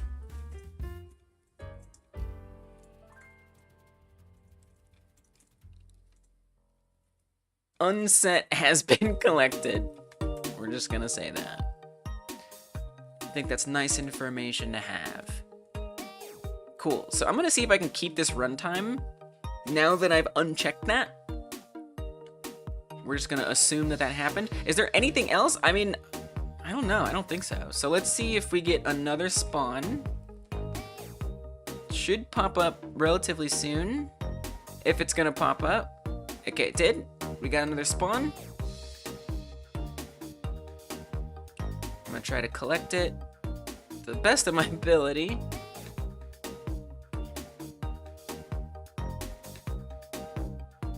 Okay, I got it. And we hit the breakpoint once again. I'm gonna go through it, but I'm gonna go through it faster this time. Okay, I'm gonna go through it faster. So the gear collector, array size is 1, which at this point is correct, because there is an active gear bag. So yes, please do siphon it up. All right, let's try to do this more quickly this time. So come through here. It hasn't been collected, right? I just set it to not be collected, but hopefully it actually saved that. Yep, it's false. So that means it'll continue as, if I hadn't unchecked that, we would be having an issue and I may not have even known. So keep going. Now it's gonna set it to have been collected, and then it's gonna do return and deactivate spawn, which is where a bunch of stuff happens. For example, it makes it not visible, it reparents it to the collector, it is going to make sure that it is the gear bag that it sees, and then it's gonna remove it from, well, it's gonna emit the gear removed signal, which takes us to the map marker, which removes the map marker. We already know that that's good, so we're just gonna step over that. That one was not useful. Okay, so now we're on the gear collector itself, where it erases itself from the active gear bags, which means that's gonna come down to 0. array size 0. Excellent. It's going to update the distance, and it's going to print that message, which I am going to step over this time. So we'll see the print down here. Good. Now, gear has been removed. Okay, so this is on the gear bag where it's going to set it to false this time and not skip it, hopefully. Press little Control S there. We'll see. It might not, I don't know. Hopefully it actually runs it. Gear collected false, and then print it. I think it did. I think it did. Let's double check. Yes. Okay, so now it's false. Then it's going to open the gear menu. Oh, I forgot the printing. It's hard to remember to step over things. Okay, it opens the gear menu, which will do a whole bunch of stuff. I don't want to see it all particularly, so I'm going to step over that. Setup gear available, step over that. So the game should be paused now, and will actually be in the gear menu state at this point. I guess morbid curiosity, I want to make sure that this is still 0. It is. Nothing weird happening. Sometimes this is just so helpful to just comb through every single step of exactly what's happening. Because I often get in this point where I just kind of assume I know what steps are taking place. But do I? Have I actually put all my prints in the most useful places? Not necessarily. I do see the stream, the internet is being a little goof troop again. So if you see like gray boxes everywhere, don't worry, it's not you, it's my internet today.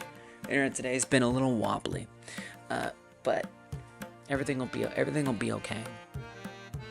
I'll keep an eye on it. So I'll at least put the internet up here. It's red.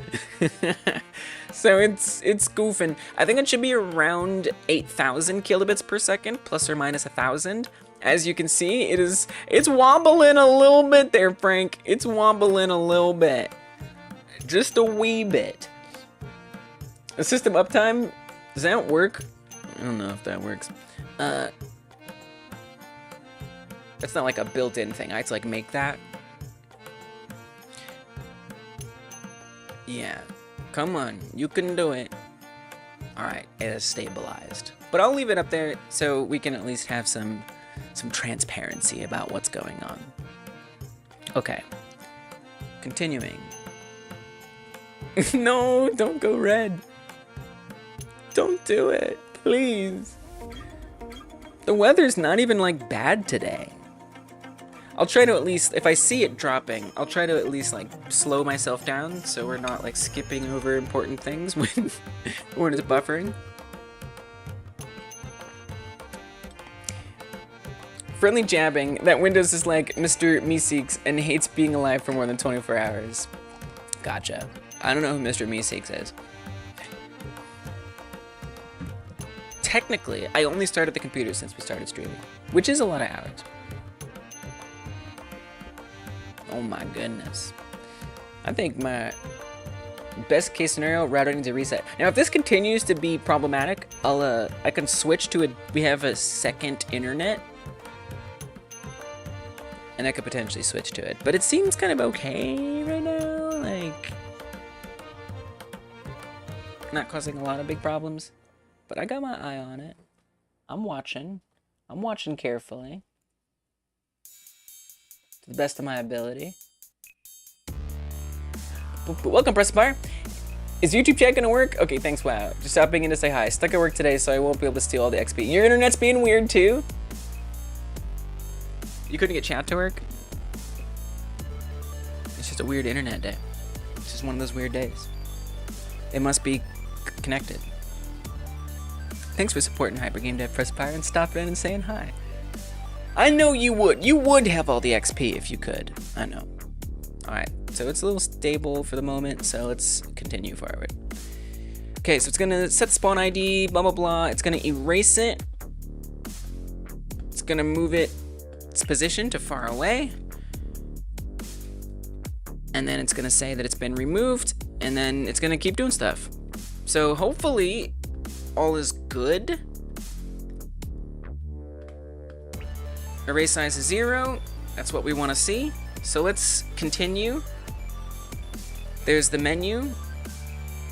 Nice, we're getting the menu a second time. We still have the Z fighting issue. Although I'm not terribly surprised, because through all that code we went through, we didn't stop at anything that would have addressed the Z fighting. So probably need to think about that. Okay, but we did get another gear spawn, so this is a good sign. I think things might be better. I'm cautiously optimistic. Okay, we hit the breakpoint again. I'm gonna not run through all the steps. Okay, we're just gonna continue. We get the menu. You know, it might be working.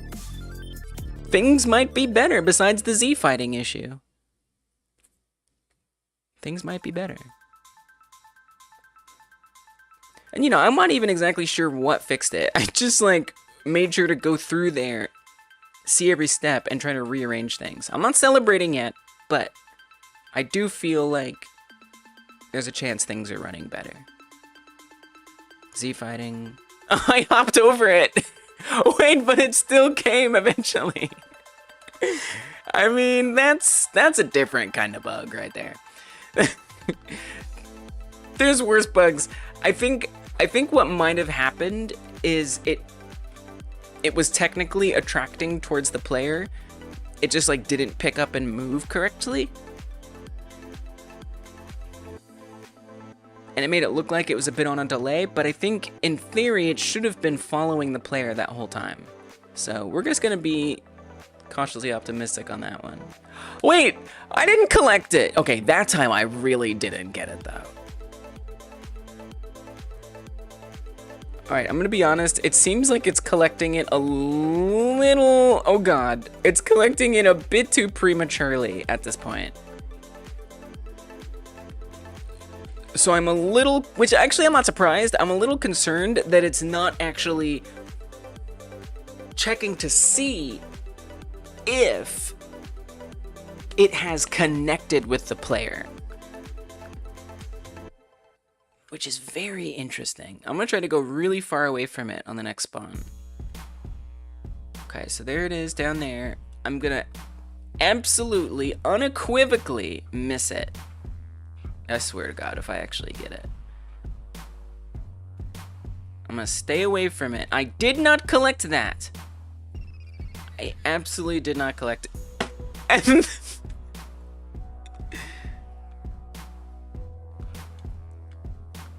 so I've gone from it not popping up enough to it popping up too much.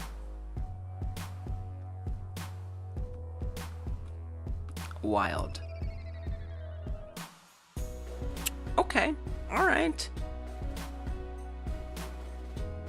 I think it's haunting me that I used the chatbot to refactor this code for me.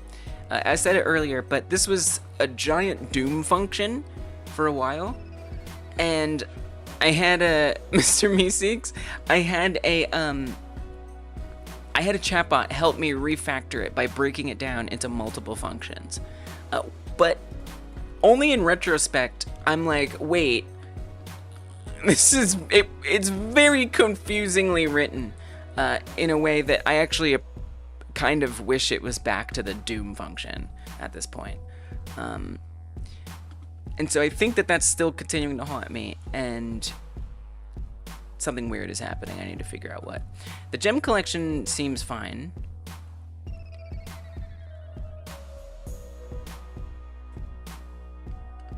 So the complete pickup collection, when does that run?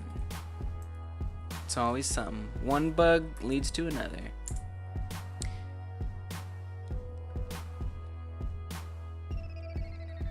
Seek and attract pickups. Oh man, this is mad confusing. Pickup sources, we're tracking the pickups and the gear bags. Using LLM is acceptable, but only if you're nice to it. Maybe I wasn't nice enough to it. It was like, I'm gonna punish her. Please don't threaten the AI. It's mean. It'll be mean to you if you're mean to it. Actually, that's kind of fair. It's like a little fair. We're still getting the buffering.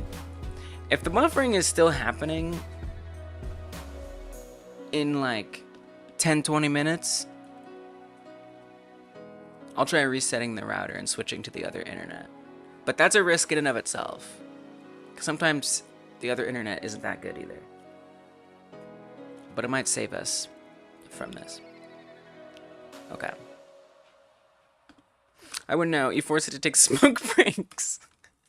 You're funny. I like you. You're working too hard. You're drinking too much of our water.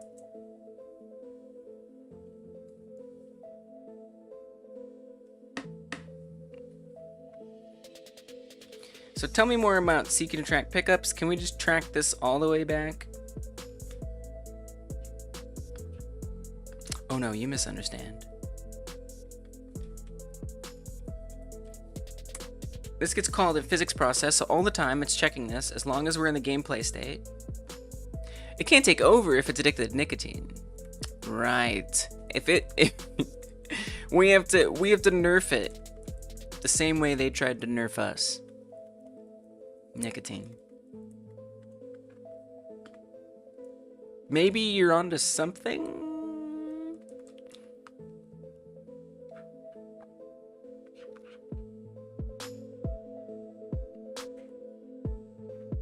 Check the sources.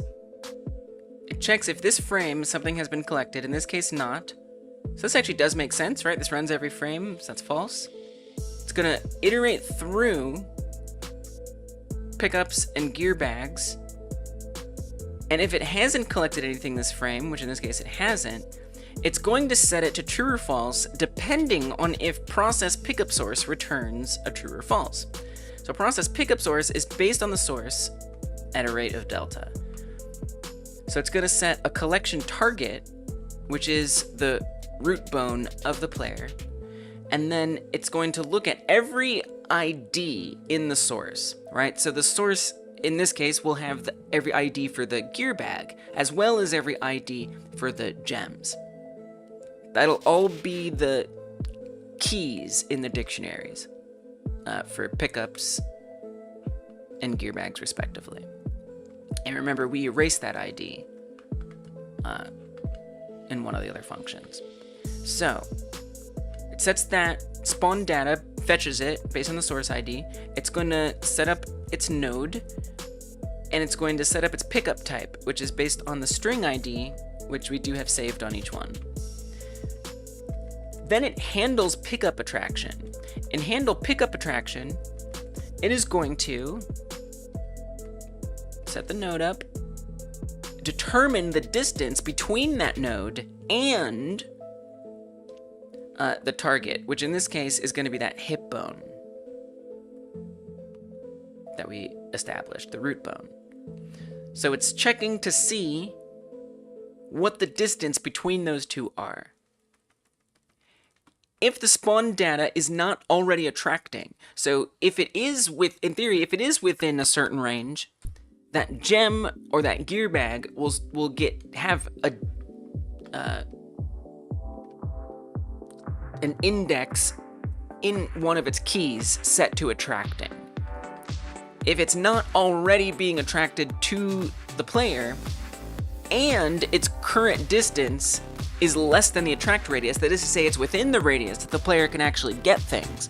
So the player has to be able to reach it, and it has to not already be being attracted.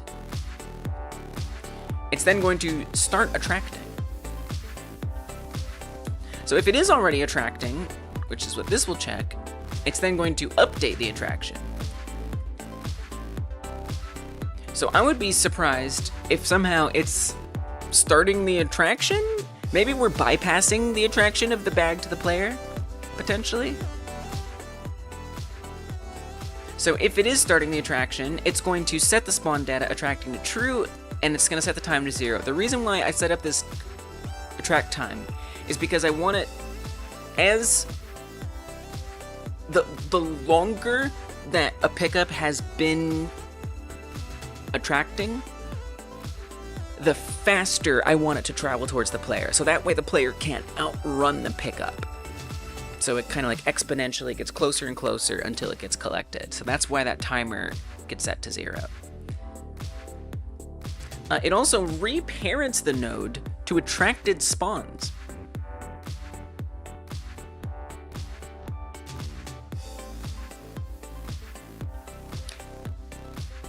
I guess I did this so it wouldn't get cleared, because otherwise, sometimes a ground piece will check to see if its children need to be cleared.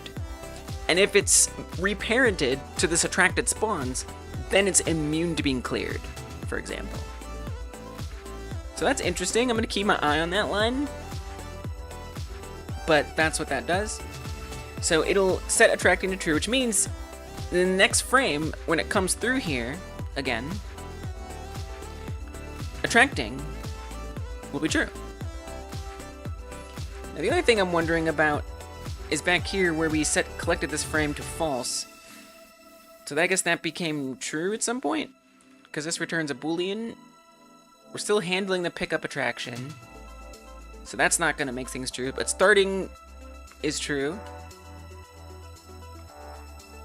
So it'll actually keep running that at least one more time before it updates it.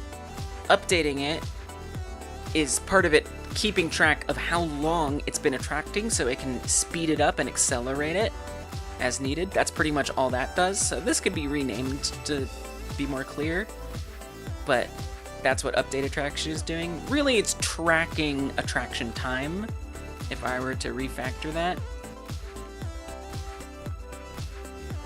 to something that makes a little bit more sense to me.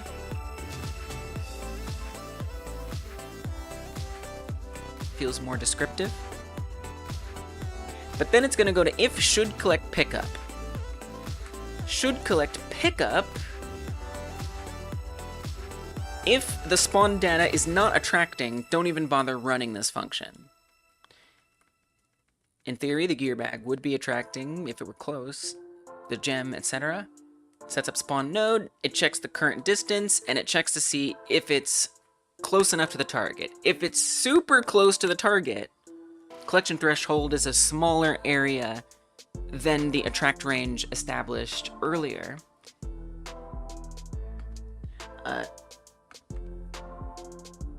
So if it is in that closer area, then this is going to return true. So should collect pickup. If that's true, it's going to complete pickup collection. Otherwise, things just keep going, and it'll eventually return false on process pickup source. If it returns false, it stops iterating entirely, and it's going to wait until the next thing that it can find to attract. Okay, that seems fine to me. I wonder if the gear bag isn't being unset, its attraction isn't being unset or something. So that could be what I might need to look at some point, is when attracting gets set to false. So should collect pickup, complete pickup collection is next. For complete pickup collection, again, it identifies the node, it reparents the node to its original owner, so back to the collector. It sends it back from whence it came, which is interesting, right? Because we're already reparenting it back to the collector somewhere else. So that means it's getting reparented back to the collector twice, which seems unnecessary. So that's something to think about. And then it matches it with this and sends it back. Okay, but where does attracting get set to false? I don't know. Might need to look into that.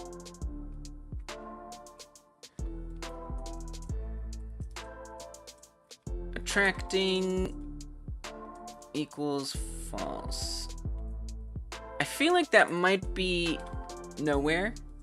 Cool. Cool. Even gems? I thought maybe that was in the spawnable entity script. Sets attracting to false by default here every time something gets re-added. but not if it's not re-added. So I wonder if that's what's happening. All right, so let's make sure we set it to false. Even though we set it up that way, it makes some sense to me that it should probably be set to false. Seems like that would be good. So when we complete collection pickup, whatever type it is, it doesn't matter what the type is. Either way, we need to make sure that spawned data attracting becomes false if we're completing the collection. Right? Seems like a good thing. Then it handles gear collection. You know, we could also put, it might be safer to put it in here. Well, that is going to be after. All right, let me just see if that helps anything. It might not. But also might. Man, it's like solve one problem, just another one pops up. It really do be like this. I'm definitely leaning towards, now that I'm almost 8 hours into this session, I'm leaning towards pulling back on the scope a little bit with the gear bag pickups, not making full-blown ability unlocking to get it done by tomorrow. I'm still not completely convinced that a perfect solution isn't right around the corner. So I'm gonna commit to it for now. But I'm starting to flirt with the idea that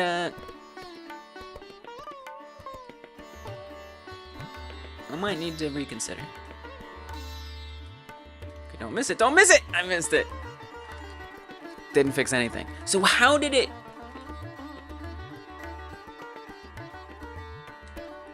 get collected? Why is the gear menu opening?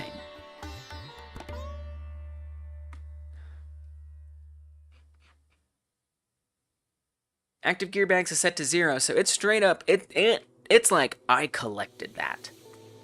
That was something I collected.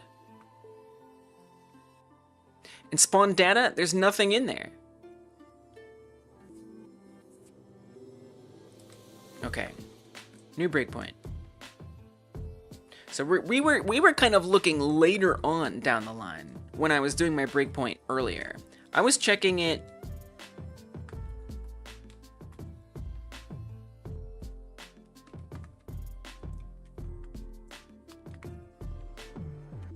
here. But now I'm curious to check it a lot sooner. I think I'm gonna set no gems because I don't want this breakpoint to run every single time we hit a gem, because that's gonna get really annoying. So I'm gonna set a breakpoint right here, and then I'm gonna tweak the gem spawns.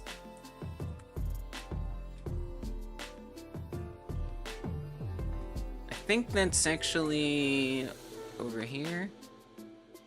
Pickups per obstacle 10. I'm gonna say we don't even have to do 0 there.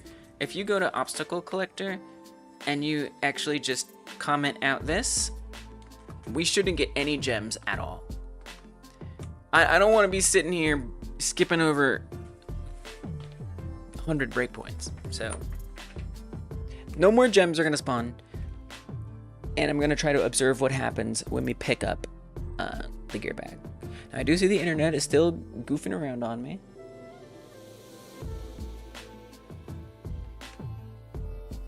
So I'm also keeping my eye on you, internet. Don't think you're out of this. Okay. Although I've never done an internet swap on Twitch. I've done it on YouTube. But I feel like on Twitch, it's going to split it into a separate live stream, which is never my favorite, but might just have to be okay. Okay, so there's no gems. So I'm going to miss it on purpose. I'm not going to collect it. I missed it completely. The gear menu's opening even though I didn't touch it. So that attraction logic, it's not even running before this happens. Good to know. Okay, so let's look for where that's running. Open gear menu, I think it's called. Yes. We have a debug button for it, but I'm not pressing it. We have the function that runs. The only other place that it happens is when on gear removed occurs. Oh god, that makes so much sense. Dude, of course. I feel a little silly. Okay, do you see what I have done? Do you see what I have done? I have said anytime a gear bag leaves the arena, congratulations, you got an ability.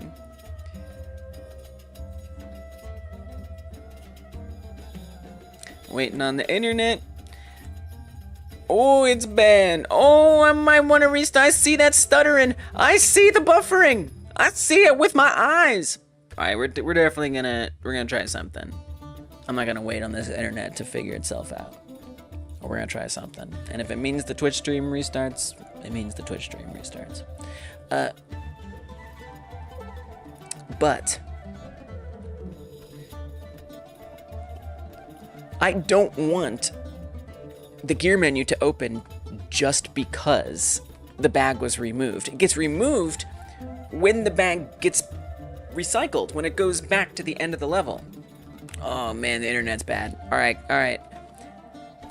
I'd love if you could just be stable while I just resolve this one little thing. Just let me resolve the one little thing. Oh, I definitely missed some messages. I see that now. I mean, with the internet wobbling, who's surprised? Okay. So here's what I'm gonna do to change it. I need to have a way to track whether or not it's been collected. If it has been collected, then we open the gear menu. That's what this is useful for, in part, is making sure isn't actually part of a collection thing. If it is part of a collection thing, then open the gear menu. If it's not being collected, don't open the gear menu. So that's something that we need to check up on. YouTube, please add timestamps to your chat. I'm at least able to do that on my end.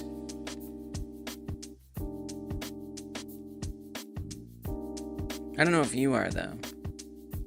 So if I click in the top right with the 3 dots, there's a timestamps. I feel like you might be able to do it.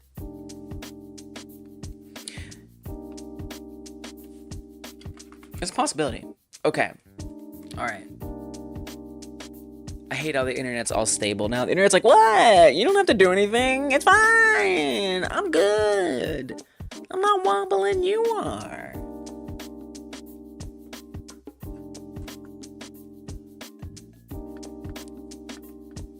Because YouTube will hold the live stream up when I reset it. Twitch will restart it, which means everybody gets kind of kicked out and people leave, and that's no fun. Okay. All right, if you're gonna behave, I'll leave you there. But if you wobble one more time, okay, it's wobbling. All right, I'm gonna do an internet swap. So I haven't done this in a while, but now's the time. So here's what's gonna happen. The stream is gonna seem to go away for a bit. It's going to seem to go away momentarily. The timestamp isn't on mobile. Boo. But I'm gonna be right back. I'm literally taking an Ethernet cable out of one and I'm plug it in the other. But the stream will drop, but it'll come right back on YouTube, same on Twitch. So just hold up, bear with me here. All right, you ready? We're gonna do this. It's gonna be quick. It'll be painless, I promise. Hopefully it's actually better on the other side. I'll see you on the other side. Okay, I haven't done this in a while. Make sure I got my... We're aiming correctly. All right, here we go. I'll be like so right back.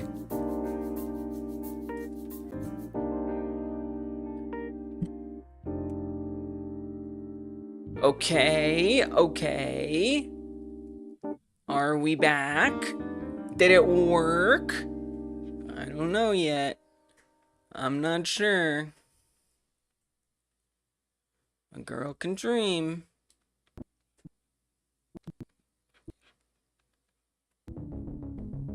Okay, it's looking like we're back.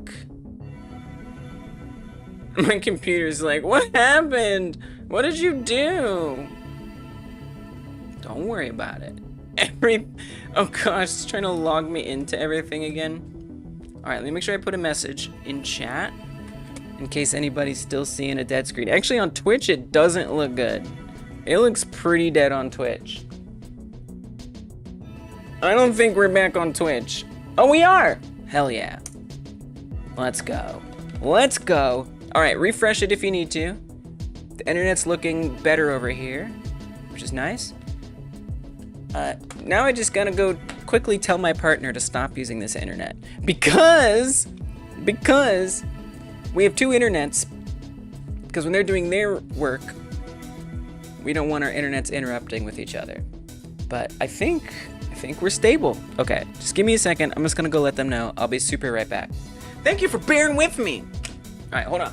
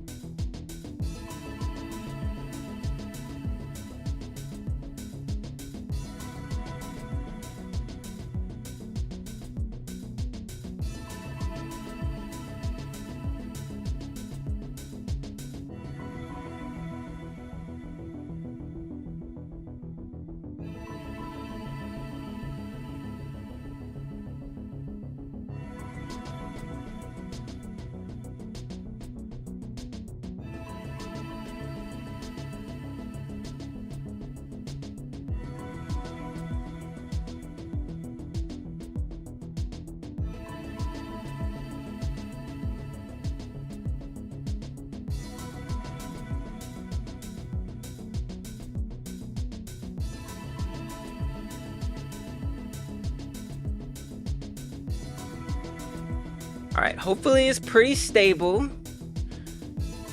Did it look good? See, that wasn't so bad. It wasn't so good, but it wasn't so bad. This is why we have two internets. Just in case.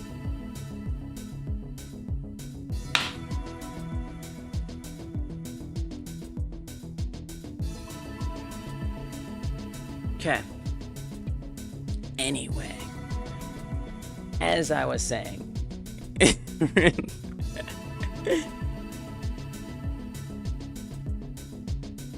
me make sure all the messages are coming through. Everyone remain calm. Exactly. Oh, it didn't even appear. I gotta refresh over here.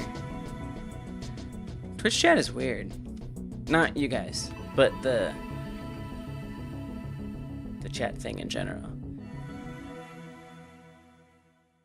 There it is. Okay, let me make sure it's coming through. Make sure we're back in business.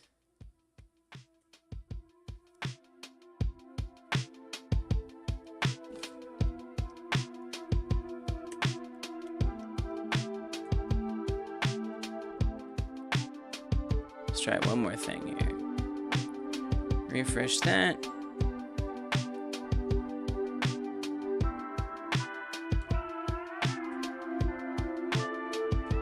Try this again. Might need to do. This is the first time I've had to do this on Twitch, so I gotta see. Okay, now it's working. Got it. All right, we're good. We are back. Full force. Continuing on. Yes.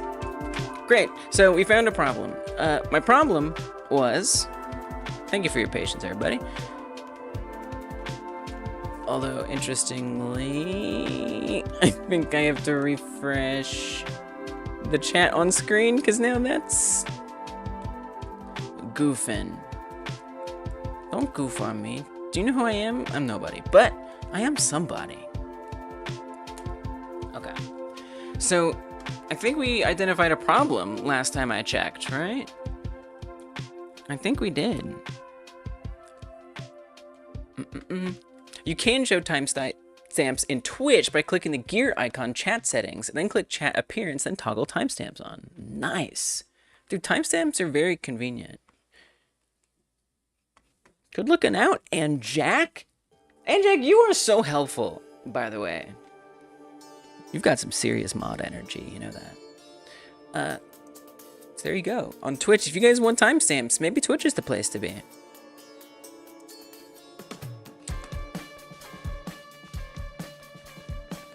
Has been collected. So I need to make sure that that's actually active at the moment. Because I don't know if has been collected. Oh yeah, because you said it false right here. Yeah. Well, if you just gate this, there's a couple different ways I go about this, right? I could say, if gear is set to self and has been collected, then run this stuff. Actually, this makes a lot of sense, because I don't need any of this. Okay. I think this is the fix. Because before, on gear remove would run, and it would just blast through this as long as it was the one that got removed. But instead, we want to make sure not only is the one that got removed, but it has been collected. It's so funny! Half the logic was right there in my face the whole time. Alright, I think we might be fixed. I ghosted, so sorry, I'm back. Welcome back! With food in front of me, now time to chow. Enjoy. Enjoy. We deserve to be fed.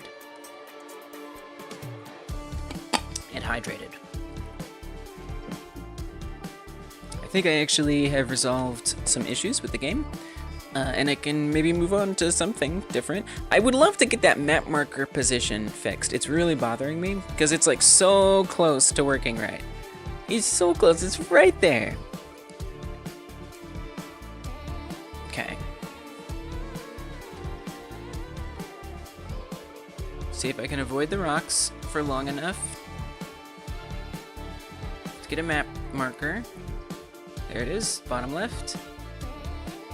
We're gonna follow it, and I'm gonna miss it. No, I'm gonna miss it, because we wanna make sure that it can get removed without opening the gear menu. Okay, I missed it. No gear menu! Excellent. And another one should pop up in around 50 meters or so. All right. Watching for the markers to reappear. There we go. Why don't we get it this time? I'm telling you, that rock came out of nowhere, man.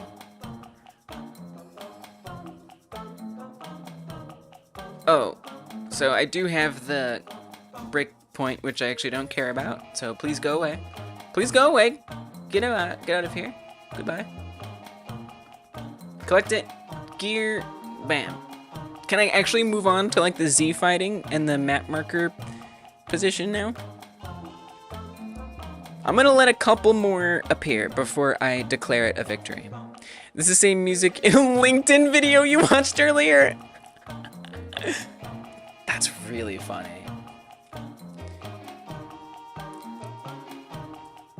All I can say about this music is it is YouTube safe. Okay, I literally bounced right over that gear, which is something to think about, right? Do I need to increase the attract radius? Or is that like a risk the player can just have? I think we should increase either the bag size or the attract radius. Because that's kind of a friggin' bummer that happens. It kind of sucks.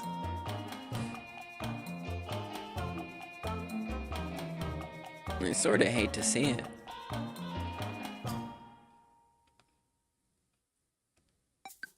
Alright.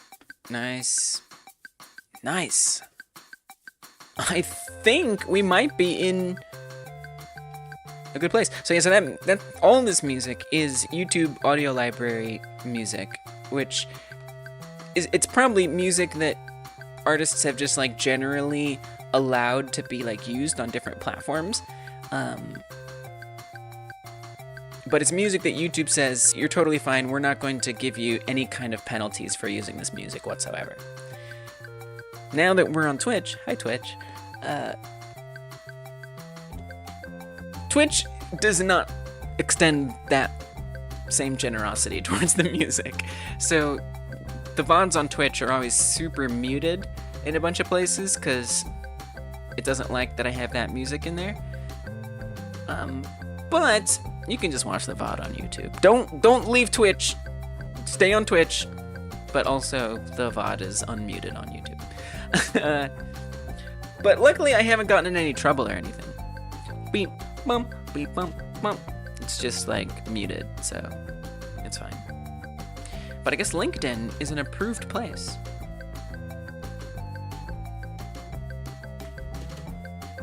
All that to say, you'll hear all the music that I play here in a lot of spots. It shows up all over the place. Okay, great. Hell yeah! Okay. Ooh, this is some progress now. Okay. Alright. You better GitHub commit it right now. Woo! That's what I'm talking about. So we're gonna say what?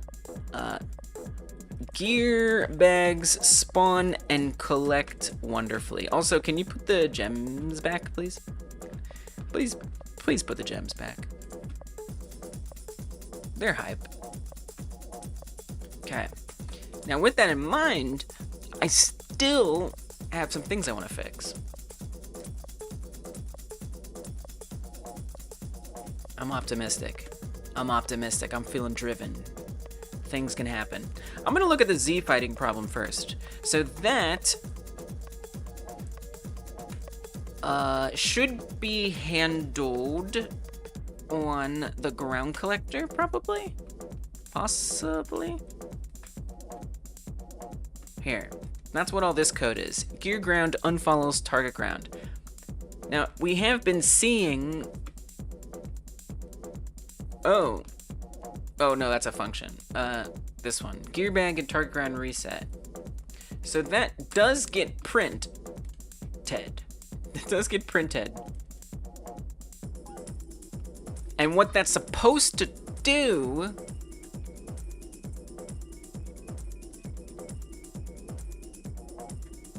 is put the mesh back. But at least I think what isn't happening is we're not seeing ground 7 return back. No, but no, something's weird. Two different things are supposed to happen. When the gear bag tile moves into the main canvas,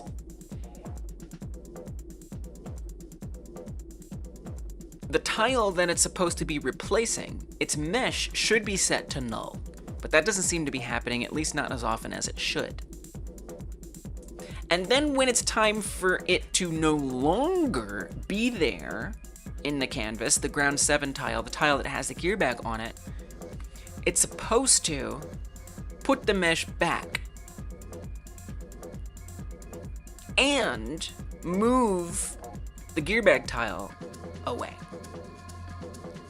I feel like a bunch of these things aren't happening, but some of these things are happening. So which are, which aren't, why, and how do I fix it? I mean, guys, I think my big lesson today is breakpoints are our friend. You're curious if anyone has submitted their final version? I don't know.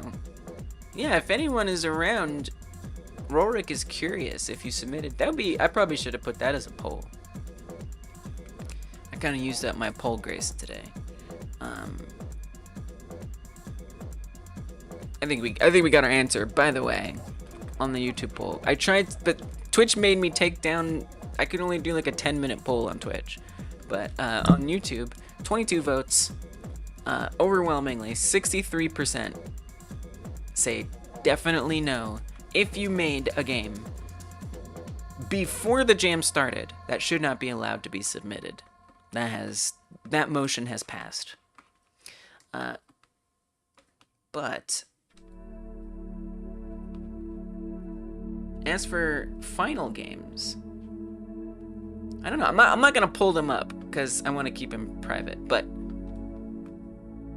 how many are there? Are there like 16 submissions at this point? surely one of them has to be there. I am curious myself, like how many of these are like intentional pre-submissions or not.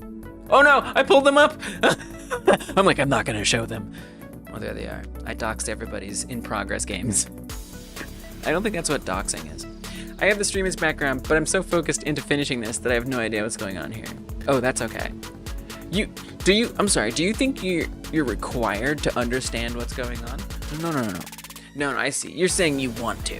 That's fair. Good things are going on. At this point, everything is great. Like, I'm finally, after 8 hours, figured out how to get my gear bags to spawn my way to collect a roguelite ability. I finally found a way to get them to spawn consistently when I want them to, and be collected and open the menu. So that's really good. Now there's little other things that are happening that are causing me some issues that I haven't even had the chance to dig into yet. And so now I'm finally starting to dig into them and hopefully get to the point where I can actually start making some dang abilities. Or at least making them get truly unlocked when you choose it. So yeah, the progress is good. It's just, it's a little slow. It's untangling some logic. But I have been using breakpoints liberally this evening and found them to be quite powerful to help me see exactly everything that's going on. So I'm gonna keep up with that, and I wanna see what's happening when these functions are running. So I'm gonna put a breakpoint in 2 places. I'm gonna put one when gear ground follows target ground, and I'm gonna put one that calls gear ground unfollows target ground. I wanna know what's getting set, what's not getting set, and if the timing is right. It's monotonous to go through each line, but man, it's helpful. It is so incredibly helpful. Really, really powerful coding tool, especially when you're not, like me, not that experienced, and I can't just intuit like, yes, there's that and that's that, so therefore it's going to be this. Because I don't have that superpower, it's very valuable for me to be able to actually find out the order that things are actually happening in. So I'm gonna do that. So what I'm trying to check right now is what's happening when, and I'm gonna super recap before I do that, actually. So here's how all this system works, by the way. So there are 6 main tiles in the center of the map. This is where the gameplay occurs. Cameras and toilets. Kai Guy wants us to know cameras and toilets. So there's a bunch of 6 tiles here. So 1, 2, 3, 4, 5, 6. And they're numbered kind of crazily, but that's what those are. The rest of these are just boundaries. These don't matter. No gameplay actually happens on them. It's just to make sure that the player doesn't get a glimpse of what's underneath. That's why those are there. So underneath, I have this number 7, which is a debug thing. I will not have it have that number 7 texture, but for now it has it as I set this up. This one is what the gear bags spawn on. So a gear bag spawns on it when it's time for a gear bag to spawn, and it picks one of 2 end pieces to track. So like another thing to keep in mind is that like these 2 in the front, when they get far enough, or actually it's the other way around. I keep saying that, but it's actually the other way around. These 2 in the back, because the ground, another thing you should know, the player stays stationary the entire time. It just moves up and down. And the ground moves backwards as the gameplay goes on. And so as the tiles move backwards, once they get past a certain point, they're gonna swap places. So these are gonna go up there, 1 and 3 are gonna move back here, and 4 and 2 go back up there. And it just keeps doing that. It keeps moving it forward and forward and forward as they keep going back. And so what the gear bag is going to do is it's going to say, okay, which one of these are in the front? And I'm going to pick one randomly. So it picks one randomly, it spawns the gear bag, and then this number 7 tile is going to, let's say it picks 3, it's going to align itself with the 3 tile. And no matter where the ground moves, so if the ground moves this way or that way, number 7 is going to make sure it's always horizontally following the number 3 tile. And that's how we get the map marker seeing it in the distance. In fact, it's really just below it. But that way the player can sort of see where the map marker is going to line up for where the object is, even though it's far out in the distance. There's some reasons why this is the way it has to be, but this is how it works. So, when that number 3 has recycled 2 times, something else is going to happen. That tile that was previously underneath it is now going to go directly on top of it. And they're just going to be, it's going to literally follow it. And so now as the ground moves, it too moves back. Now when it snaps to the position of 3, mesh number 3 is supposed to go away. That's what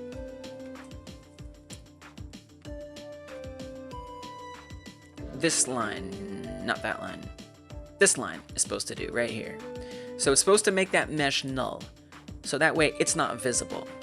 And the only mesh that we see is ground number 7's mesh, which has the gear bag on it. Now, once that itself gets recycled, the number 7 tile pinned to tile 3, once that gets all the way in the back and it's getting recycled back to the front again, what's supposed to happen is that tile 7 goes back from whence it came. It moves back down there, it stops tracking number 3, and so that's going to be this. Gear ground unfollows target ground. Gear ground being ground 7, target ground in this case being 3. And then the target ground, which is supposed to be number 3, is supposed to get its mesh back, which seems to be happening. It does get its mesh back. What I'm not, and I guess maybe it is happening. I think it is happening. Ground 7 goes back from whence it came. I think that does happen to some extent. Yeah, I think that happens. It probably happens.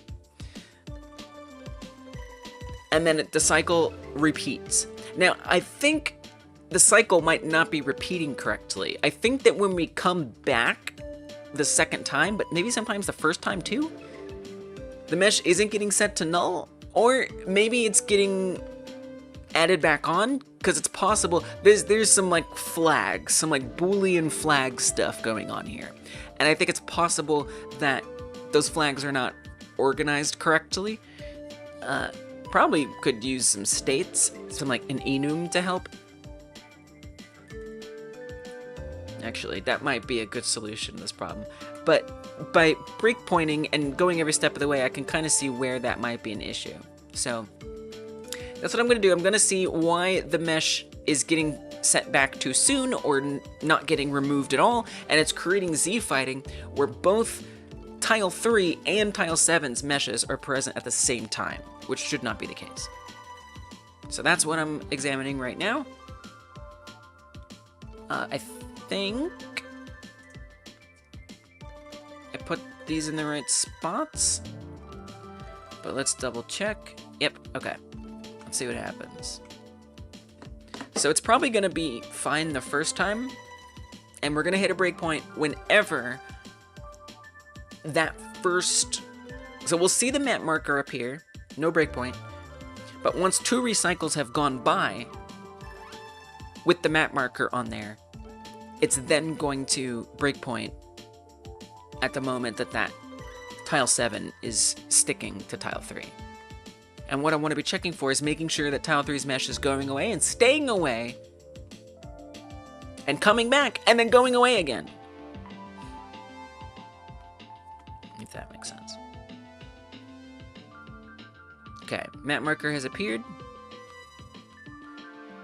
It doesn't really matter if I collect it or not, honestly. I'm just gonna not collect it. Easier that way. Alright, so it recycled twice, and now it's going to try snapping tile 7 to tile 3. So let's step into it and see what happens. So first things first, it's going to see if ground follow is active. Ground follow is not active. We can see right here, ground follow active is false. So it's going to keep going. It's going to set the target ground. Now the target ground is ground 1. So in my example, I said 3. In this case, it's ground 1. That's the target ground that it's chosen. And we can see it has its mesh as well, which makes sense. We haven't gotten to this line yet. Well, we have, but now it's time to run that line. So I'm gonna step into. So now if we go back and check that, its mesh should be gone. And it is. Mesh empty. No mesh. That's what we want to see. Alright. So now it's going to check if the target ground is not ground 7, which it isn't. I don't know why it would be. Kind of unnecessary guard, but whatever. So we're going to come through here and we're going to clear all the spawns. So on that ground 1 tile, I want to make sure that all the rocks that were on it, all the gems are gone. Because otherwise, there might be like phantom rocks that you bump into.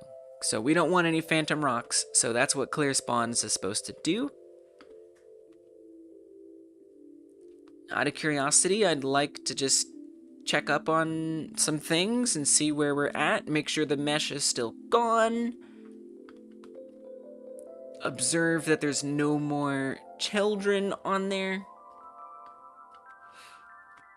We have a static body in here. Oh yeah, but it never moves. That's fine. Static bodies on moving nodes, not great. Causes performance chaos. Okay, so level 1, level chunk 1. This is level chunk 1. Now it hasn't actually removed them all. To be fair, I think we're probably stepping into clear spawns now. So we're gonna see each spawn getting cleared one by one, which is a little annoying. So it's gonna go through each obstacle, and it's just gonna remove every single one, which is gonna take a long time. So actually on the left there, you're gonna see, little by little, see how that list is getting shorter? It's clearing every spawn on tile 1. That's what we're currently stepping through. Buh. Yeah. What's up? It's going okay. I've had some success in figuring out why I was having some issues with my ability menu popping up, and now it pops up consistently when I want it to. So I'm very happy. For me, it's going well. And then in addition to that, I'm trying to figure out some other little bugs that are coming up. It's so fire. It's literally so fire. No cap. So I'm very excited to finally be moving on. 8 hours in. It only took 8 hours to start solving some other bugs, but it's okay. I love the process. That's what it's all about. How's it going with you? So all those are getting removed. Let's see, the mesh is still gone. So that's good. Okay, so let's get through here. So now all of its spawns are cleared, and we're back. So I cleared the spawns. Gear ground follow active to true. So gear ground follow active is false, but now it's going to become true because the following is active. That is to say, tile 7 is going to be following tile 3. Now, actually, it's not following it yet, because it's going to start following it once we set that to true. Because here in the process, we're running track target ground for gear. If gear ground follow active, which currently it's not. And so the only thing that's happening is this, where it's following it on the X position. That's why that map marker was moving left and right, to help me see whether or not I was getting closer to the object. But now that we're about to make this true, now it's going to fully snap its position to the other one. Wander says, was supposed to make progress on my project today, but haven't done anything because I don't know how to solve my current problem. Relatable. Relatable. I mean, I don't know if you're saying that that's like demotivating. Going, okay, could be better. Yeah. If that's like demotivating, or you're just like, you're stuck and you're trying to figure it out. Or it's just like, oh, I have to do this. I don't want to do this, so I'm not going to work on anything. That's definitely relatable. Sometimes it's good to just like take the break you need, you know? But it sucks, right? Because you scheduled the time. You desired to take the time to work on it right now, but you can't because you have that problem. Yeah, I mean, taking the space, try to be kind to yourself, right? Look, hey, it's okay. I wanted to work on it today, but I didn't get to. It's okay if I take the break. Maybe something will click and I'll come up with a new way to solve it by the time I come back to it. Yeah, I feel you though. When you're excited to work on something, you want to finish something, this is your time to work on something, but you still can't do it. You're very real for that. And, you know, try to be kind with yourself.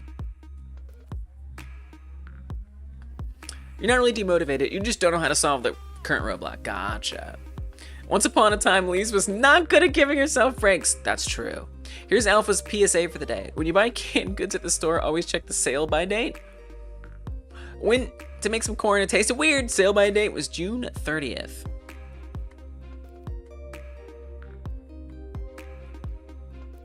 Yeah, that's...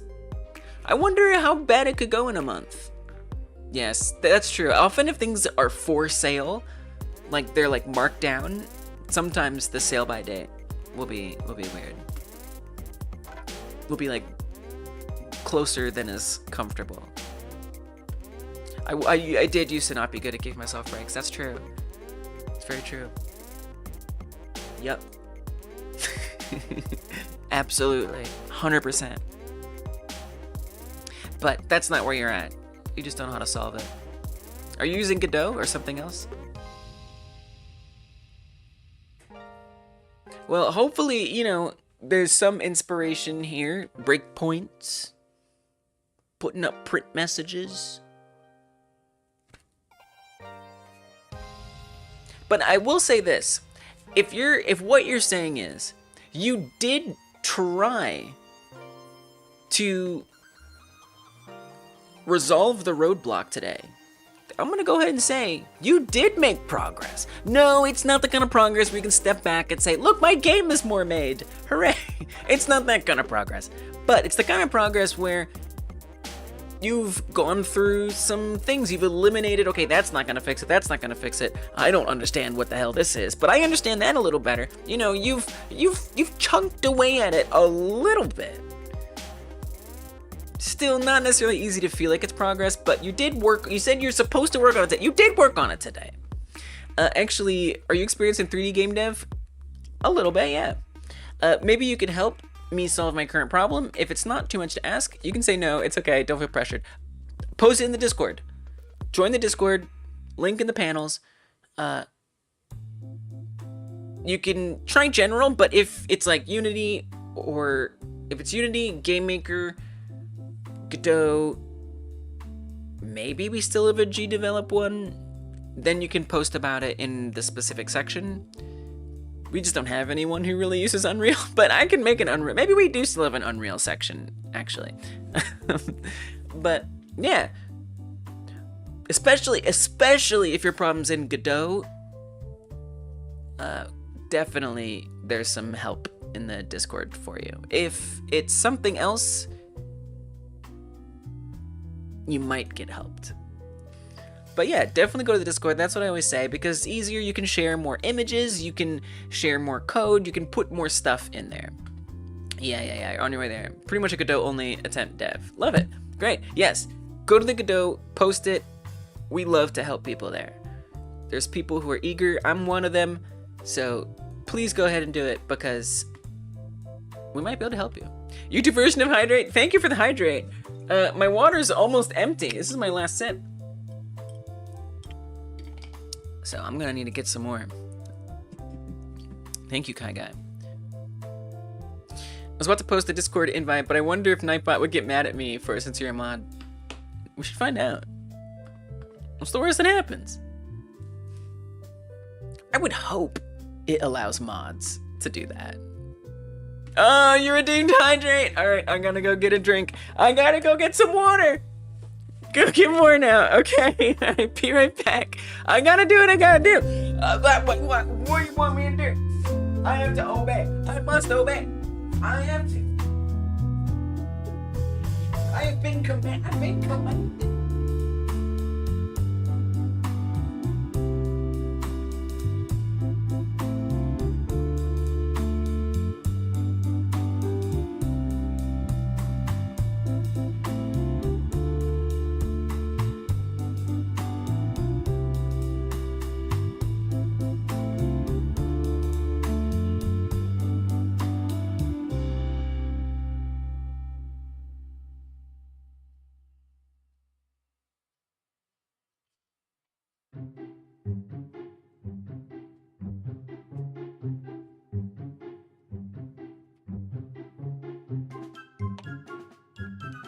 Okay, this is water.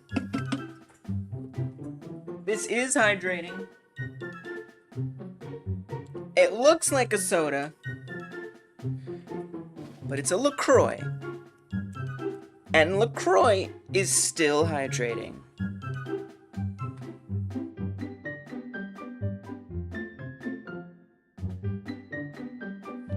It is. Okay. It's beach plum. It's my favorite LaCroix flavor. I don't... Look, if I were gonna fill up my water, I would... Oh, it's bubbly. It's very bubbly. I would refill my water, but our water filter is really slow. And I'm gonna be here for a long... We're gonna be waiting for a long time for me to fill up the water. This is the fastest way. You guys have me drinking more water than I ever drink. Oh, bubbly the brand? Oh no, it's not.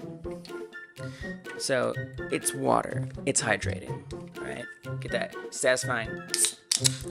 Oh yeah. The best. Thank you for the hydrate.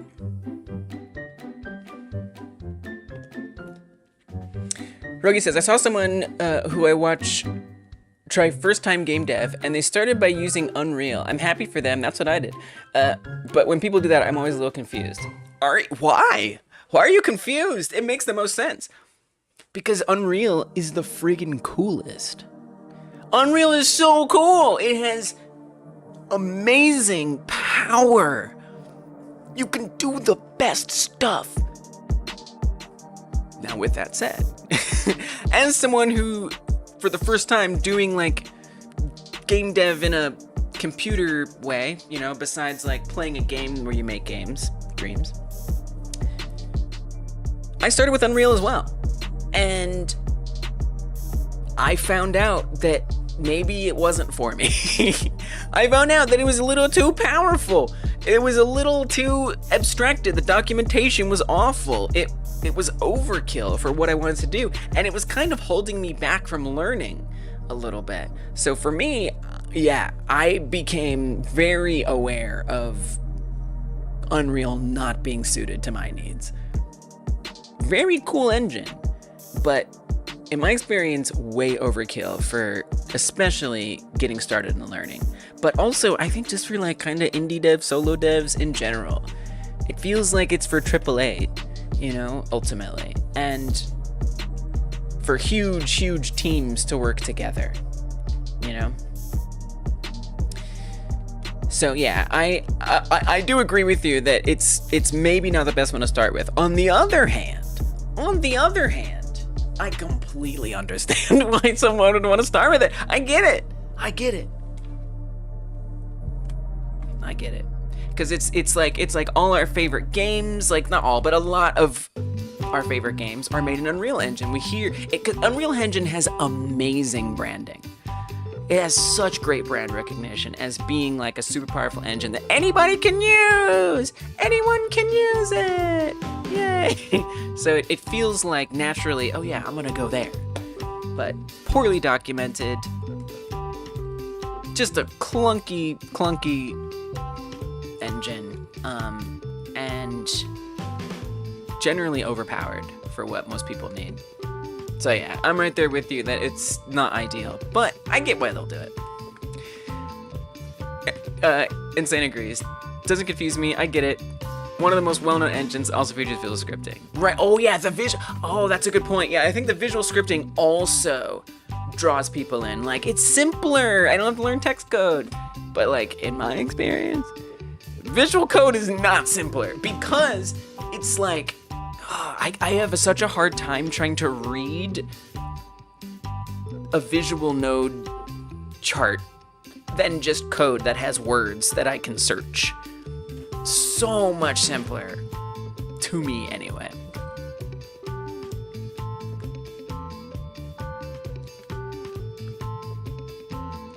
Regarding the bubbly brand, you tried it and it was just bitter water. I feel like you might not like LaCroix either. I wouldn't say it's bitter water, but it's water that has a little flavor, but like no sweetness. I haven't drank seltzer in a long time, but used to get it.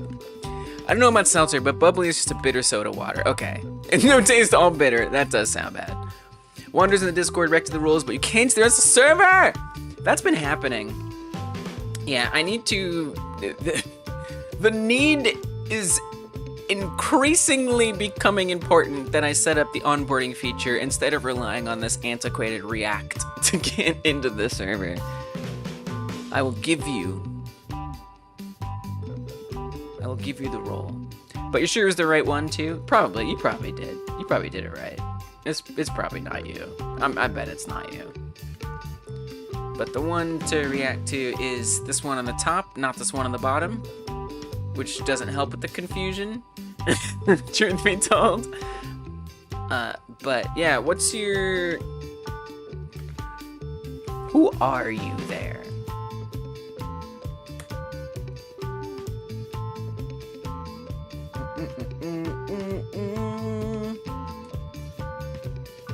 And I could just give you the role, if you want it. I trust you've read the rules. Yeah, oh, there you are, Wander. That makes sense, that would be you. I see. Oh, wow. You don't even have, dude, you don't even have no rules. That's crazy. Dude, it's time. It's past time. Okay, I gave you the role. Let's see, did Cleric work it out? Nope. Alright, we're gonna give it to Cleric as well. This is crazy. I gotta... Alright, I'm just gonna say... Please set up onboarding. Oh my god. Okay. I've left a message for myself to remember that it's time. It's time. Okay. Thank you for letting me know. Michel Bublé. Michel Bublé! I just went to look at the Discord to see if there was something else Wonder had to do and realized I never reacted to the rules. Oh no, you never did either. What? Wait, you seriously haven't seen the whole Discord this whole time? That's crazy. That's actually shocking. No, I feel like you have. Because you're already a mod, so you already see everything. They would tell you they are the game engine. Yeah, maybe they would. I personally found Bubbly to be pretty much the same as LaCroix, but I'm not one of those super taster people. You know, the super taster people. Where I post my question. Yes, in Godot. You had access. Yeah. Well, it was because you're a mod. That's why. It's because you're a mod. You get extra permissions. Game engines are greater than Godot. Is that what that says? Or game engines point to Godot?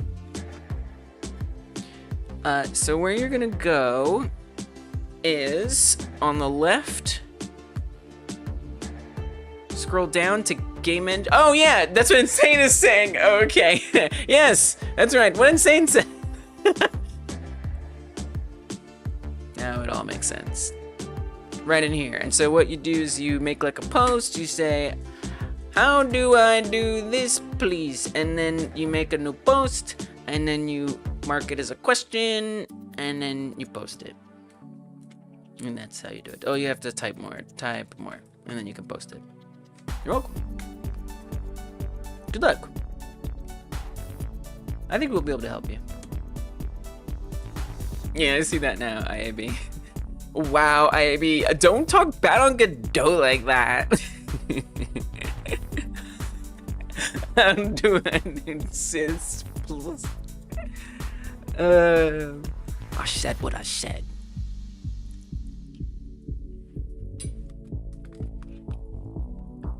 What was I doing? We breakpointing things? Godot equals mid? How dare you! Don't listen. Don't listen. No, just cover your ears. It's okay. It's okay. It's okay. It's okay. You are not mid. You are not mid. You are not mid.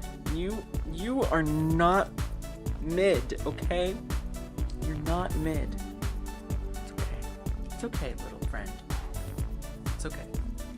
Middo. Alright. See you later, Kai Guy. Middo. That's funny. I hope work is going not the worst it can go. I don't think I have a good place to put them. In my other microphone stand, there was kind of a place. But actually on this one, there's not. For like 10 seconds, I had a devoted platform to it. An altar, if you will. It's okay, friend. We can be mid together.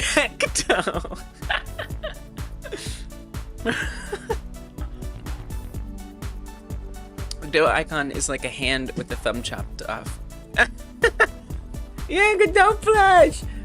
Yeah, I mean, look, I wanted to like support Godot, right? But I never really just had the reason to. And then they came out with these, and I was like, okay, I'll donate. If you're gonna give me one of these, I'll donate.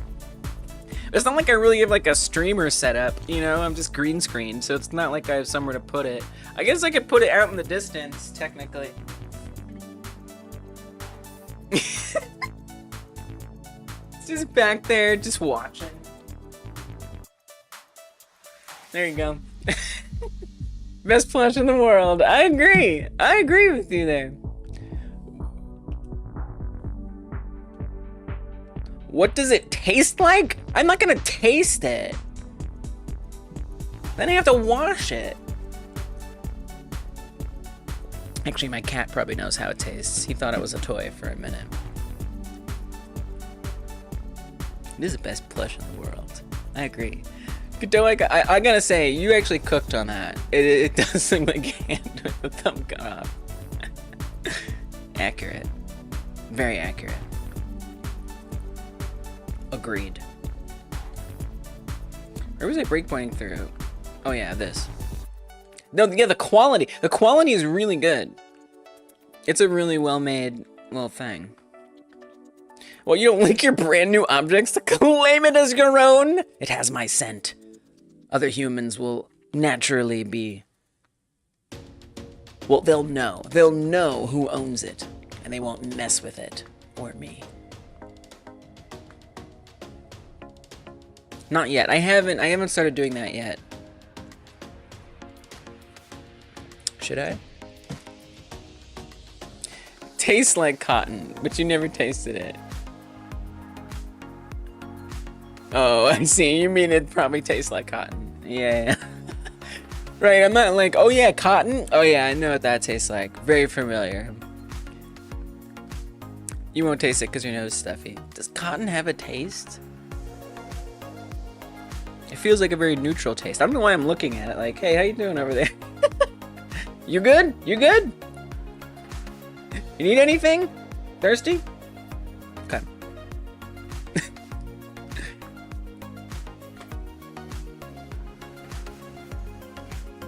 Oh, we're just kicking over to process? Okay, so I don't think there's actually anything to see here. I'm gonna hit continue. Oh wait, we circled back?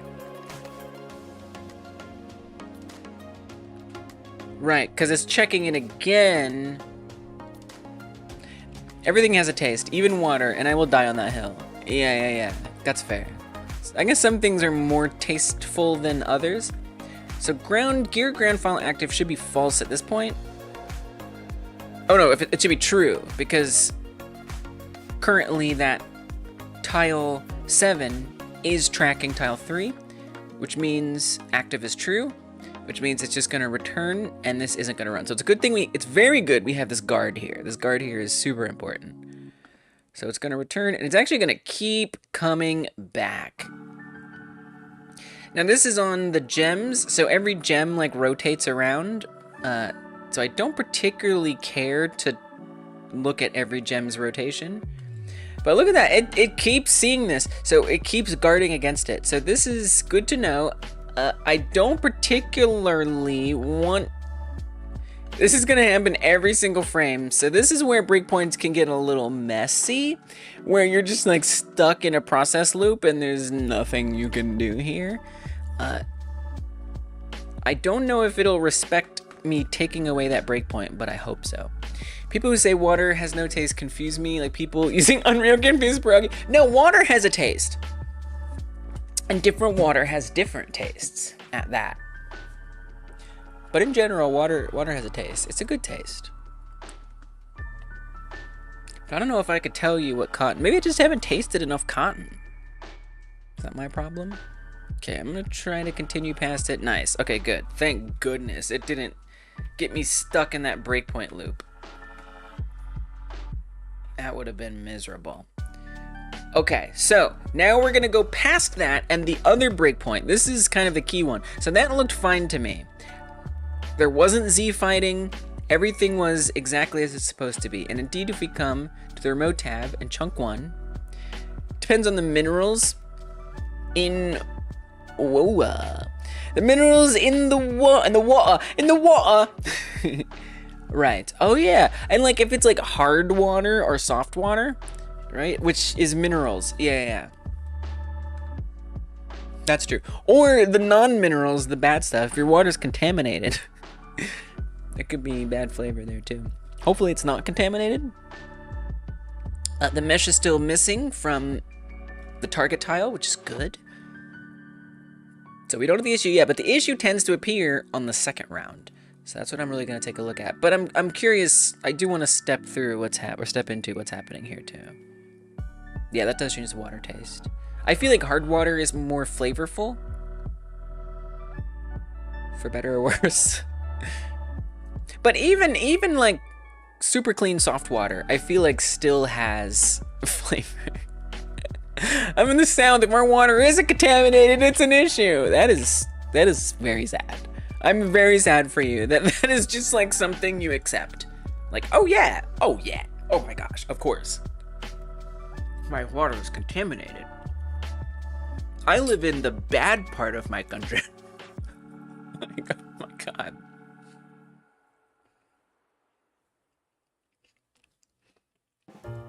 Look, you telling me there aren't some rich people where you live? I bet they get nice water.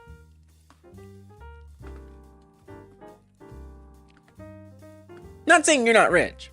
What do I know? How dare you say that I'm not rich?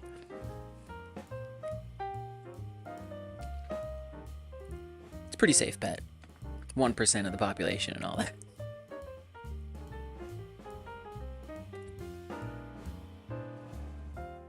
What is she talking about? You know I'm not rich. Yeah. Okay, right. So we've hit the point where it's going to start separating it. So that way tile 7 is no longer snapped to tile 3. If Rich is the yin, I'm the yang. Damn. I'm gonna drink to that. Not because it's good that way, but because I sympathize. I empathize. Okay. So that's good. And then it still should all be separate. The mesh should be gone. We're gonna set the recycles to 0. I do wonder if like this isn't causing something, so we'll see. Gear ground follow active goes false. So what that means is that, well, I don't even think ground 7 will track anymore because we're gonna remove the gear back to track. That's the only way track target ground for gear runs, is if gear back to track exists. But I think we're about to remove that right down here. So I don't think it's gonna run in the meantime, but we'll see. You know why, but you can't see all the messages in chat. Oh yeah, the Twitch messages. Yeah, so I'm streaming on Twitch and YouTube now. So that means messages like this are from Twitch. You can't really tell that it's from Twitch. It doesn't act like it's from Twitch up here on the screen. It looks like it's from anywhere.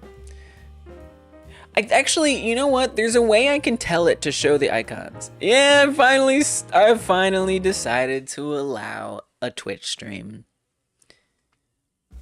I actually can have it show the icons, I think. I don't remember how, but it can be done. Now that you mention it, I probably should do that.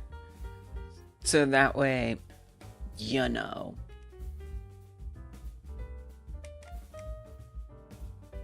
Y'all can kind of figure out why there's more or less messages. Although I wonder if Twitch appreciates me, if Twitch prefers me to do it or not. Who knows? It's so unclear what the heck Twitch wants.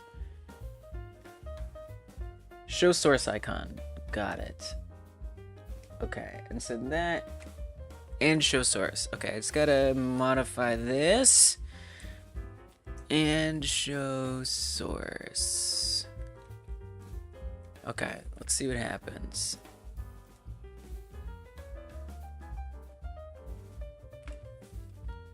There, little YouTube icon down there. It's very small. It's very small, but it's right there. Little purple icon. It's not that big, but it's something. If we're being realistic, they won't notice or care. That's true. That's very true. It is very likely. It's small, but it's good. Nice. Thank you. Thank you for influencing these decisions. Bart says, there's always some yin and yang. There's gotta be, right? It's the way of things. Especially if you're making them money. That's true. Well, you heard Insane. We need to make Twitch some more money. Gear ground active follow false. Okay, so we'll let that happen. Set mesh. So this should put the mesh back. So still right now, that mesh is gonna be empty. But right after this line, and we look back on here, the mesh has returned. Don't mind me, just invading YouTube. Welcome back to YouTube. Okay, so it's gonna request spawns on that ground, so it has stuff on it, which does its own thing. We're gonna skip over all of this. It's gonna clear the spawns. I don't care about that. Yes, Stig's almost 8 hours. Actually, almost 9 hours at this point. A monster. I just, you know, I got the hyperfocus. I got a case of ye old hyperfocuses. I like to just like show up and stay here. And dev.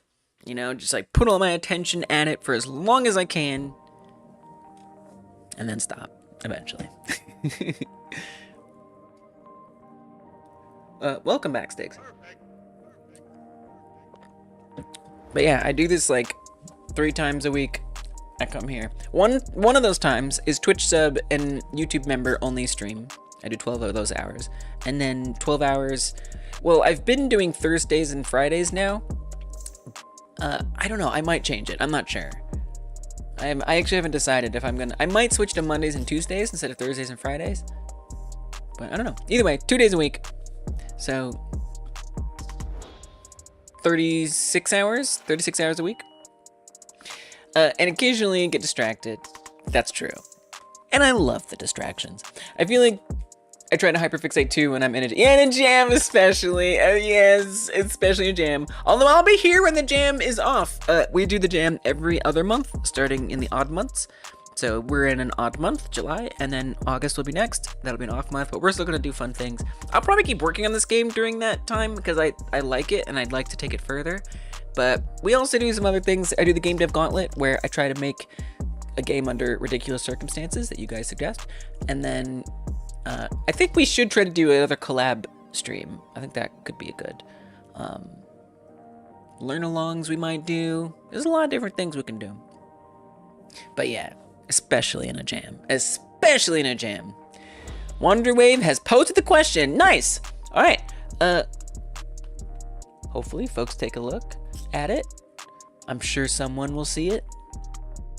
And I'll definitely take a look at it later and see what I can do for you. Yay. I'm so glad that you posted your question on there. 26 hours to go. Dang, really? It really says that? It says 26?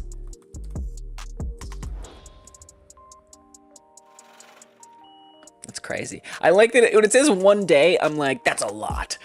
But if it's at 26, I'd be like, yeah, so I'll be here tomorrow right up until I'll be streaming until that counts down to negative.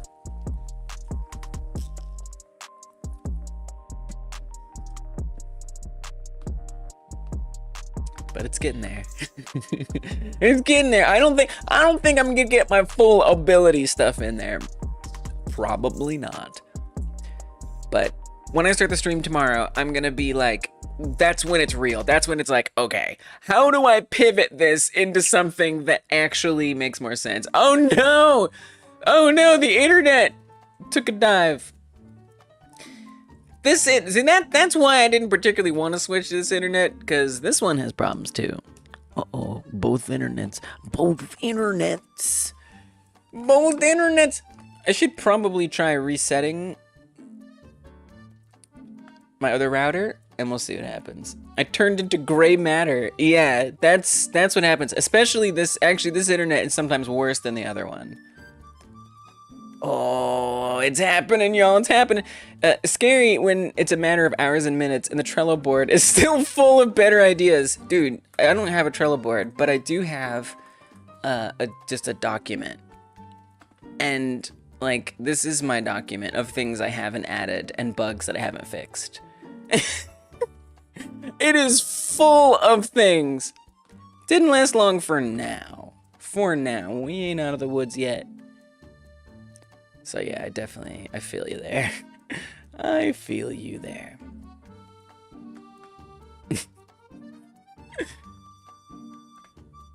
You know, and look, again, I'll say it again, that's part of it. It's part of the journey, is learning to just let go of some of those extra things and being willing to try to make it the best you can.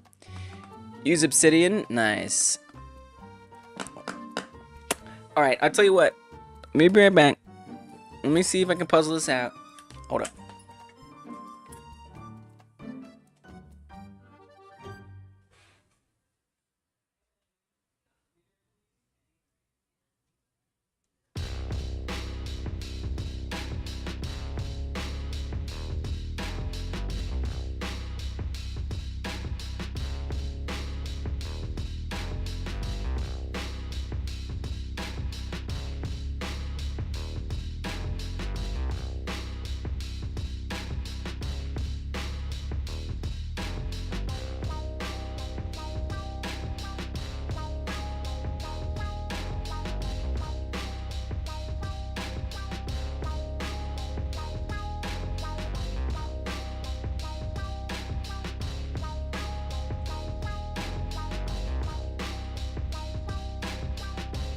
Okay, we're doing another net swap. We're doing another net swap. I can knock it out one at a time. Boards are special in that they're super useful for hyperfixation. Yeah, that's true. Obsidian is good. Love the hypertext markup options. I was always a multi-highlighter kid, so it speaks to that itch for sure. Yeah, man. It's good to have a good note-taking app that you like. Okay, guys. I'm going to reset.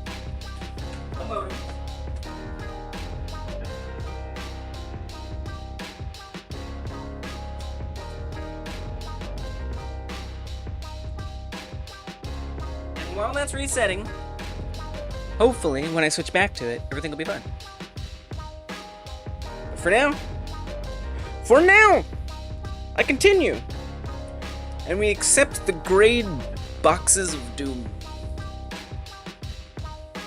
Definitely, I got some thingies with it that basically allow me to export into book files. I use it for lyrics and my game docs and other stuff. It's nice. It's nice to have something to go to. I tend to bounce around. I like Notion. I also like Milanote. I tried Obsidian. It just like, it wasn't the right fit for me. I was like, this is good. This has a lot of features. It's nice. It just wasn't the right fit for me. And Notion really annoys me in a lot of ways. So it's not like my favorite either.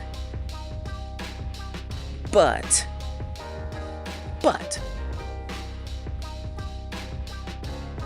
I still like it better than Obsidian. But Obsidian is good. Don't get me wrong. Obsidian is good. It has a lot of good like features and extra stuff you can add to it, which is nice. Like community-made plugins and things. Love that about it. Where was I? We're at a breakpoint. I'm doing this. Right. Recycles get set to 0. Ground 7 position gets set to the ground collector position. Okay. That's good. That's fine. Not such a bad thing. And then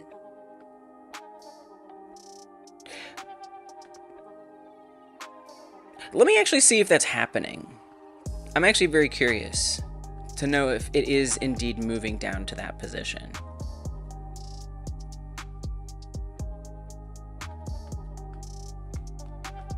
So this should be like negative 100 on the y-axis. It's not. So that's at 0 on the y-axis. So it's actually going to the center, which is weird and not what I want. And it's still visible.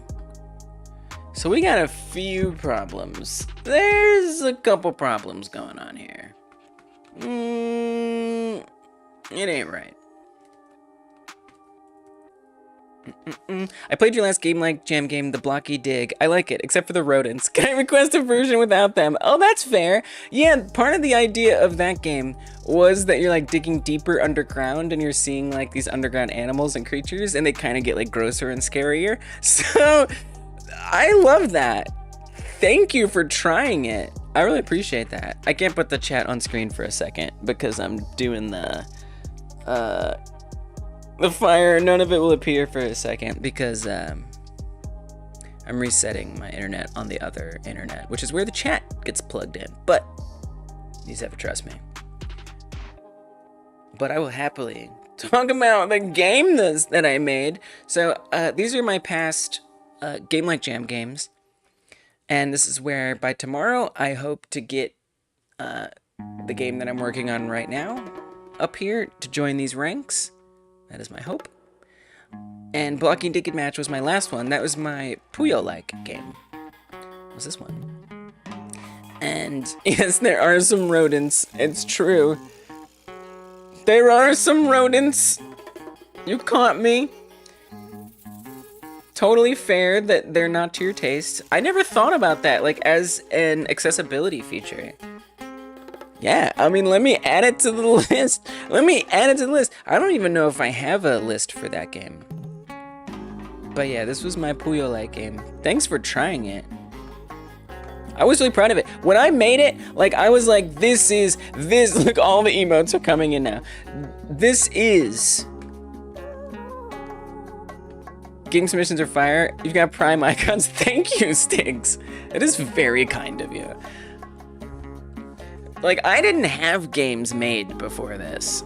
I just didn't. I didn't have games made. Yeah, it's very Minecraftian. Absolutely. Yes. Well, because my, like, idea for the game, well, there's the rodent, by the way. Oh gosh, I gotta really fix this internet. It's back problematic with a vengeance. You thought it was a light game, but they spoiled my mood. Yeah, that's totally fair. That's totally fair. It is, yeah. The glass, I actually did imitate exactly the glass pattern. But they're my own assets. I made it from scratch. I imitated it from scratch. You're right, I probably should move the pixels around just a little bit. Don't you know, just a jam game. I'm super proud of it. I feel like that with every game like jam game that I've made. Is just more and more proud of everything that I make. As a game dev streamer, it's sometimes better for engagement to play people's games instead of developing, oddly. I actually agreed. I actually agree with you on that. So I do, thank you, Thoughty. Yeah, I'm not making money from it. I mean, even if I was, I don't think it would matter. Especially, I mean, really, the glass is the only one I would give you, but I don't think it would be that big a deal if I did. Have you seen all the Minecraft-inspired games out there? Come on now. But what were you saying? Yeah, you know, that's true. Like, we got like Northern Lion or obviously Pirate Software. There are some very popular game dev streamers who play games much more than they make games on stream. So I think that's very true. I don't think I'm that enjoyable to watch play games. And I just don't want to play games as much as I want to make games. So I do play some of y'all's games. There's a stream that we do once every other month. So actually the week before the Game Like Jam starts, we do an unlisted stream. You didn't realize you could rotate them? Oh no, yeah, that's not clear. The only instructions are in, that's funny. Oh no, I am so sorry. And then honestly, the fact that should be an achievement, that you played the game without rotating. You should get a prize for that. Oh god, I'm doing horribly.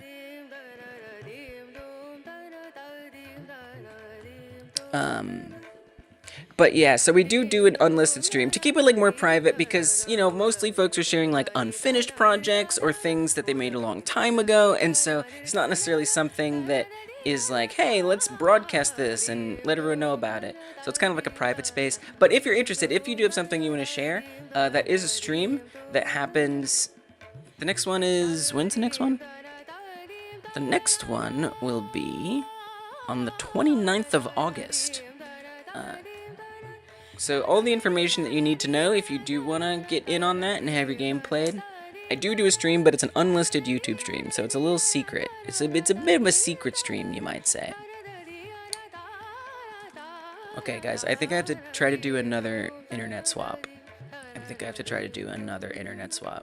Hopefully I didn't miss anything too bad that you guys said, or too good. I think we're okay. I think we're pretty caught up. You seen clones people forgot about? That was on the Xbox Live Arcade. It's funny. Audible disgust noises. Okay. Let me see if I can do a swap real fast. Is this the same one where you even check out stuff that isn't games? Yes, this is the same one. Yeah, it used to happen every week, but now it happens every other week. So a little less often. But that's okay. Alright, guys, we're gonna do another internet switch. I really hope that resetting that router fixed it, but I don't want us to be dipping in and out here. I don't know. This is what we do. This is how this goes. Alright, guys, nobody panic. We're gonna do another swap. So it seems to take longer for it to come back on Twitch, but on YouTube it should be back very quickly, and it will be back on Twitch too. So just give me a minute. I'm gonna unplug one internet, unplug the other. I'm gonna switch them, and I'm gonna plug them in. I'm gonna see what happens. Okay. It's gonna be fine. You might have to refresh. Here we go. When will it come back? When will it come back? When will it come back? I hope when it comes back, it's better than ever. If it's not, I'll be sad and I'll cry. I hope it's fine. I hope that it's fine. Looks like we're still coming back on Twitch. Looks like we're good on YouTube. YouTube. Wow. When Twitch sees that happen, Twitch is like, what is going on? What is this? Why is this happening? Make it stop. I'm freaking out.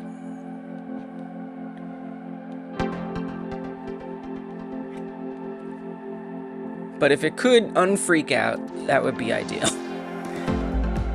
That would be preferable.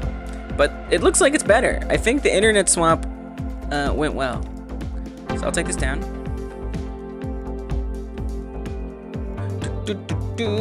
See if it's back on Twitch yet. Twitch is like, I don't know. I don't know what's going on. I don't understand. We back! Alright. You see? Wasn't so bad. It wasn't so bad. We bouncing? Uh-oh. Okay. So make sure you guys refresh if you haven't. Assuming you see, if you see the stream, don't worry. Twitch is angry, but it's adjusting. Come on, Twitch. You're okay. You can do this. I believe in you. I believe in you. Thank you guys for your patience. You know, it happens. It happens. Okay. Oh no, it's still dropping! It's just today. It's just the way it is today. So now I have to decide which is worse, the last internet or this one. I feel like this one leads to more buffering and the other one has more like gray blocks everywhere. Guys, it's not better over here. This internet isn't better. Which one is worse? Which one was worse? The last one or this one would be my question. If for those of you who remember, who were here for both different internets, which one was worse? You call it patience, I call it begrudging acceptance. Acceptance. Yeah, that's fair. You thirsty, Godot one? Sometimes truth is subjective. This one is currently worse. Okay. Alright, we'll go to the other one. We'll go back to the other one. But we had to try. Sometimes if I reset the router on this one, it'll just like behave. Today was not that day. Today was not that day, y'all.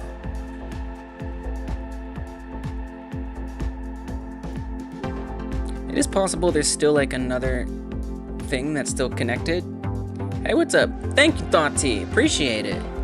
Thank you for hopping over there on Twitch.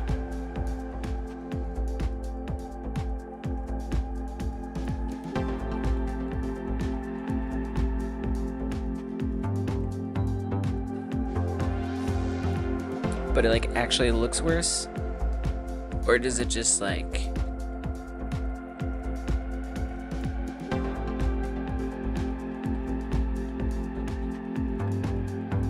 Alright, we'll go to the other one and we'll accept that it's a little bouncy. Alright guys, we're switching one more time. One more switch! This is the last one. We're committing to the other internet. We're doing what we have to do. Begrudgingly. Here we go.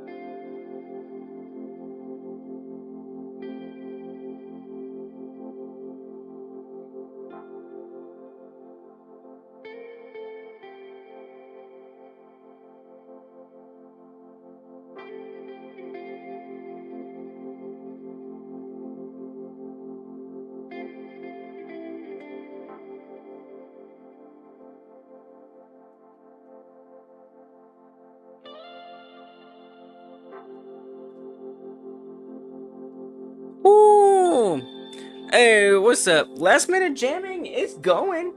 It's going. Are you invisible? To an extent, you could say I'm invisible. In a way. Alright, can we just, like, not be having an internet situation? Alright, we're sticking with this one. I have solved some problems, and now I'm solving others. But then the internet decided it wanted to be around and not the way I wanted it to be. But that's okay. I'm confident. I'm confident that even if it's a little goof troop right now, even if it's a little goof troop, we can get through this. Okay, let me make sure my chats are all back. Seems like we're good, though. I think we have survived. You know, just a little bit of experimentation. Oh yeah, we're back. Okay. So what is the problem I'm trying to solve? Thank you for your patience, everybody. What is the problem I'm trying to solve? The problem I'm trying to solve is why meshes are overlapping. That was a long time ago now, so I don't expect anyone to remember what the heck was happening. But what was happening was some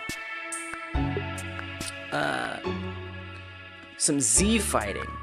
There's a mesh that is supposed to get removed while another mesh goes on top of it. And then after that mesh that's on top of it goes away, it's supposed to get its mesh back. So we're currently in that part where the mesh has gone back. And now what I want to see is when once again a mesh gets removed, I need it to stay gone when the other one goes on top of it. It's really a lot to explain. So we'll see. Put a timer below the queue free. There is actually no queue free. I don't know. I don't know if putting a timer is gonna solve all my problems. So what I'm doing is I am, let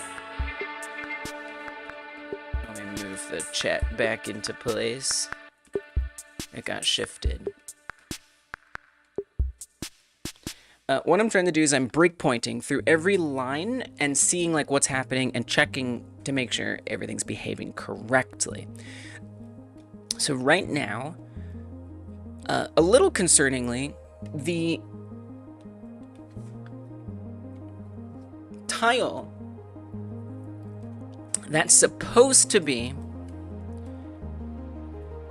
down here underneath is not down there or underneath, which is weird. It says it's at the origin, which if we were to put this at the origin, oh no, actually it does make sense. Oh, because it's relative to the collector. Gotcha.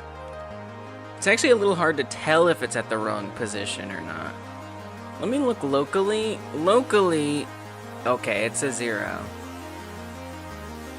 Gotcha. Are we setting its global position back to there? I mean, okay.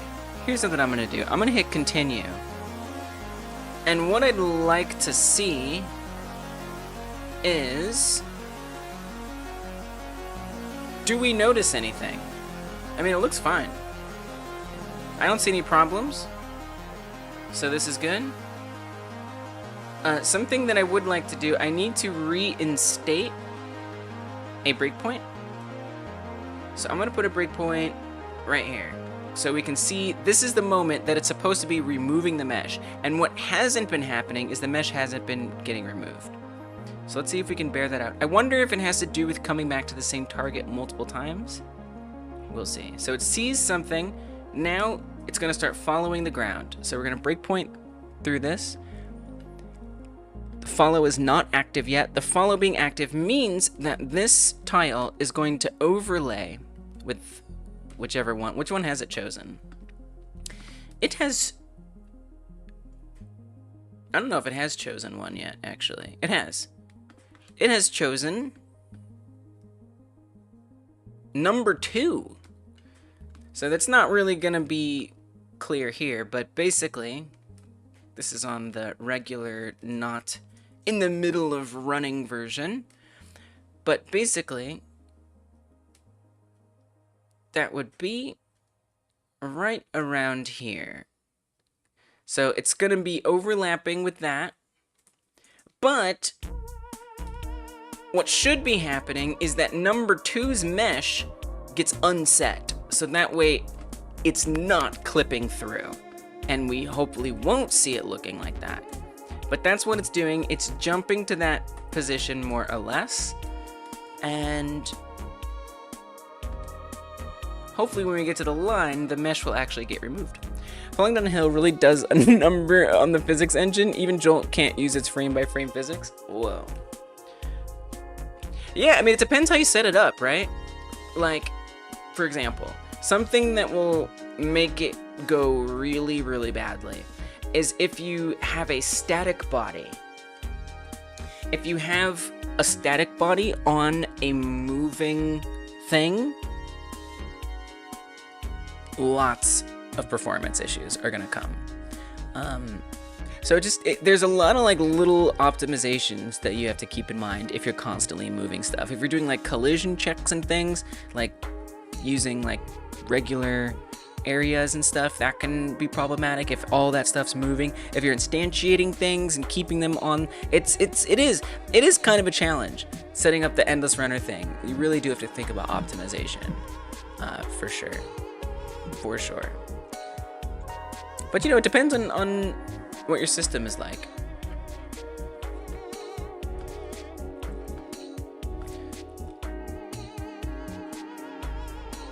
Okay, so right here, it's gonna set that to null. So if I go in the remote tab, which is all the things that are currently happening, and I look at mesh number 2, we see the mesh is there.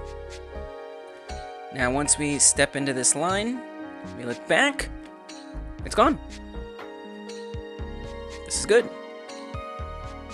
This is very good. It's gonna clear the spawns on there, which we don't really care about. I shouldn't have played that. Okay, so it comes back here. So now it's active. Yes, it is. That's true. Which means it is going to go into this function, but then it's just gonna return. And that's just where we're stuck now, in this loop of it returning.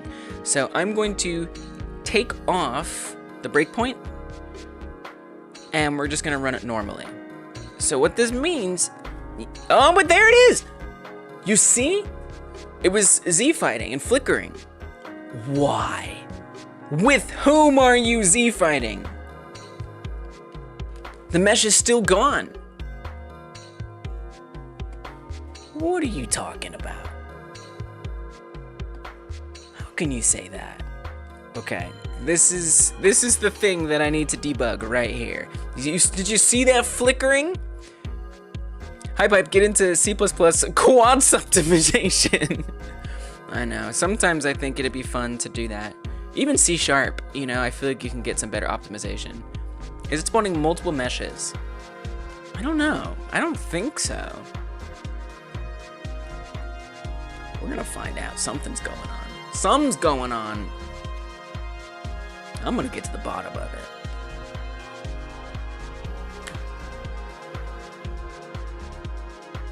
So we're in the remote tab now. Again, the mesh isn't there. Now what if I just hide number 7? There's something under there. Looks like something is there. What if I hide number 2?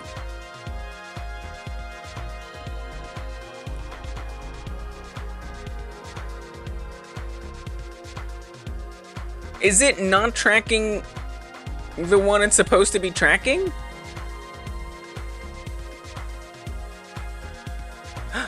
Oh, you might be right, Rosen. Oh, I know what's happening. I know what's happening. I get it. I see what's happening. Now, I don't immediately know how to fix it, but I know what's happening. I can't believe that's what's happening. Why not use unique names for this? I am using unique names. Yeah, we're using unique names. It seems to look scary. Or like a... Yeah, there's a lot of stuff. I am definitely... This game has been an experiment in having a doom scene tree, where I just, like, have so much going on in here. I haven't done much, like, bundling things into scene instances, you know, as an experiment, but also I haven't really needed to. But there are scene instances, that's the thing. Yeah, well, this is the remote tab. So the remote tab doesn't show that. So see, we're in remote, and you can't see anything. The remote tab doesn't give you those little percent signs. Yeah. But if we go to local, you can see I do have the unique names. And these are even scene instances, right? So I am using instances, but I don't have a lot of, like, nested logic that's out in other scenes completely. And I'm not really convinced that it's a big problem. But yeah, if you're wondering. I know C, but I can't imagine integrating it with GGScript. It would require a Pythonist knowledge. Definitely C# is doable, and one day I will try it. I will try C# and Godot for a game dev gauntlet. Once you're able to export C# games into web browser versions, then I will. That's the only time where that's the first time that I'll try it. Because I want to be able to export my game to the browser. That's how you get people to play it. It's easier to get people to play games if they're in the browser. C++, it's possible to make your games in C++ and Godot, but it seems difficult. Maybe if I knew C++ more, I might not be afraid of it. No one's out here downloading EXEs. Okay, so I think I see what's happening, guys. It's the boundaries. Which, it's actually very concerning, because it's like, well, doesn't that mean that the boundaries have been conflicting this whole time? I'm a little confused about that, but yeah, so here's how this goes. You can actually see here that there's not that many sections. There's 1, 2, 3, 4 at the top. 4 columns at the top. If I come into this view, there's more. There's 1,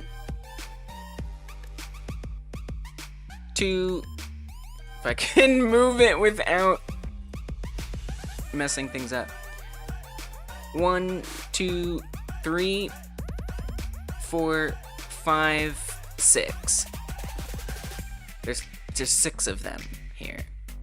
So 2 of them are being hidden.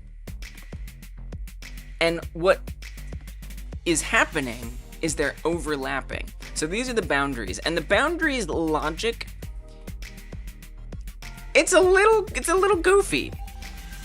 I'm actually rather impressed that it doesn't cause any flickering. You know what I do also wonder is if part of the reason why it looks fine with the other ones is because it has the same material. So I wonder if I were to give that one, which again, this isn't great. If I ever wanted to change the ground type, like say it goes into like a jungle area or something, and I wanted the ground to look different, this would be a consideration that I need to make. But I'm thinking that what I need to do, I hope, to get around this for the time being, is remove the debug material. So now number 7 should just look like the rest. If I can get to it. Oh, we moved it to 0, 0, 0. Okay, sure, yeah. Whatever. Why not? Okay.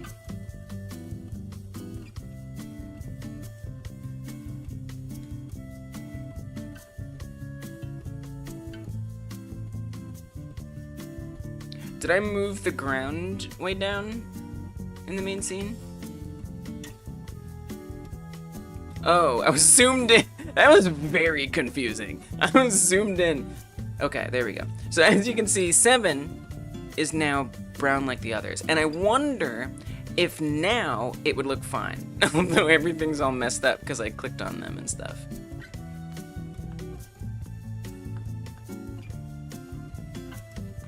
Alright, I'm gonna restart it. I'm gonna remove the breakpoints.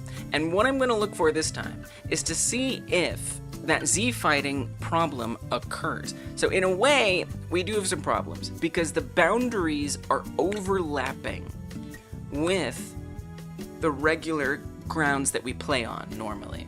Not a great thing, something to deal with and think about. I should write it down in my mega list of things to consider. But I might be able to sidestep worrying about it for now, which I am so okay with. So let me remove the breakpoints.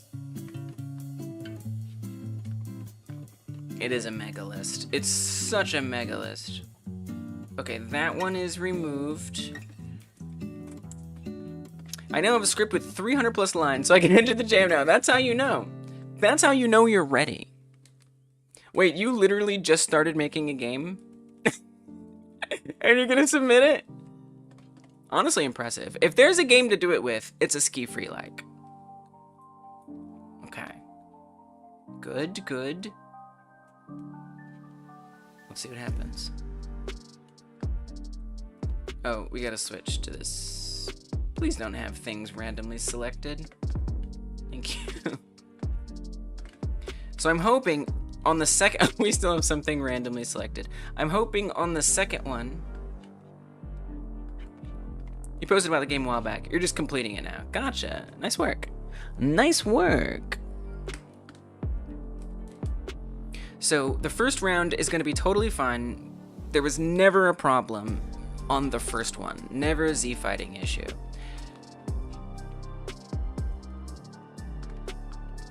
Got some gear. Looks good. All is well. Frame rate kind of sucks because I probably still have other games open. But that's okay. We can live with that. So I'm going to wait for the next round of spawns. Well, it's just one spawn. Should happen soon.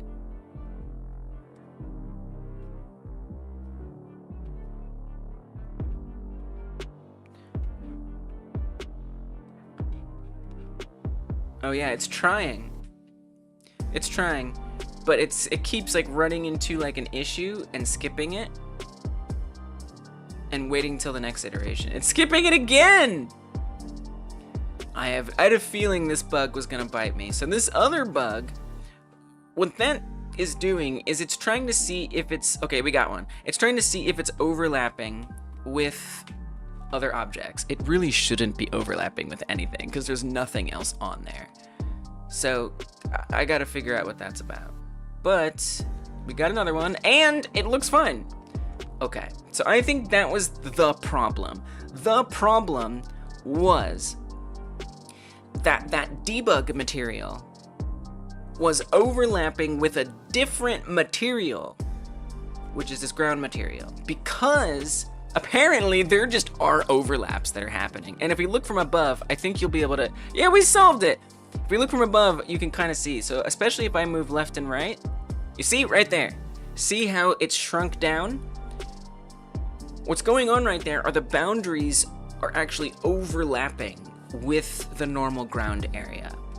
Again, doesn't cause an issue if the materials are all the same. But if the materials are different, there's an issue. Now, one way I could try to get around this, and I think would actually make it not a big deal, is let's say I did want to someday transition to have different tiles. So like a desert region or a forest region.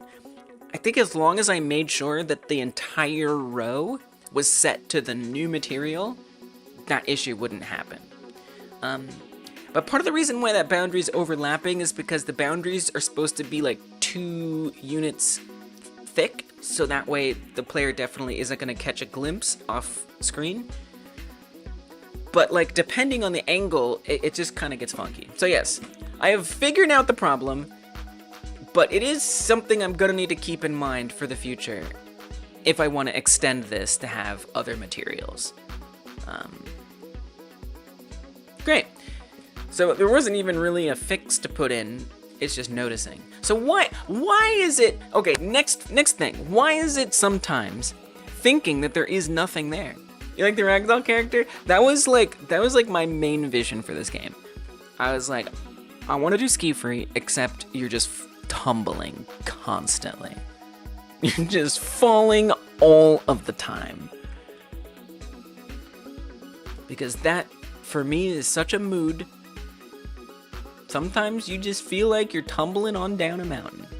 And so that was the vision that I wanted to create. I also just refreshed. Whenever I refreshed the Twitch chat, it spams all the emotes from like the last hour. So I appreciate that. And it was some effort getting this guy to flop around like that. And it's kind of, I think it's like partially like a deprecated feature, like some of the aspects. It's a little tricky. It's not fully clear how to do it. But essentially you use these physical bones here. And you assign them to existing bones on the armature. Give them like a joint type. And then you have to start a physics simulation.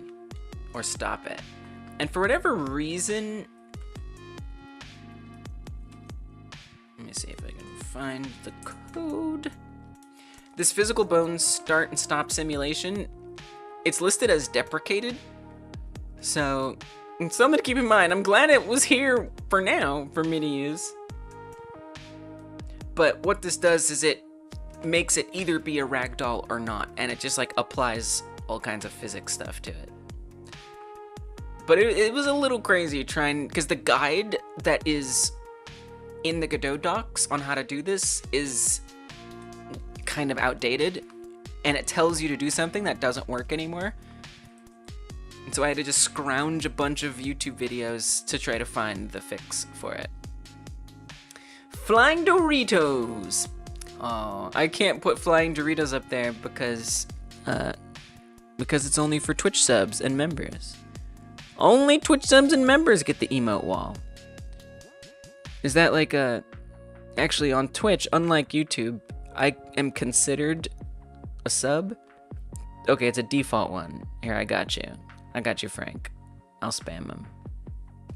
Here we go. Bam. Floating Doritos. And I put some cookies in there too. So yeah, the ragdoll worked out really, really well. It was kind of a pain to set up, but really worth it, and I'm glad I know how to do it now. So you can also, like, if you had a character that was, you could just normally animate this character, right? Like you're just walking around, and then if you hit that start physics simulation, they'll just like collapse. So you could easily have it be like a character that becomes a ragdoll and then goes back to normal and stuff. I've never actually tried to go back to normal. I'm not sure what that would be like, but yeah, it worked out really well. Chocolate chip Doritos sounds nice. Actually, that does sound pretty good. Salty and sweet, it's a good flavor. All right, so why is it failing sometimes? Where is that coming from?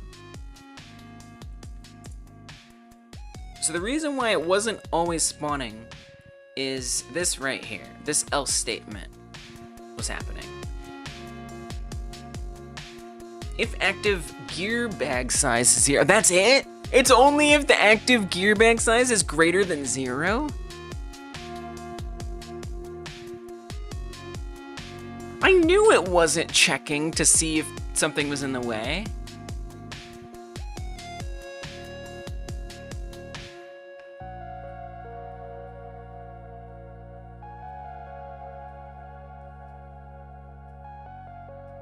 That's very interesting. It's very interesting that like sometimes the timing works out and it's not greater than this is just, wait, I'm so confused. Because this isn't even doing anything. It's just printing a message, but indeed nothing gets added. So there's definitely something happening here. They won't remove deprecated features from the 4.x branch. Oh, that's gonna be, they're gonna be on 4 for a while. Oh, I wasn't sure that that's exactly what that meant. Nice. Well, thank you for confirming that.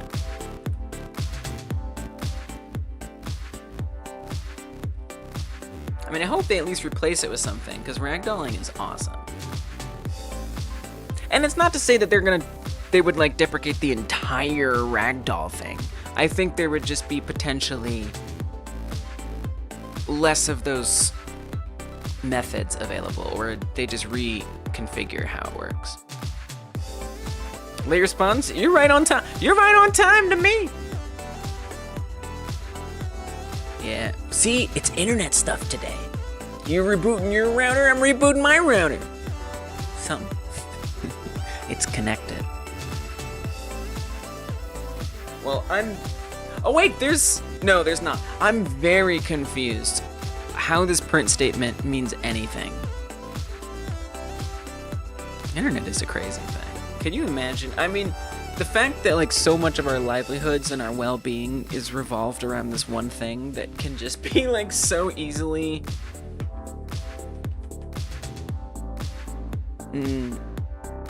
I don't know if I'd say it's so easily tampered with, but if something goes wrong with it, it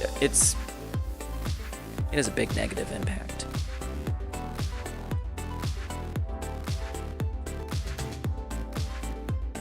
So I feel like what's actually happening is this. So it checks to see if it can spawn it. This is what I assumed was happening. And if it can't spawn it, it puts this out. What I'm most surprised by is that it knows to print that message. So I think what I'm gonna do, I don't really fully understand this. I'm gonna comment this out. And we're gonna do this a little differently, just so I can get a more accurate message. Now the other thing is I need to make sure I can actually repeat this. So it might take a few tries to get this bug to appear. So this is on the spawnable entity script from which gem pickups, rock pickups, gear bags, they all derive from this class to an extent. And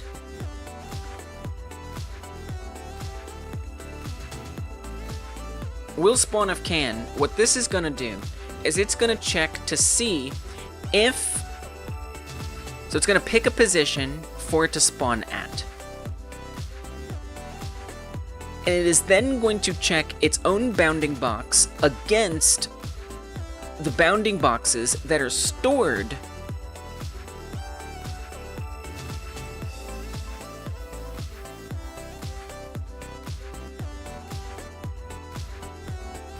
see if I can find that part. Does it overlap similar spawns? So it's trying to see if, so it takes in a bounding box. That's what AABB is, axis aligned bounding box. So basically this is my solution to not have true collisions in a way. The collisions are being calculated based on the shape of their bounding box. That is to say, I mean, not necessarily specifically, but more or less you can think of it like that like orange box right there that appears, like when I click on it, that could be an example of like what a bounding box would look like. So it's not going to be like a perfect sphere, but it has, you know, a more cube-like shape around it. And that's what it's using to detect calculations. And so AABBs have this nice method called intersects, and so we can check to see if the AABB intersects with another one. And if it is intersecting, then it's going to say so, and it's not going to allow the spawn to go through. And so that should be why the gear bag isn't appearing. But what is weird Oh, wait. I get it. I think I get it now. I think I know what's happening. I just realized. I think I know what's happening. I know what's happening. So even though it certainly looks like that's underneath the level, right? The gear bags aren't spawning down there. The gear bags are spawning up here. Their Y position isn't below the level. Their Y position is going to be up top, which means anything that's up top that it intersects with is going to make it say, nope, can't spawn this. That's got to be what's happening.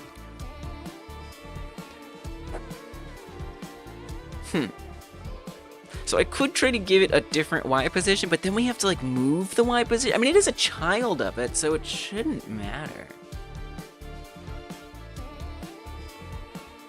So maybe we need to just give a special vertical position to it in order for it to work good. So that is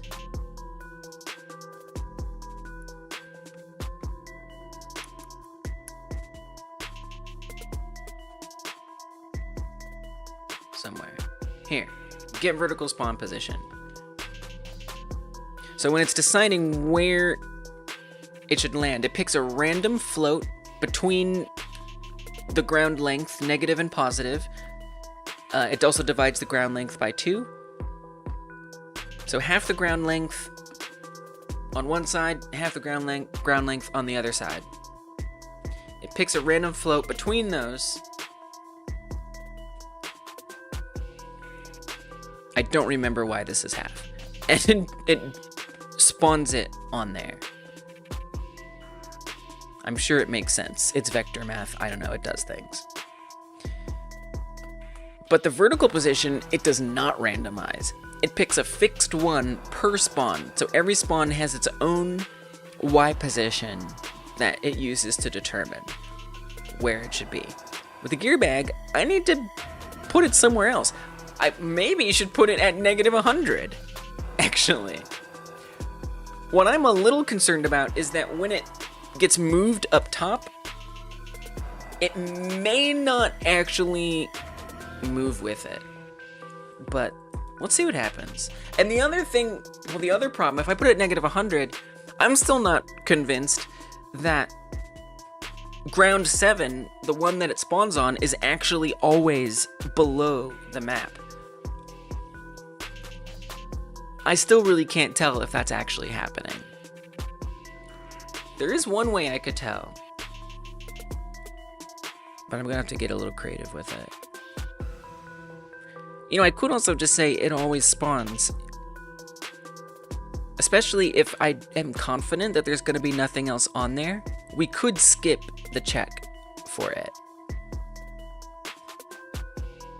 Wonder if that makes the most sense. I'm kind of feeling like risking that, and then I can also see. Let me try that. I can also see where the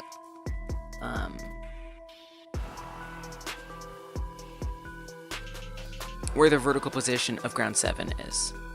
Okay, so let's try that. I'm gonna say that when it gets to that function, will spawn if can. It's not even going to bother with it.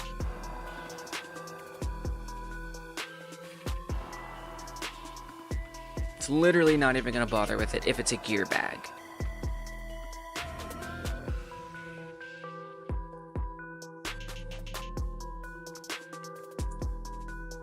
If spawn is gear bag, we could just go ahead and say approved. Go ahead. So that way it doesn't even check this. We could do or. Let's do or.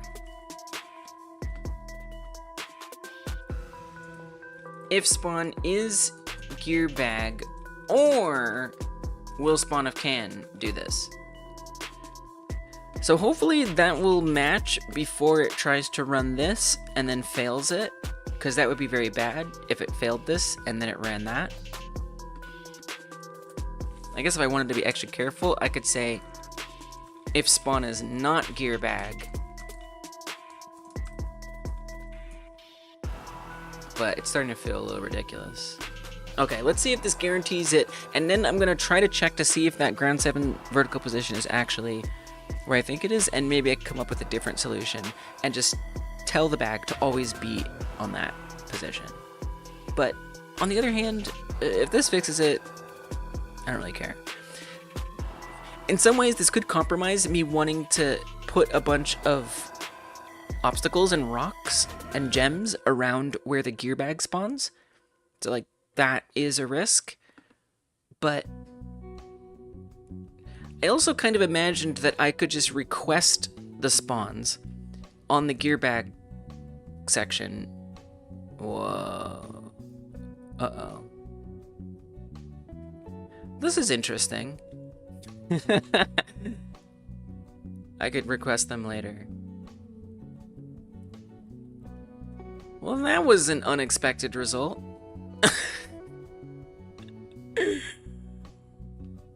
Okay. So, that's not a solution that works. Wow. Sorry. Never mind. I take it back.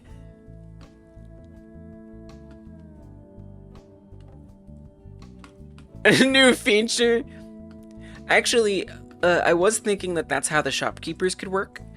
That they would be like riding an ostrich or something that's running down the mountain next to you. And if you go to them, they'll just like be there and keep pace with you.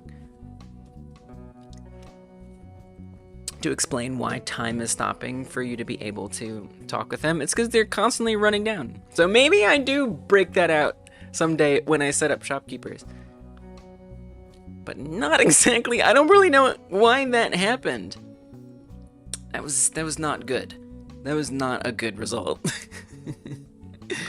A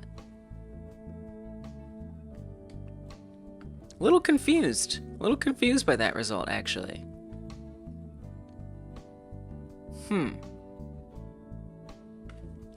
I do kind of feel like there just needs to be like a fundamental rewrite of something for this to work right. You know, I hate the punishment of potentially you could just keep missing a gear bag spawn for like 10 rounds or something. You know, that kind of sucks. But I'm a little burned out digging into this code right now. Well, hello, weary traveler, looking to escape the inevitable, eh? Best be careful. I've seen many a traveler try it, but none return. That's exactly the kind of flavor I'm going for. Literally. Like, they're just, like, talking about the doom and gloom of the situation, and they're just dealing with it. I want to, like, reveal lore through that shopkeeper interaction. Like, you know, well, we were, I don't know, this is a little on the nose. That big company said that the volcano was inactive and would never erupt again. Or something.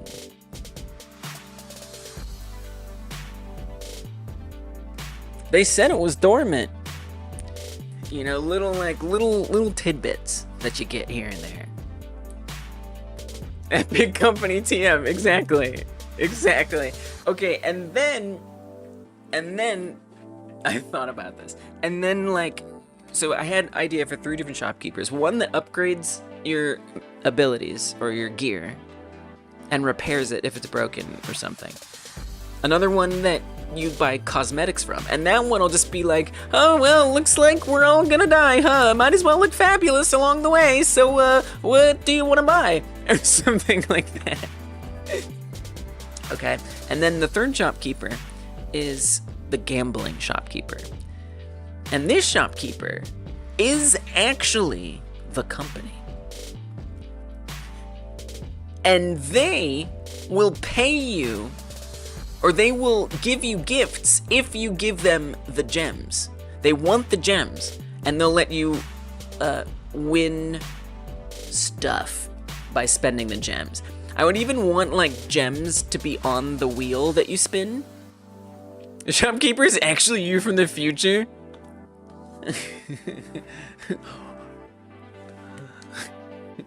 Whoa.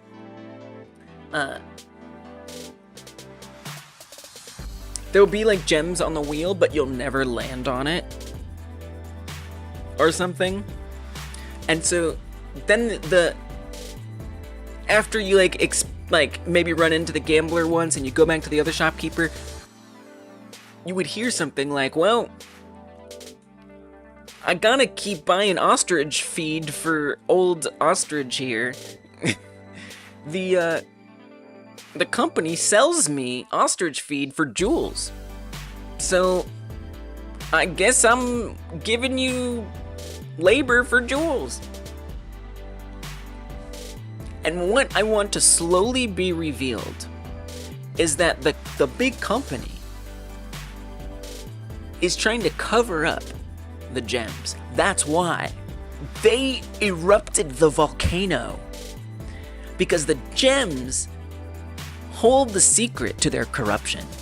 And they need to destroy the gems so no one finds out about their corruption. So they want you to spend gems, because if you give gems to the shopkeeper gives the gems to them, and they destroy the gems. They want your gems so they can destroy them. They don't want you collecting them. They hate you collecting them. It's stupid. It's stupid. But I think it'd be really fun to just like drip these little tidbits. Definitely there would be a goofy old person voice. Probably more like, you know, just some like non-words. And then text on screen is how I imagine it. Oh man, I don't know what I'm gonna do about this. I feel like I want to skip this. I want to do some art, guys, for the rest of the stream. I'm done with code. There's problems. The map marker, it moves in a way that it's not supposed to sometimes. Guys, I don't want to deal with it. I'm gonna do art. I'm pivoting. Hard pivot. What kind of art? I need to remake all of these icons. But like, what else do I need to do? So there is like the gear. I kind of like don't want to assume that I'm gonna have time to actually implement the gear.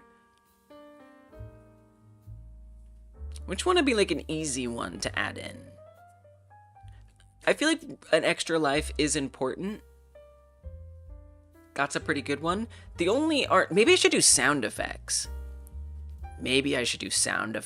Let's not do art. Let's do sound effects. I'm hard pivoting, you guys. I'm burned out on code today. I am so burned out on code. I've had it. 25 hours left in the jam. I know. There's so little time. Let's actually do sound effects. I need to replace all these icons because all those icons I did not make. Those are stock images and I want to replace them. But I don't feel like making icons right now. I feel like making sounds. I have currently turned off the lava. I feel like we could find some nice free lava sounds that are Creative Commons 0. That could be nice. Ooh, I kind of want to get a gem collection sound. The question is, do I want to try to make it? I think I want to try to make it. Okay, but I'm going to need to like close some things. This is a hard pivot. I'm going to need to like close some things. Let me close this. I can't be having all these windows open and stuff. It's dangerous. It's dangerous. Close all that. Let's do some music things.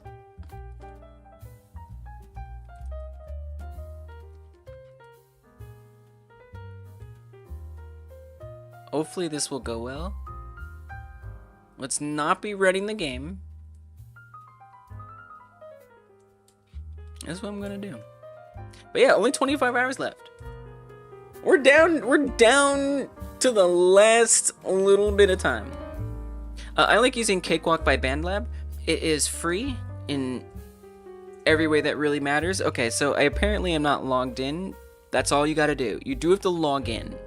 But other than that, it is free in all the ways that matter.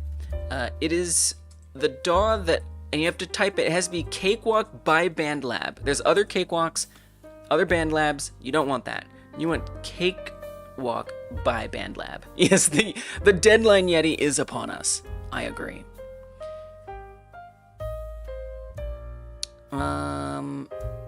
I know it seems weird that I'm picking the 16 track.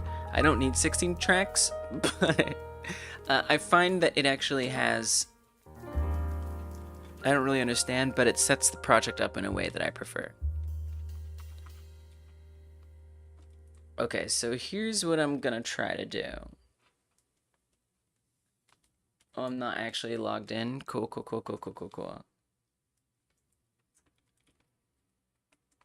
I can't say I'm entirely sure.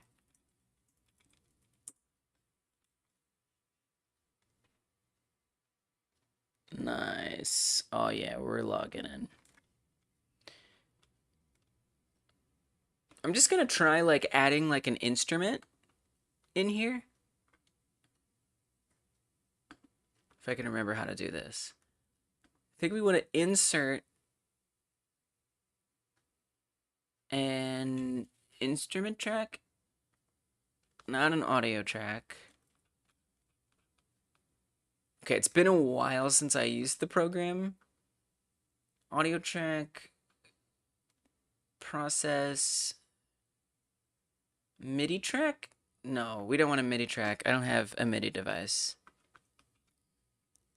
I simply don't. YouTube Experience is a bit of an interesting way of auditing all the people who showed up to a stream. That's true. Yeah, wow. Jesus. Are we auditing everybody? I must audit the chat. There's a way. Is it this? Whoa. Input instrument. Nice. Instrument. Nice. Drum kit, piano. Give me some electric piano.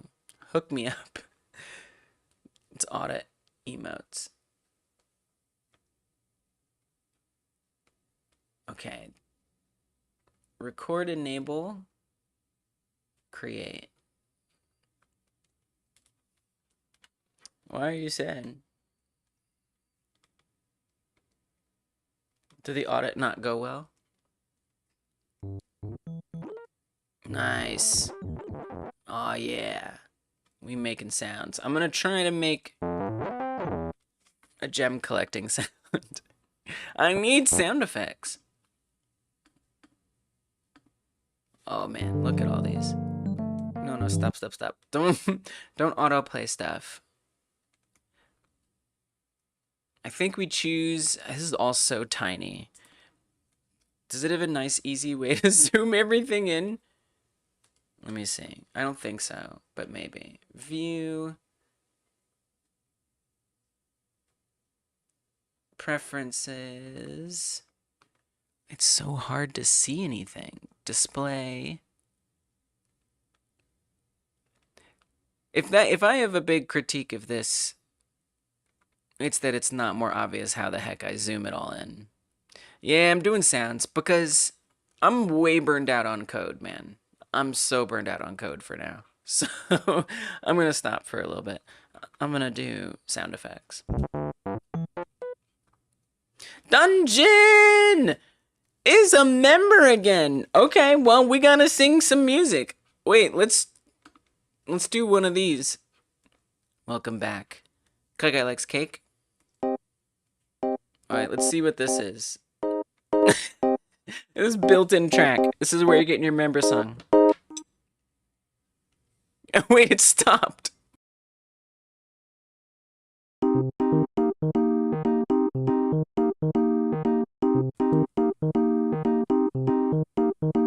Oh, Dungeon Martian. Oh, Dungeon Martian. Oh, Dungeon, thank you for supporting the channel. Dungeon, Dungeon is hanging out on Mars. Dungeon is hanging out on Mars. But you took a break from the Martian life so you could come here and support us. Wow! Dungeon is from Mars. Dungeon is from Mars, but now you're here taking a break from the Martian life so you can be here and bless us with your presence. Oh, Dungeon is from Mars. Dungeon is from Mars. Dungeon is from Mars. Dungeon is from Mars. Thank you for being a member. I appreciate you, Dungeon. Thank you for being a great mod and all that stuff. I'm sorry for the song, and also, you're welcome. Okay, but I don't actually want to use this in my game.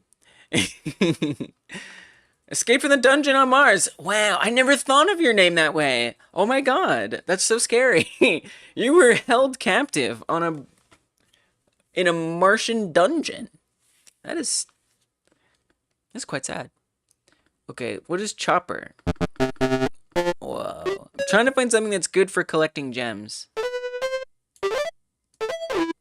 And like maybe just like do something with it. Look, I'm not just gonna pick the first one I find. I do need to hurry up and get all these figured out. How am I gonna remember these? There's so many. Okay, Chopper, whatever. Let's start from the top. Amped roads. Whoa! Jesus! So I think roads, that's kind of like what we were already just listening to. Okay, but it's different. I kind of want, like, I'm imagining like a twinkle, like a kind of glassy twinkle. Okay, interesting. Amped whirly. These take some time. These take some time. Your point stands uncontested. Wait, what was your point? Oh, right. Sorry. The one thing you can still use Dreams for that you can't deny. Yeah, you can use it, but, you know, the quality is going to be lower to some extent. But you're right. There's still great music people are making out of Dreams. You're right. You're right. I can't deny it. You can make great music in Dreams. That's true. And you can actually export it to an extent. You can record it. I won't deny it. I'm sorry. I shouldn't have even taken the bait.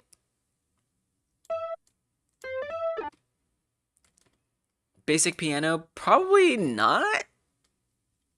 It's interesting that like some of them are way, way, way more. Dude, we can also modify these values. These are just like presets. But then again, that's not necessarily true, right? Because look how long it takes to load. So I don't think that is all it is. Yeah, there's sound effect sites. Yeah, but then I want to make it. My PS4 Pro, that looks like a good one though, Dungeon. My PS4 Pro actually exports at a high quality. Nice. And Audacity converts the MP4 to MP3 and boom. Nice. Fair enough. My theme is a simple supermarket theme, right? You made on the fly on Beatbox. Nice. Oh, the theme. Right. I thought you just meant your game was a supermarket theme. Yes. Beatbox. Yeah, Beatbox is awesome. I like Beatbox. It's also a good one. I haven't made any music.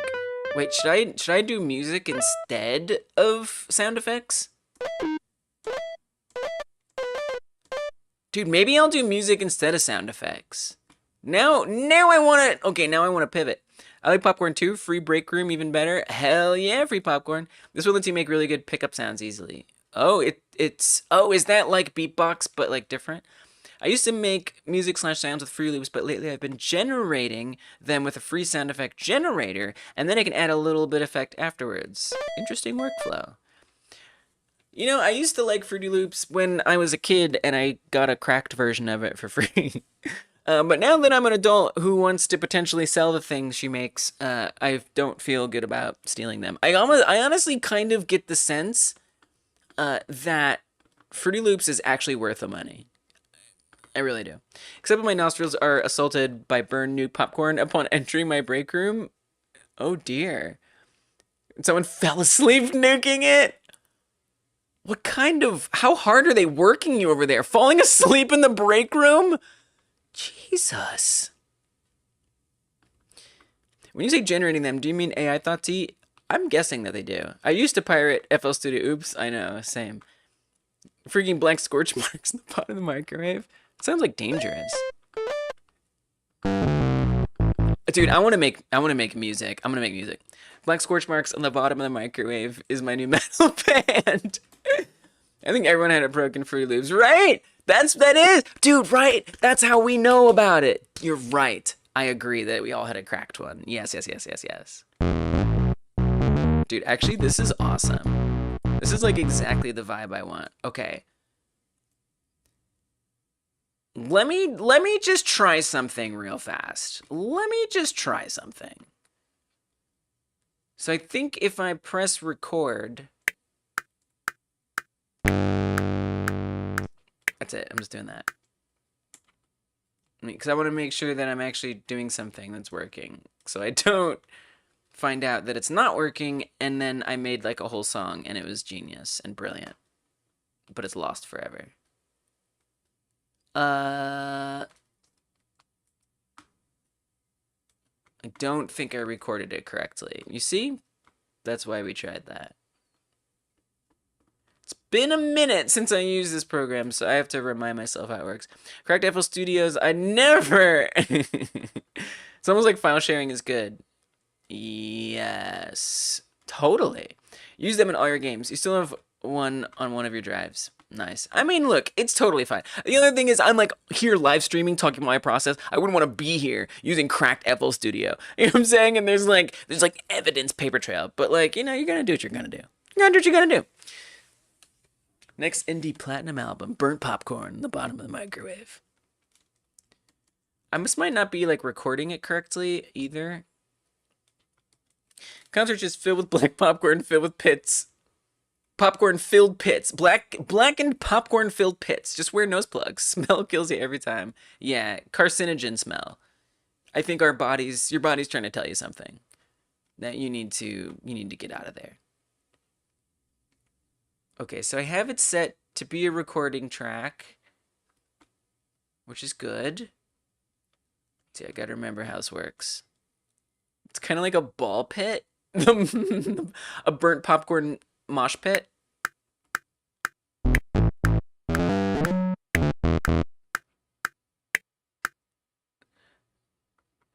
Oh, I think I remember there was like a setting that you have to click. I do remember having to look this up.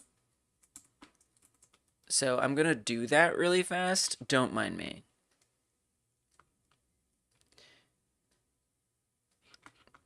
When's the next stream where you look at people's stuff? Do you know the date? I do know the date. The date is August 29th. Yes, August 29th, the week before the Game Like Jam starts. Options, make music gooder. Oh, is that the one? I couldn't remember. Cakewalk by BandLab. Instrument, track, record, Omni. Yeah. That's the next one. And then, I think you probably already know how to get there and stuff. Can't get virtual instruments to record. Yes, this is the one. No. It's not MIDI. It's not MIDI.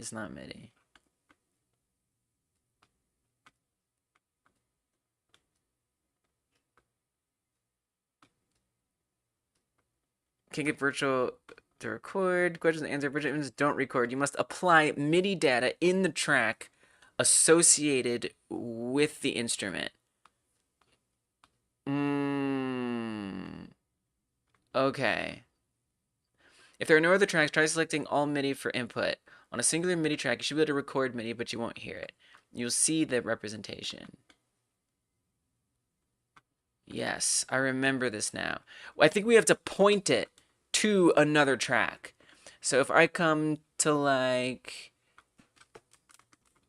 It was saying like a MIDI track.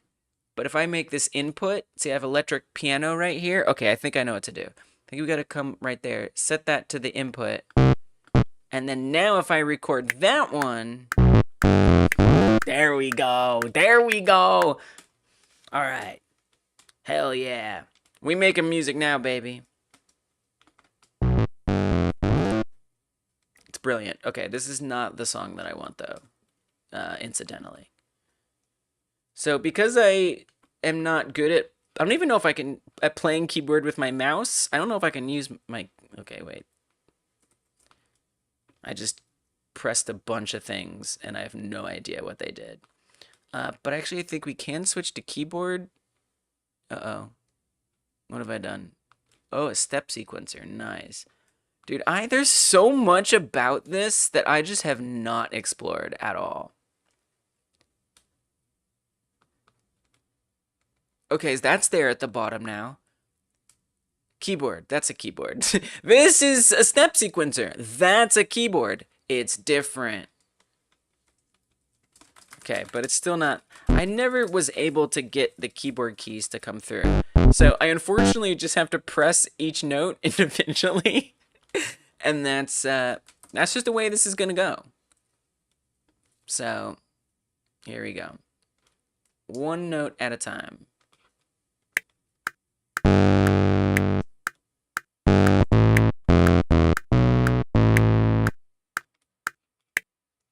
I think I liked that first one pretty well. So what I'm gonna do, how do you split? Right, but do you have a shortcut for it? Would be good. I would love that.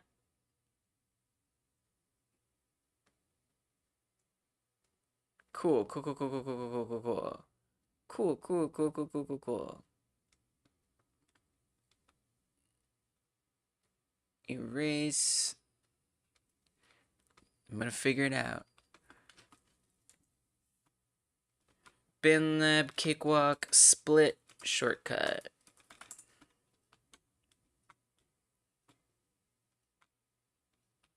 Press the S key.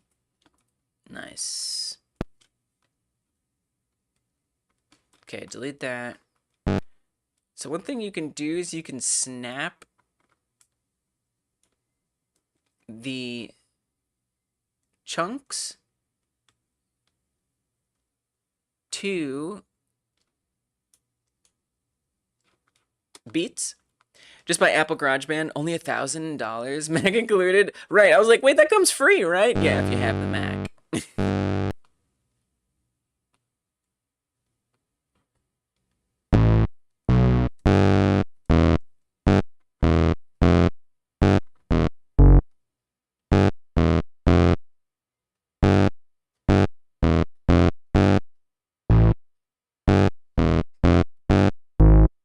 Whoa, this instrument is weird. Like, these sound so different.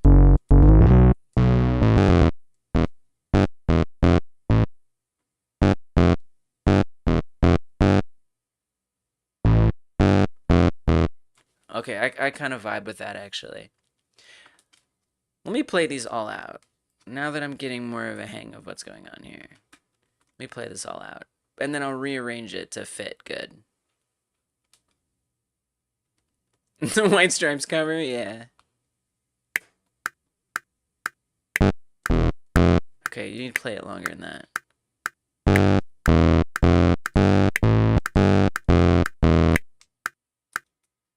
Okay, I didn't say it was going to be good, but it's going to be ours.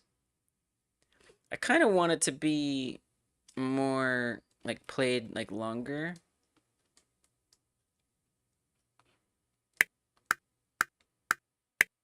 Honestly, the metronome is just making this harder for me right now.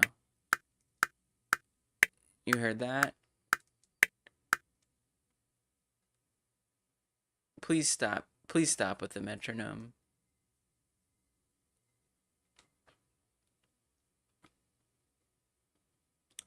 Oh, the Thought Tease thing?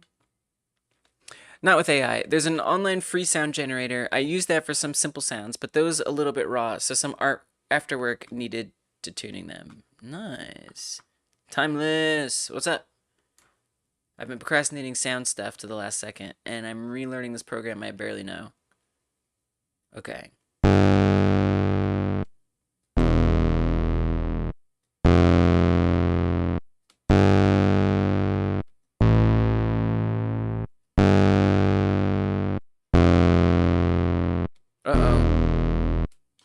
loop ended. No, it didn't. Thank goodness. I'm gonna fight them off. A 7 nation army couldn't hold them back. Yeah, I mean, Thonti might be meaning like, sort of like what Dungeon was talking about too. Could be what Thonti's talking about. Whoa. Wait, what the hell is this? What am I doing messing around with that? Oh, we gotta, wait, this sequencer is amazing. Okay, wait a minute. Wait a minute. Hold on. What am I wasting my life with here? Okay, put this up here. I just accidentally pulled it up, but this is 8,000 bajillion times easier than what I was about to do. I just gotta make sure I have the notes right. That's the only problem. That I'm a little less sure of. It'd be nice if it like lit up down there to show me like which note is which.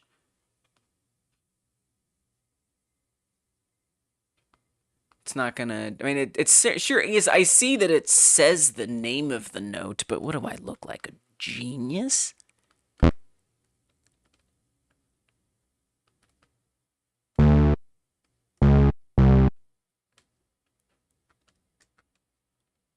I can insert a row. I can literally choose the notes that I want on here. Do I know how to do that? Okay, I do have to say, even though this seems like a great thing, I do not know what I'm doing. This is like...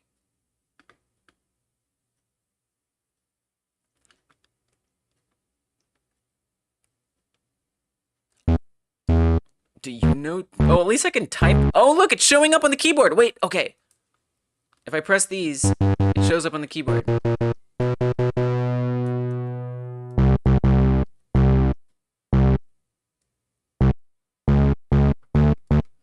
Okay, okay. We're not getting somewhere.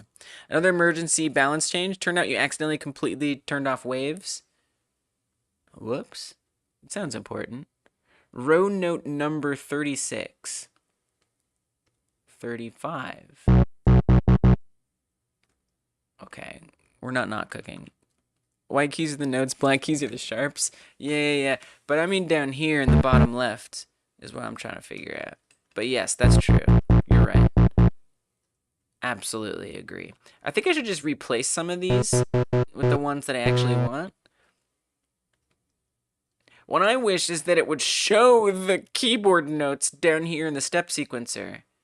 That would make my infantile music brain very happy. So I guess I know you guys can barely see because it's so tiny. But what I need to do is make these numbers a lot lower. I know this is chaos, but sometimes game dev be like that. Dude, I can't believe how small it is. Let's see if I can try to zoom in there. It might not help much, but it might help a little. And sometimes a little is the best we can do.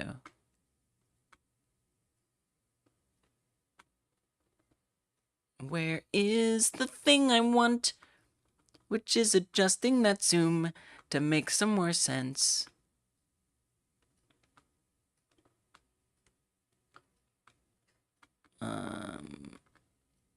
I haven't adjusted this in a long time.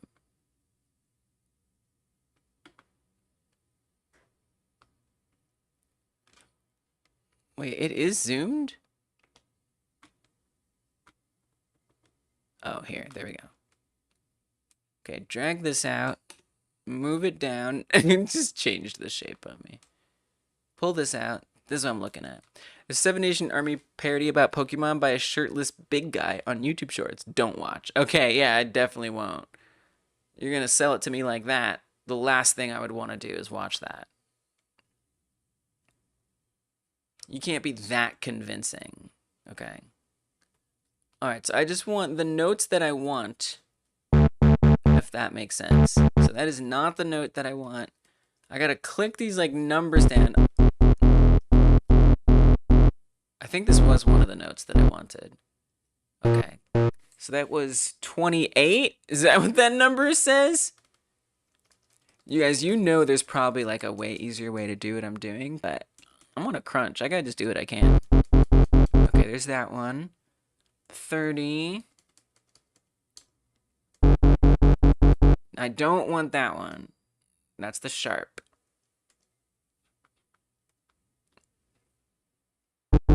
It sounds kind of funny. The kind of song I have in mind is very specific.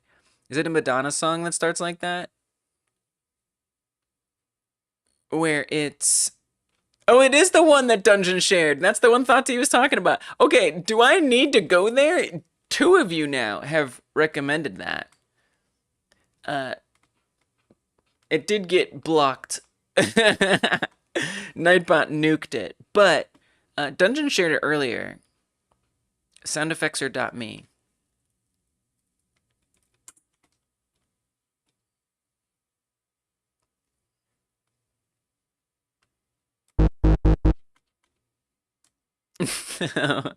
It's Nightbot, it's not Twitch.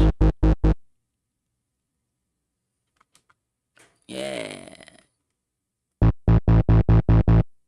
Okay, I think this was my little song.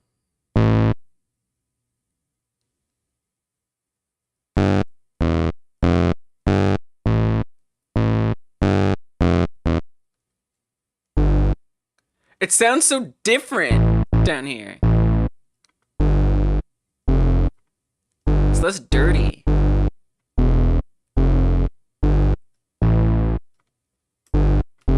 Okay, great. Can we get rid of all the rest of these? Because there's a lot of these, and I don't need them. I only need those for now. Trying to keep it simple. Okay, so now I can try to use the step sequencer, hopefully.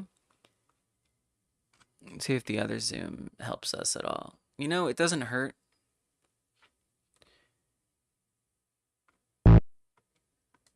We start this one, and then we can play it. Oh, hell yeah. We just need to loop it around. Whoa, and it puts it in there? That's sick, dude. Hey, where'd it go? You put it back. You put it back right now. Whoa, I've opened... Every time I've clicked step sequencer, it's opened a new one.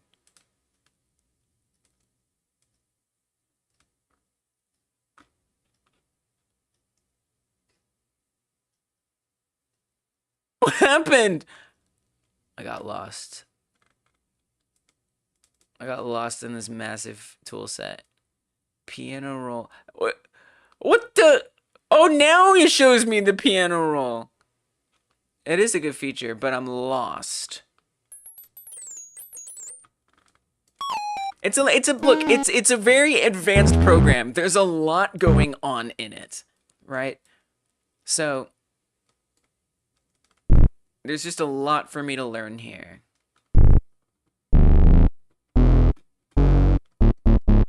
Okay, now we're back up there. Okay, dude, this is all I ever wanted. I'm okay with this too. But okay, before I freaking do this, okay, I need to clean up this mess that I've made here. Okay, that's not my step sequencer that I did. This is my new piano roll, which is fine. This is not the step sequencer I set up. Neither is that. Neither is that. It might be gone forever. Neither is that. Honestly, neither is that. But I would much rather have the piano roll. I will give up the step sequencer if it means I get a sweet piano roll. Now, is it easy to like zoom in or anything?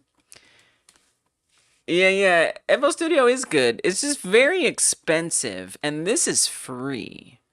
So that's why I'm here. Welcome back, Kizarai. How you doing? Thanks for stopping back in. Definitely, FL Studio is good stuff. Agreed. I miss FL Studio every day of my life. Because when I was a kid, I had a cracked version of it, and it was wonderful. But like, you know, I'm out here, I'm sharing my journey of what I use and stuff. I don't want to be like using cracked things. The trial is free, and it has all the features of the paid, just can't save. Can't save.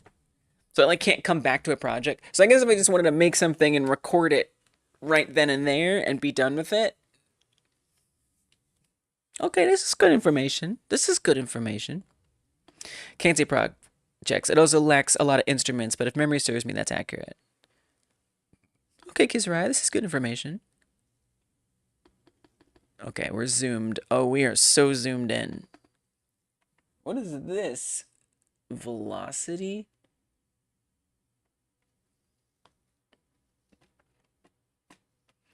Yeah, I've been using this program. I like it. It's just, I just have to learn it. But I like this program a lot. You know, I'm kind of at the point where I'm wanting to not... Yeah, Ableton. I'm not wanting to bounce around much anymore. I liked Ableton. I stopped using Ableton because when the trial ran out, it was the same kind of thing. I couldn't save anything. I couldn't export anything. It was just like, it was great. I loved Ableton. I loved Ableton. If you're looking in dreams, I do not recommend that, but Insane does. And so, there you go. Yeah, it's a good DAW. I just, you know, I don't know. Damn right I'm going to promote dreams even now. I'm 84 years old and dreams is way. So I'm using Cakewalk by BandLab. It is truly actually free. You have to type it. You got to look at it like that because there's other Cakewalks and BandLabs that are not free. But if you look at Cakewalk by BandLab, that's this one. And coming from Ableton, which I really liked Ableton a lot, but the trial went up and I was like, bye-bye. Although I have to say at some point, I do kind of think that it's worth it, but I also come back to that I'm live streaming and I want to be using tools that you guys could access. I have no idea how to use VST plugins. Yeah, so this has all of those. You can hook up VSTs to it. So, and also Ableton. So here we have audio effects and you can install VST3 or not VST3s and they all go in here and work really well. So that was like the first thing that I tried to figure out was how to set up VSTs for this, because to me that makes, if you have a audio DAW, a DAW that takes VSTs, which by the way, if you use Dreams, you're not going to have that. You can have VSTs and that'll be, let's say you have a favorite, you know, digital instrument that you use. That's a VST. You can bring it into a different DAW that accepts VSTs and have the same experience, except you're just arranging it differently. So yeah, this has great VST implementation. You thought this was FL Studio? No, it's Cakewalk by BandLab. I recommend it. I'm not showing it off well because I have no idea what I'm doing, but it has a ton of features. It's well documented. People have been using it for a while, so you can find, just like I did, forum posts of questions being answered, and it's incredibly capable. I mean, I haven't run up against a limitation where I'm like, oh, it doesn't do that, I wish it did. I just have to figure out how to friggin' use it because it's like complicated. But I'm optimistic.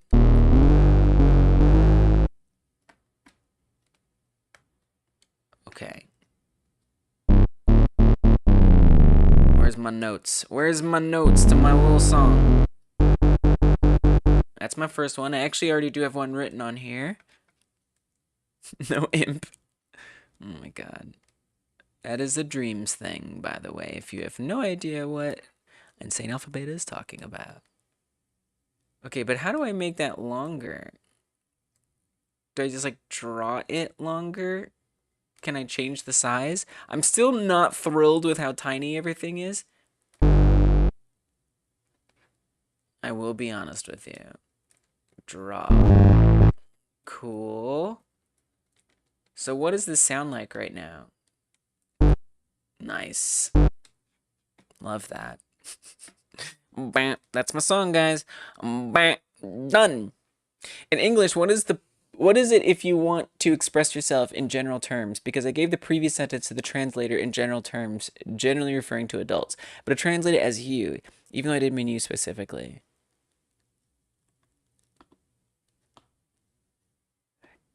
If you want to express yourself in general terms, whoa. If you want to express yourself in general terms. Oh, I missed this message from Thoughty. As an adult, you already pay attention to respecting software rights. You can go to jail for it. Oh, like maybe like we, as an adult, we already pay attention to respecting software rights. We can go to jail for it. Is that like what you meant? Like a plural second person pronoun? Yeah, we. Yes.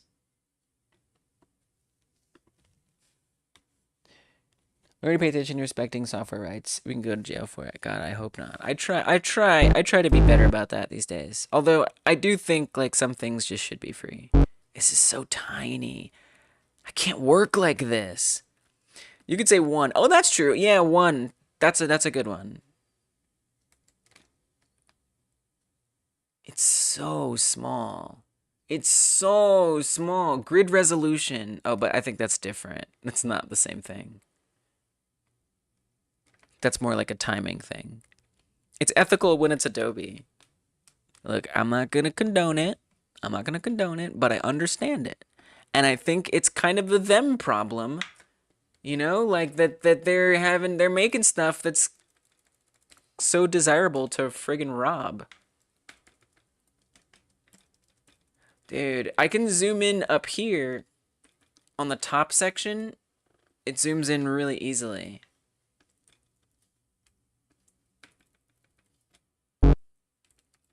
But in there, it doesn't. All right. I have to stop complaining, and I just have to make this.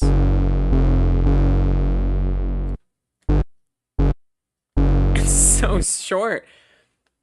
You're telling me there isn't a way. Okay, I'm looking it up. This is craziness. Cakewalk by BandLab.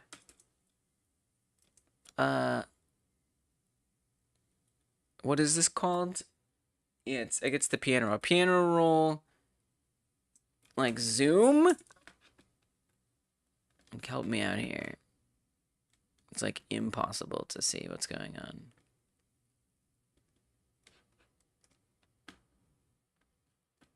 Zooming in piano roll view. You see, there's questions. Alt mouse scroll. Oh, there we go. Oh, thank you. Thank you. One of those my lawyer told me to not finish the joke. Yes. Exactly. I don't have at last. Yay, controls! Things make sense!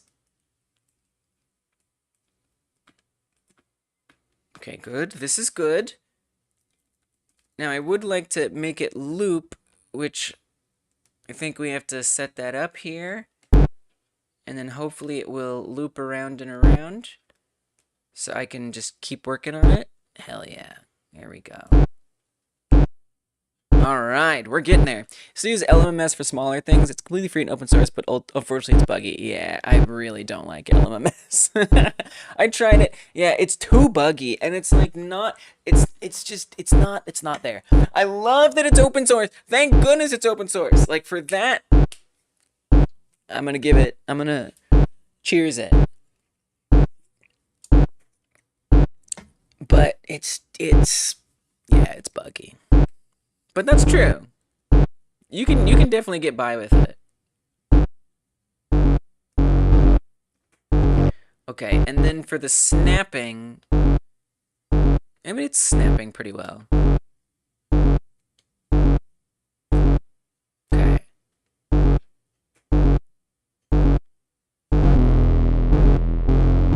Whoa.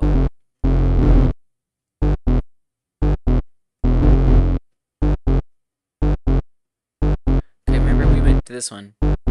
That was your little song. How do you get the draw pencil. F9? I'm not gonna press F9.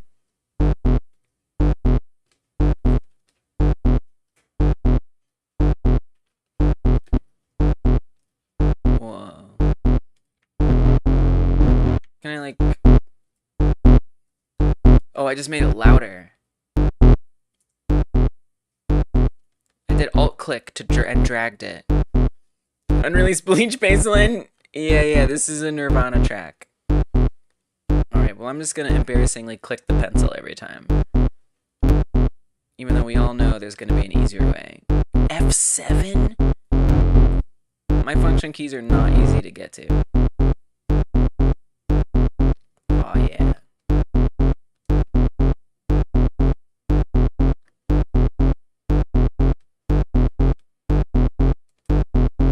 Pencil.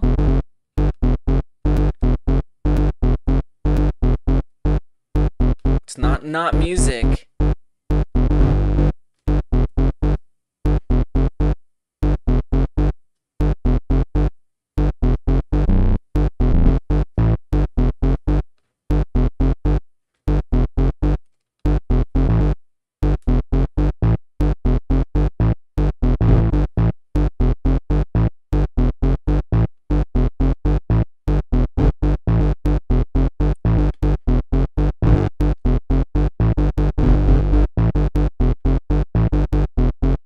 I used to make some of the songs in my game, but it's not on Windows, so use K-Wave. K-Wave. I never heard of that. Okay, I am very curious about the sound effects or thing you guys were talking about. This seems awesome. But then you were saying something called K-Wave?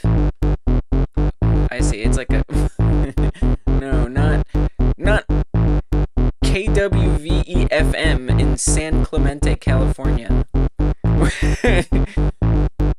Is it like a DAW? Like K-Wave. There we go. Sound editor. Whoa. It looks like Audacity. It looks nice and simple. It looks like lightweight. No, look, it's on. Oh, you're. I see. It's only on Linux. Gotcha. Okay. But I guess if you're on Linux, Timeless recommends K-Wave. Okay, this is a little funkier than what I want for the game.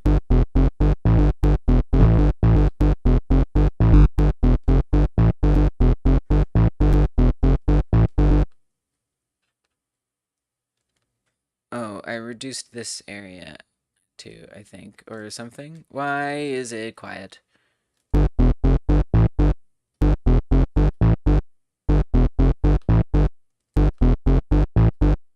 I want it to be a lot faster than this, I think.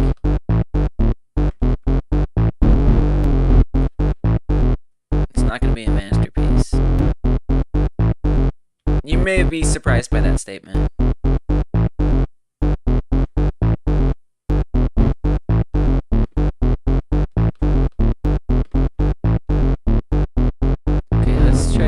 Whoa. Speed it up a little bit. I didn't know so many were selected. Oh, now I can make it longer.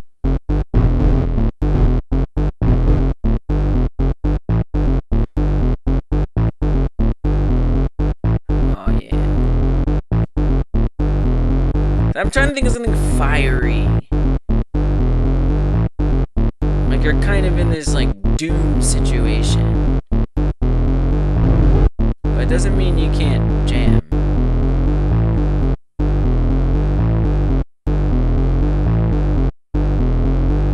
I think that could happen a little faster.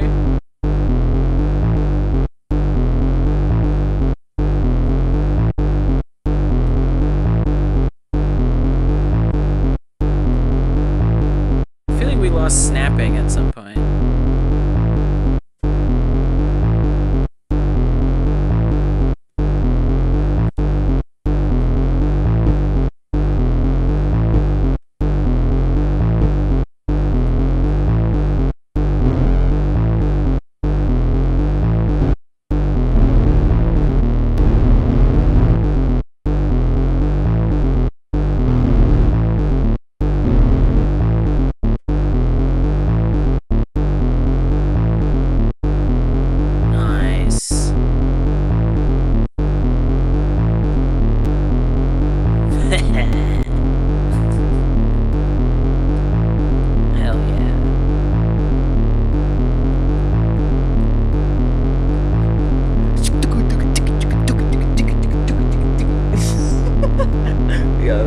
dig.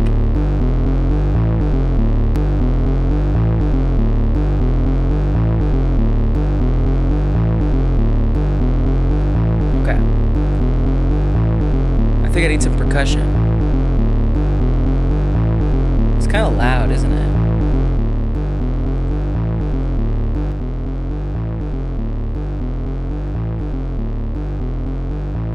So that was the electric piano instrument, but I don't just want the electric piano instrument. I want more than that.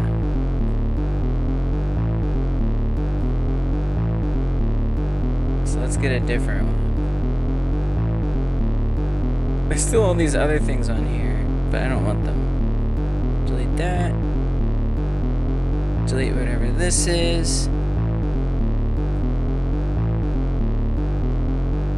And then I'm gonna add a new instrument track.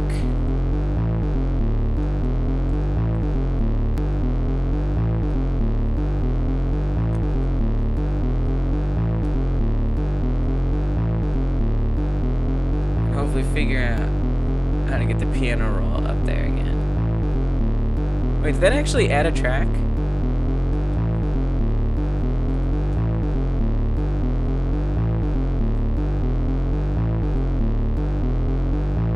Get Omni, record enable, create a track. Oh, maybe I should. Uh-oh.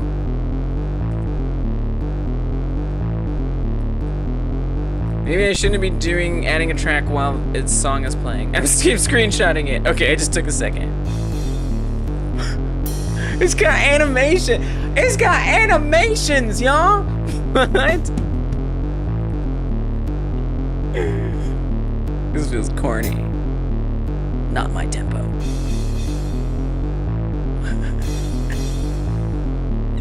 This is game. This is a game. Someone game dev'd that. Come on now. Oh, dude, this is fun. Okay, I need to pick a kit. It's kind of coming together, right? Now I want more, but I just need like a basic thing for now. Dude, which one am I gonna try? I have no idea.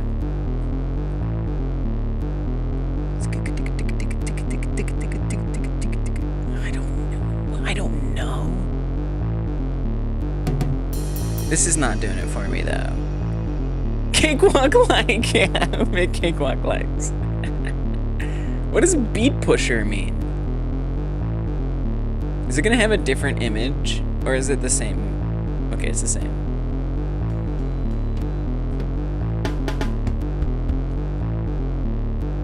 Okay, is there a way we can like rebalance this for a second? Because it's a little hard to hear with this. You wanna Godot flush? It's too late. Although I think AliExpress has a cheap one, like a knockoff. There's knockoffs out there. Oh, maybe here? But is that all of them, or? No, it's its own. Okay, cool. We can turn that down. But yeah, there's a knockoff one. AliExpress Godot plush. It exists.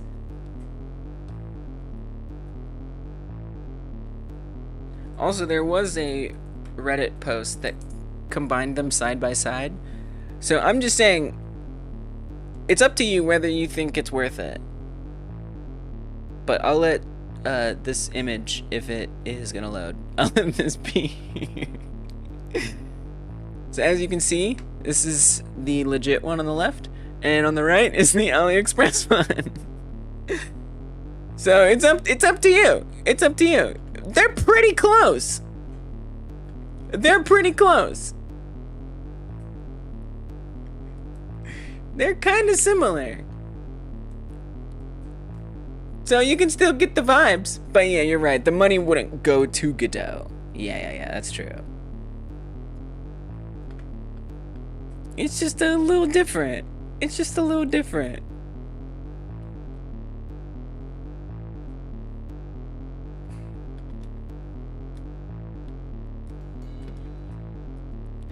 It's the vibes.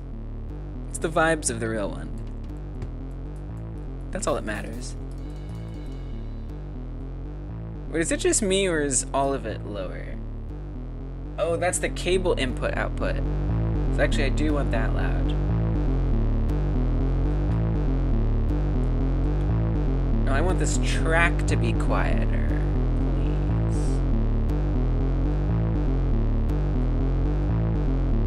Where the hell is that? It's vibes. You have the option scalp one for $500. Oh.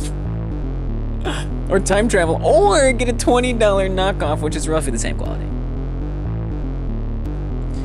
But I get the not getting to support Godot thing. Like that. That's really reasonable.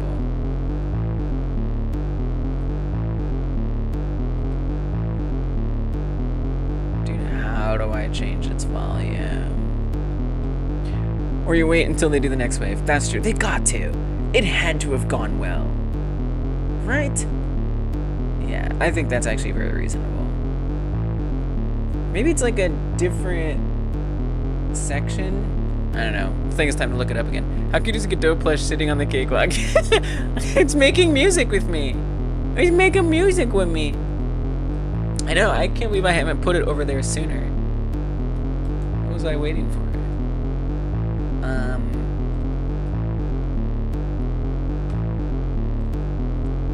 Track volume. Oh wow, I've clicked on this before. This isn't the first time. Clip envelope.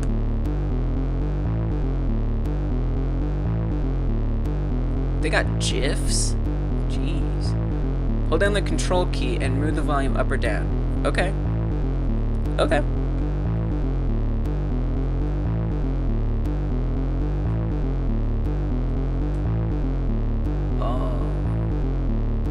That didn't do anything. That did nothing. It did absolutely nothing.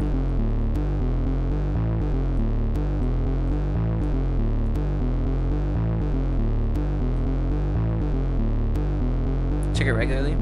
What music do you listen to when making art besides YouTube free copyright tracks? Mostly that. Music that sounds like it but is actual by by bands that I like.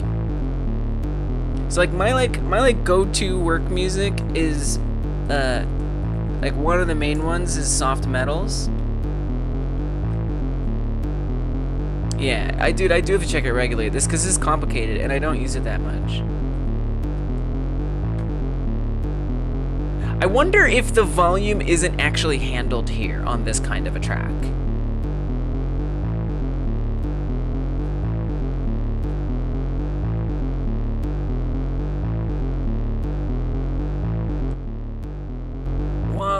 It's playing in two places.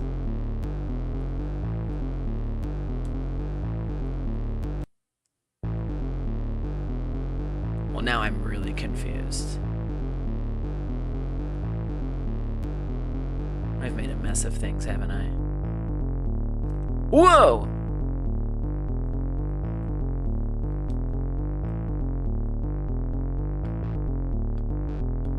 Wait, that totally changed the sound of it. Okay, you know I'm all confused. The sound is completely different now. What? Now it's back! It is witchcraft. But I listen, this is like one of my most go-to. I take all this band's songs, and it kind of slaps though, right? Welcome, bunny rabbits. I take all these and I slap them into a playlist and I shuffle it, and this is like pretty much my main work music. Dude, I'm so confused about what's happening. Like, what is going on? Why does it sound like this?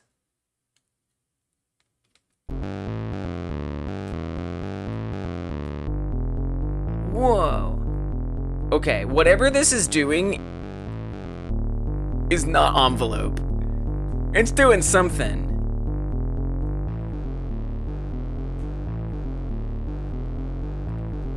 I don't think this is a good way to adjust the volume. I'm just gonna go ahead and say This is not good for adjusting the volume. Octave shifting, something that is not what they said.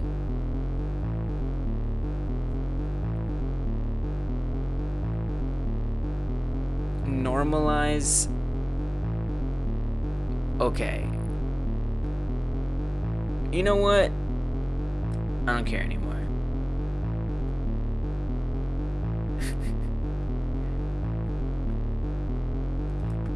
When I make music, I don't like listening to the same part too long because I can't decide later if it's really good or not. Yeah, same. That's why I want to like turn it. I want to make it really quiet, so I at least kind of know like what I want to blend it with. That's like a really good point. Like it does get kind of old after a while, right? Or at least you can't tell.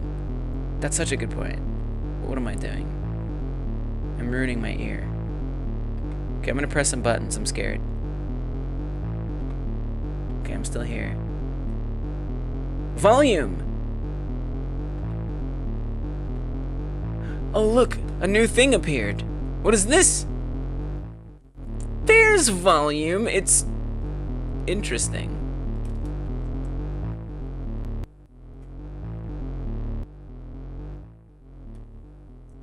So it's not exactly the volume that I would have expected. It's like a thing I can adjust.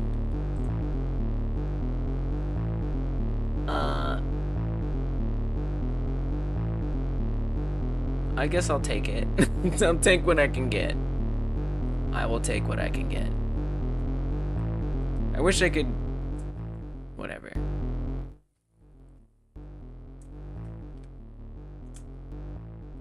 Okay, I can snap it if I hold control down.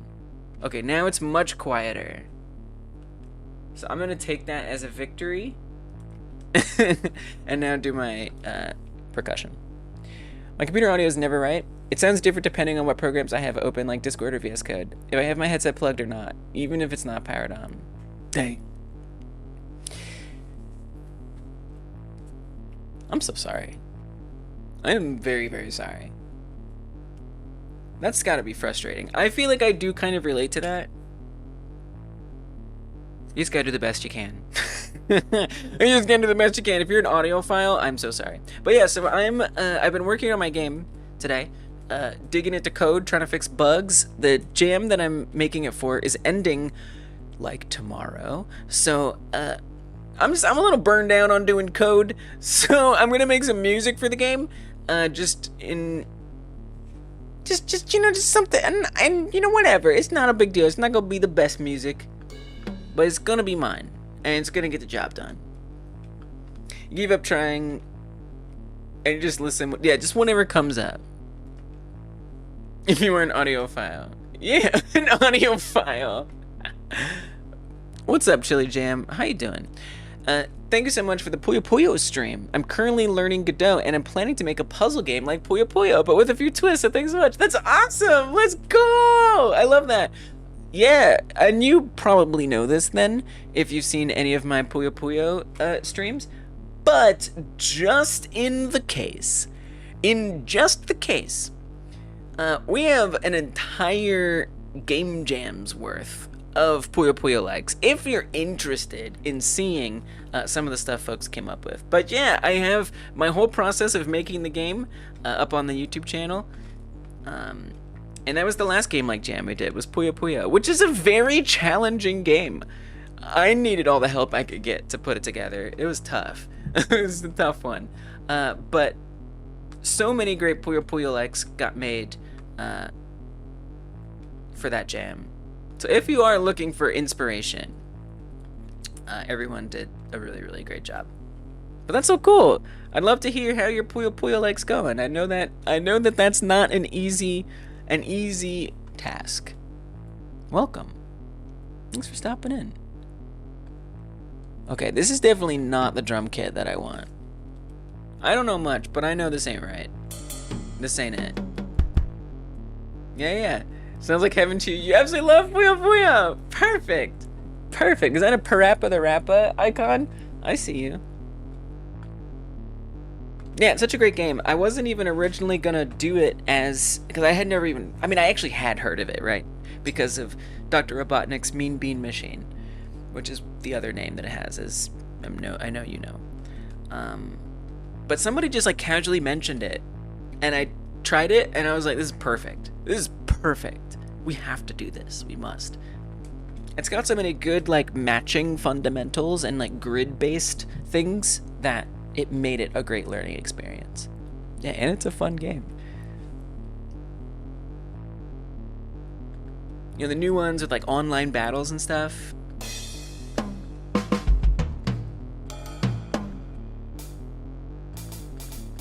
This has some potential. Apparently this is the full throttle kit. Okay, alright. Okay. I don't know what I'm looking for.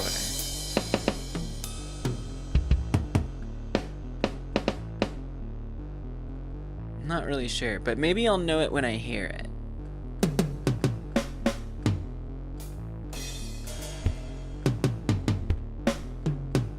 I mean, it's like cool, but is it right for this?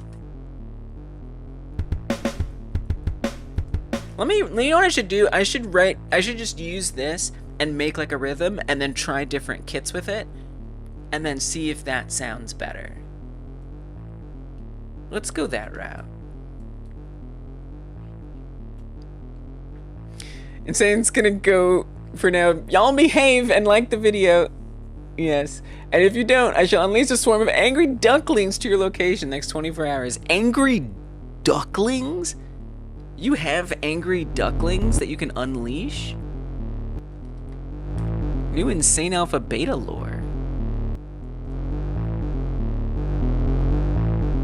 I'm not sure where this is supposed to go. Probably on 0? I don't know. Just turn it up till it sounds good. Call it a day.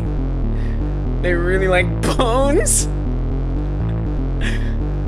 The time was main logic was day 1. Game over and title is day 2. Leaderboard day 6. Credits was day 4 to 5. Mobile was day 9. Blitz was day 13. Music day 14. XY scrolling was day 24. Anti-cheat was day 25 to 29. I love that. Look at that's like what if I hadn't heard of what a devlog is, and this was the first time I had heard anyone talk about game dev, I'd be like, this is what a devlog is. Nice. Okay, so now I have to figure out how to actually put these notes down in a cogent way. Do I actually have a track? I do. The track is here. And so I want to open up the piano roll for it, and I don't want everything else to melt down. So I'm going to open up a piano roll.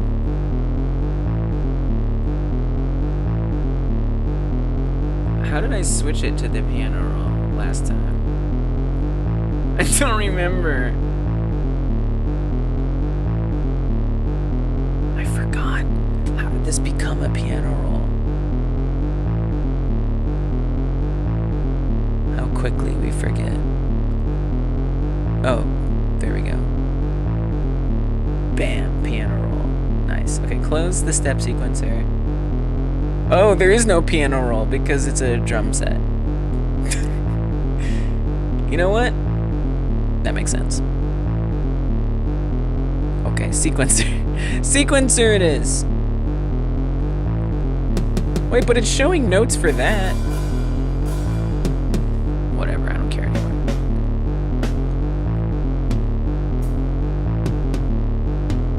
Which one's the kick drum? None of these?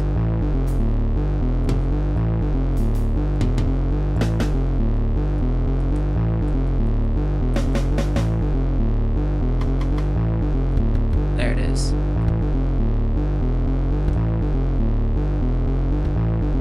It's very quiet. I need to turn the other one down.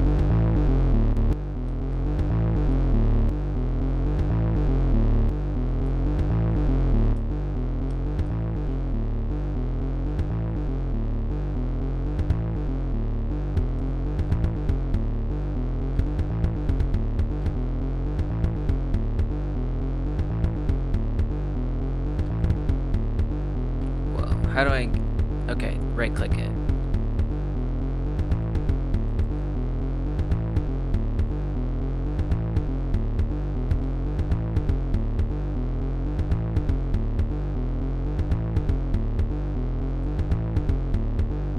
It's not like a perfect measure loop.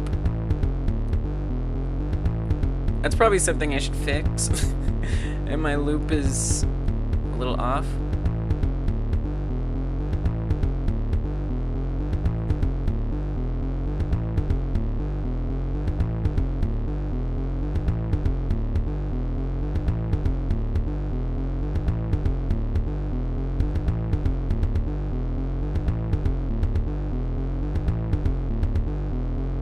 Your chat isn't updating. Time to use a magical super weapon called reloading the page. That is one way to describe it.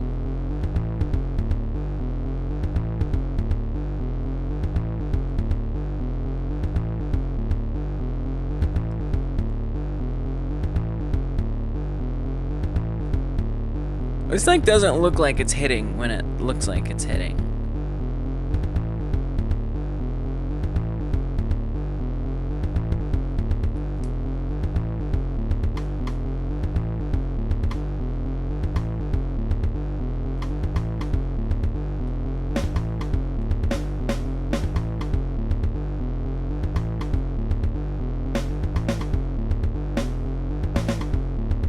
Well, I know I have no idea what I'm doing. How could you tell?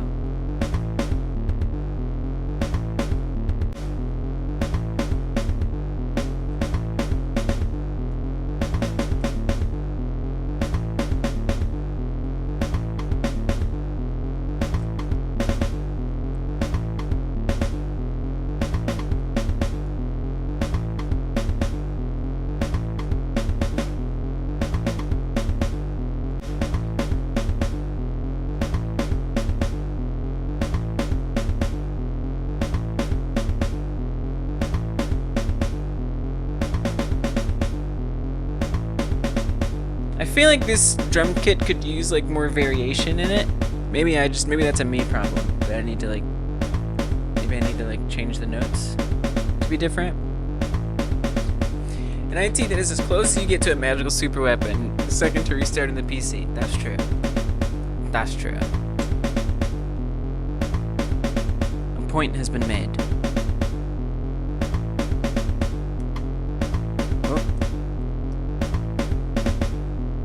I don't like this because I feel like I have like less control over where the notes are going.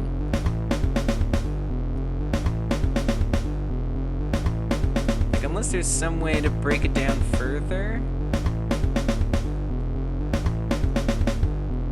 What have I done?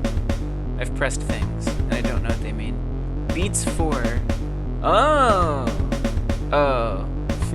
Maybe steps we can increase?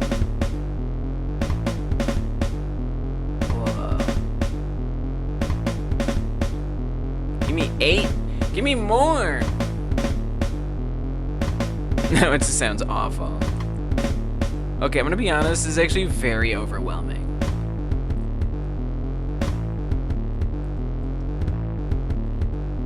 Put one of the green bars end to unlock the more music. What? That sounds awful.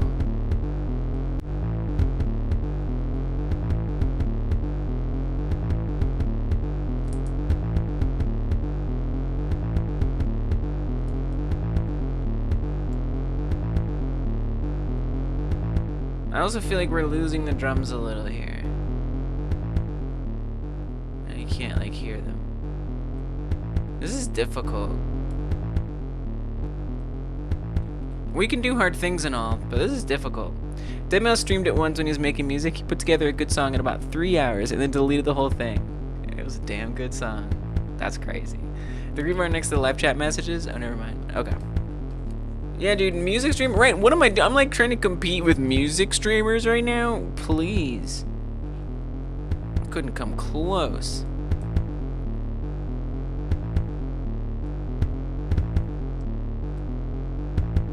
I feel like I've made a terrible mistake by changing the steps. I think that was a grave error on my part. And I need to put it back at once. I think they put it at default because it's for noobs. And I'm a noob. This is not even close to what I had in my mind about what this would sound like. It couldn't be further from what I would ever hope for.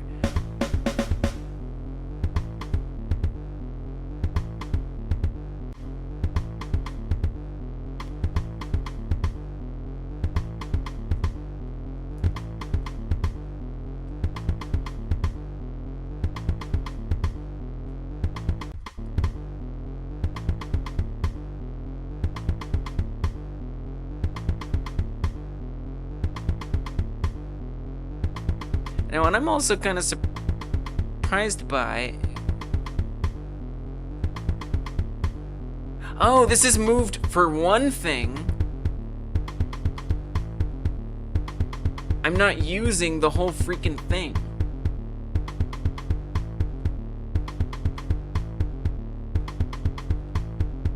Okay, this is starting to make a little bit more sense. I had it shifted in the wrong way.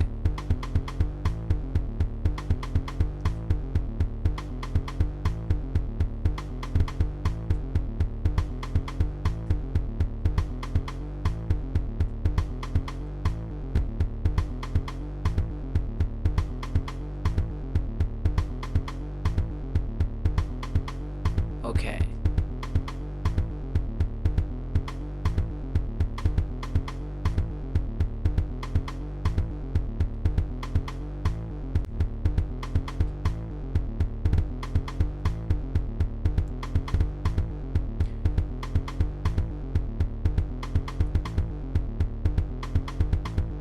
I kind of like it to like almost match the rhythm.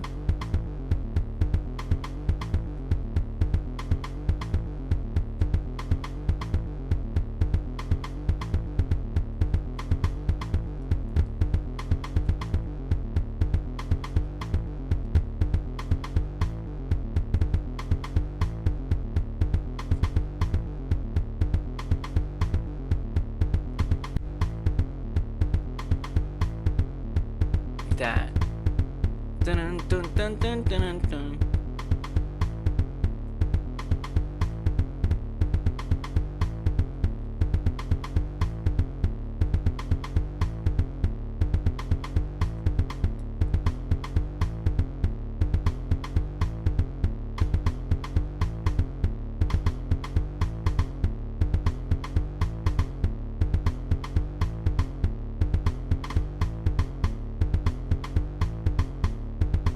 Okay, what else we got?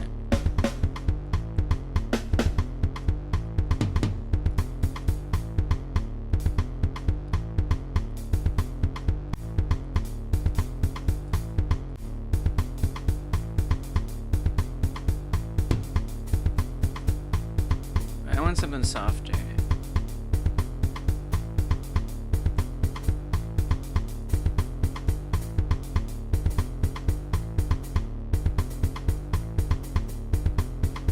Sometimes it gets a little repetitive sounding.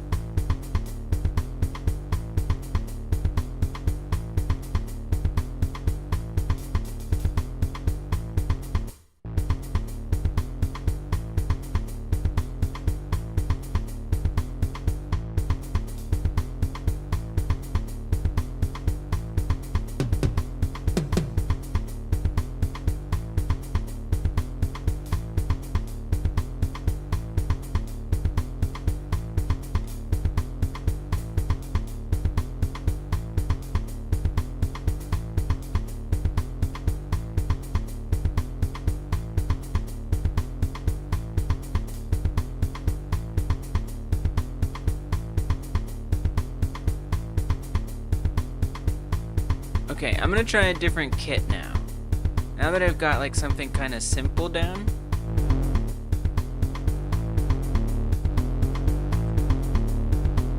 I don't like it, but it'll do. Okay, I'm gonna switch the kit. Ooh, I kinda like that. This is apparently a grinder.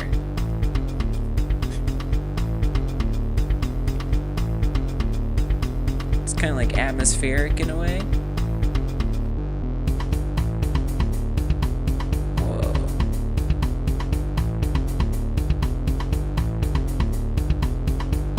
Yeah, the other one was good, right? Hall kit. This was groovin'. Hip hop heavy. In your face. Yeah, yes. Loose heads. I kind of like how understated this is. Where it's not like taking over, but it keeps a rhythm for the song. Kind of like this, loose heads. Loose kit. Natural kit. Nice recording kit. Nice studio kit. Repitched kit. Recording kit. Rock kit. Room kit. Smooth. Whoa. South side. Studio kit. Straight ahead. Swing master. Tasty. Time machine.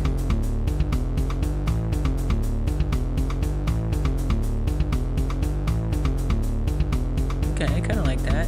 So far I like time machine. I forgot the other one. Loose heads. And groovin', or was it grinder? Of course the internet decided to take a dip. Right, when I was telling you that. I've been trying to shift my stream schedule a little earlier. I want to try getting started like really early. But for now, it's 1 p.m. Eastern time. So tomorrow I will be here 1 p.m. Eastern time. And then after that, I'll stream again the following Friday. You can find, if you want, like, the schedule, Twitch has more of, like, a long-term schedule, and as long as you're subscribed, you've got bell notifications on, and a specific kind of bell notifications to make sure you definitely get the alerts. So, like, what's the channel? Who came through the other day? Q Games Club? Let's use her channel, because if I don't have the bell rung for her channel, what am I doing?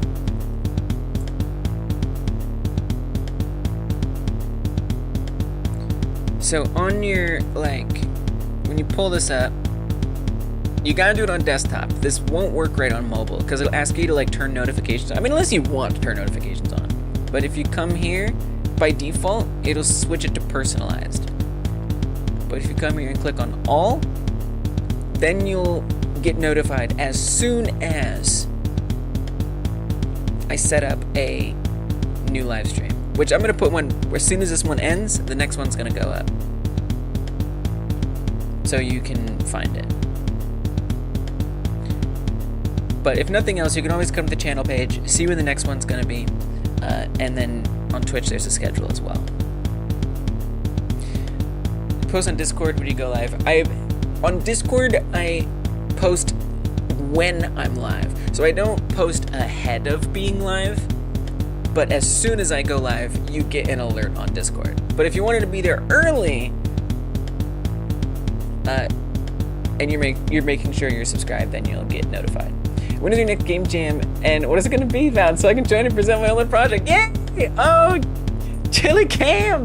I'm saying that right. It's not Chill Cam. It's Chili Jam. Chili Cam. Chili Jam. I'm so pumped. Yes. So that's right. September 1st. Exactly.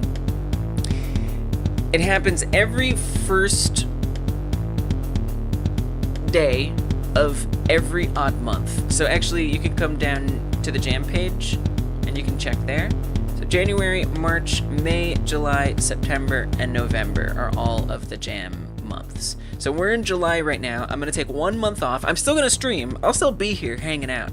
But in September will be the next one. I can't tell you what the next one's gonna be because it's a surprise.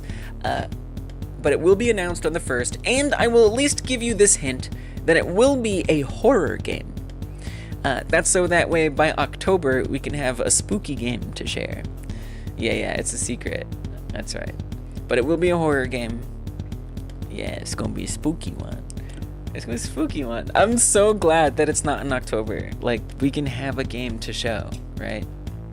I've never made a horror game. Wait, I feel like Pawn, the 1 hour jam game you made was kind of a scary game.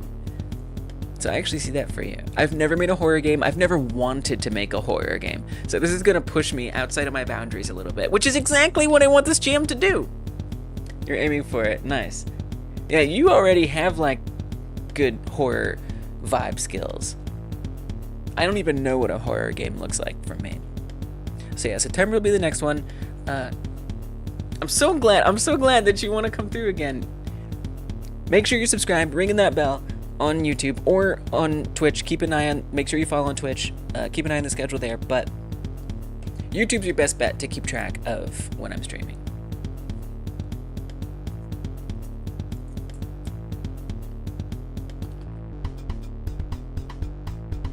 Oh, this is kind of a vibe, strangely.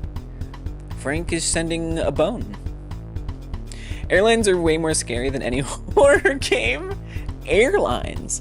Like scared of heights and flying, or just like being in an airport, or just like the concept of airlines. Leonardo makes it. Dude, it kind of sounds good, right?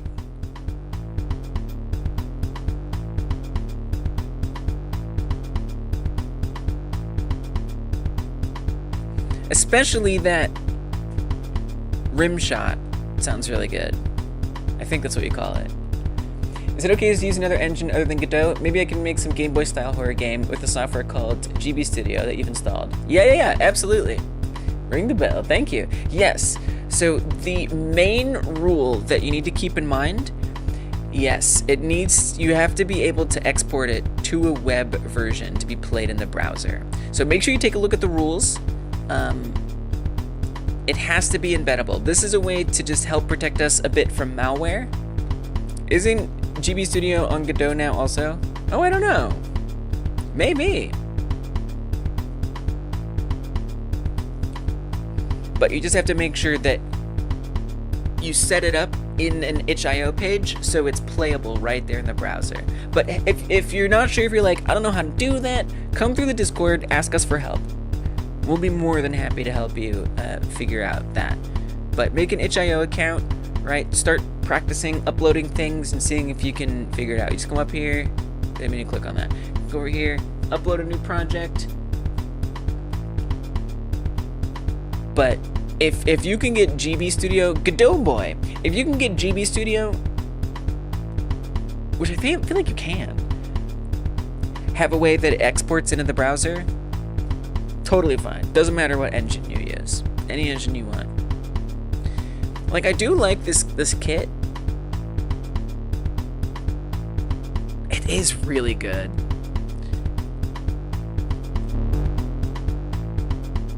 I feel like we need like another instrument type. What, like bass or something? It's almost, does this almost sound too good?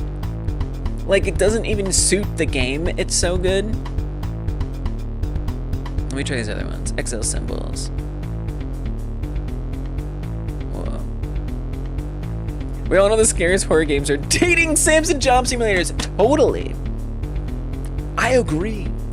I wanted to make a horror game once upon a time, actually, about being at a party and having to talk to people. And that's what was scary. It was just like scary to talk to people. And like when you'd go to like talk to somebody, they'd like morph into like a big scary monster, and you'd have to like try to like through conversation like make choices that make you like bring their form down to something less scary. I kind of like the idea of the kit being a little crappy. Why do I kind of dig this though?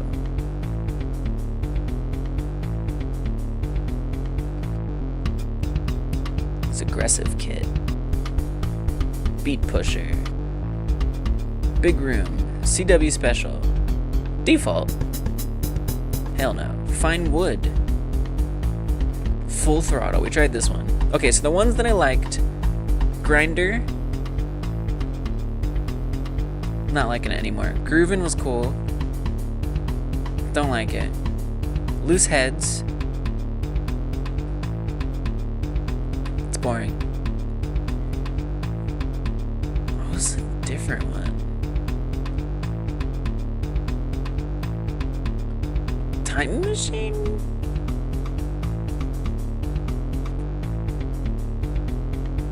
And then well-rounded. Was that the one? Oh, damn, that's good. Not flying the buildings? Use whatever you want, Chili. Yeah, use whatever you want.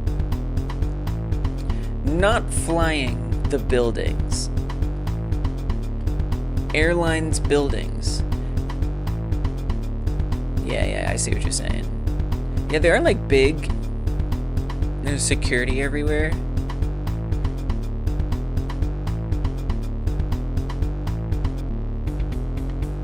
I think I kind of like this one. It's kind of crappy, but I kind of like it. All right, good night, Thonti. Thank you for coming through and hanging out. It has been a pleasure.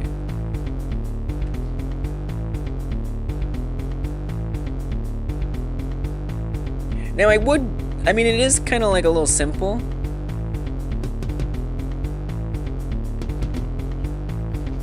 And I think it's gonna get a little annoying. Should I make like, maybe I'll make like another, let's keep going, let's make more. So I think with this, I can probably loop it somehow?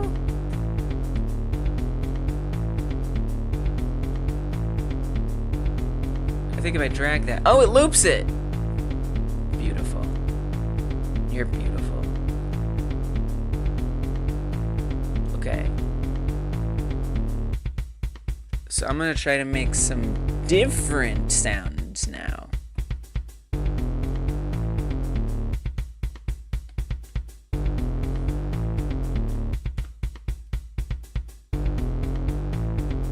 Somehow. Wait, why does it look like it has stuff? Oh, do I need to drag this out?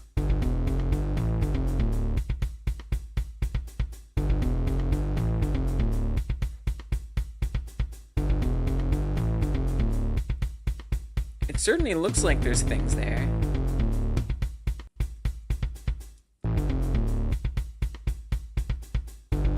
Well, I'll be honest, I'm a little confused. Oh, that's the drums. Dude, that was so confusing. This is the drums, these are the notes. I was simply confused. I feel like I'm still modifying the wrong one or something.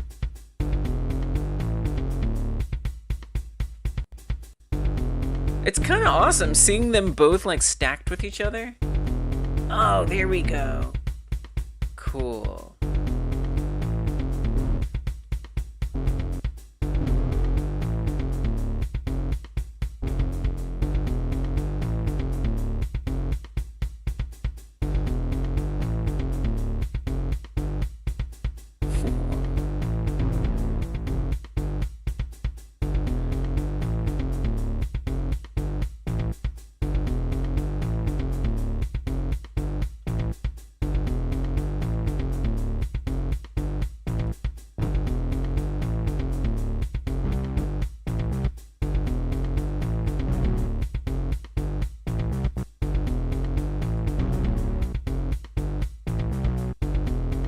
This is kind of fun.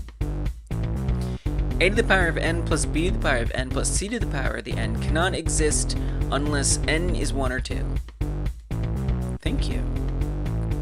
Thank you for that food for thought.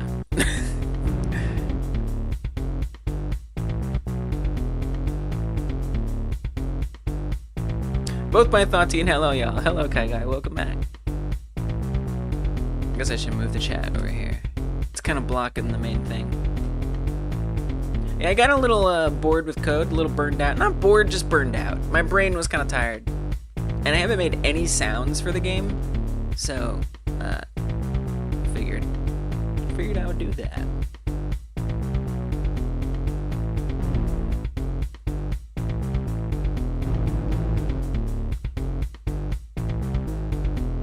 Whoa, the sharp note's kind of good there.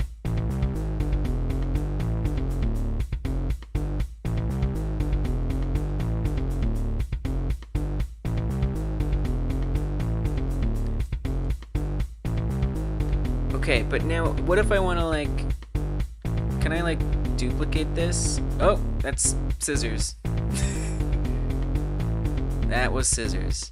What have I done? Oh my god. Almost thought they said by 20, but no, they just said it. They literally just said it. You're perfect.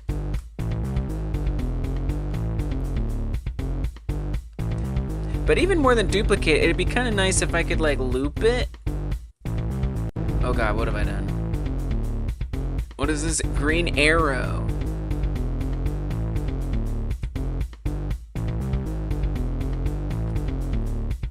I guess I'll just copy it. Let's just copy and paste.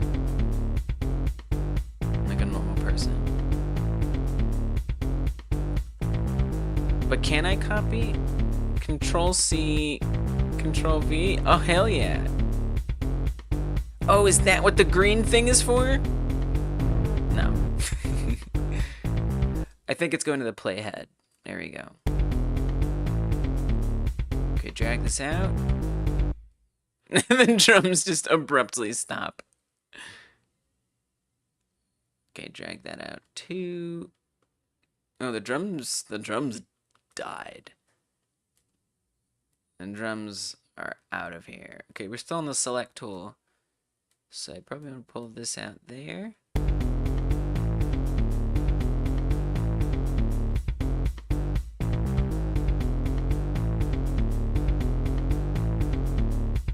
Okay, it's a little unwieldy to kind of try to figure out, like, how to extend everything, but no, we're getting used to it.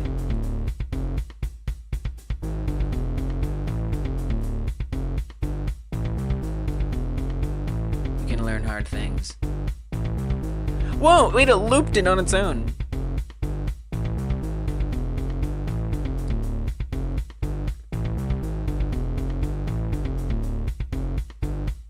I'm lost. I got lost. I got lost in the DAW. Look, my little godot just chilling right on the bottom track. Yeah, right? I'm like, why didn't I do this sooner? What took me so long?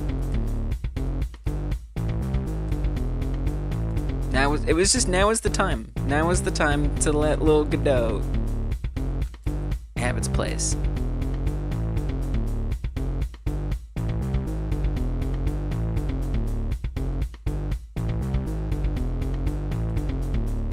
Okay, I want to change this part. Oh god, it keeps capturing the loop, which is kind of annoying. So I guess that's why I might want to, like, isolate this to a certain section while I work on it. So that way it doesn't drag my cursor away.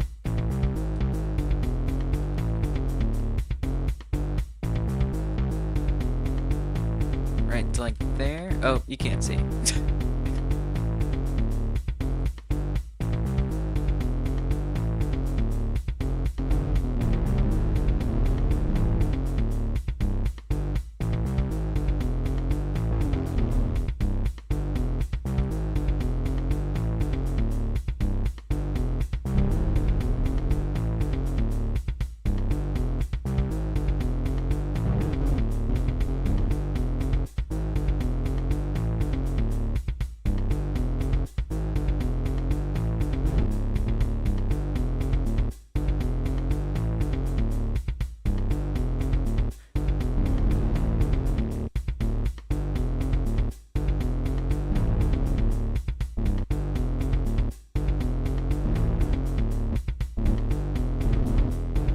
Trying to get kind of weird with it on this part, but it's a little too weird.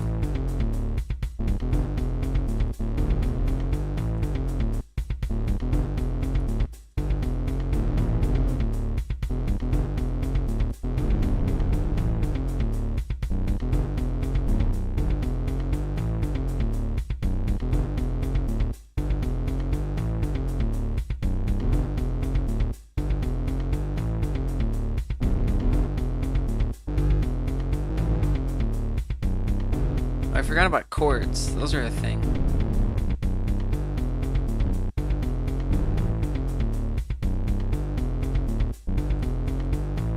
I just kind of wish there was like some like faster parts or something. Like these little partial ones.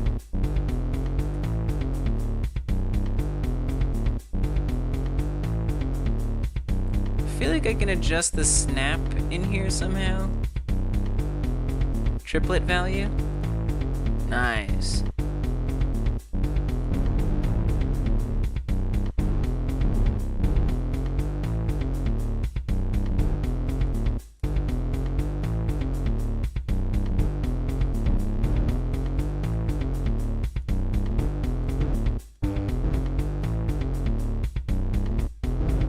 I'm not cooking right now.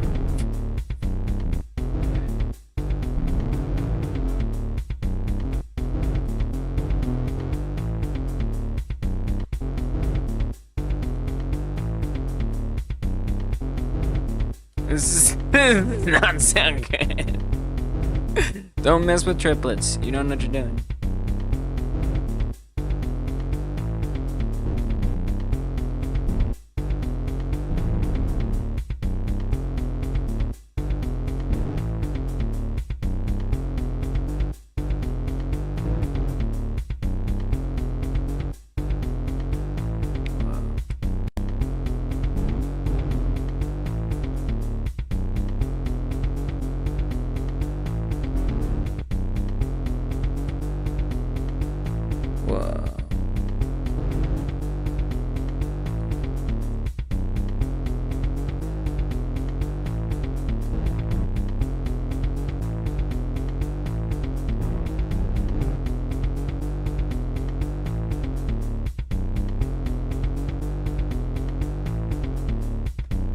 Okay, let me hear the whole thing.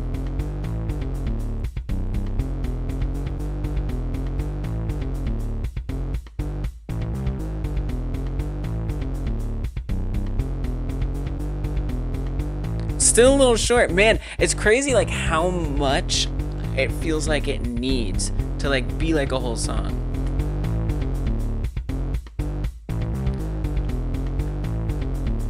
I'm trying messing with that envelope stuff. Whoa, but they're different. Can I do them both at the same time? Nope. Well, I don't know. Okay, let's just try focusing on this part.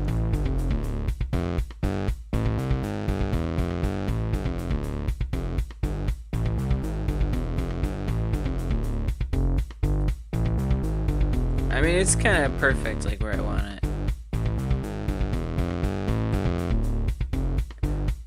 I'm gonna try playing the game with it and see how it feels. I think it's time.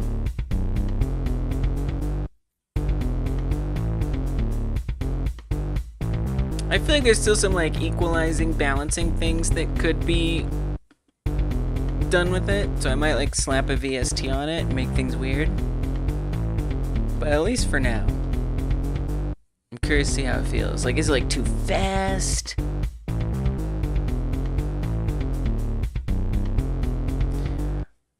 I feel like it's missing a certain textural layer.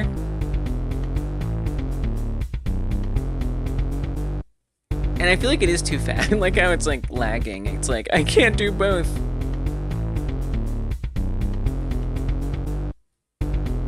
Okay, let me try something.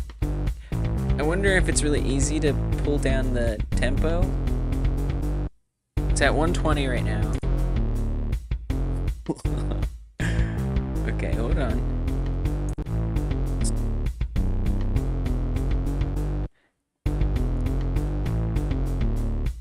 Oh, there's a big empty section. That's why it was skipping.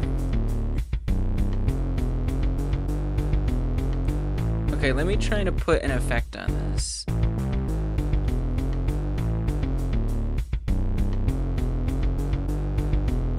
Reverb, I've had some kind of bad luck with getting that to export well. So I'm a little afraid to play with that, honestly. Although I do think reverb is friggin' awesome. But often once I export it, and I feel like that's like either a me problem or, I don't know, something.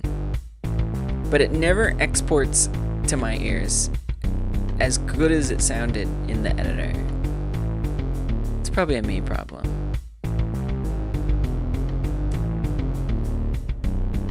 Let's have some faith.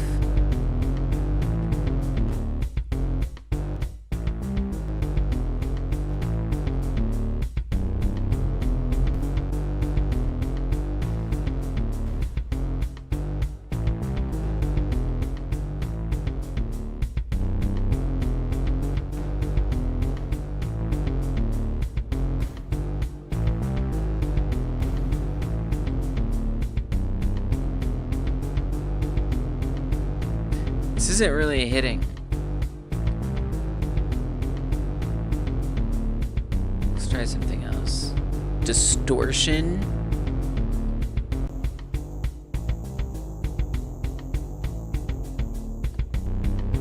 That's some pretty weak distortion.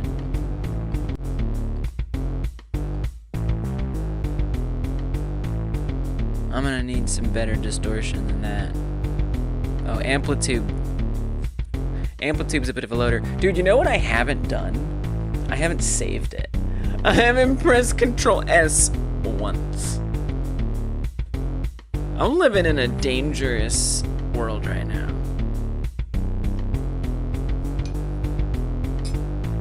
I need to rethink my life choices. I'm loading a complicated thing while I have the sound rolling. Thank you for the hydrate. Whoa. And I haven't pressed Control S. Oh no. Whoa. Oh, it's trying. It sounds like you routed it through like somebody's first guitar amp. This is not... I can't modify it because it's like partially loaded. All right, there's a couple important lessons that I have yet to learn. Number one, Control S. Save it. Number two, try not to load a complicated VST instrument while you're playing it. And you haven't saved it. I once clicked save in Unreal after forgetting to save for a long time, and it died on you and you lost hours of work. Exactly. That's exactly like the horrifying world that I'm living in right now. Maybe. Well, potentially. That sucks. That sucks a lot. Oh my god, and I hate it. It doesn't sound good either. So I just have to listen to it. I'm gonna turn it down. I don't want to listen to it. It's poisoning my ears with unintended things. Oh god, what have I done? I've committed crimes. I'm feeling chaotic. I'm gonna press Control S anyway. Okay, cool. Well, this has been fun. Let me just close some things. That can't hurt. If we close some stuff. Please have mercy on me. I'm feeling even more chaotic, and in the meantime, I'm gonna open up sound effects here. I'm not, do I seem like a patient person? It's called hyper game dev. Okay, but now you have to find, how are you gonna mute that while you do this? Dude, I might have bricked it. I might have bricked my song. Dude, I loaded the most complicated VST I possibly could have loaded without having saved it. I feel like, yeah, fingers crossed. I know. I don't know if it has autosave. It's definitely not saved yet, unless it just happens to have autosave. I can't get this to load. I can't get the audio settings to load. What happened? It's there! Okay, please, before you do a single other thing, you Stop the playback. You save it right now. Okay. That was intense. That was very intense. Whoo, I tell you what. Okay, we're gonna put this in. Also, I love the like charming like Windows 8 UI this has. I think this kind of gives you a clue as to why this is free, right? Like it probably hasn't been updated much since Windows 8. Okay. I could be wrong. I'm probably wrong. We are gonna save it right the freak now. Music. Main track. Can we make it its own folder? Because this is gonna have all kinds of files. Main track. Main track. Yeah, sure, all of that. Copy all audio of the project. Create one file per clip. No. Save as type normal. Template, cakewalk bundle. I don't know, just normal. Save it normal. Did you know it allows you to choose several file types? I did notice that, but what do they mean? Is my concern. CWP file contains MIDI data, project-specific settings, and references audio data that resides in another location. CWB files contain all the data in a CWP file in addition to storing the actual audio data. Which one did I save? Give me that CWB. Hook me up. Oh, I stored a CWP. I don't care. It's probably fine. All right. Now play it, turn it up, and please God change the sound.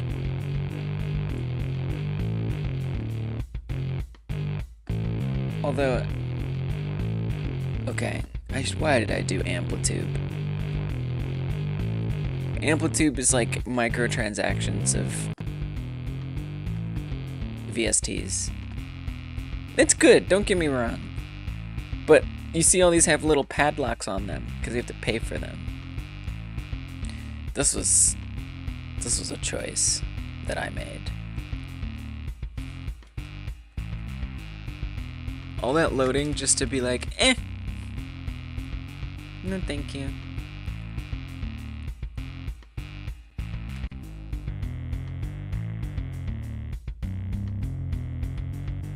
Dude, these all sound really bad. Smoothie program could be used for Harvest Earth, that's right. Absolutely. That's why I first started looking at all these programs. Alright. I hate that we spent so much time loading it, and I'm just gonna say, never mind. I hope I'm able to, like, go back to Harvest Earth someday.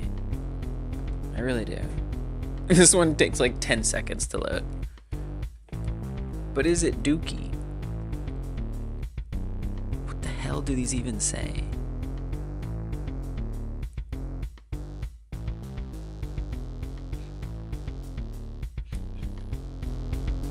I mean, it's kind of nice, I guess.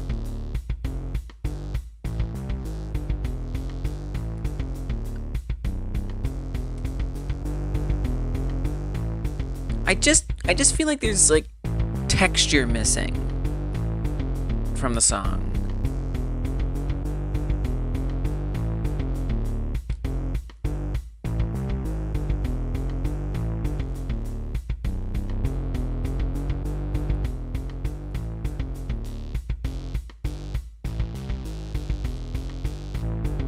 I can't explain it.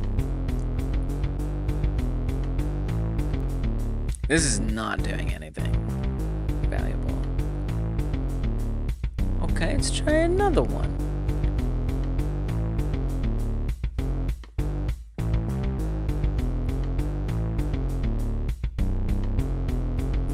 Dynamics. You know what I do like? I do like the Reaper plugins. You can get some pretty cool things out of that. Epic Shredding was started for Harvest Earth. That's right. That's right. I started breaking out my guitar and got some tools to help me record it better. I should use my guitar more for game dev. I really should. I will.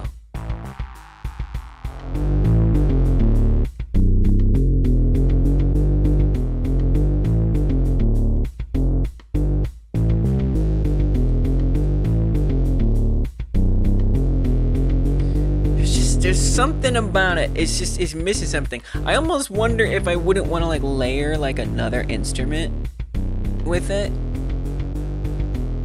You know?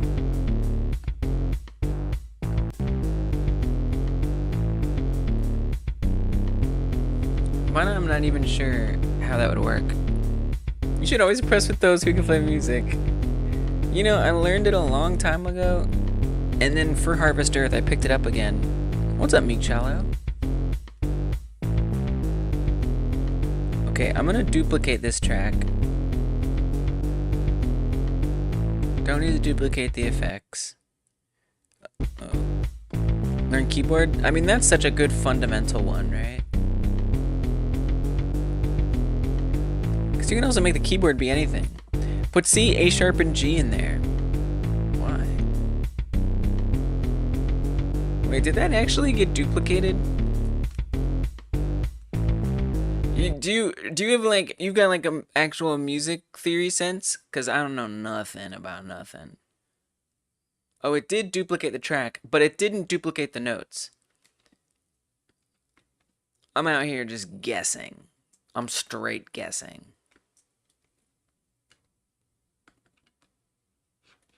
You make beats? Nice. And you're like, no, those are the notes. Now, if I modify this, will the other linked one change? A celebrity from South Africa?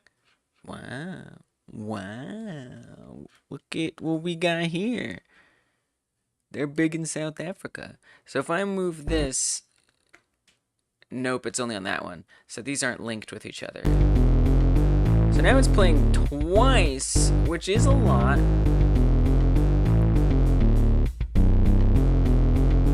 But what I'm hoping is maybe I'd be able to change the instrument somehow. But I'm not exactly sure how to do that.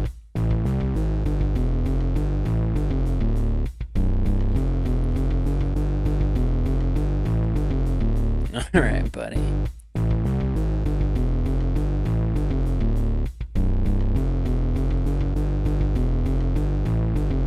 I'm creating art. I can't be Googling on Wikipedia. Oh, nice. Instrument?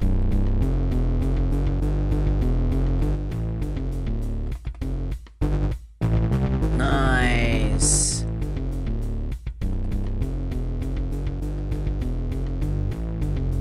Now I got two of them. Apple Music? Yes. Although some of them don't really, like, step over it. I wonder if what I need is bass. Is that the thing I'm missing here, is bass? Thanks for stopping in, Meek Challo.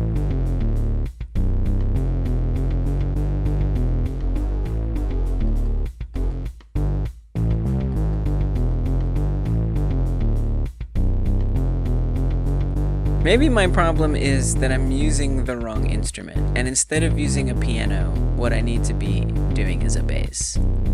Although I'm not sure if I can easily change that, you know? Like from a piano to a bass. But I do wonder if I could, maybe I can do the notes. So wait, if I get rid of this instrument, just delete it. Is this what my instrument always sounded like? This is different, right?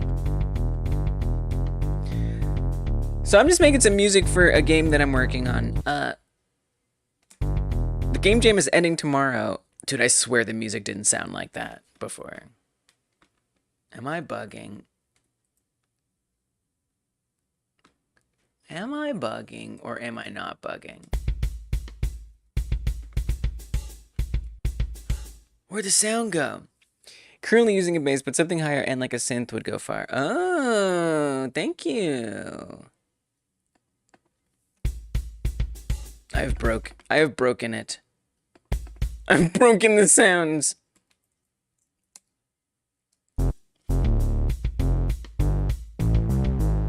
Okay, this sounds more correct. So you would say this is like already bassy. And it doesn't need more of that.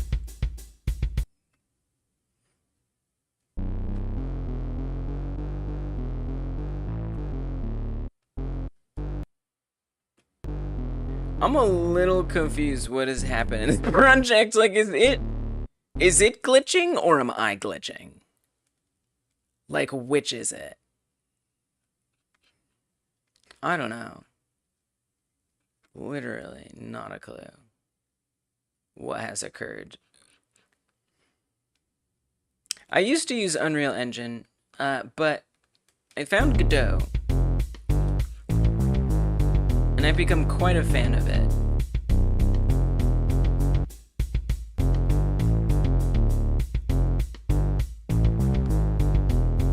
Okay, here's what we're gonna do. I am going to literally open the old version. That's what's gonna happen. Yeah, I like using Godot. I like it a lot. We're gonna close this, okay? We're not gonna save it. Revert. We're not gonna save it. I did something awful. Yeah. I just kind of got like a little tired of doing. I'm gonna look right now. I'm gonna say something to you. Invading Dingo. I really appreciate that suggestion. Thank you. I want to do that, but I actually have to go. I've been here too long. Okay, but here's the thing. The game jam is ending tomorrow. So if you just joined, here's the deal. I do this game jam every other month on the odd months. This is one of those odd months right now. The jam is ending tomorrow. So we're doing the next one in September.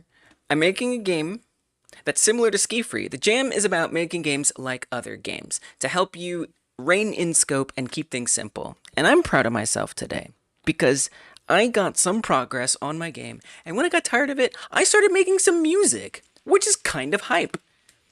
So I'm gonna keep working on that track. I'm gonna have to like figure out how to chill my game out a little bit because I probably have overscoped it, but that's okay. But this is my game, so it's kind of like Ski Free. I recommend you check out the jam page, learn more about it. If you join the jam, you'll get updates on when the next one is happening and stuff like that. I'm gonna be back tomorrow to figure out how I'm gonna tie this whole thing together, get some sound effects, finish that music track, maybe add some new features. I actually turned the lava off. I forgot. The lava is not running. The whole game is about escaping lava, but I commented it out while I was testing other features. So I was playing in easy mode. But I am super proud of the things I was able to get done. Thank you guys for being here and hanging out today. It has been a pleasure. Thank you for everyone for your help. I gotta give a big shout out on YouTube to Pawn, X-Pawn, and Dungeon Martian for becoming members on YouTube. I appreciate you guys supporting. That means the world. I do a secret stream for Twitch subs and YouTube members exclusively. This is not what the character necessarily looks like. It's a character creator. That's what the normal character looks like. But it's about falling down a mountain, as one does, and then lava comes up and gets you. So, it's together, it's a game, it's getting there. Tomorrow we pull it all the way together. And then we're gonna check out everyone else's games in the next week. So again, thank you all. Y'all are the best. Y'all are the realest. I got this gear bags. Basically, the big victory today was making sure that those gear bags actually spawn in. Now, we don't get anything for collecting them. I am almost certainly going to change them to just be like an extra life. I think I have to make that pivot. I think I know in my heart that that is the only path forward. So I will do this. I'll finish that music track. We'll add some sound effects, like when we collect those jewels, I'll check out Sound Effectser and things like that. And then hopefully I'll get this all packaged and y'all can actually try it tomorrow.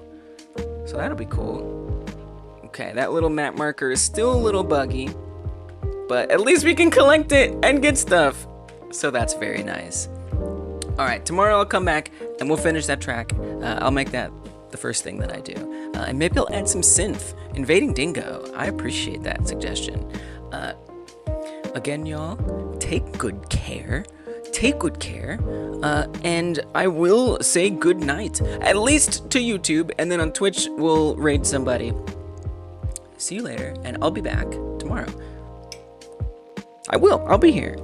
I'll be here. I'm not gonna go anywhere. I got this whole game to make. The game jam is ending in 22 hours.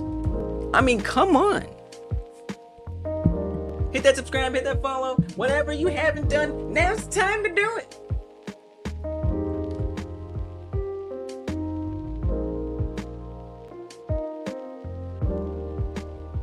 Hit that like button if you haven't on YouTube.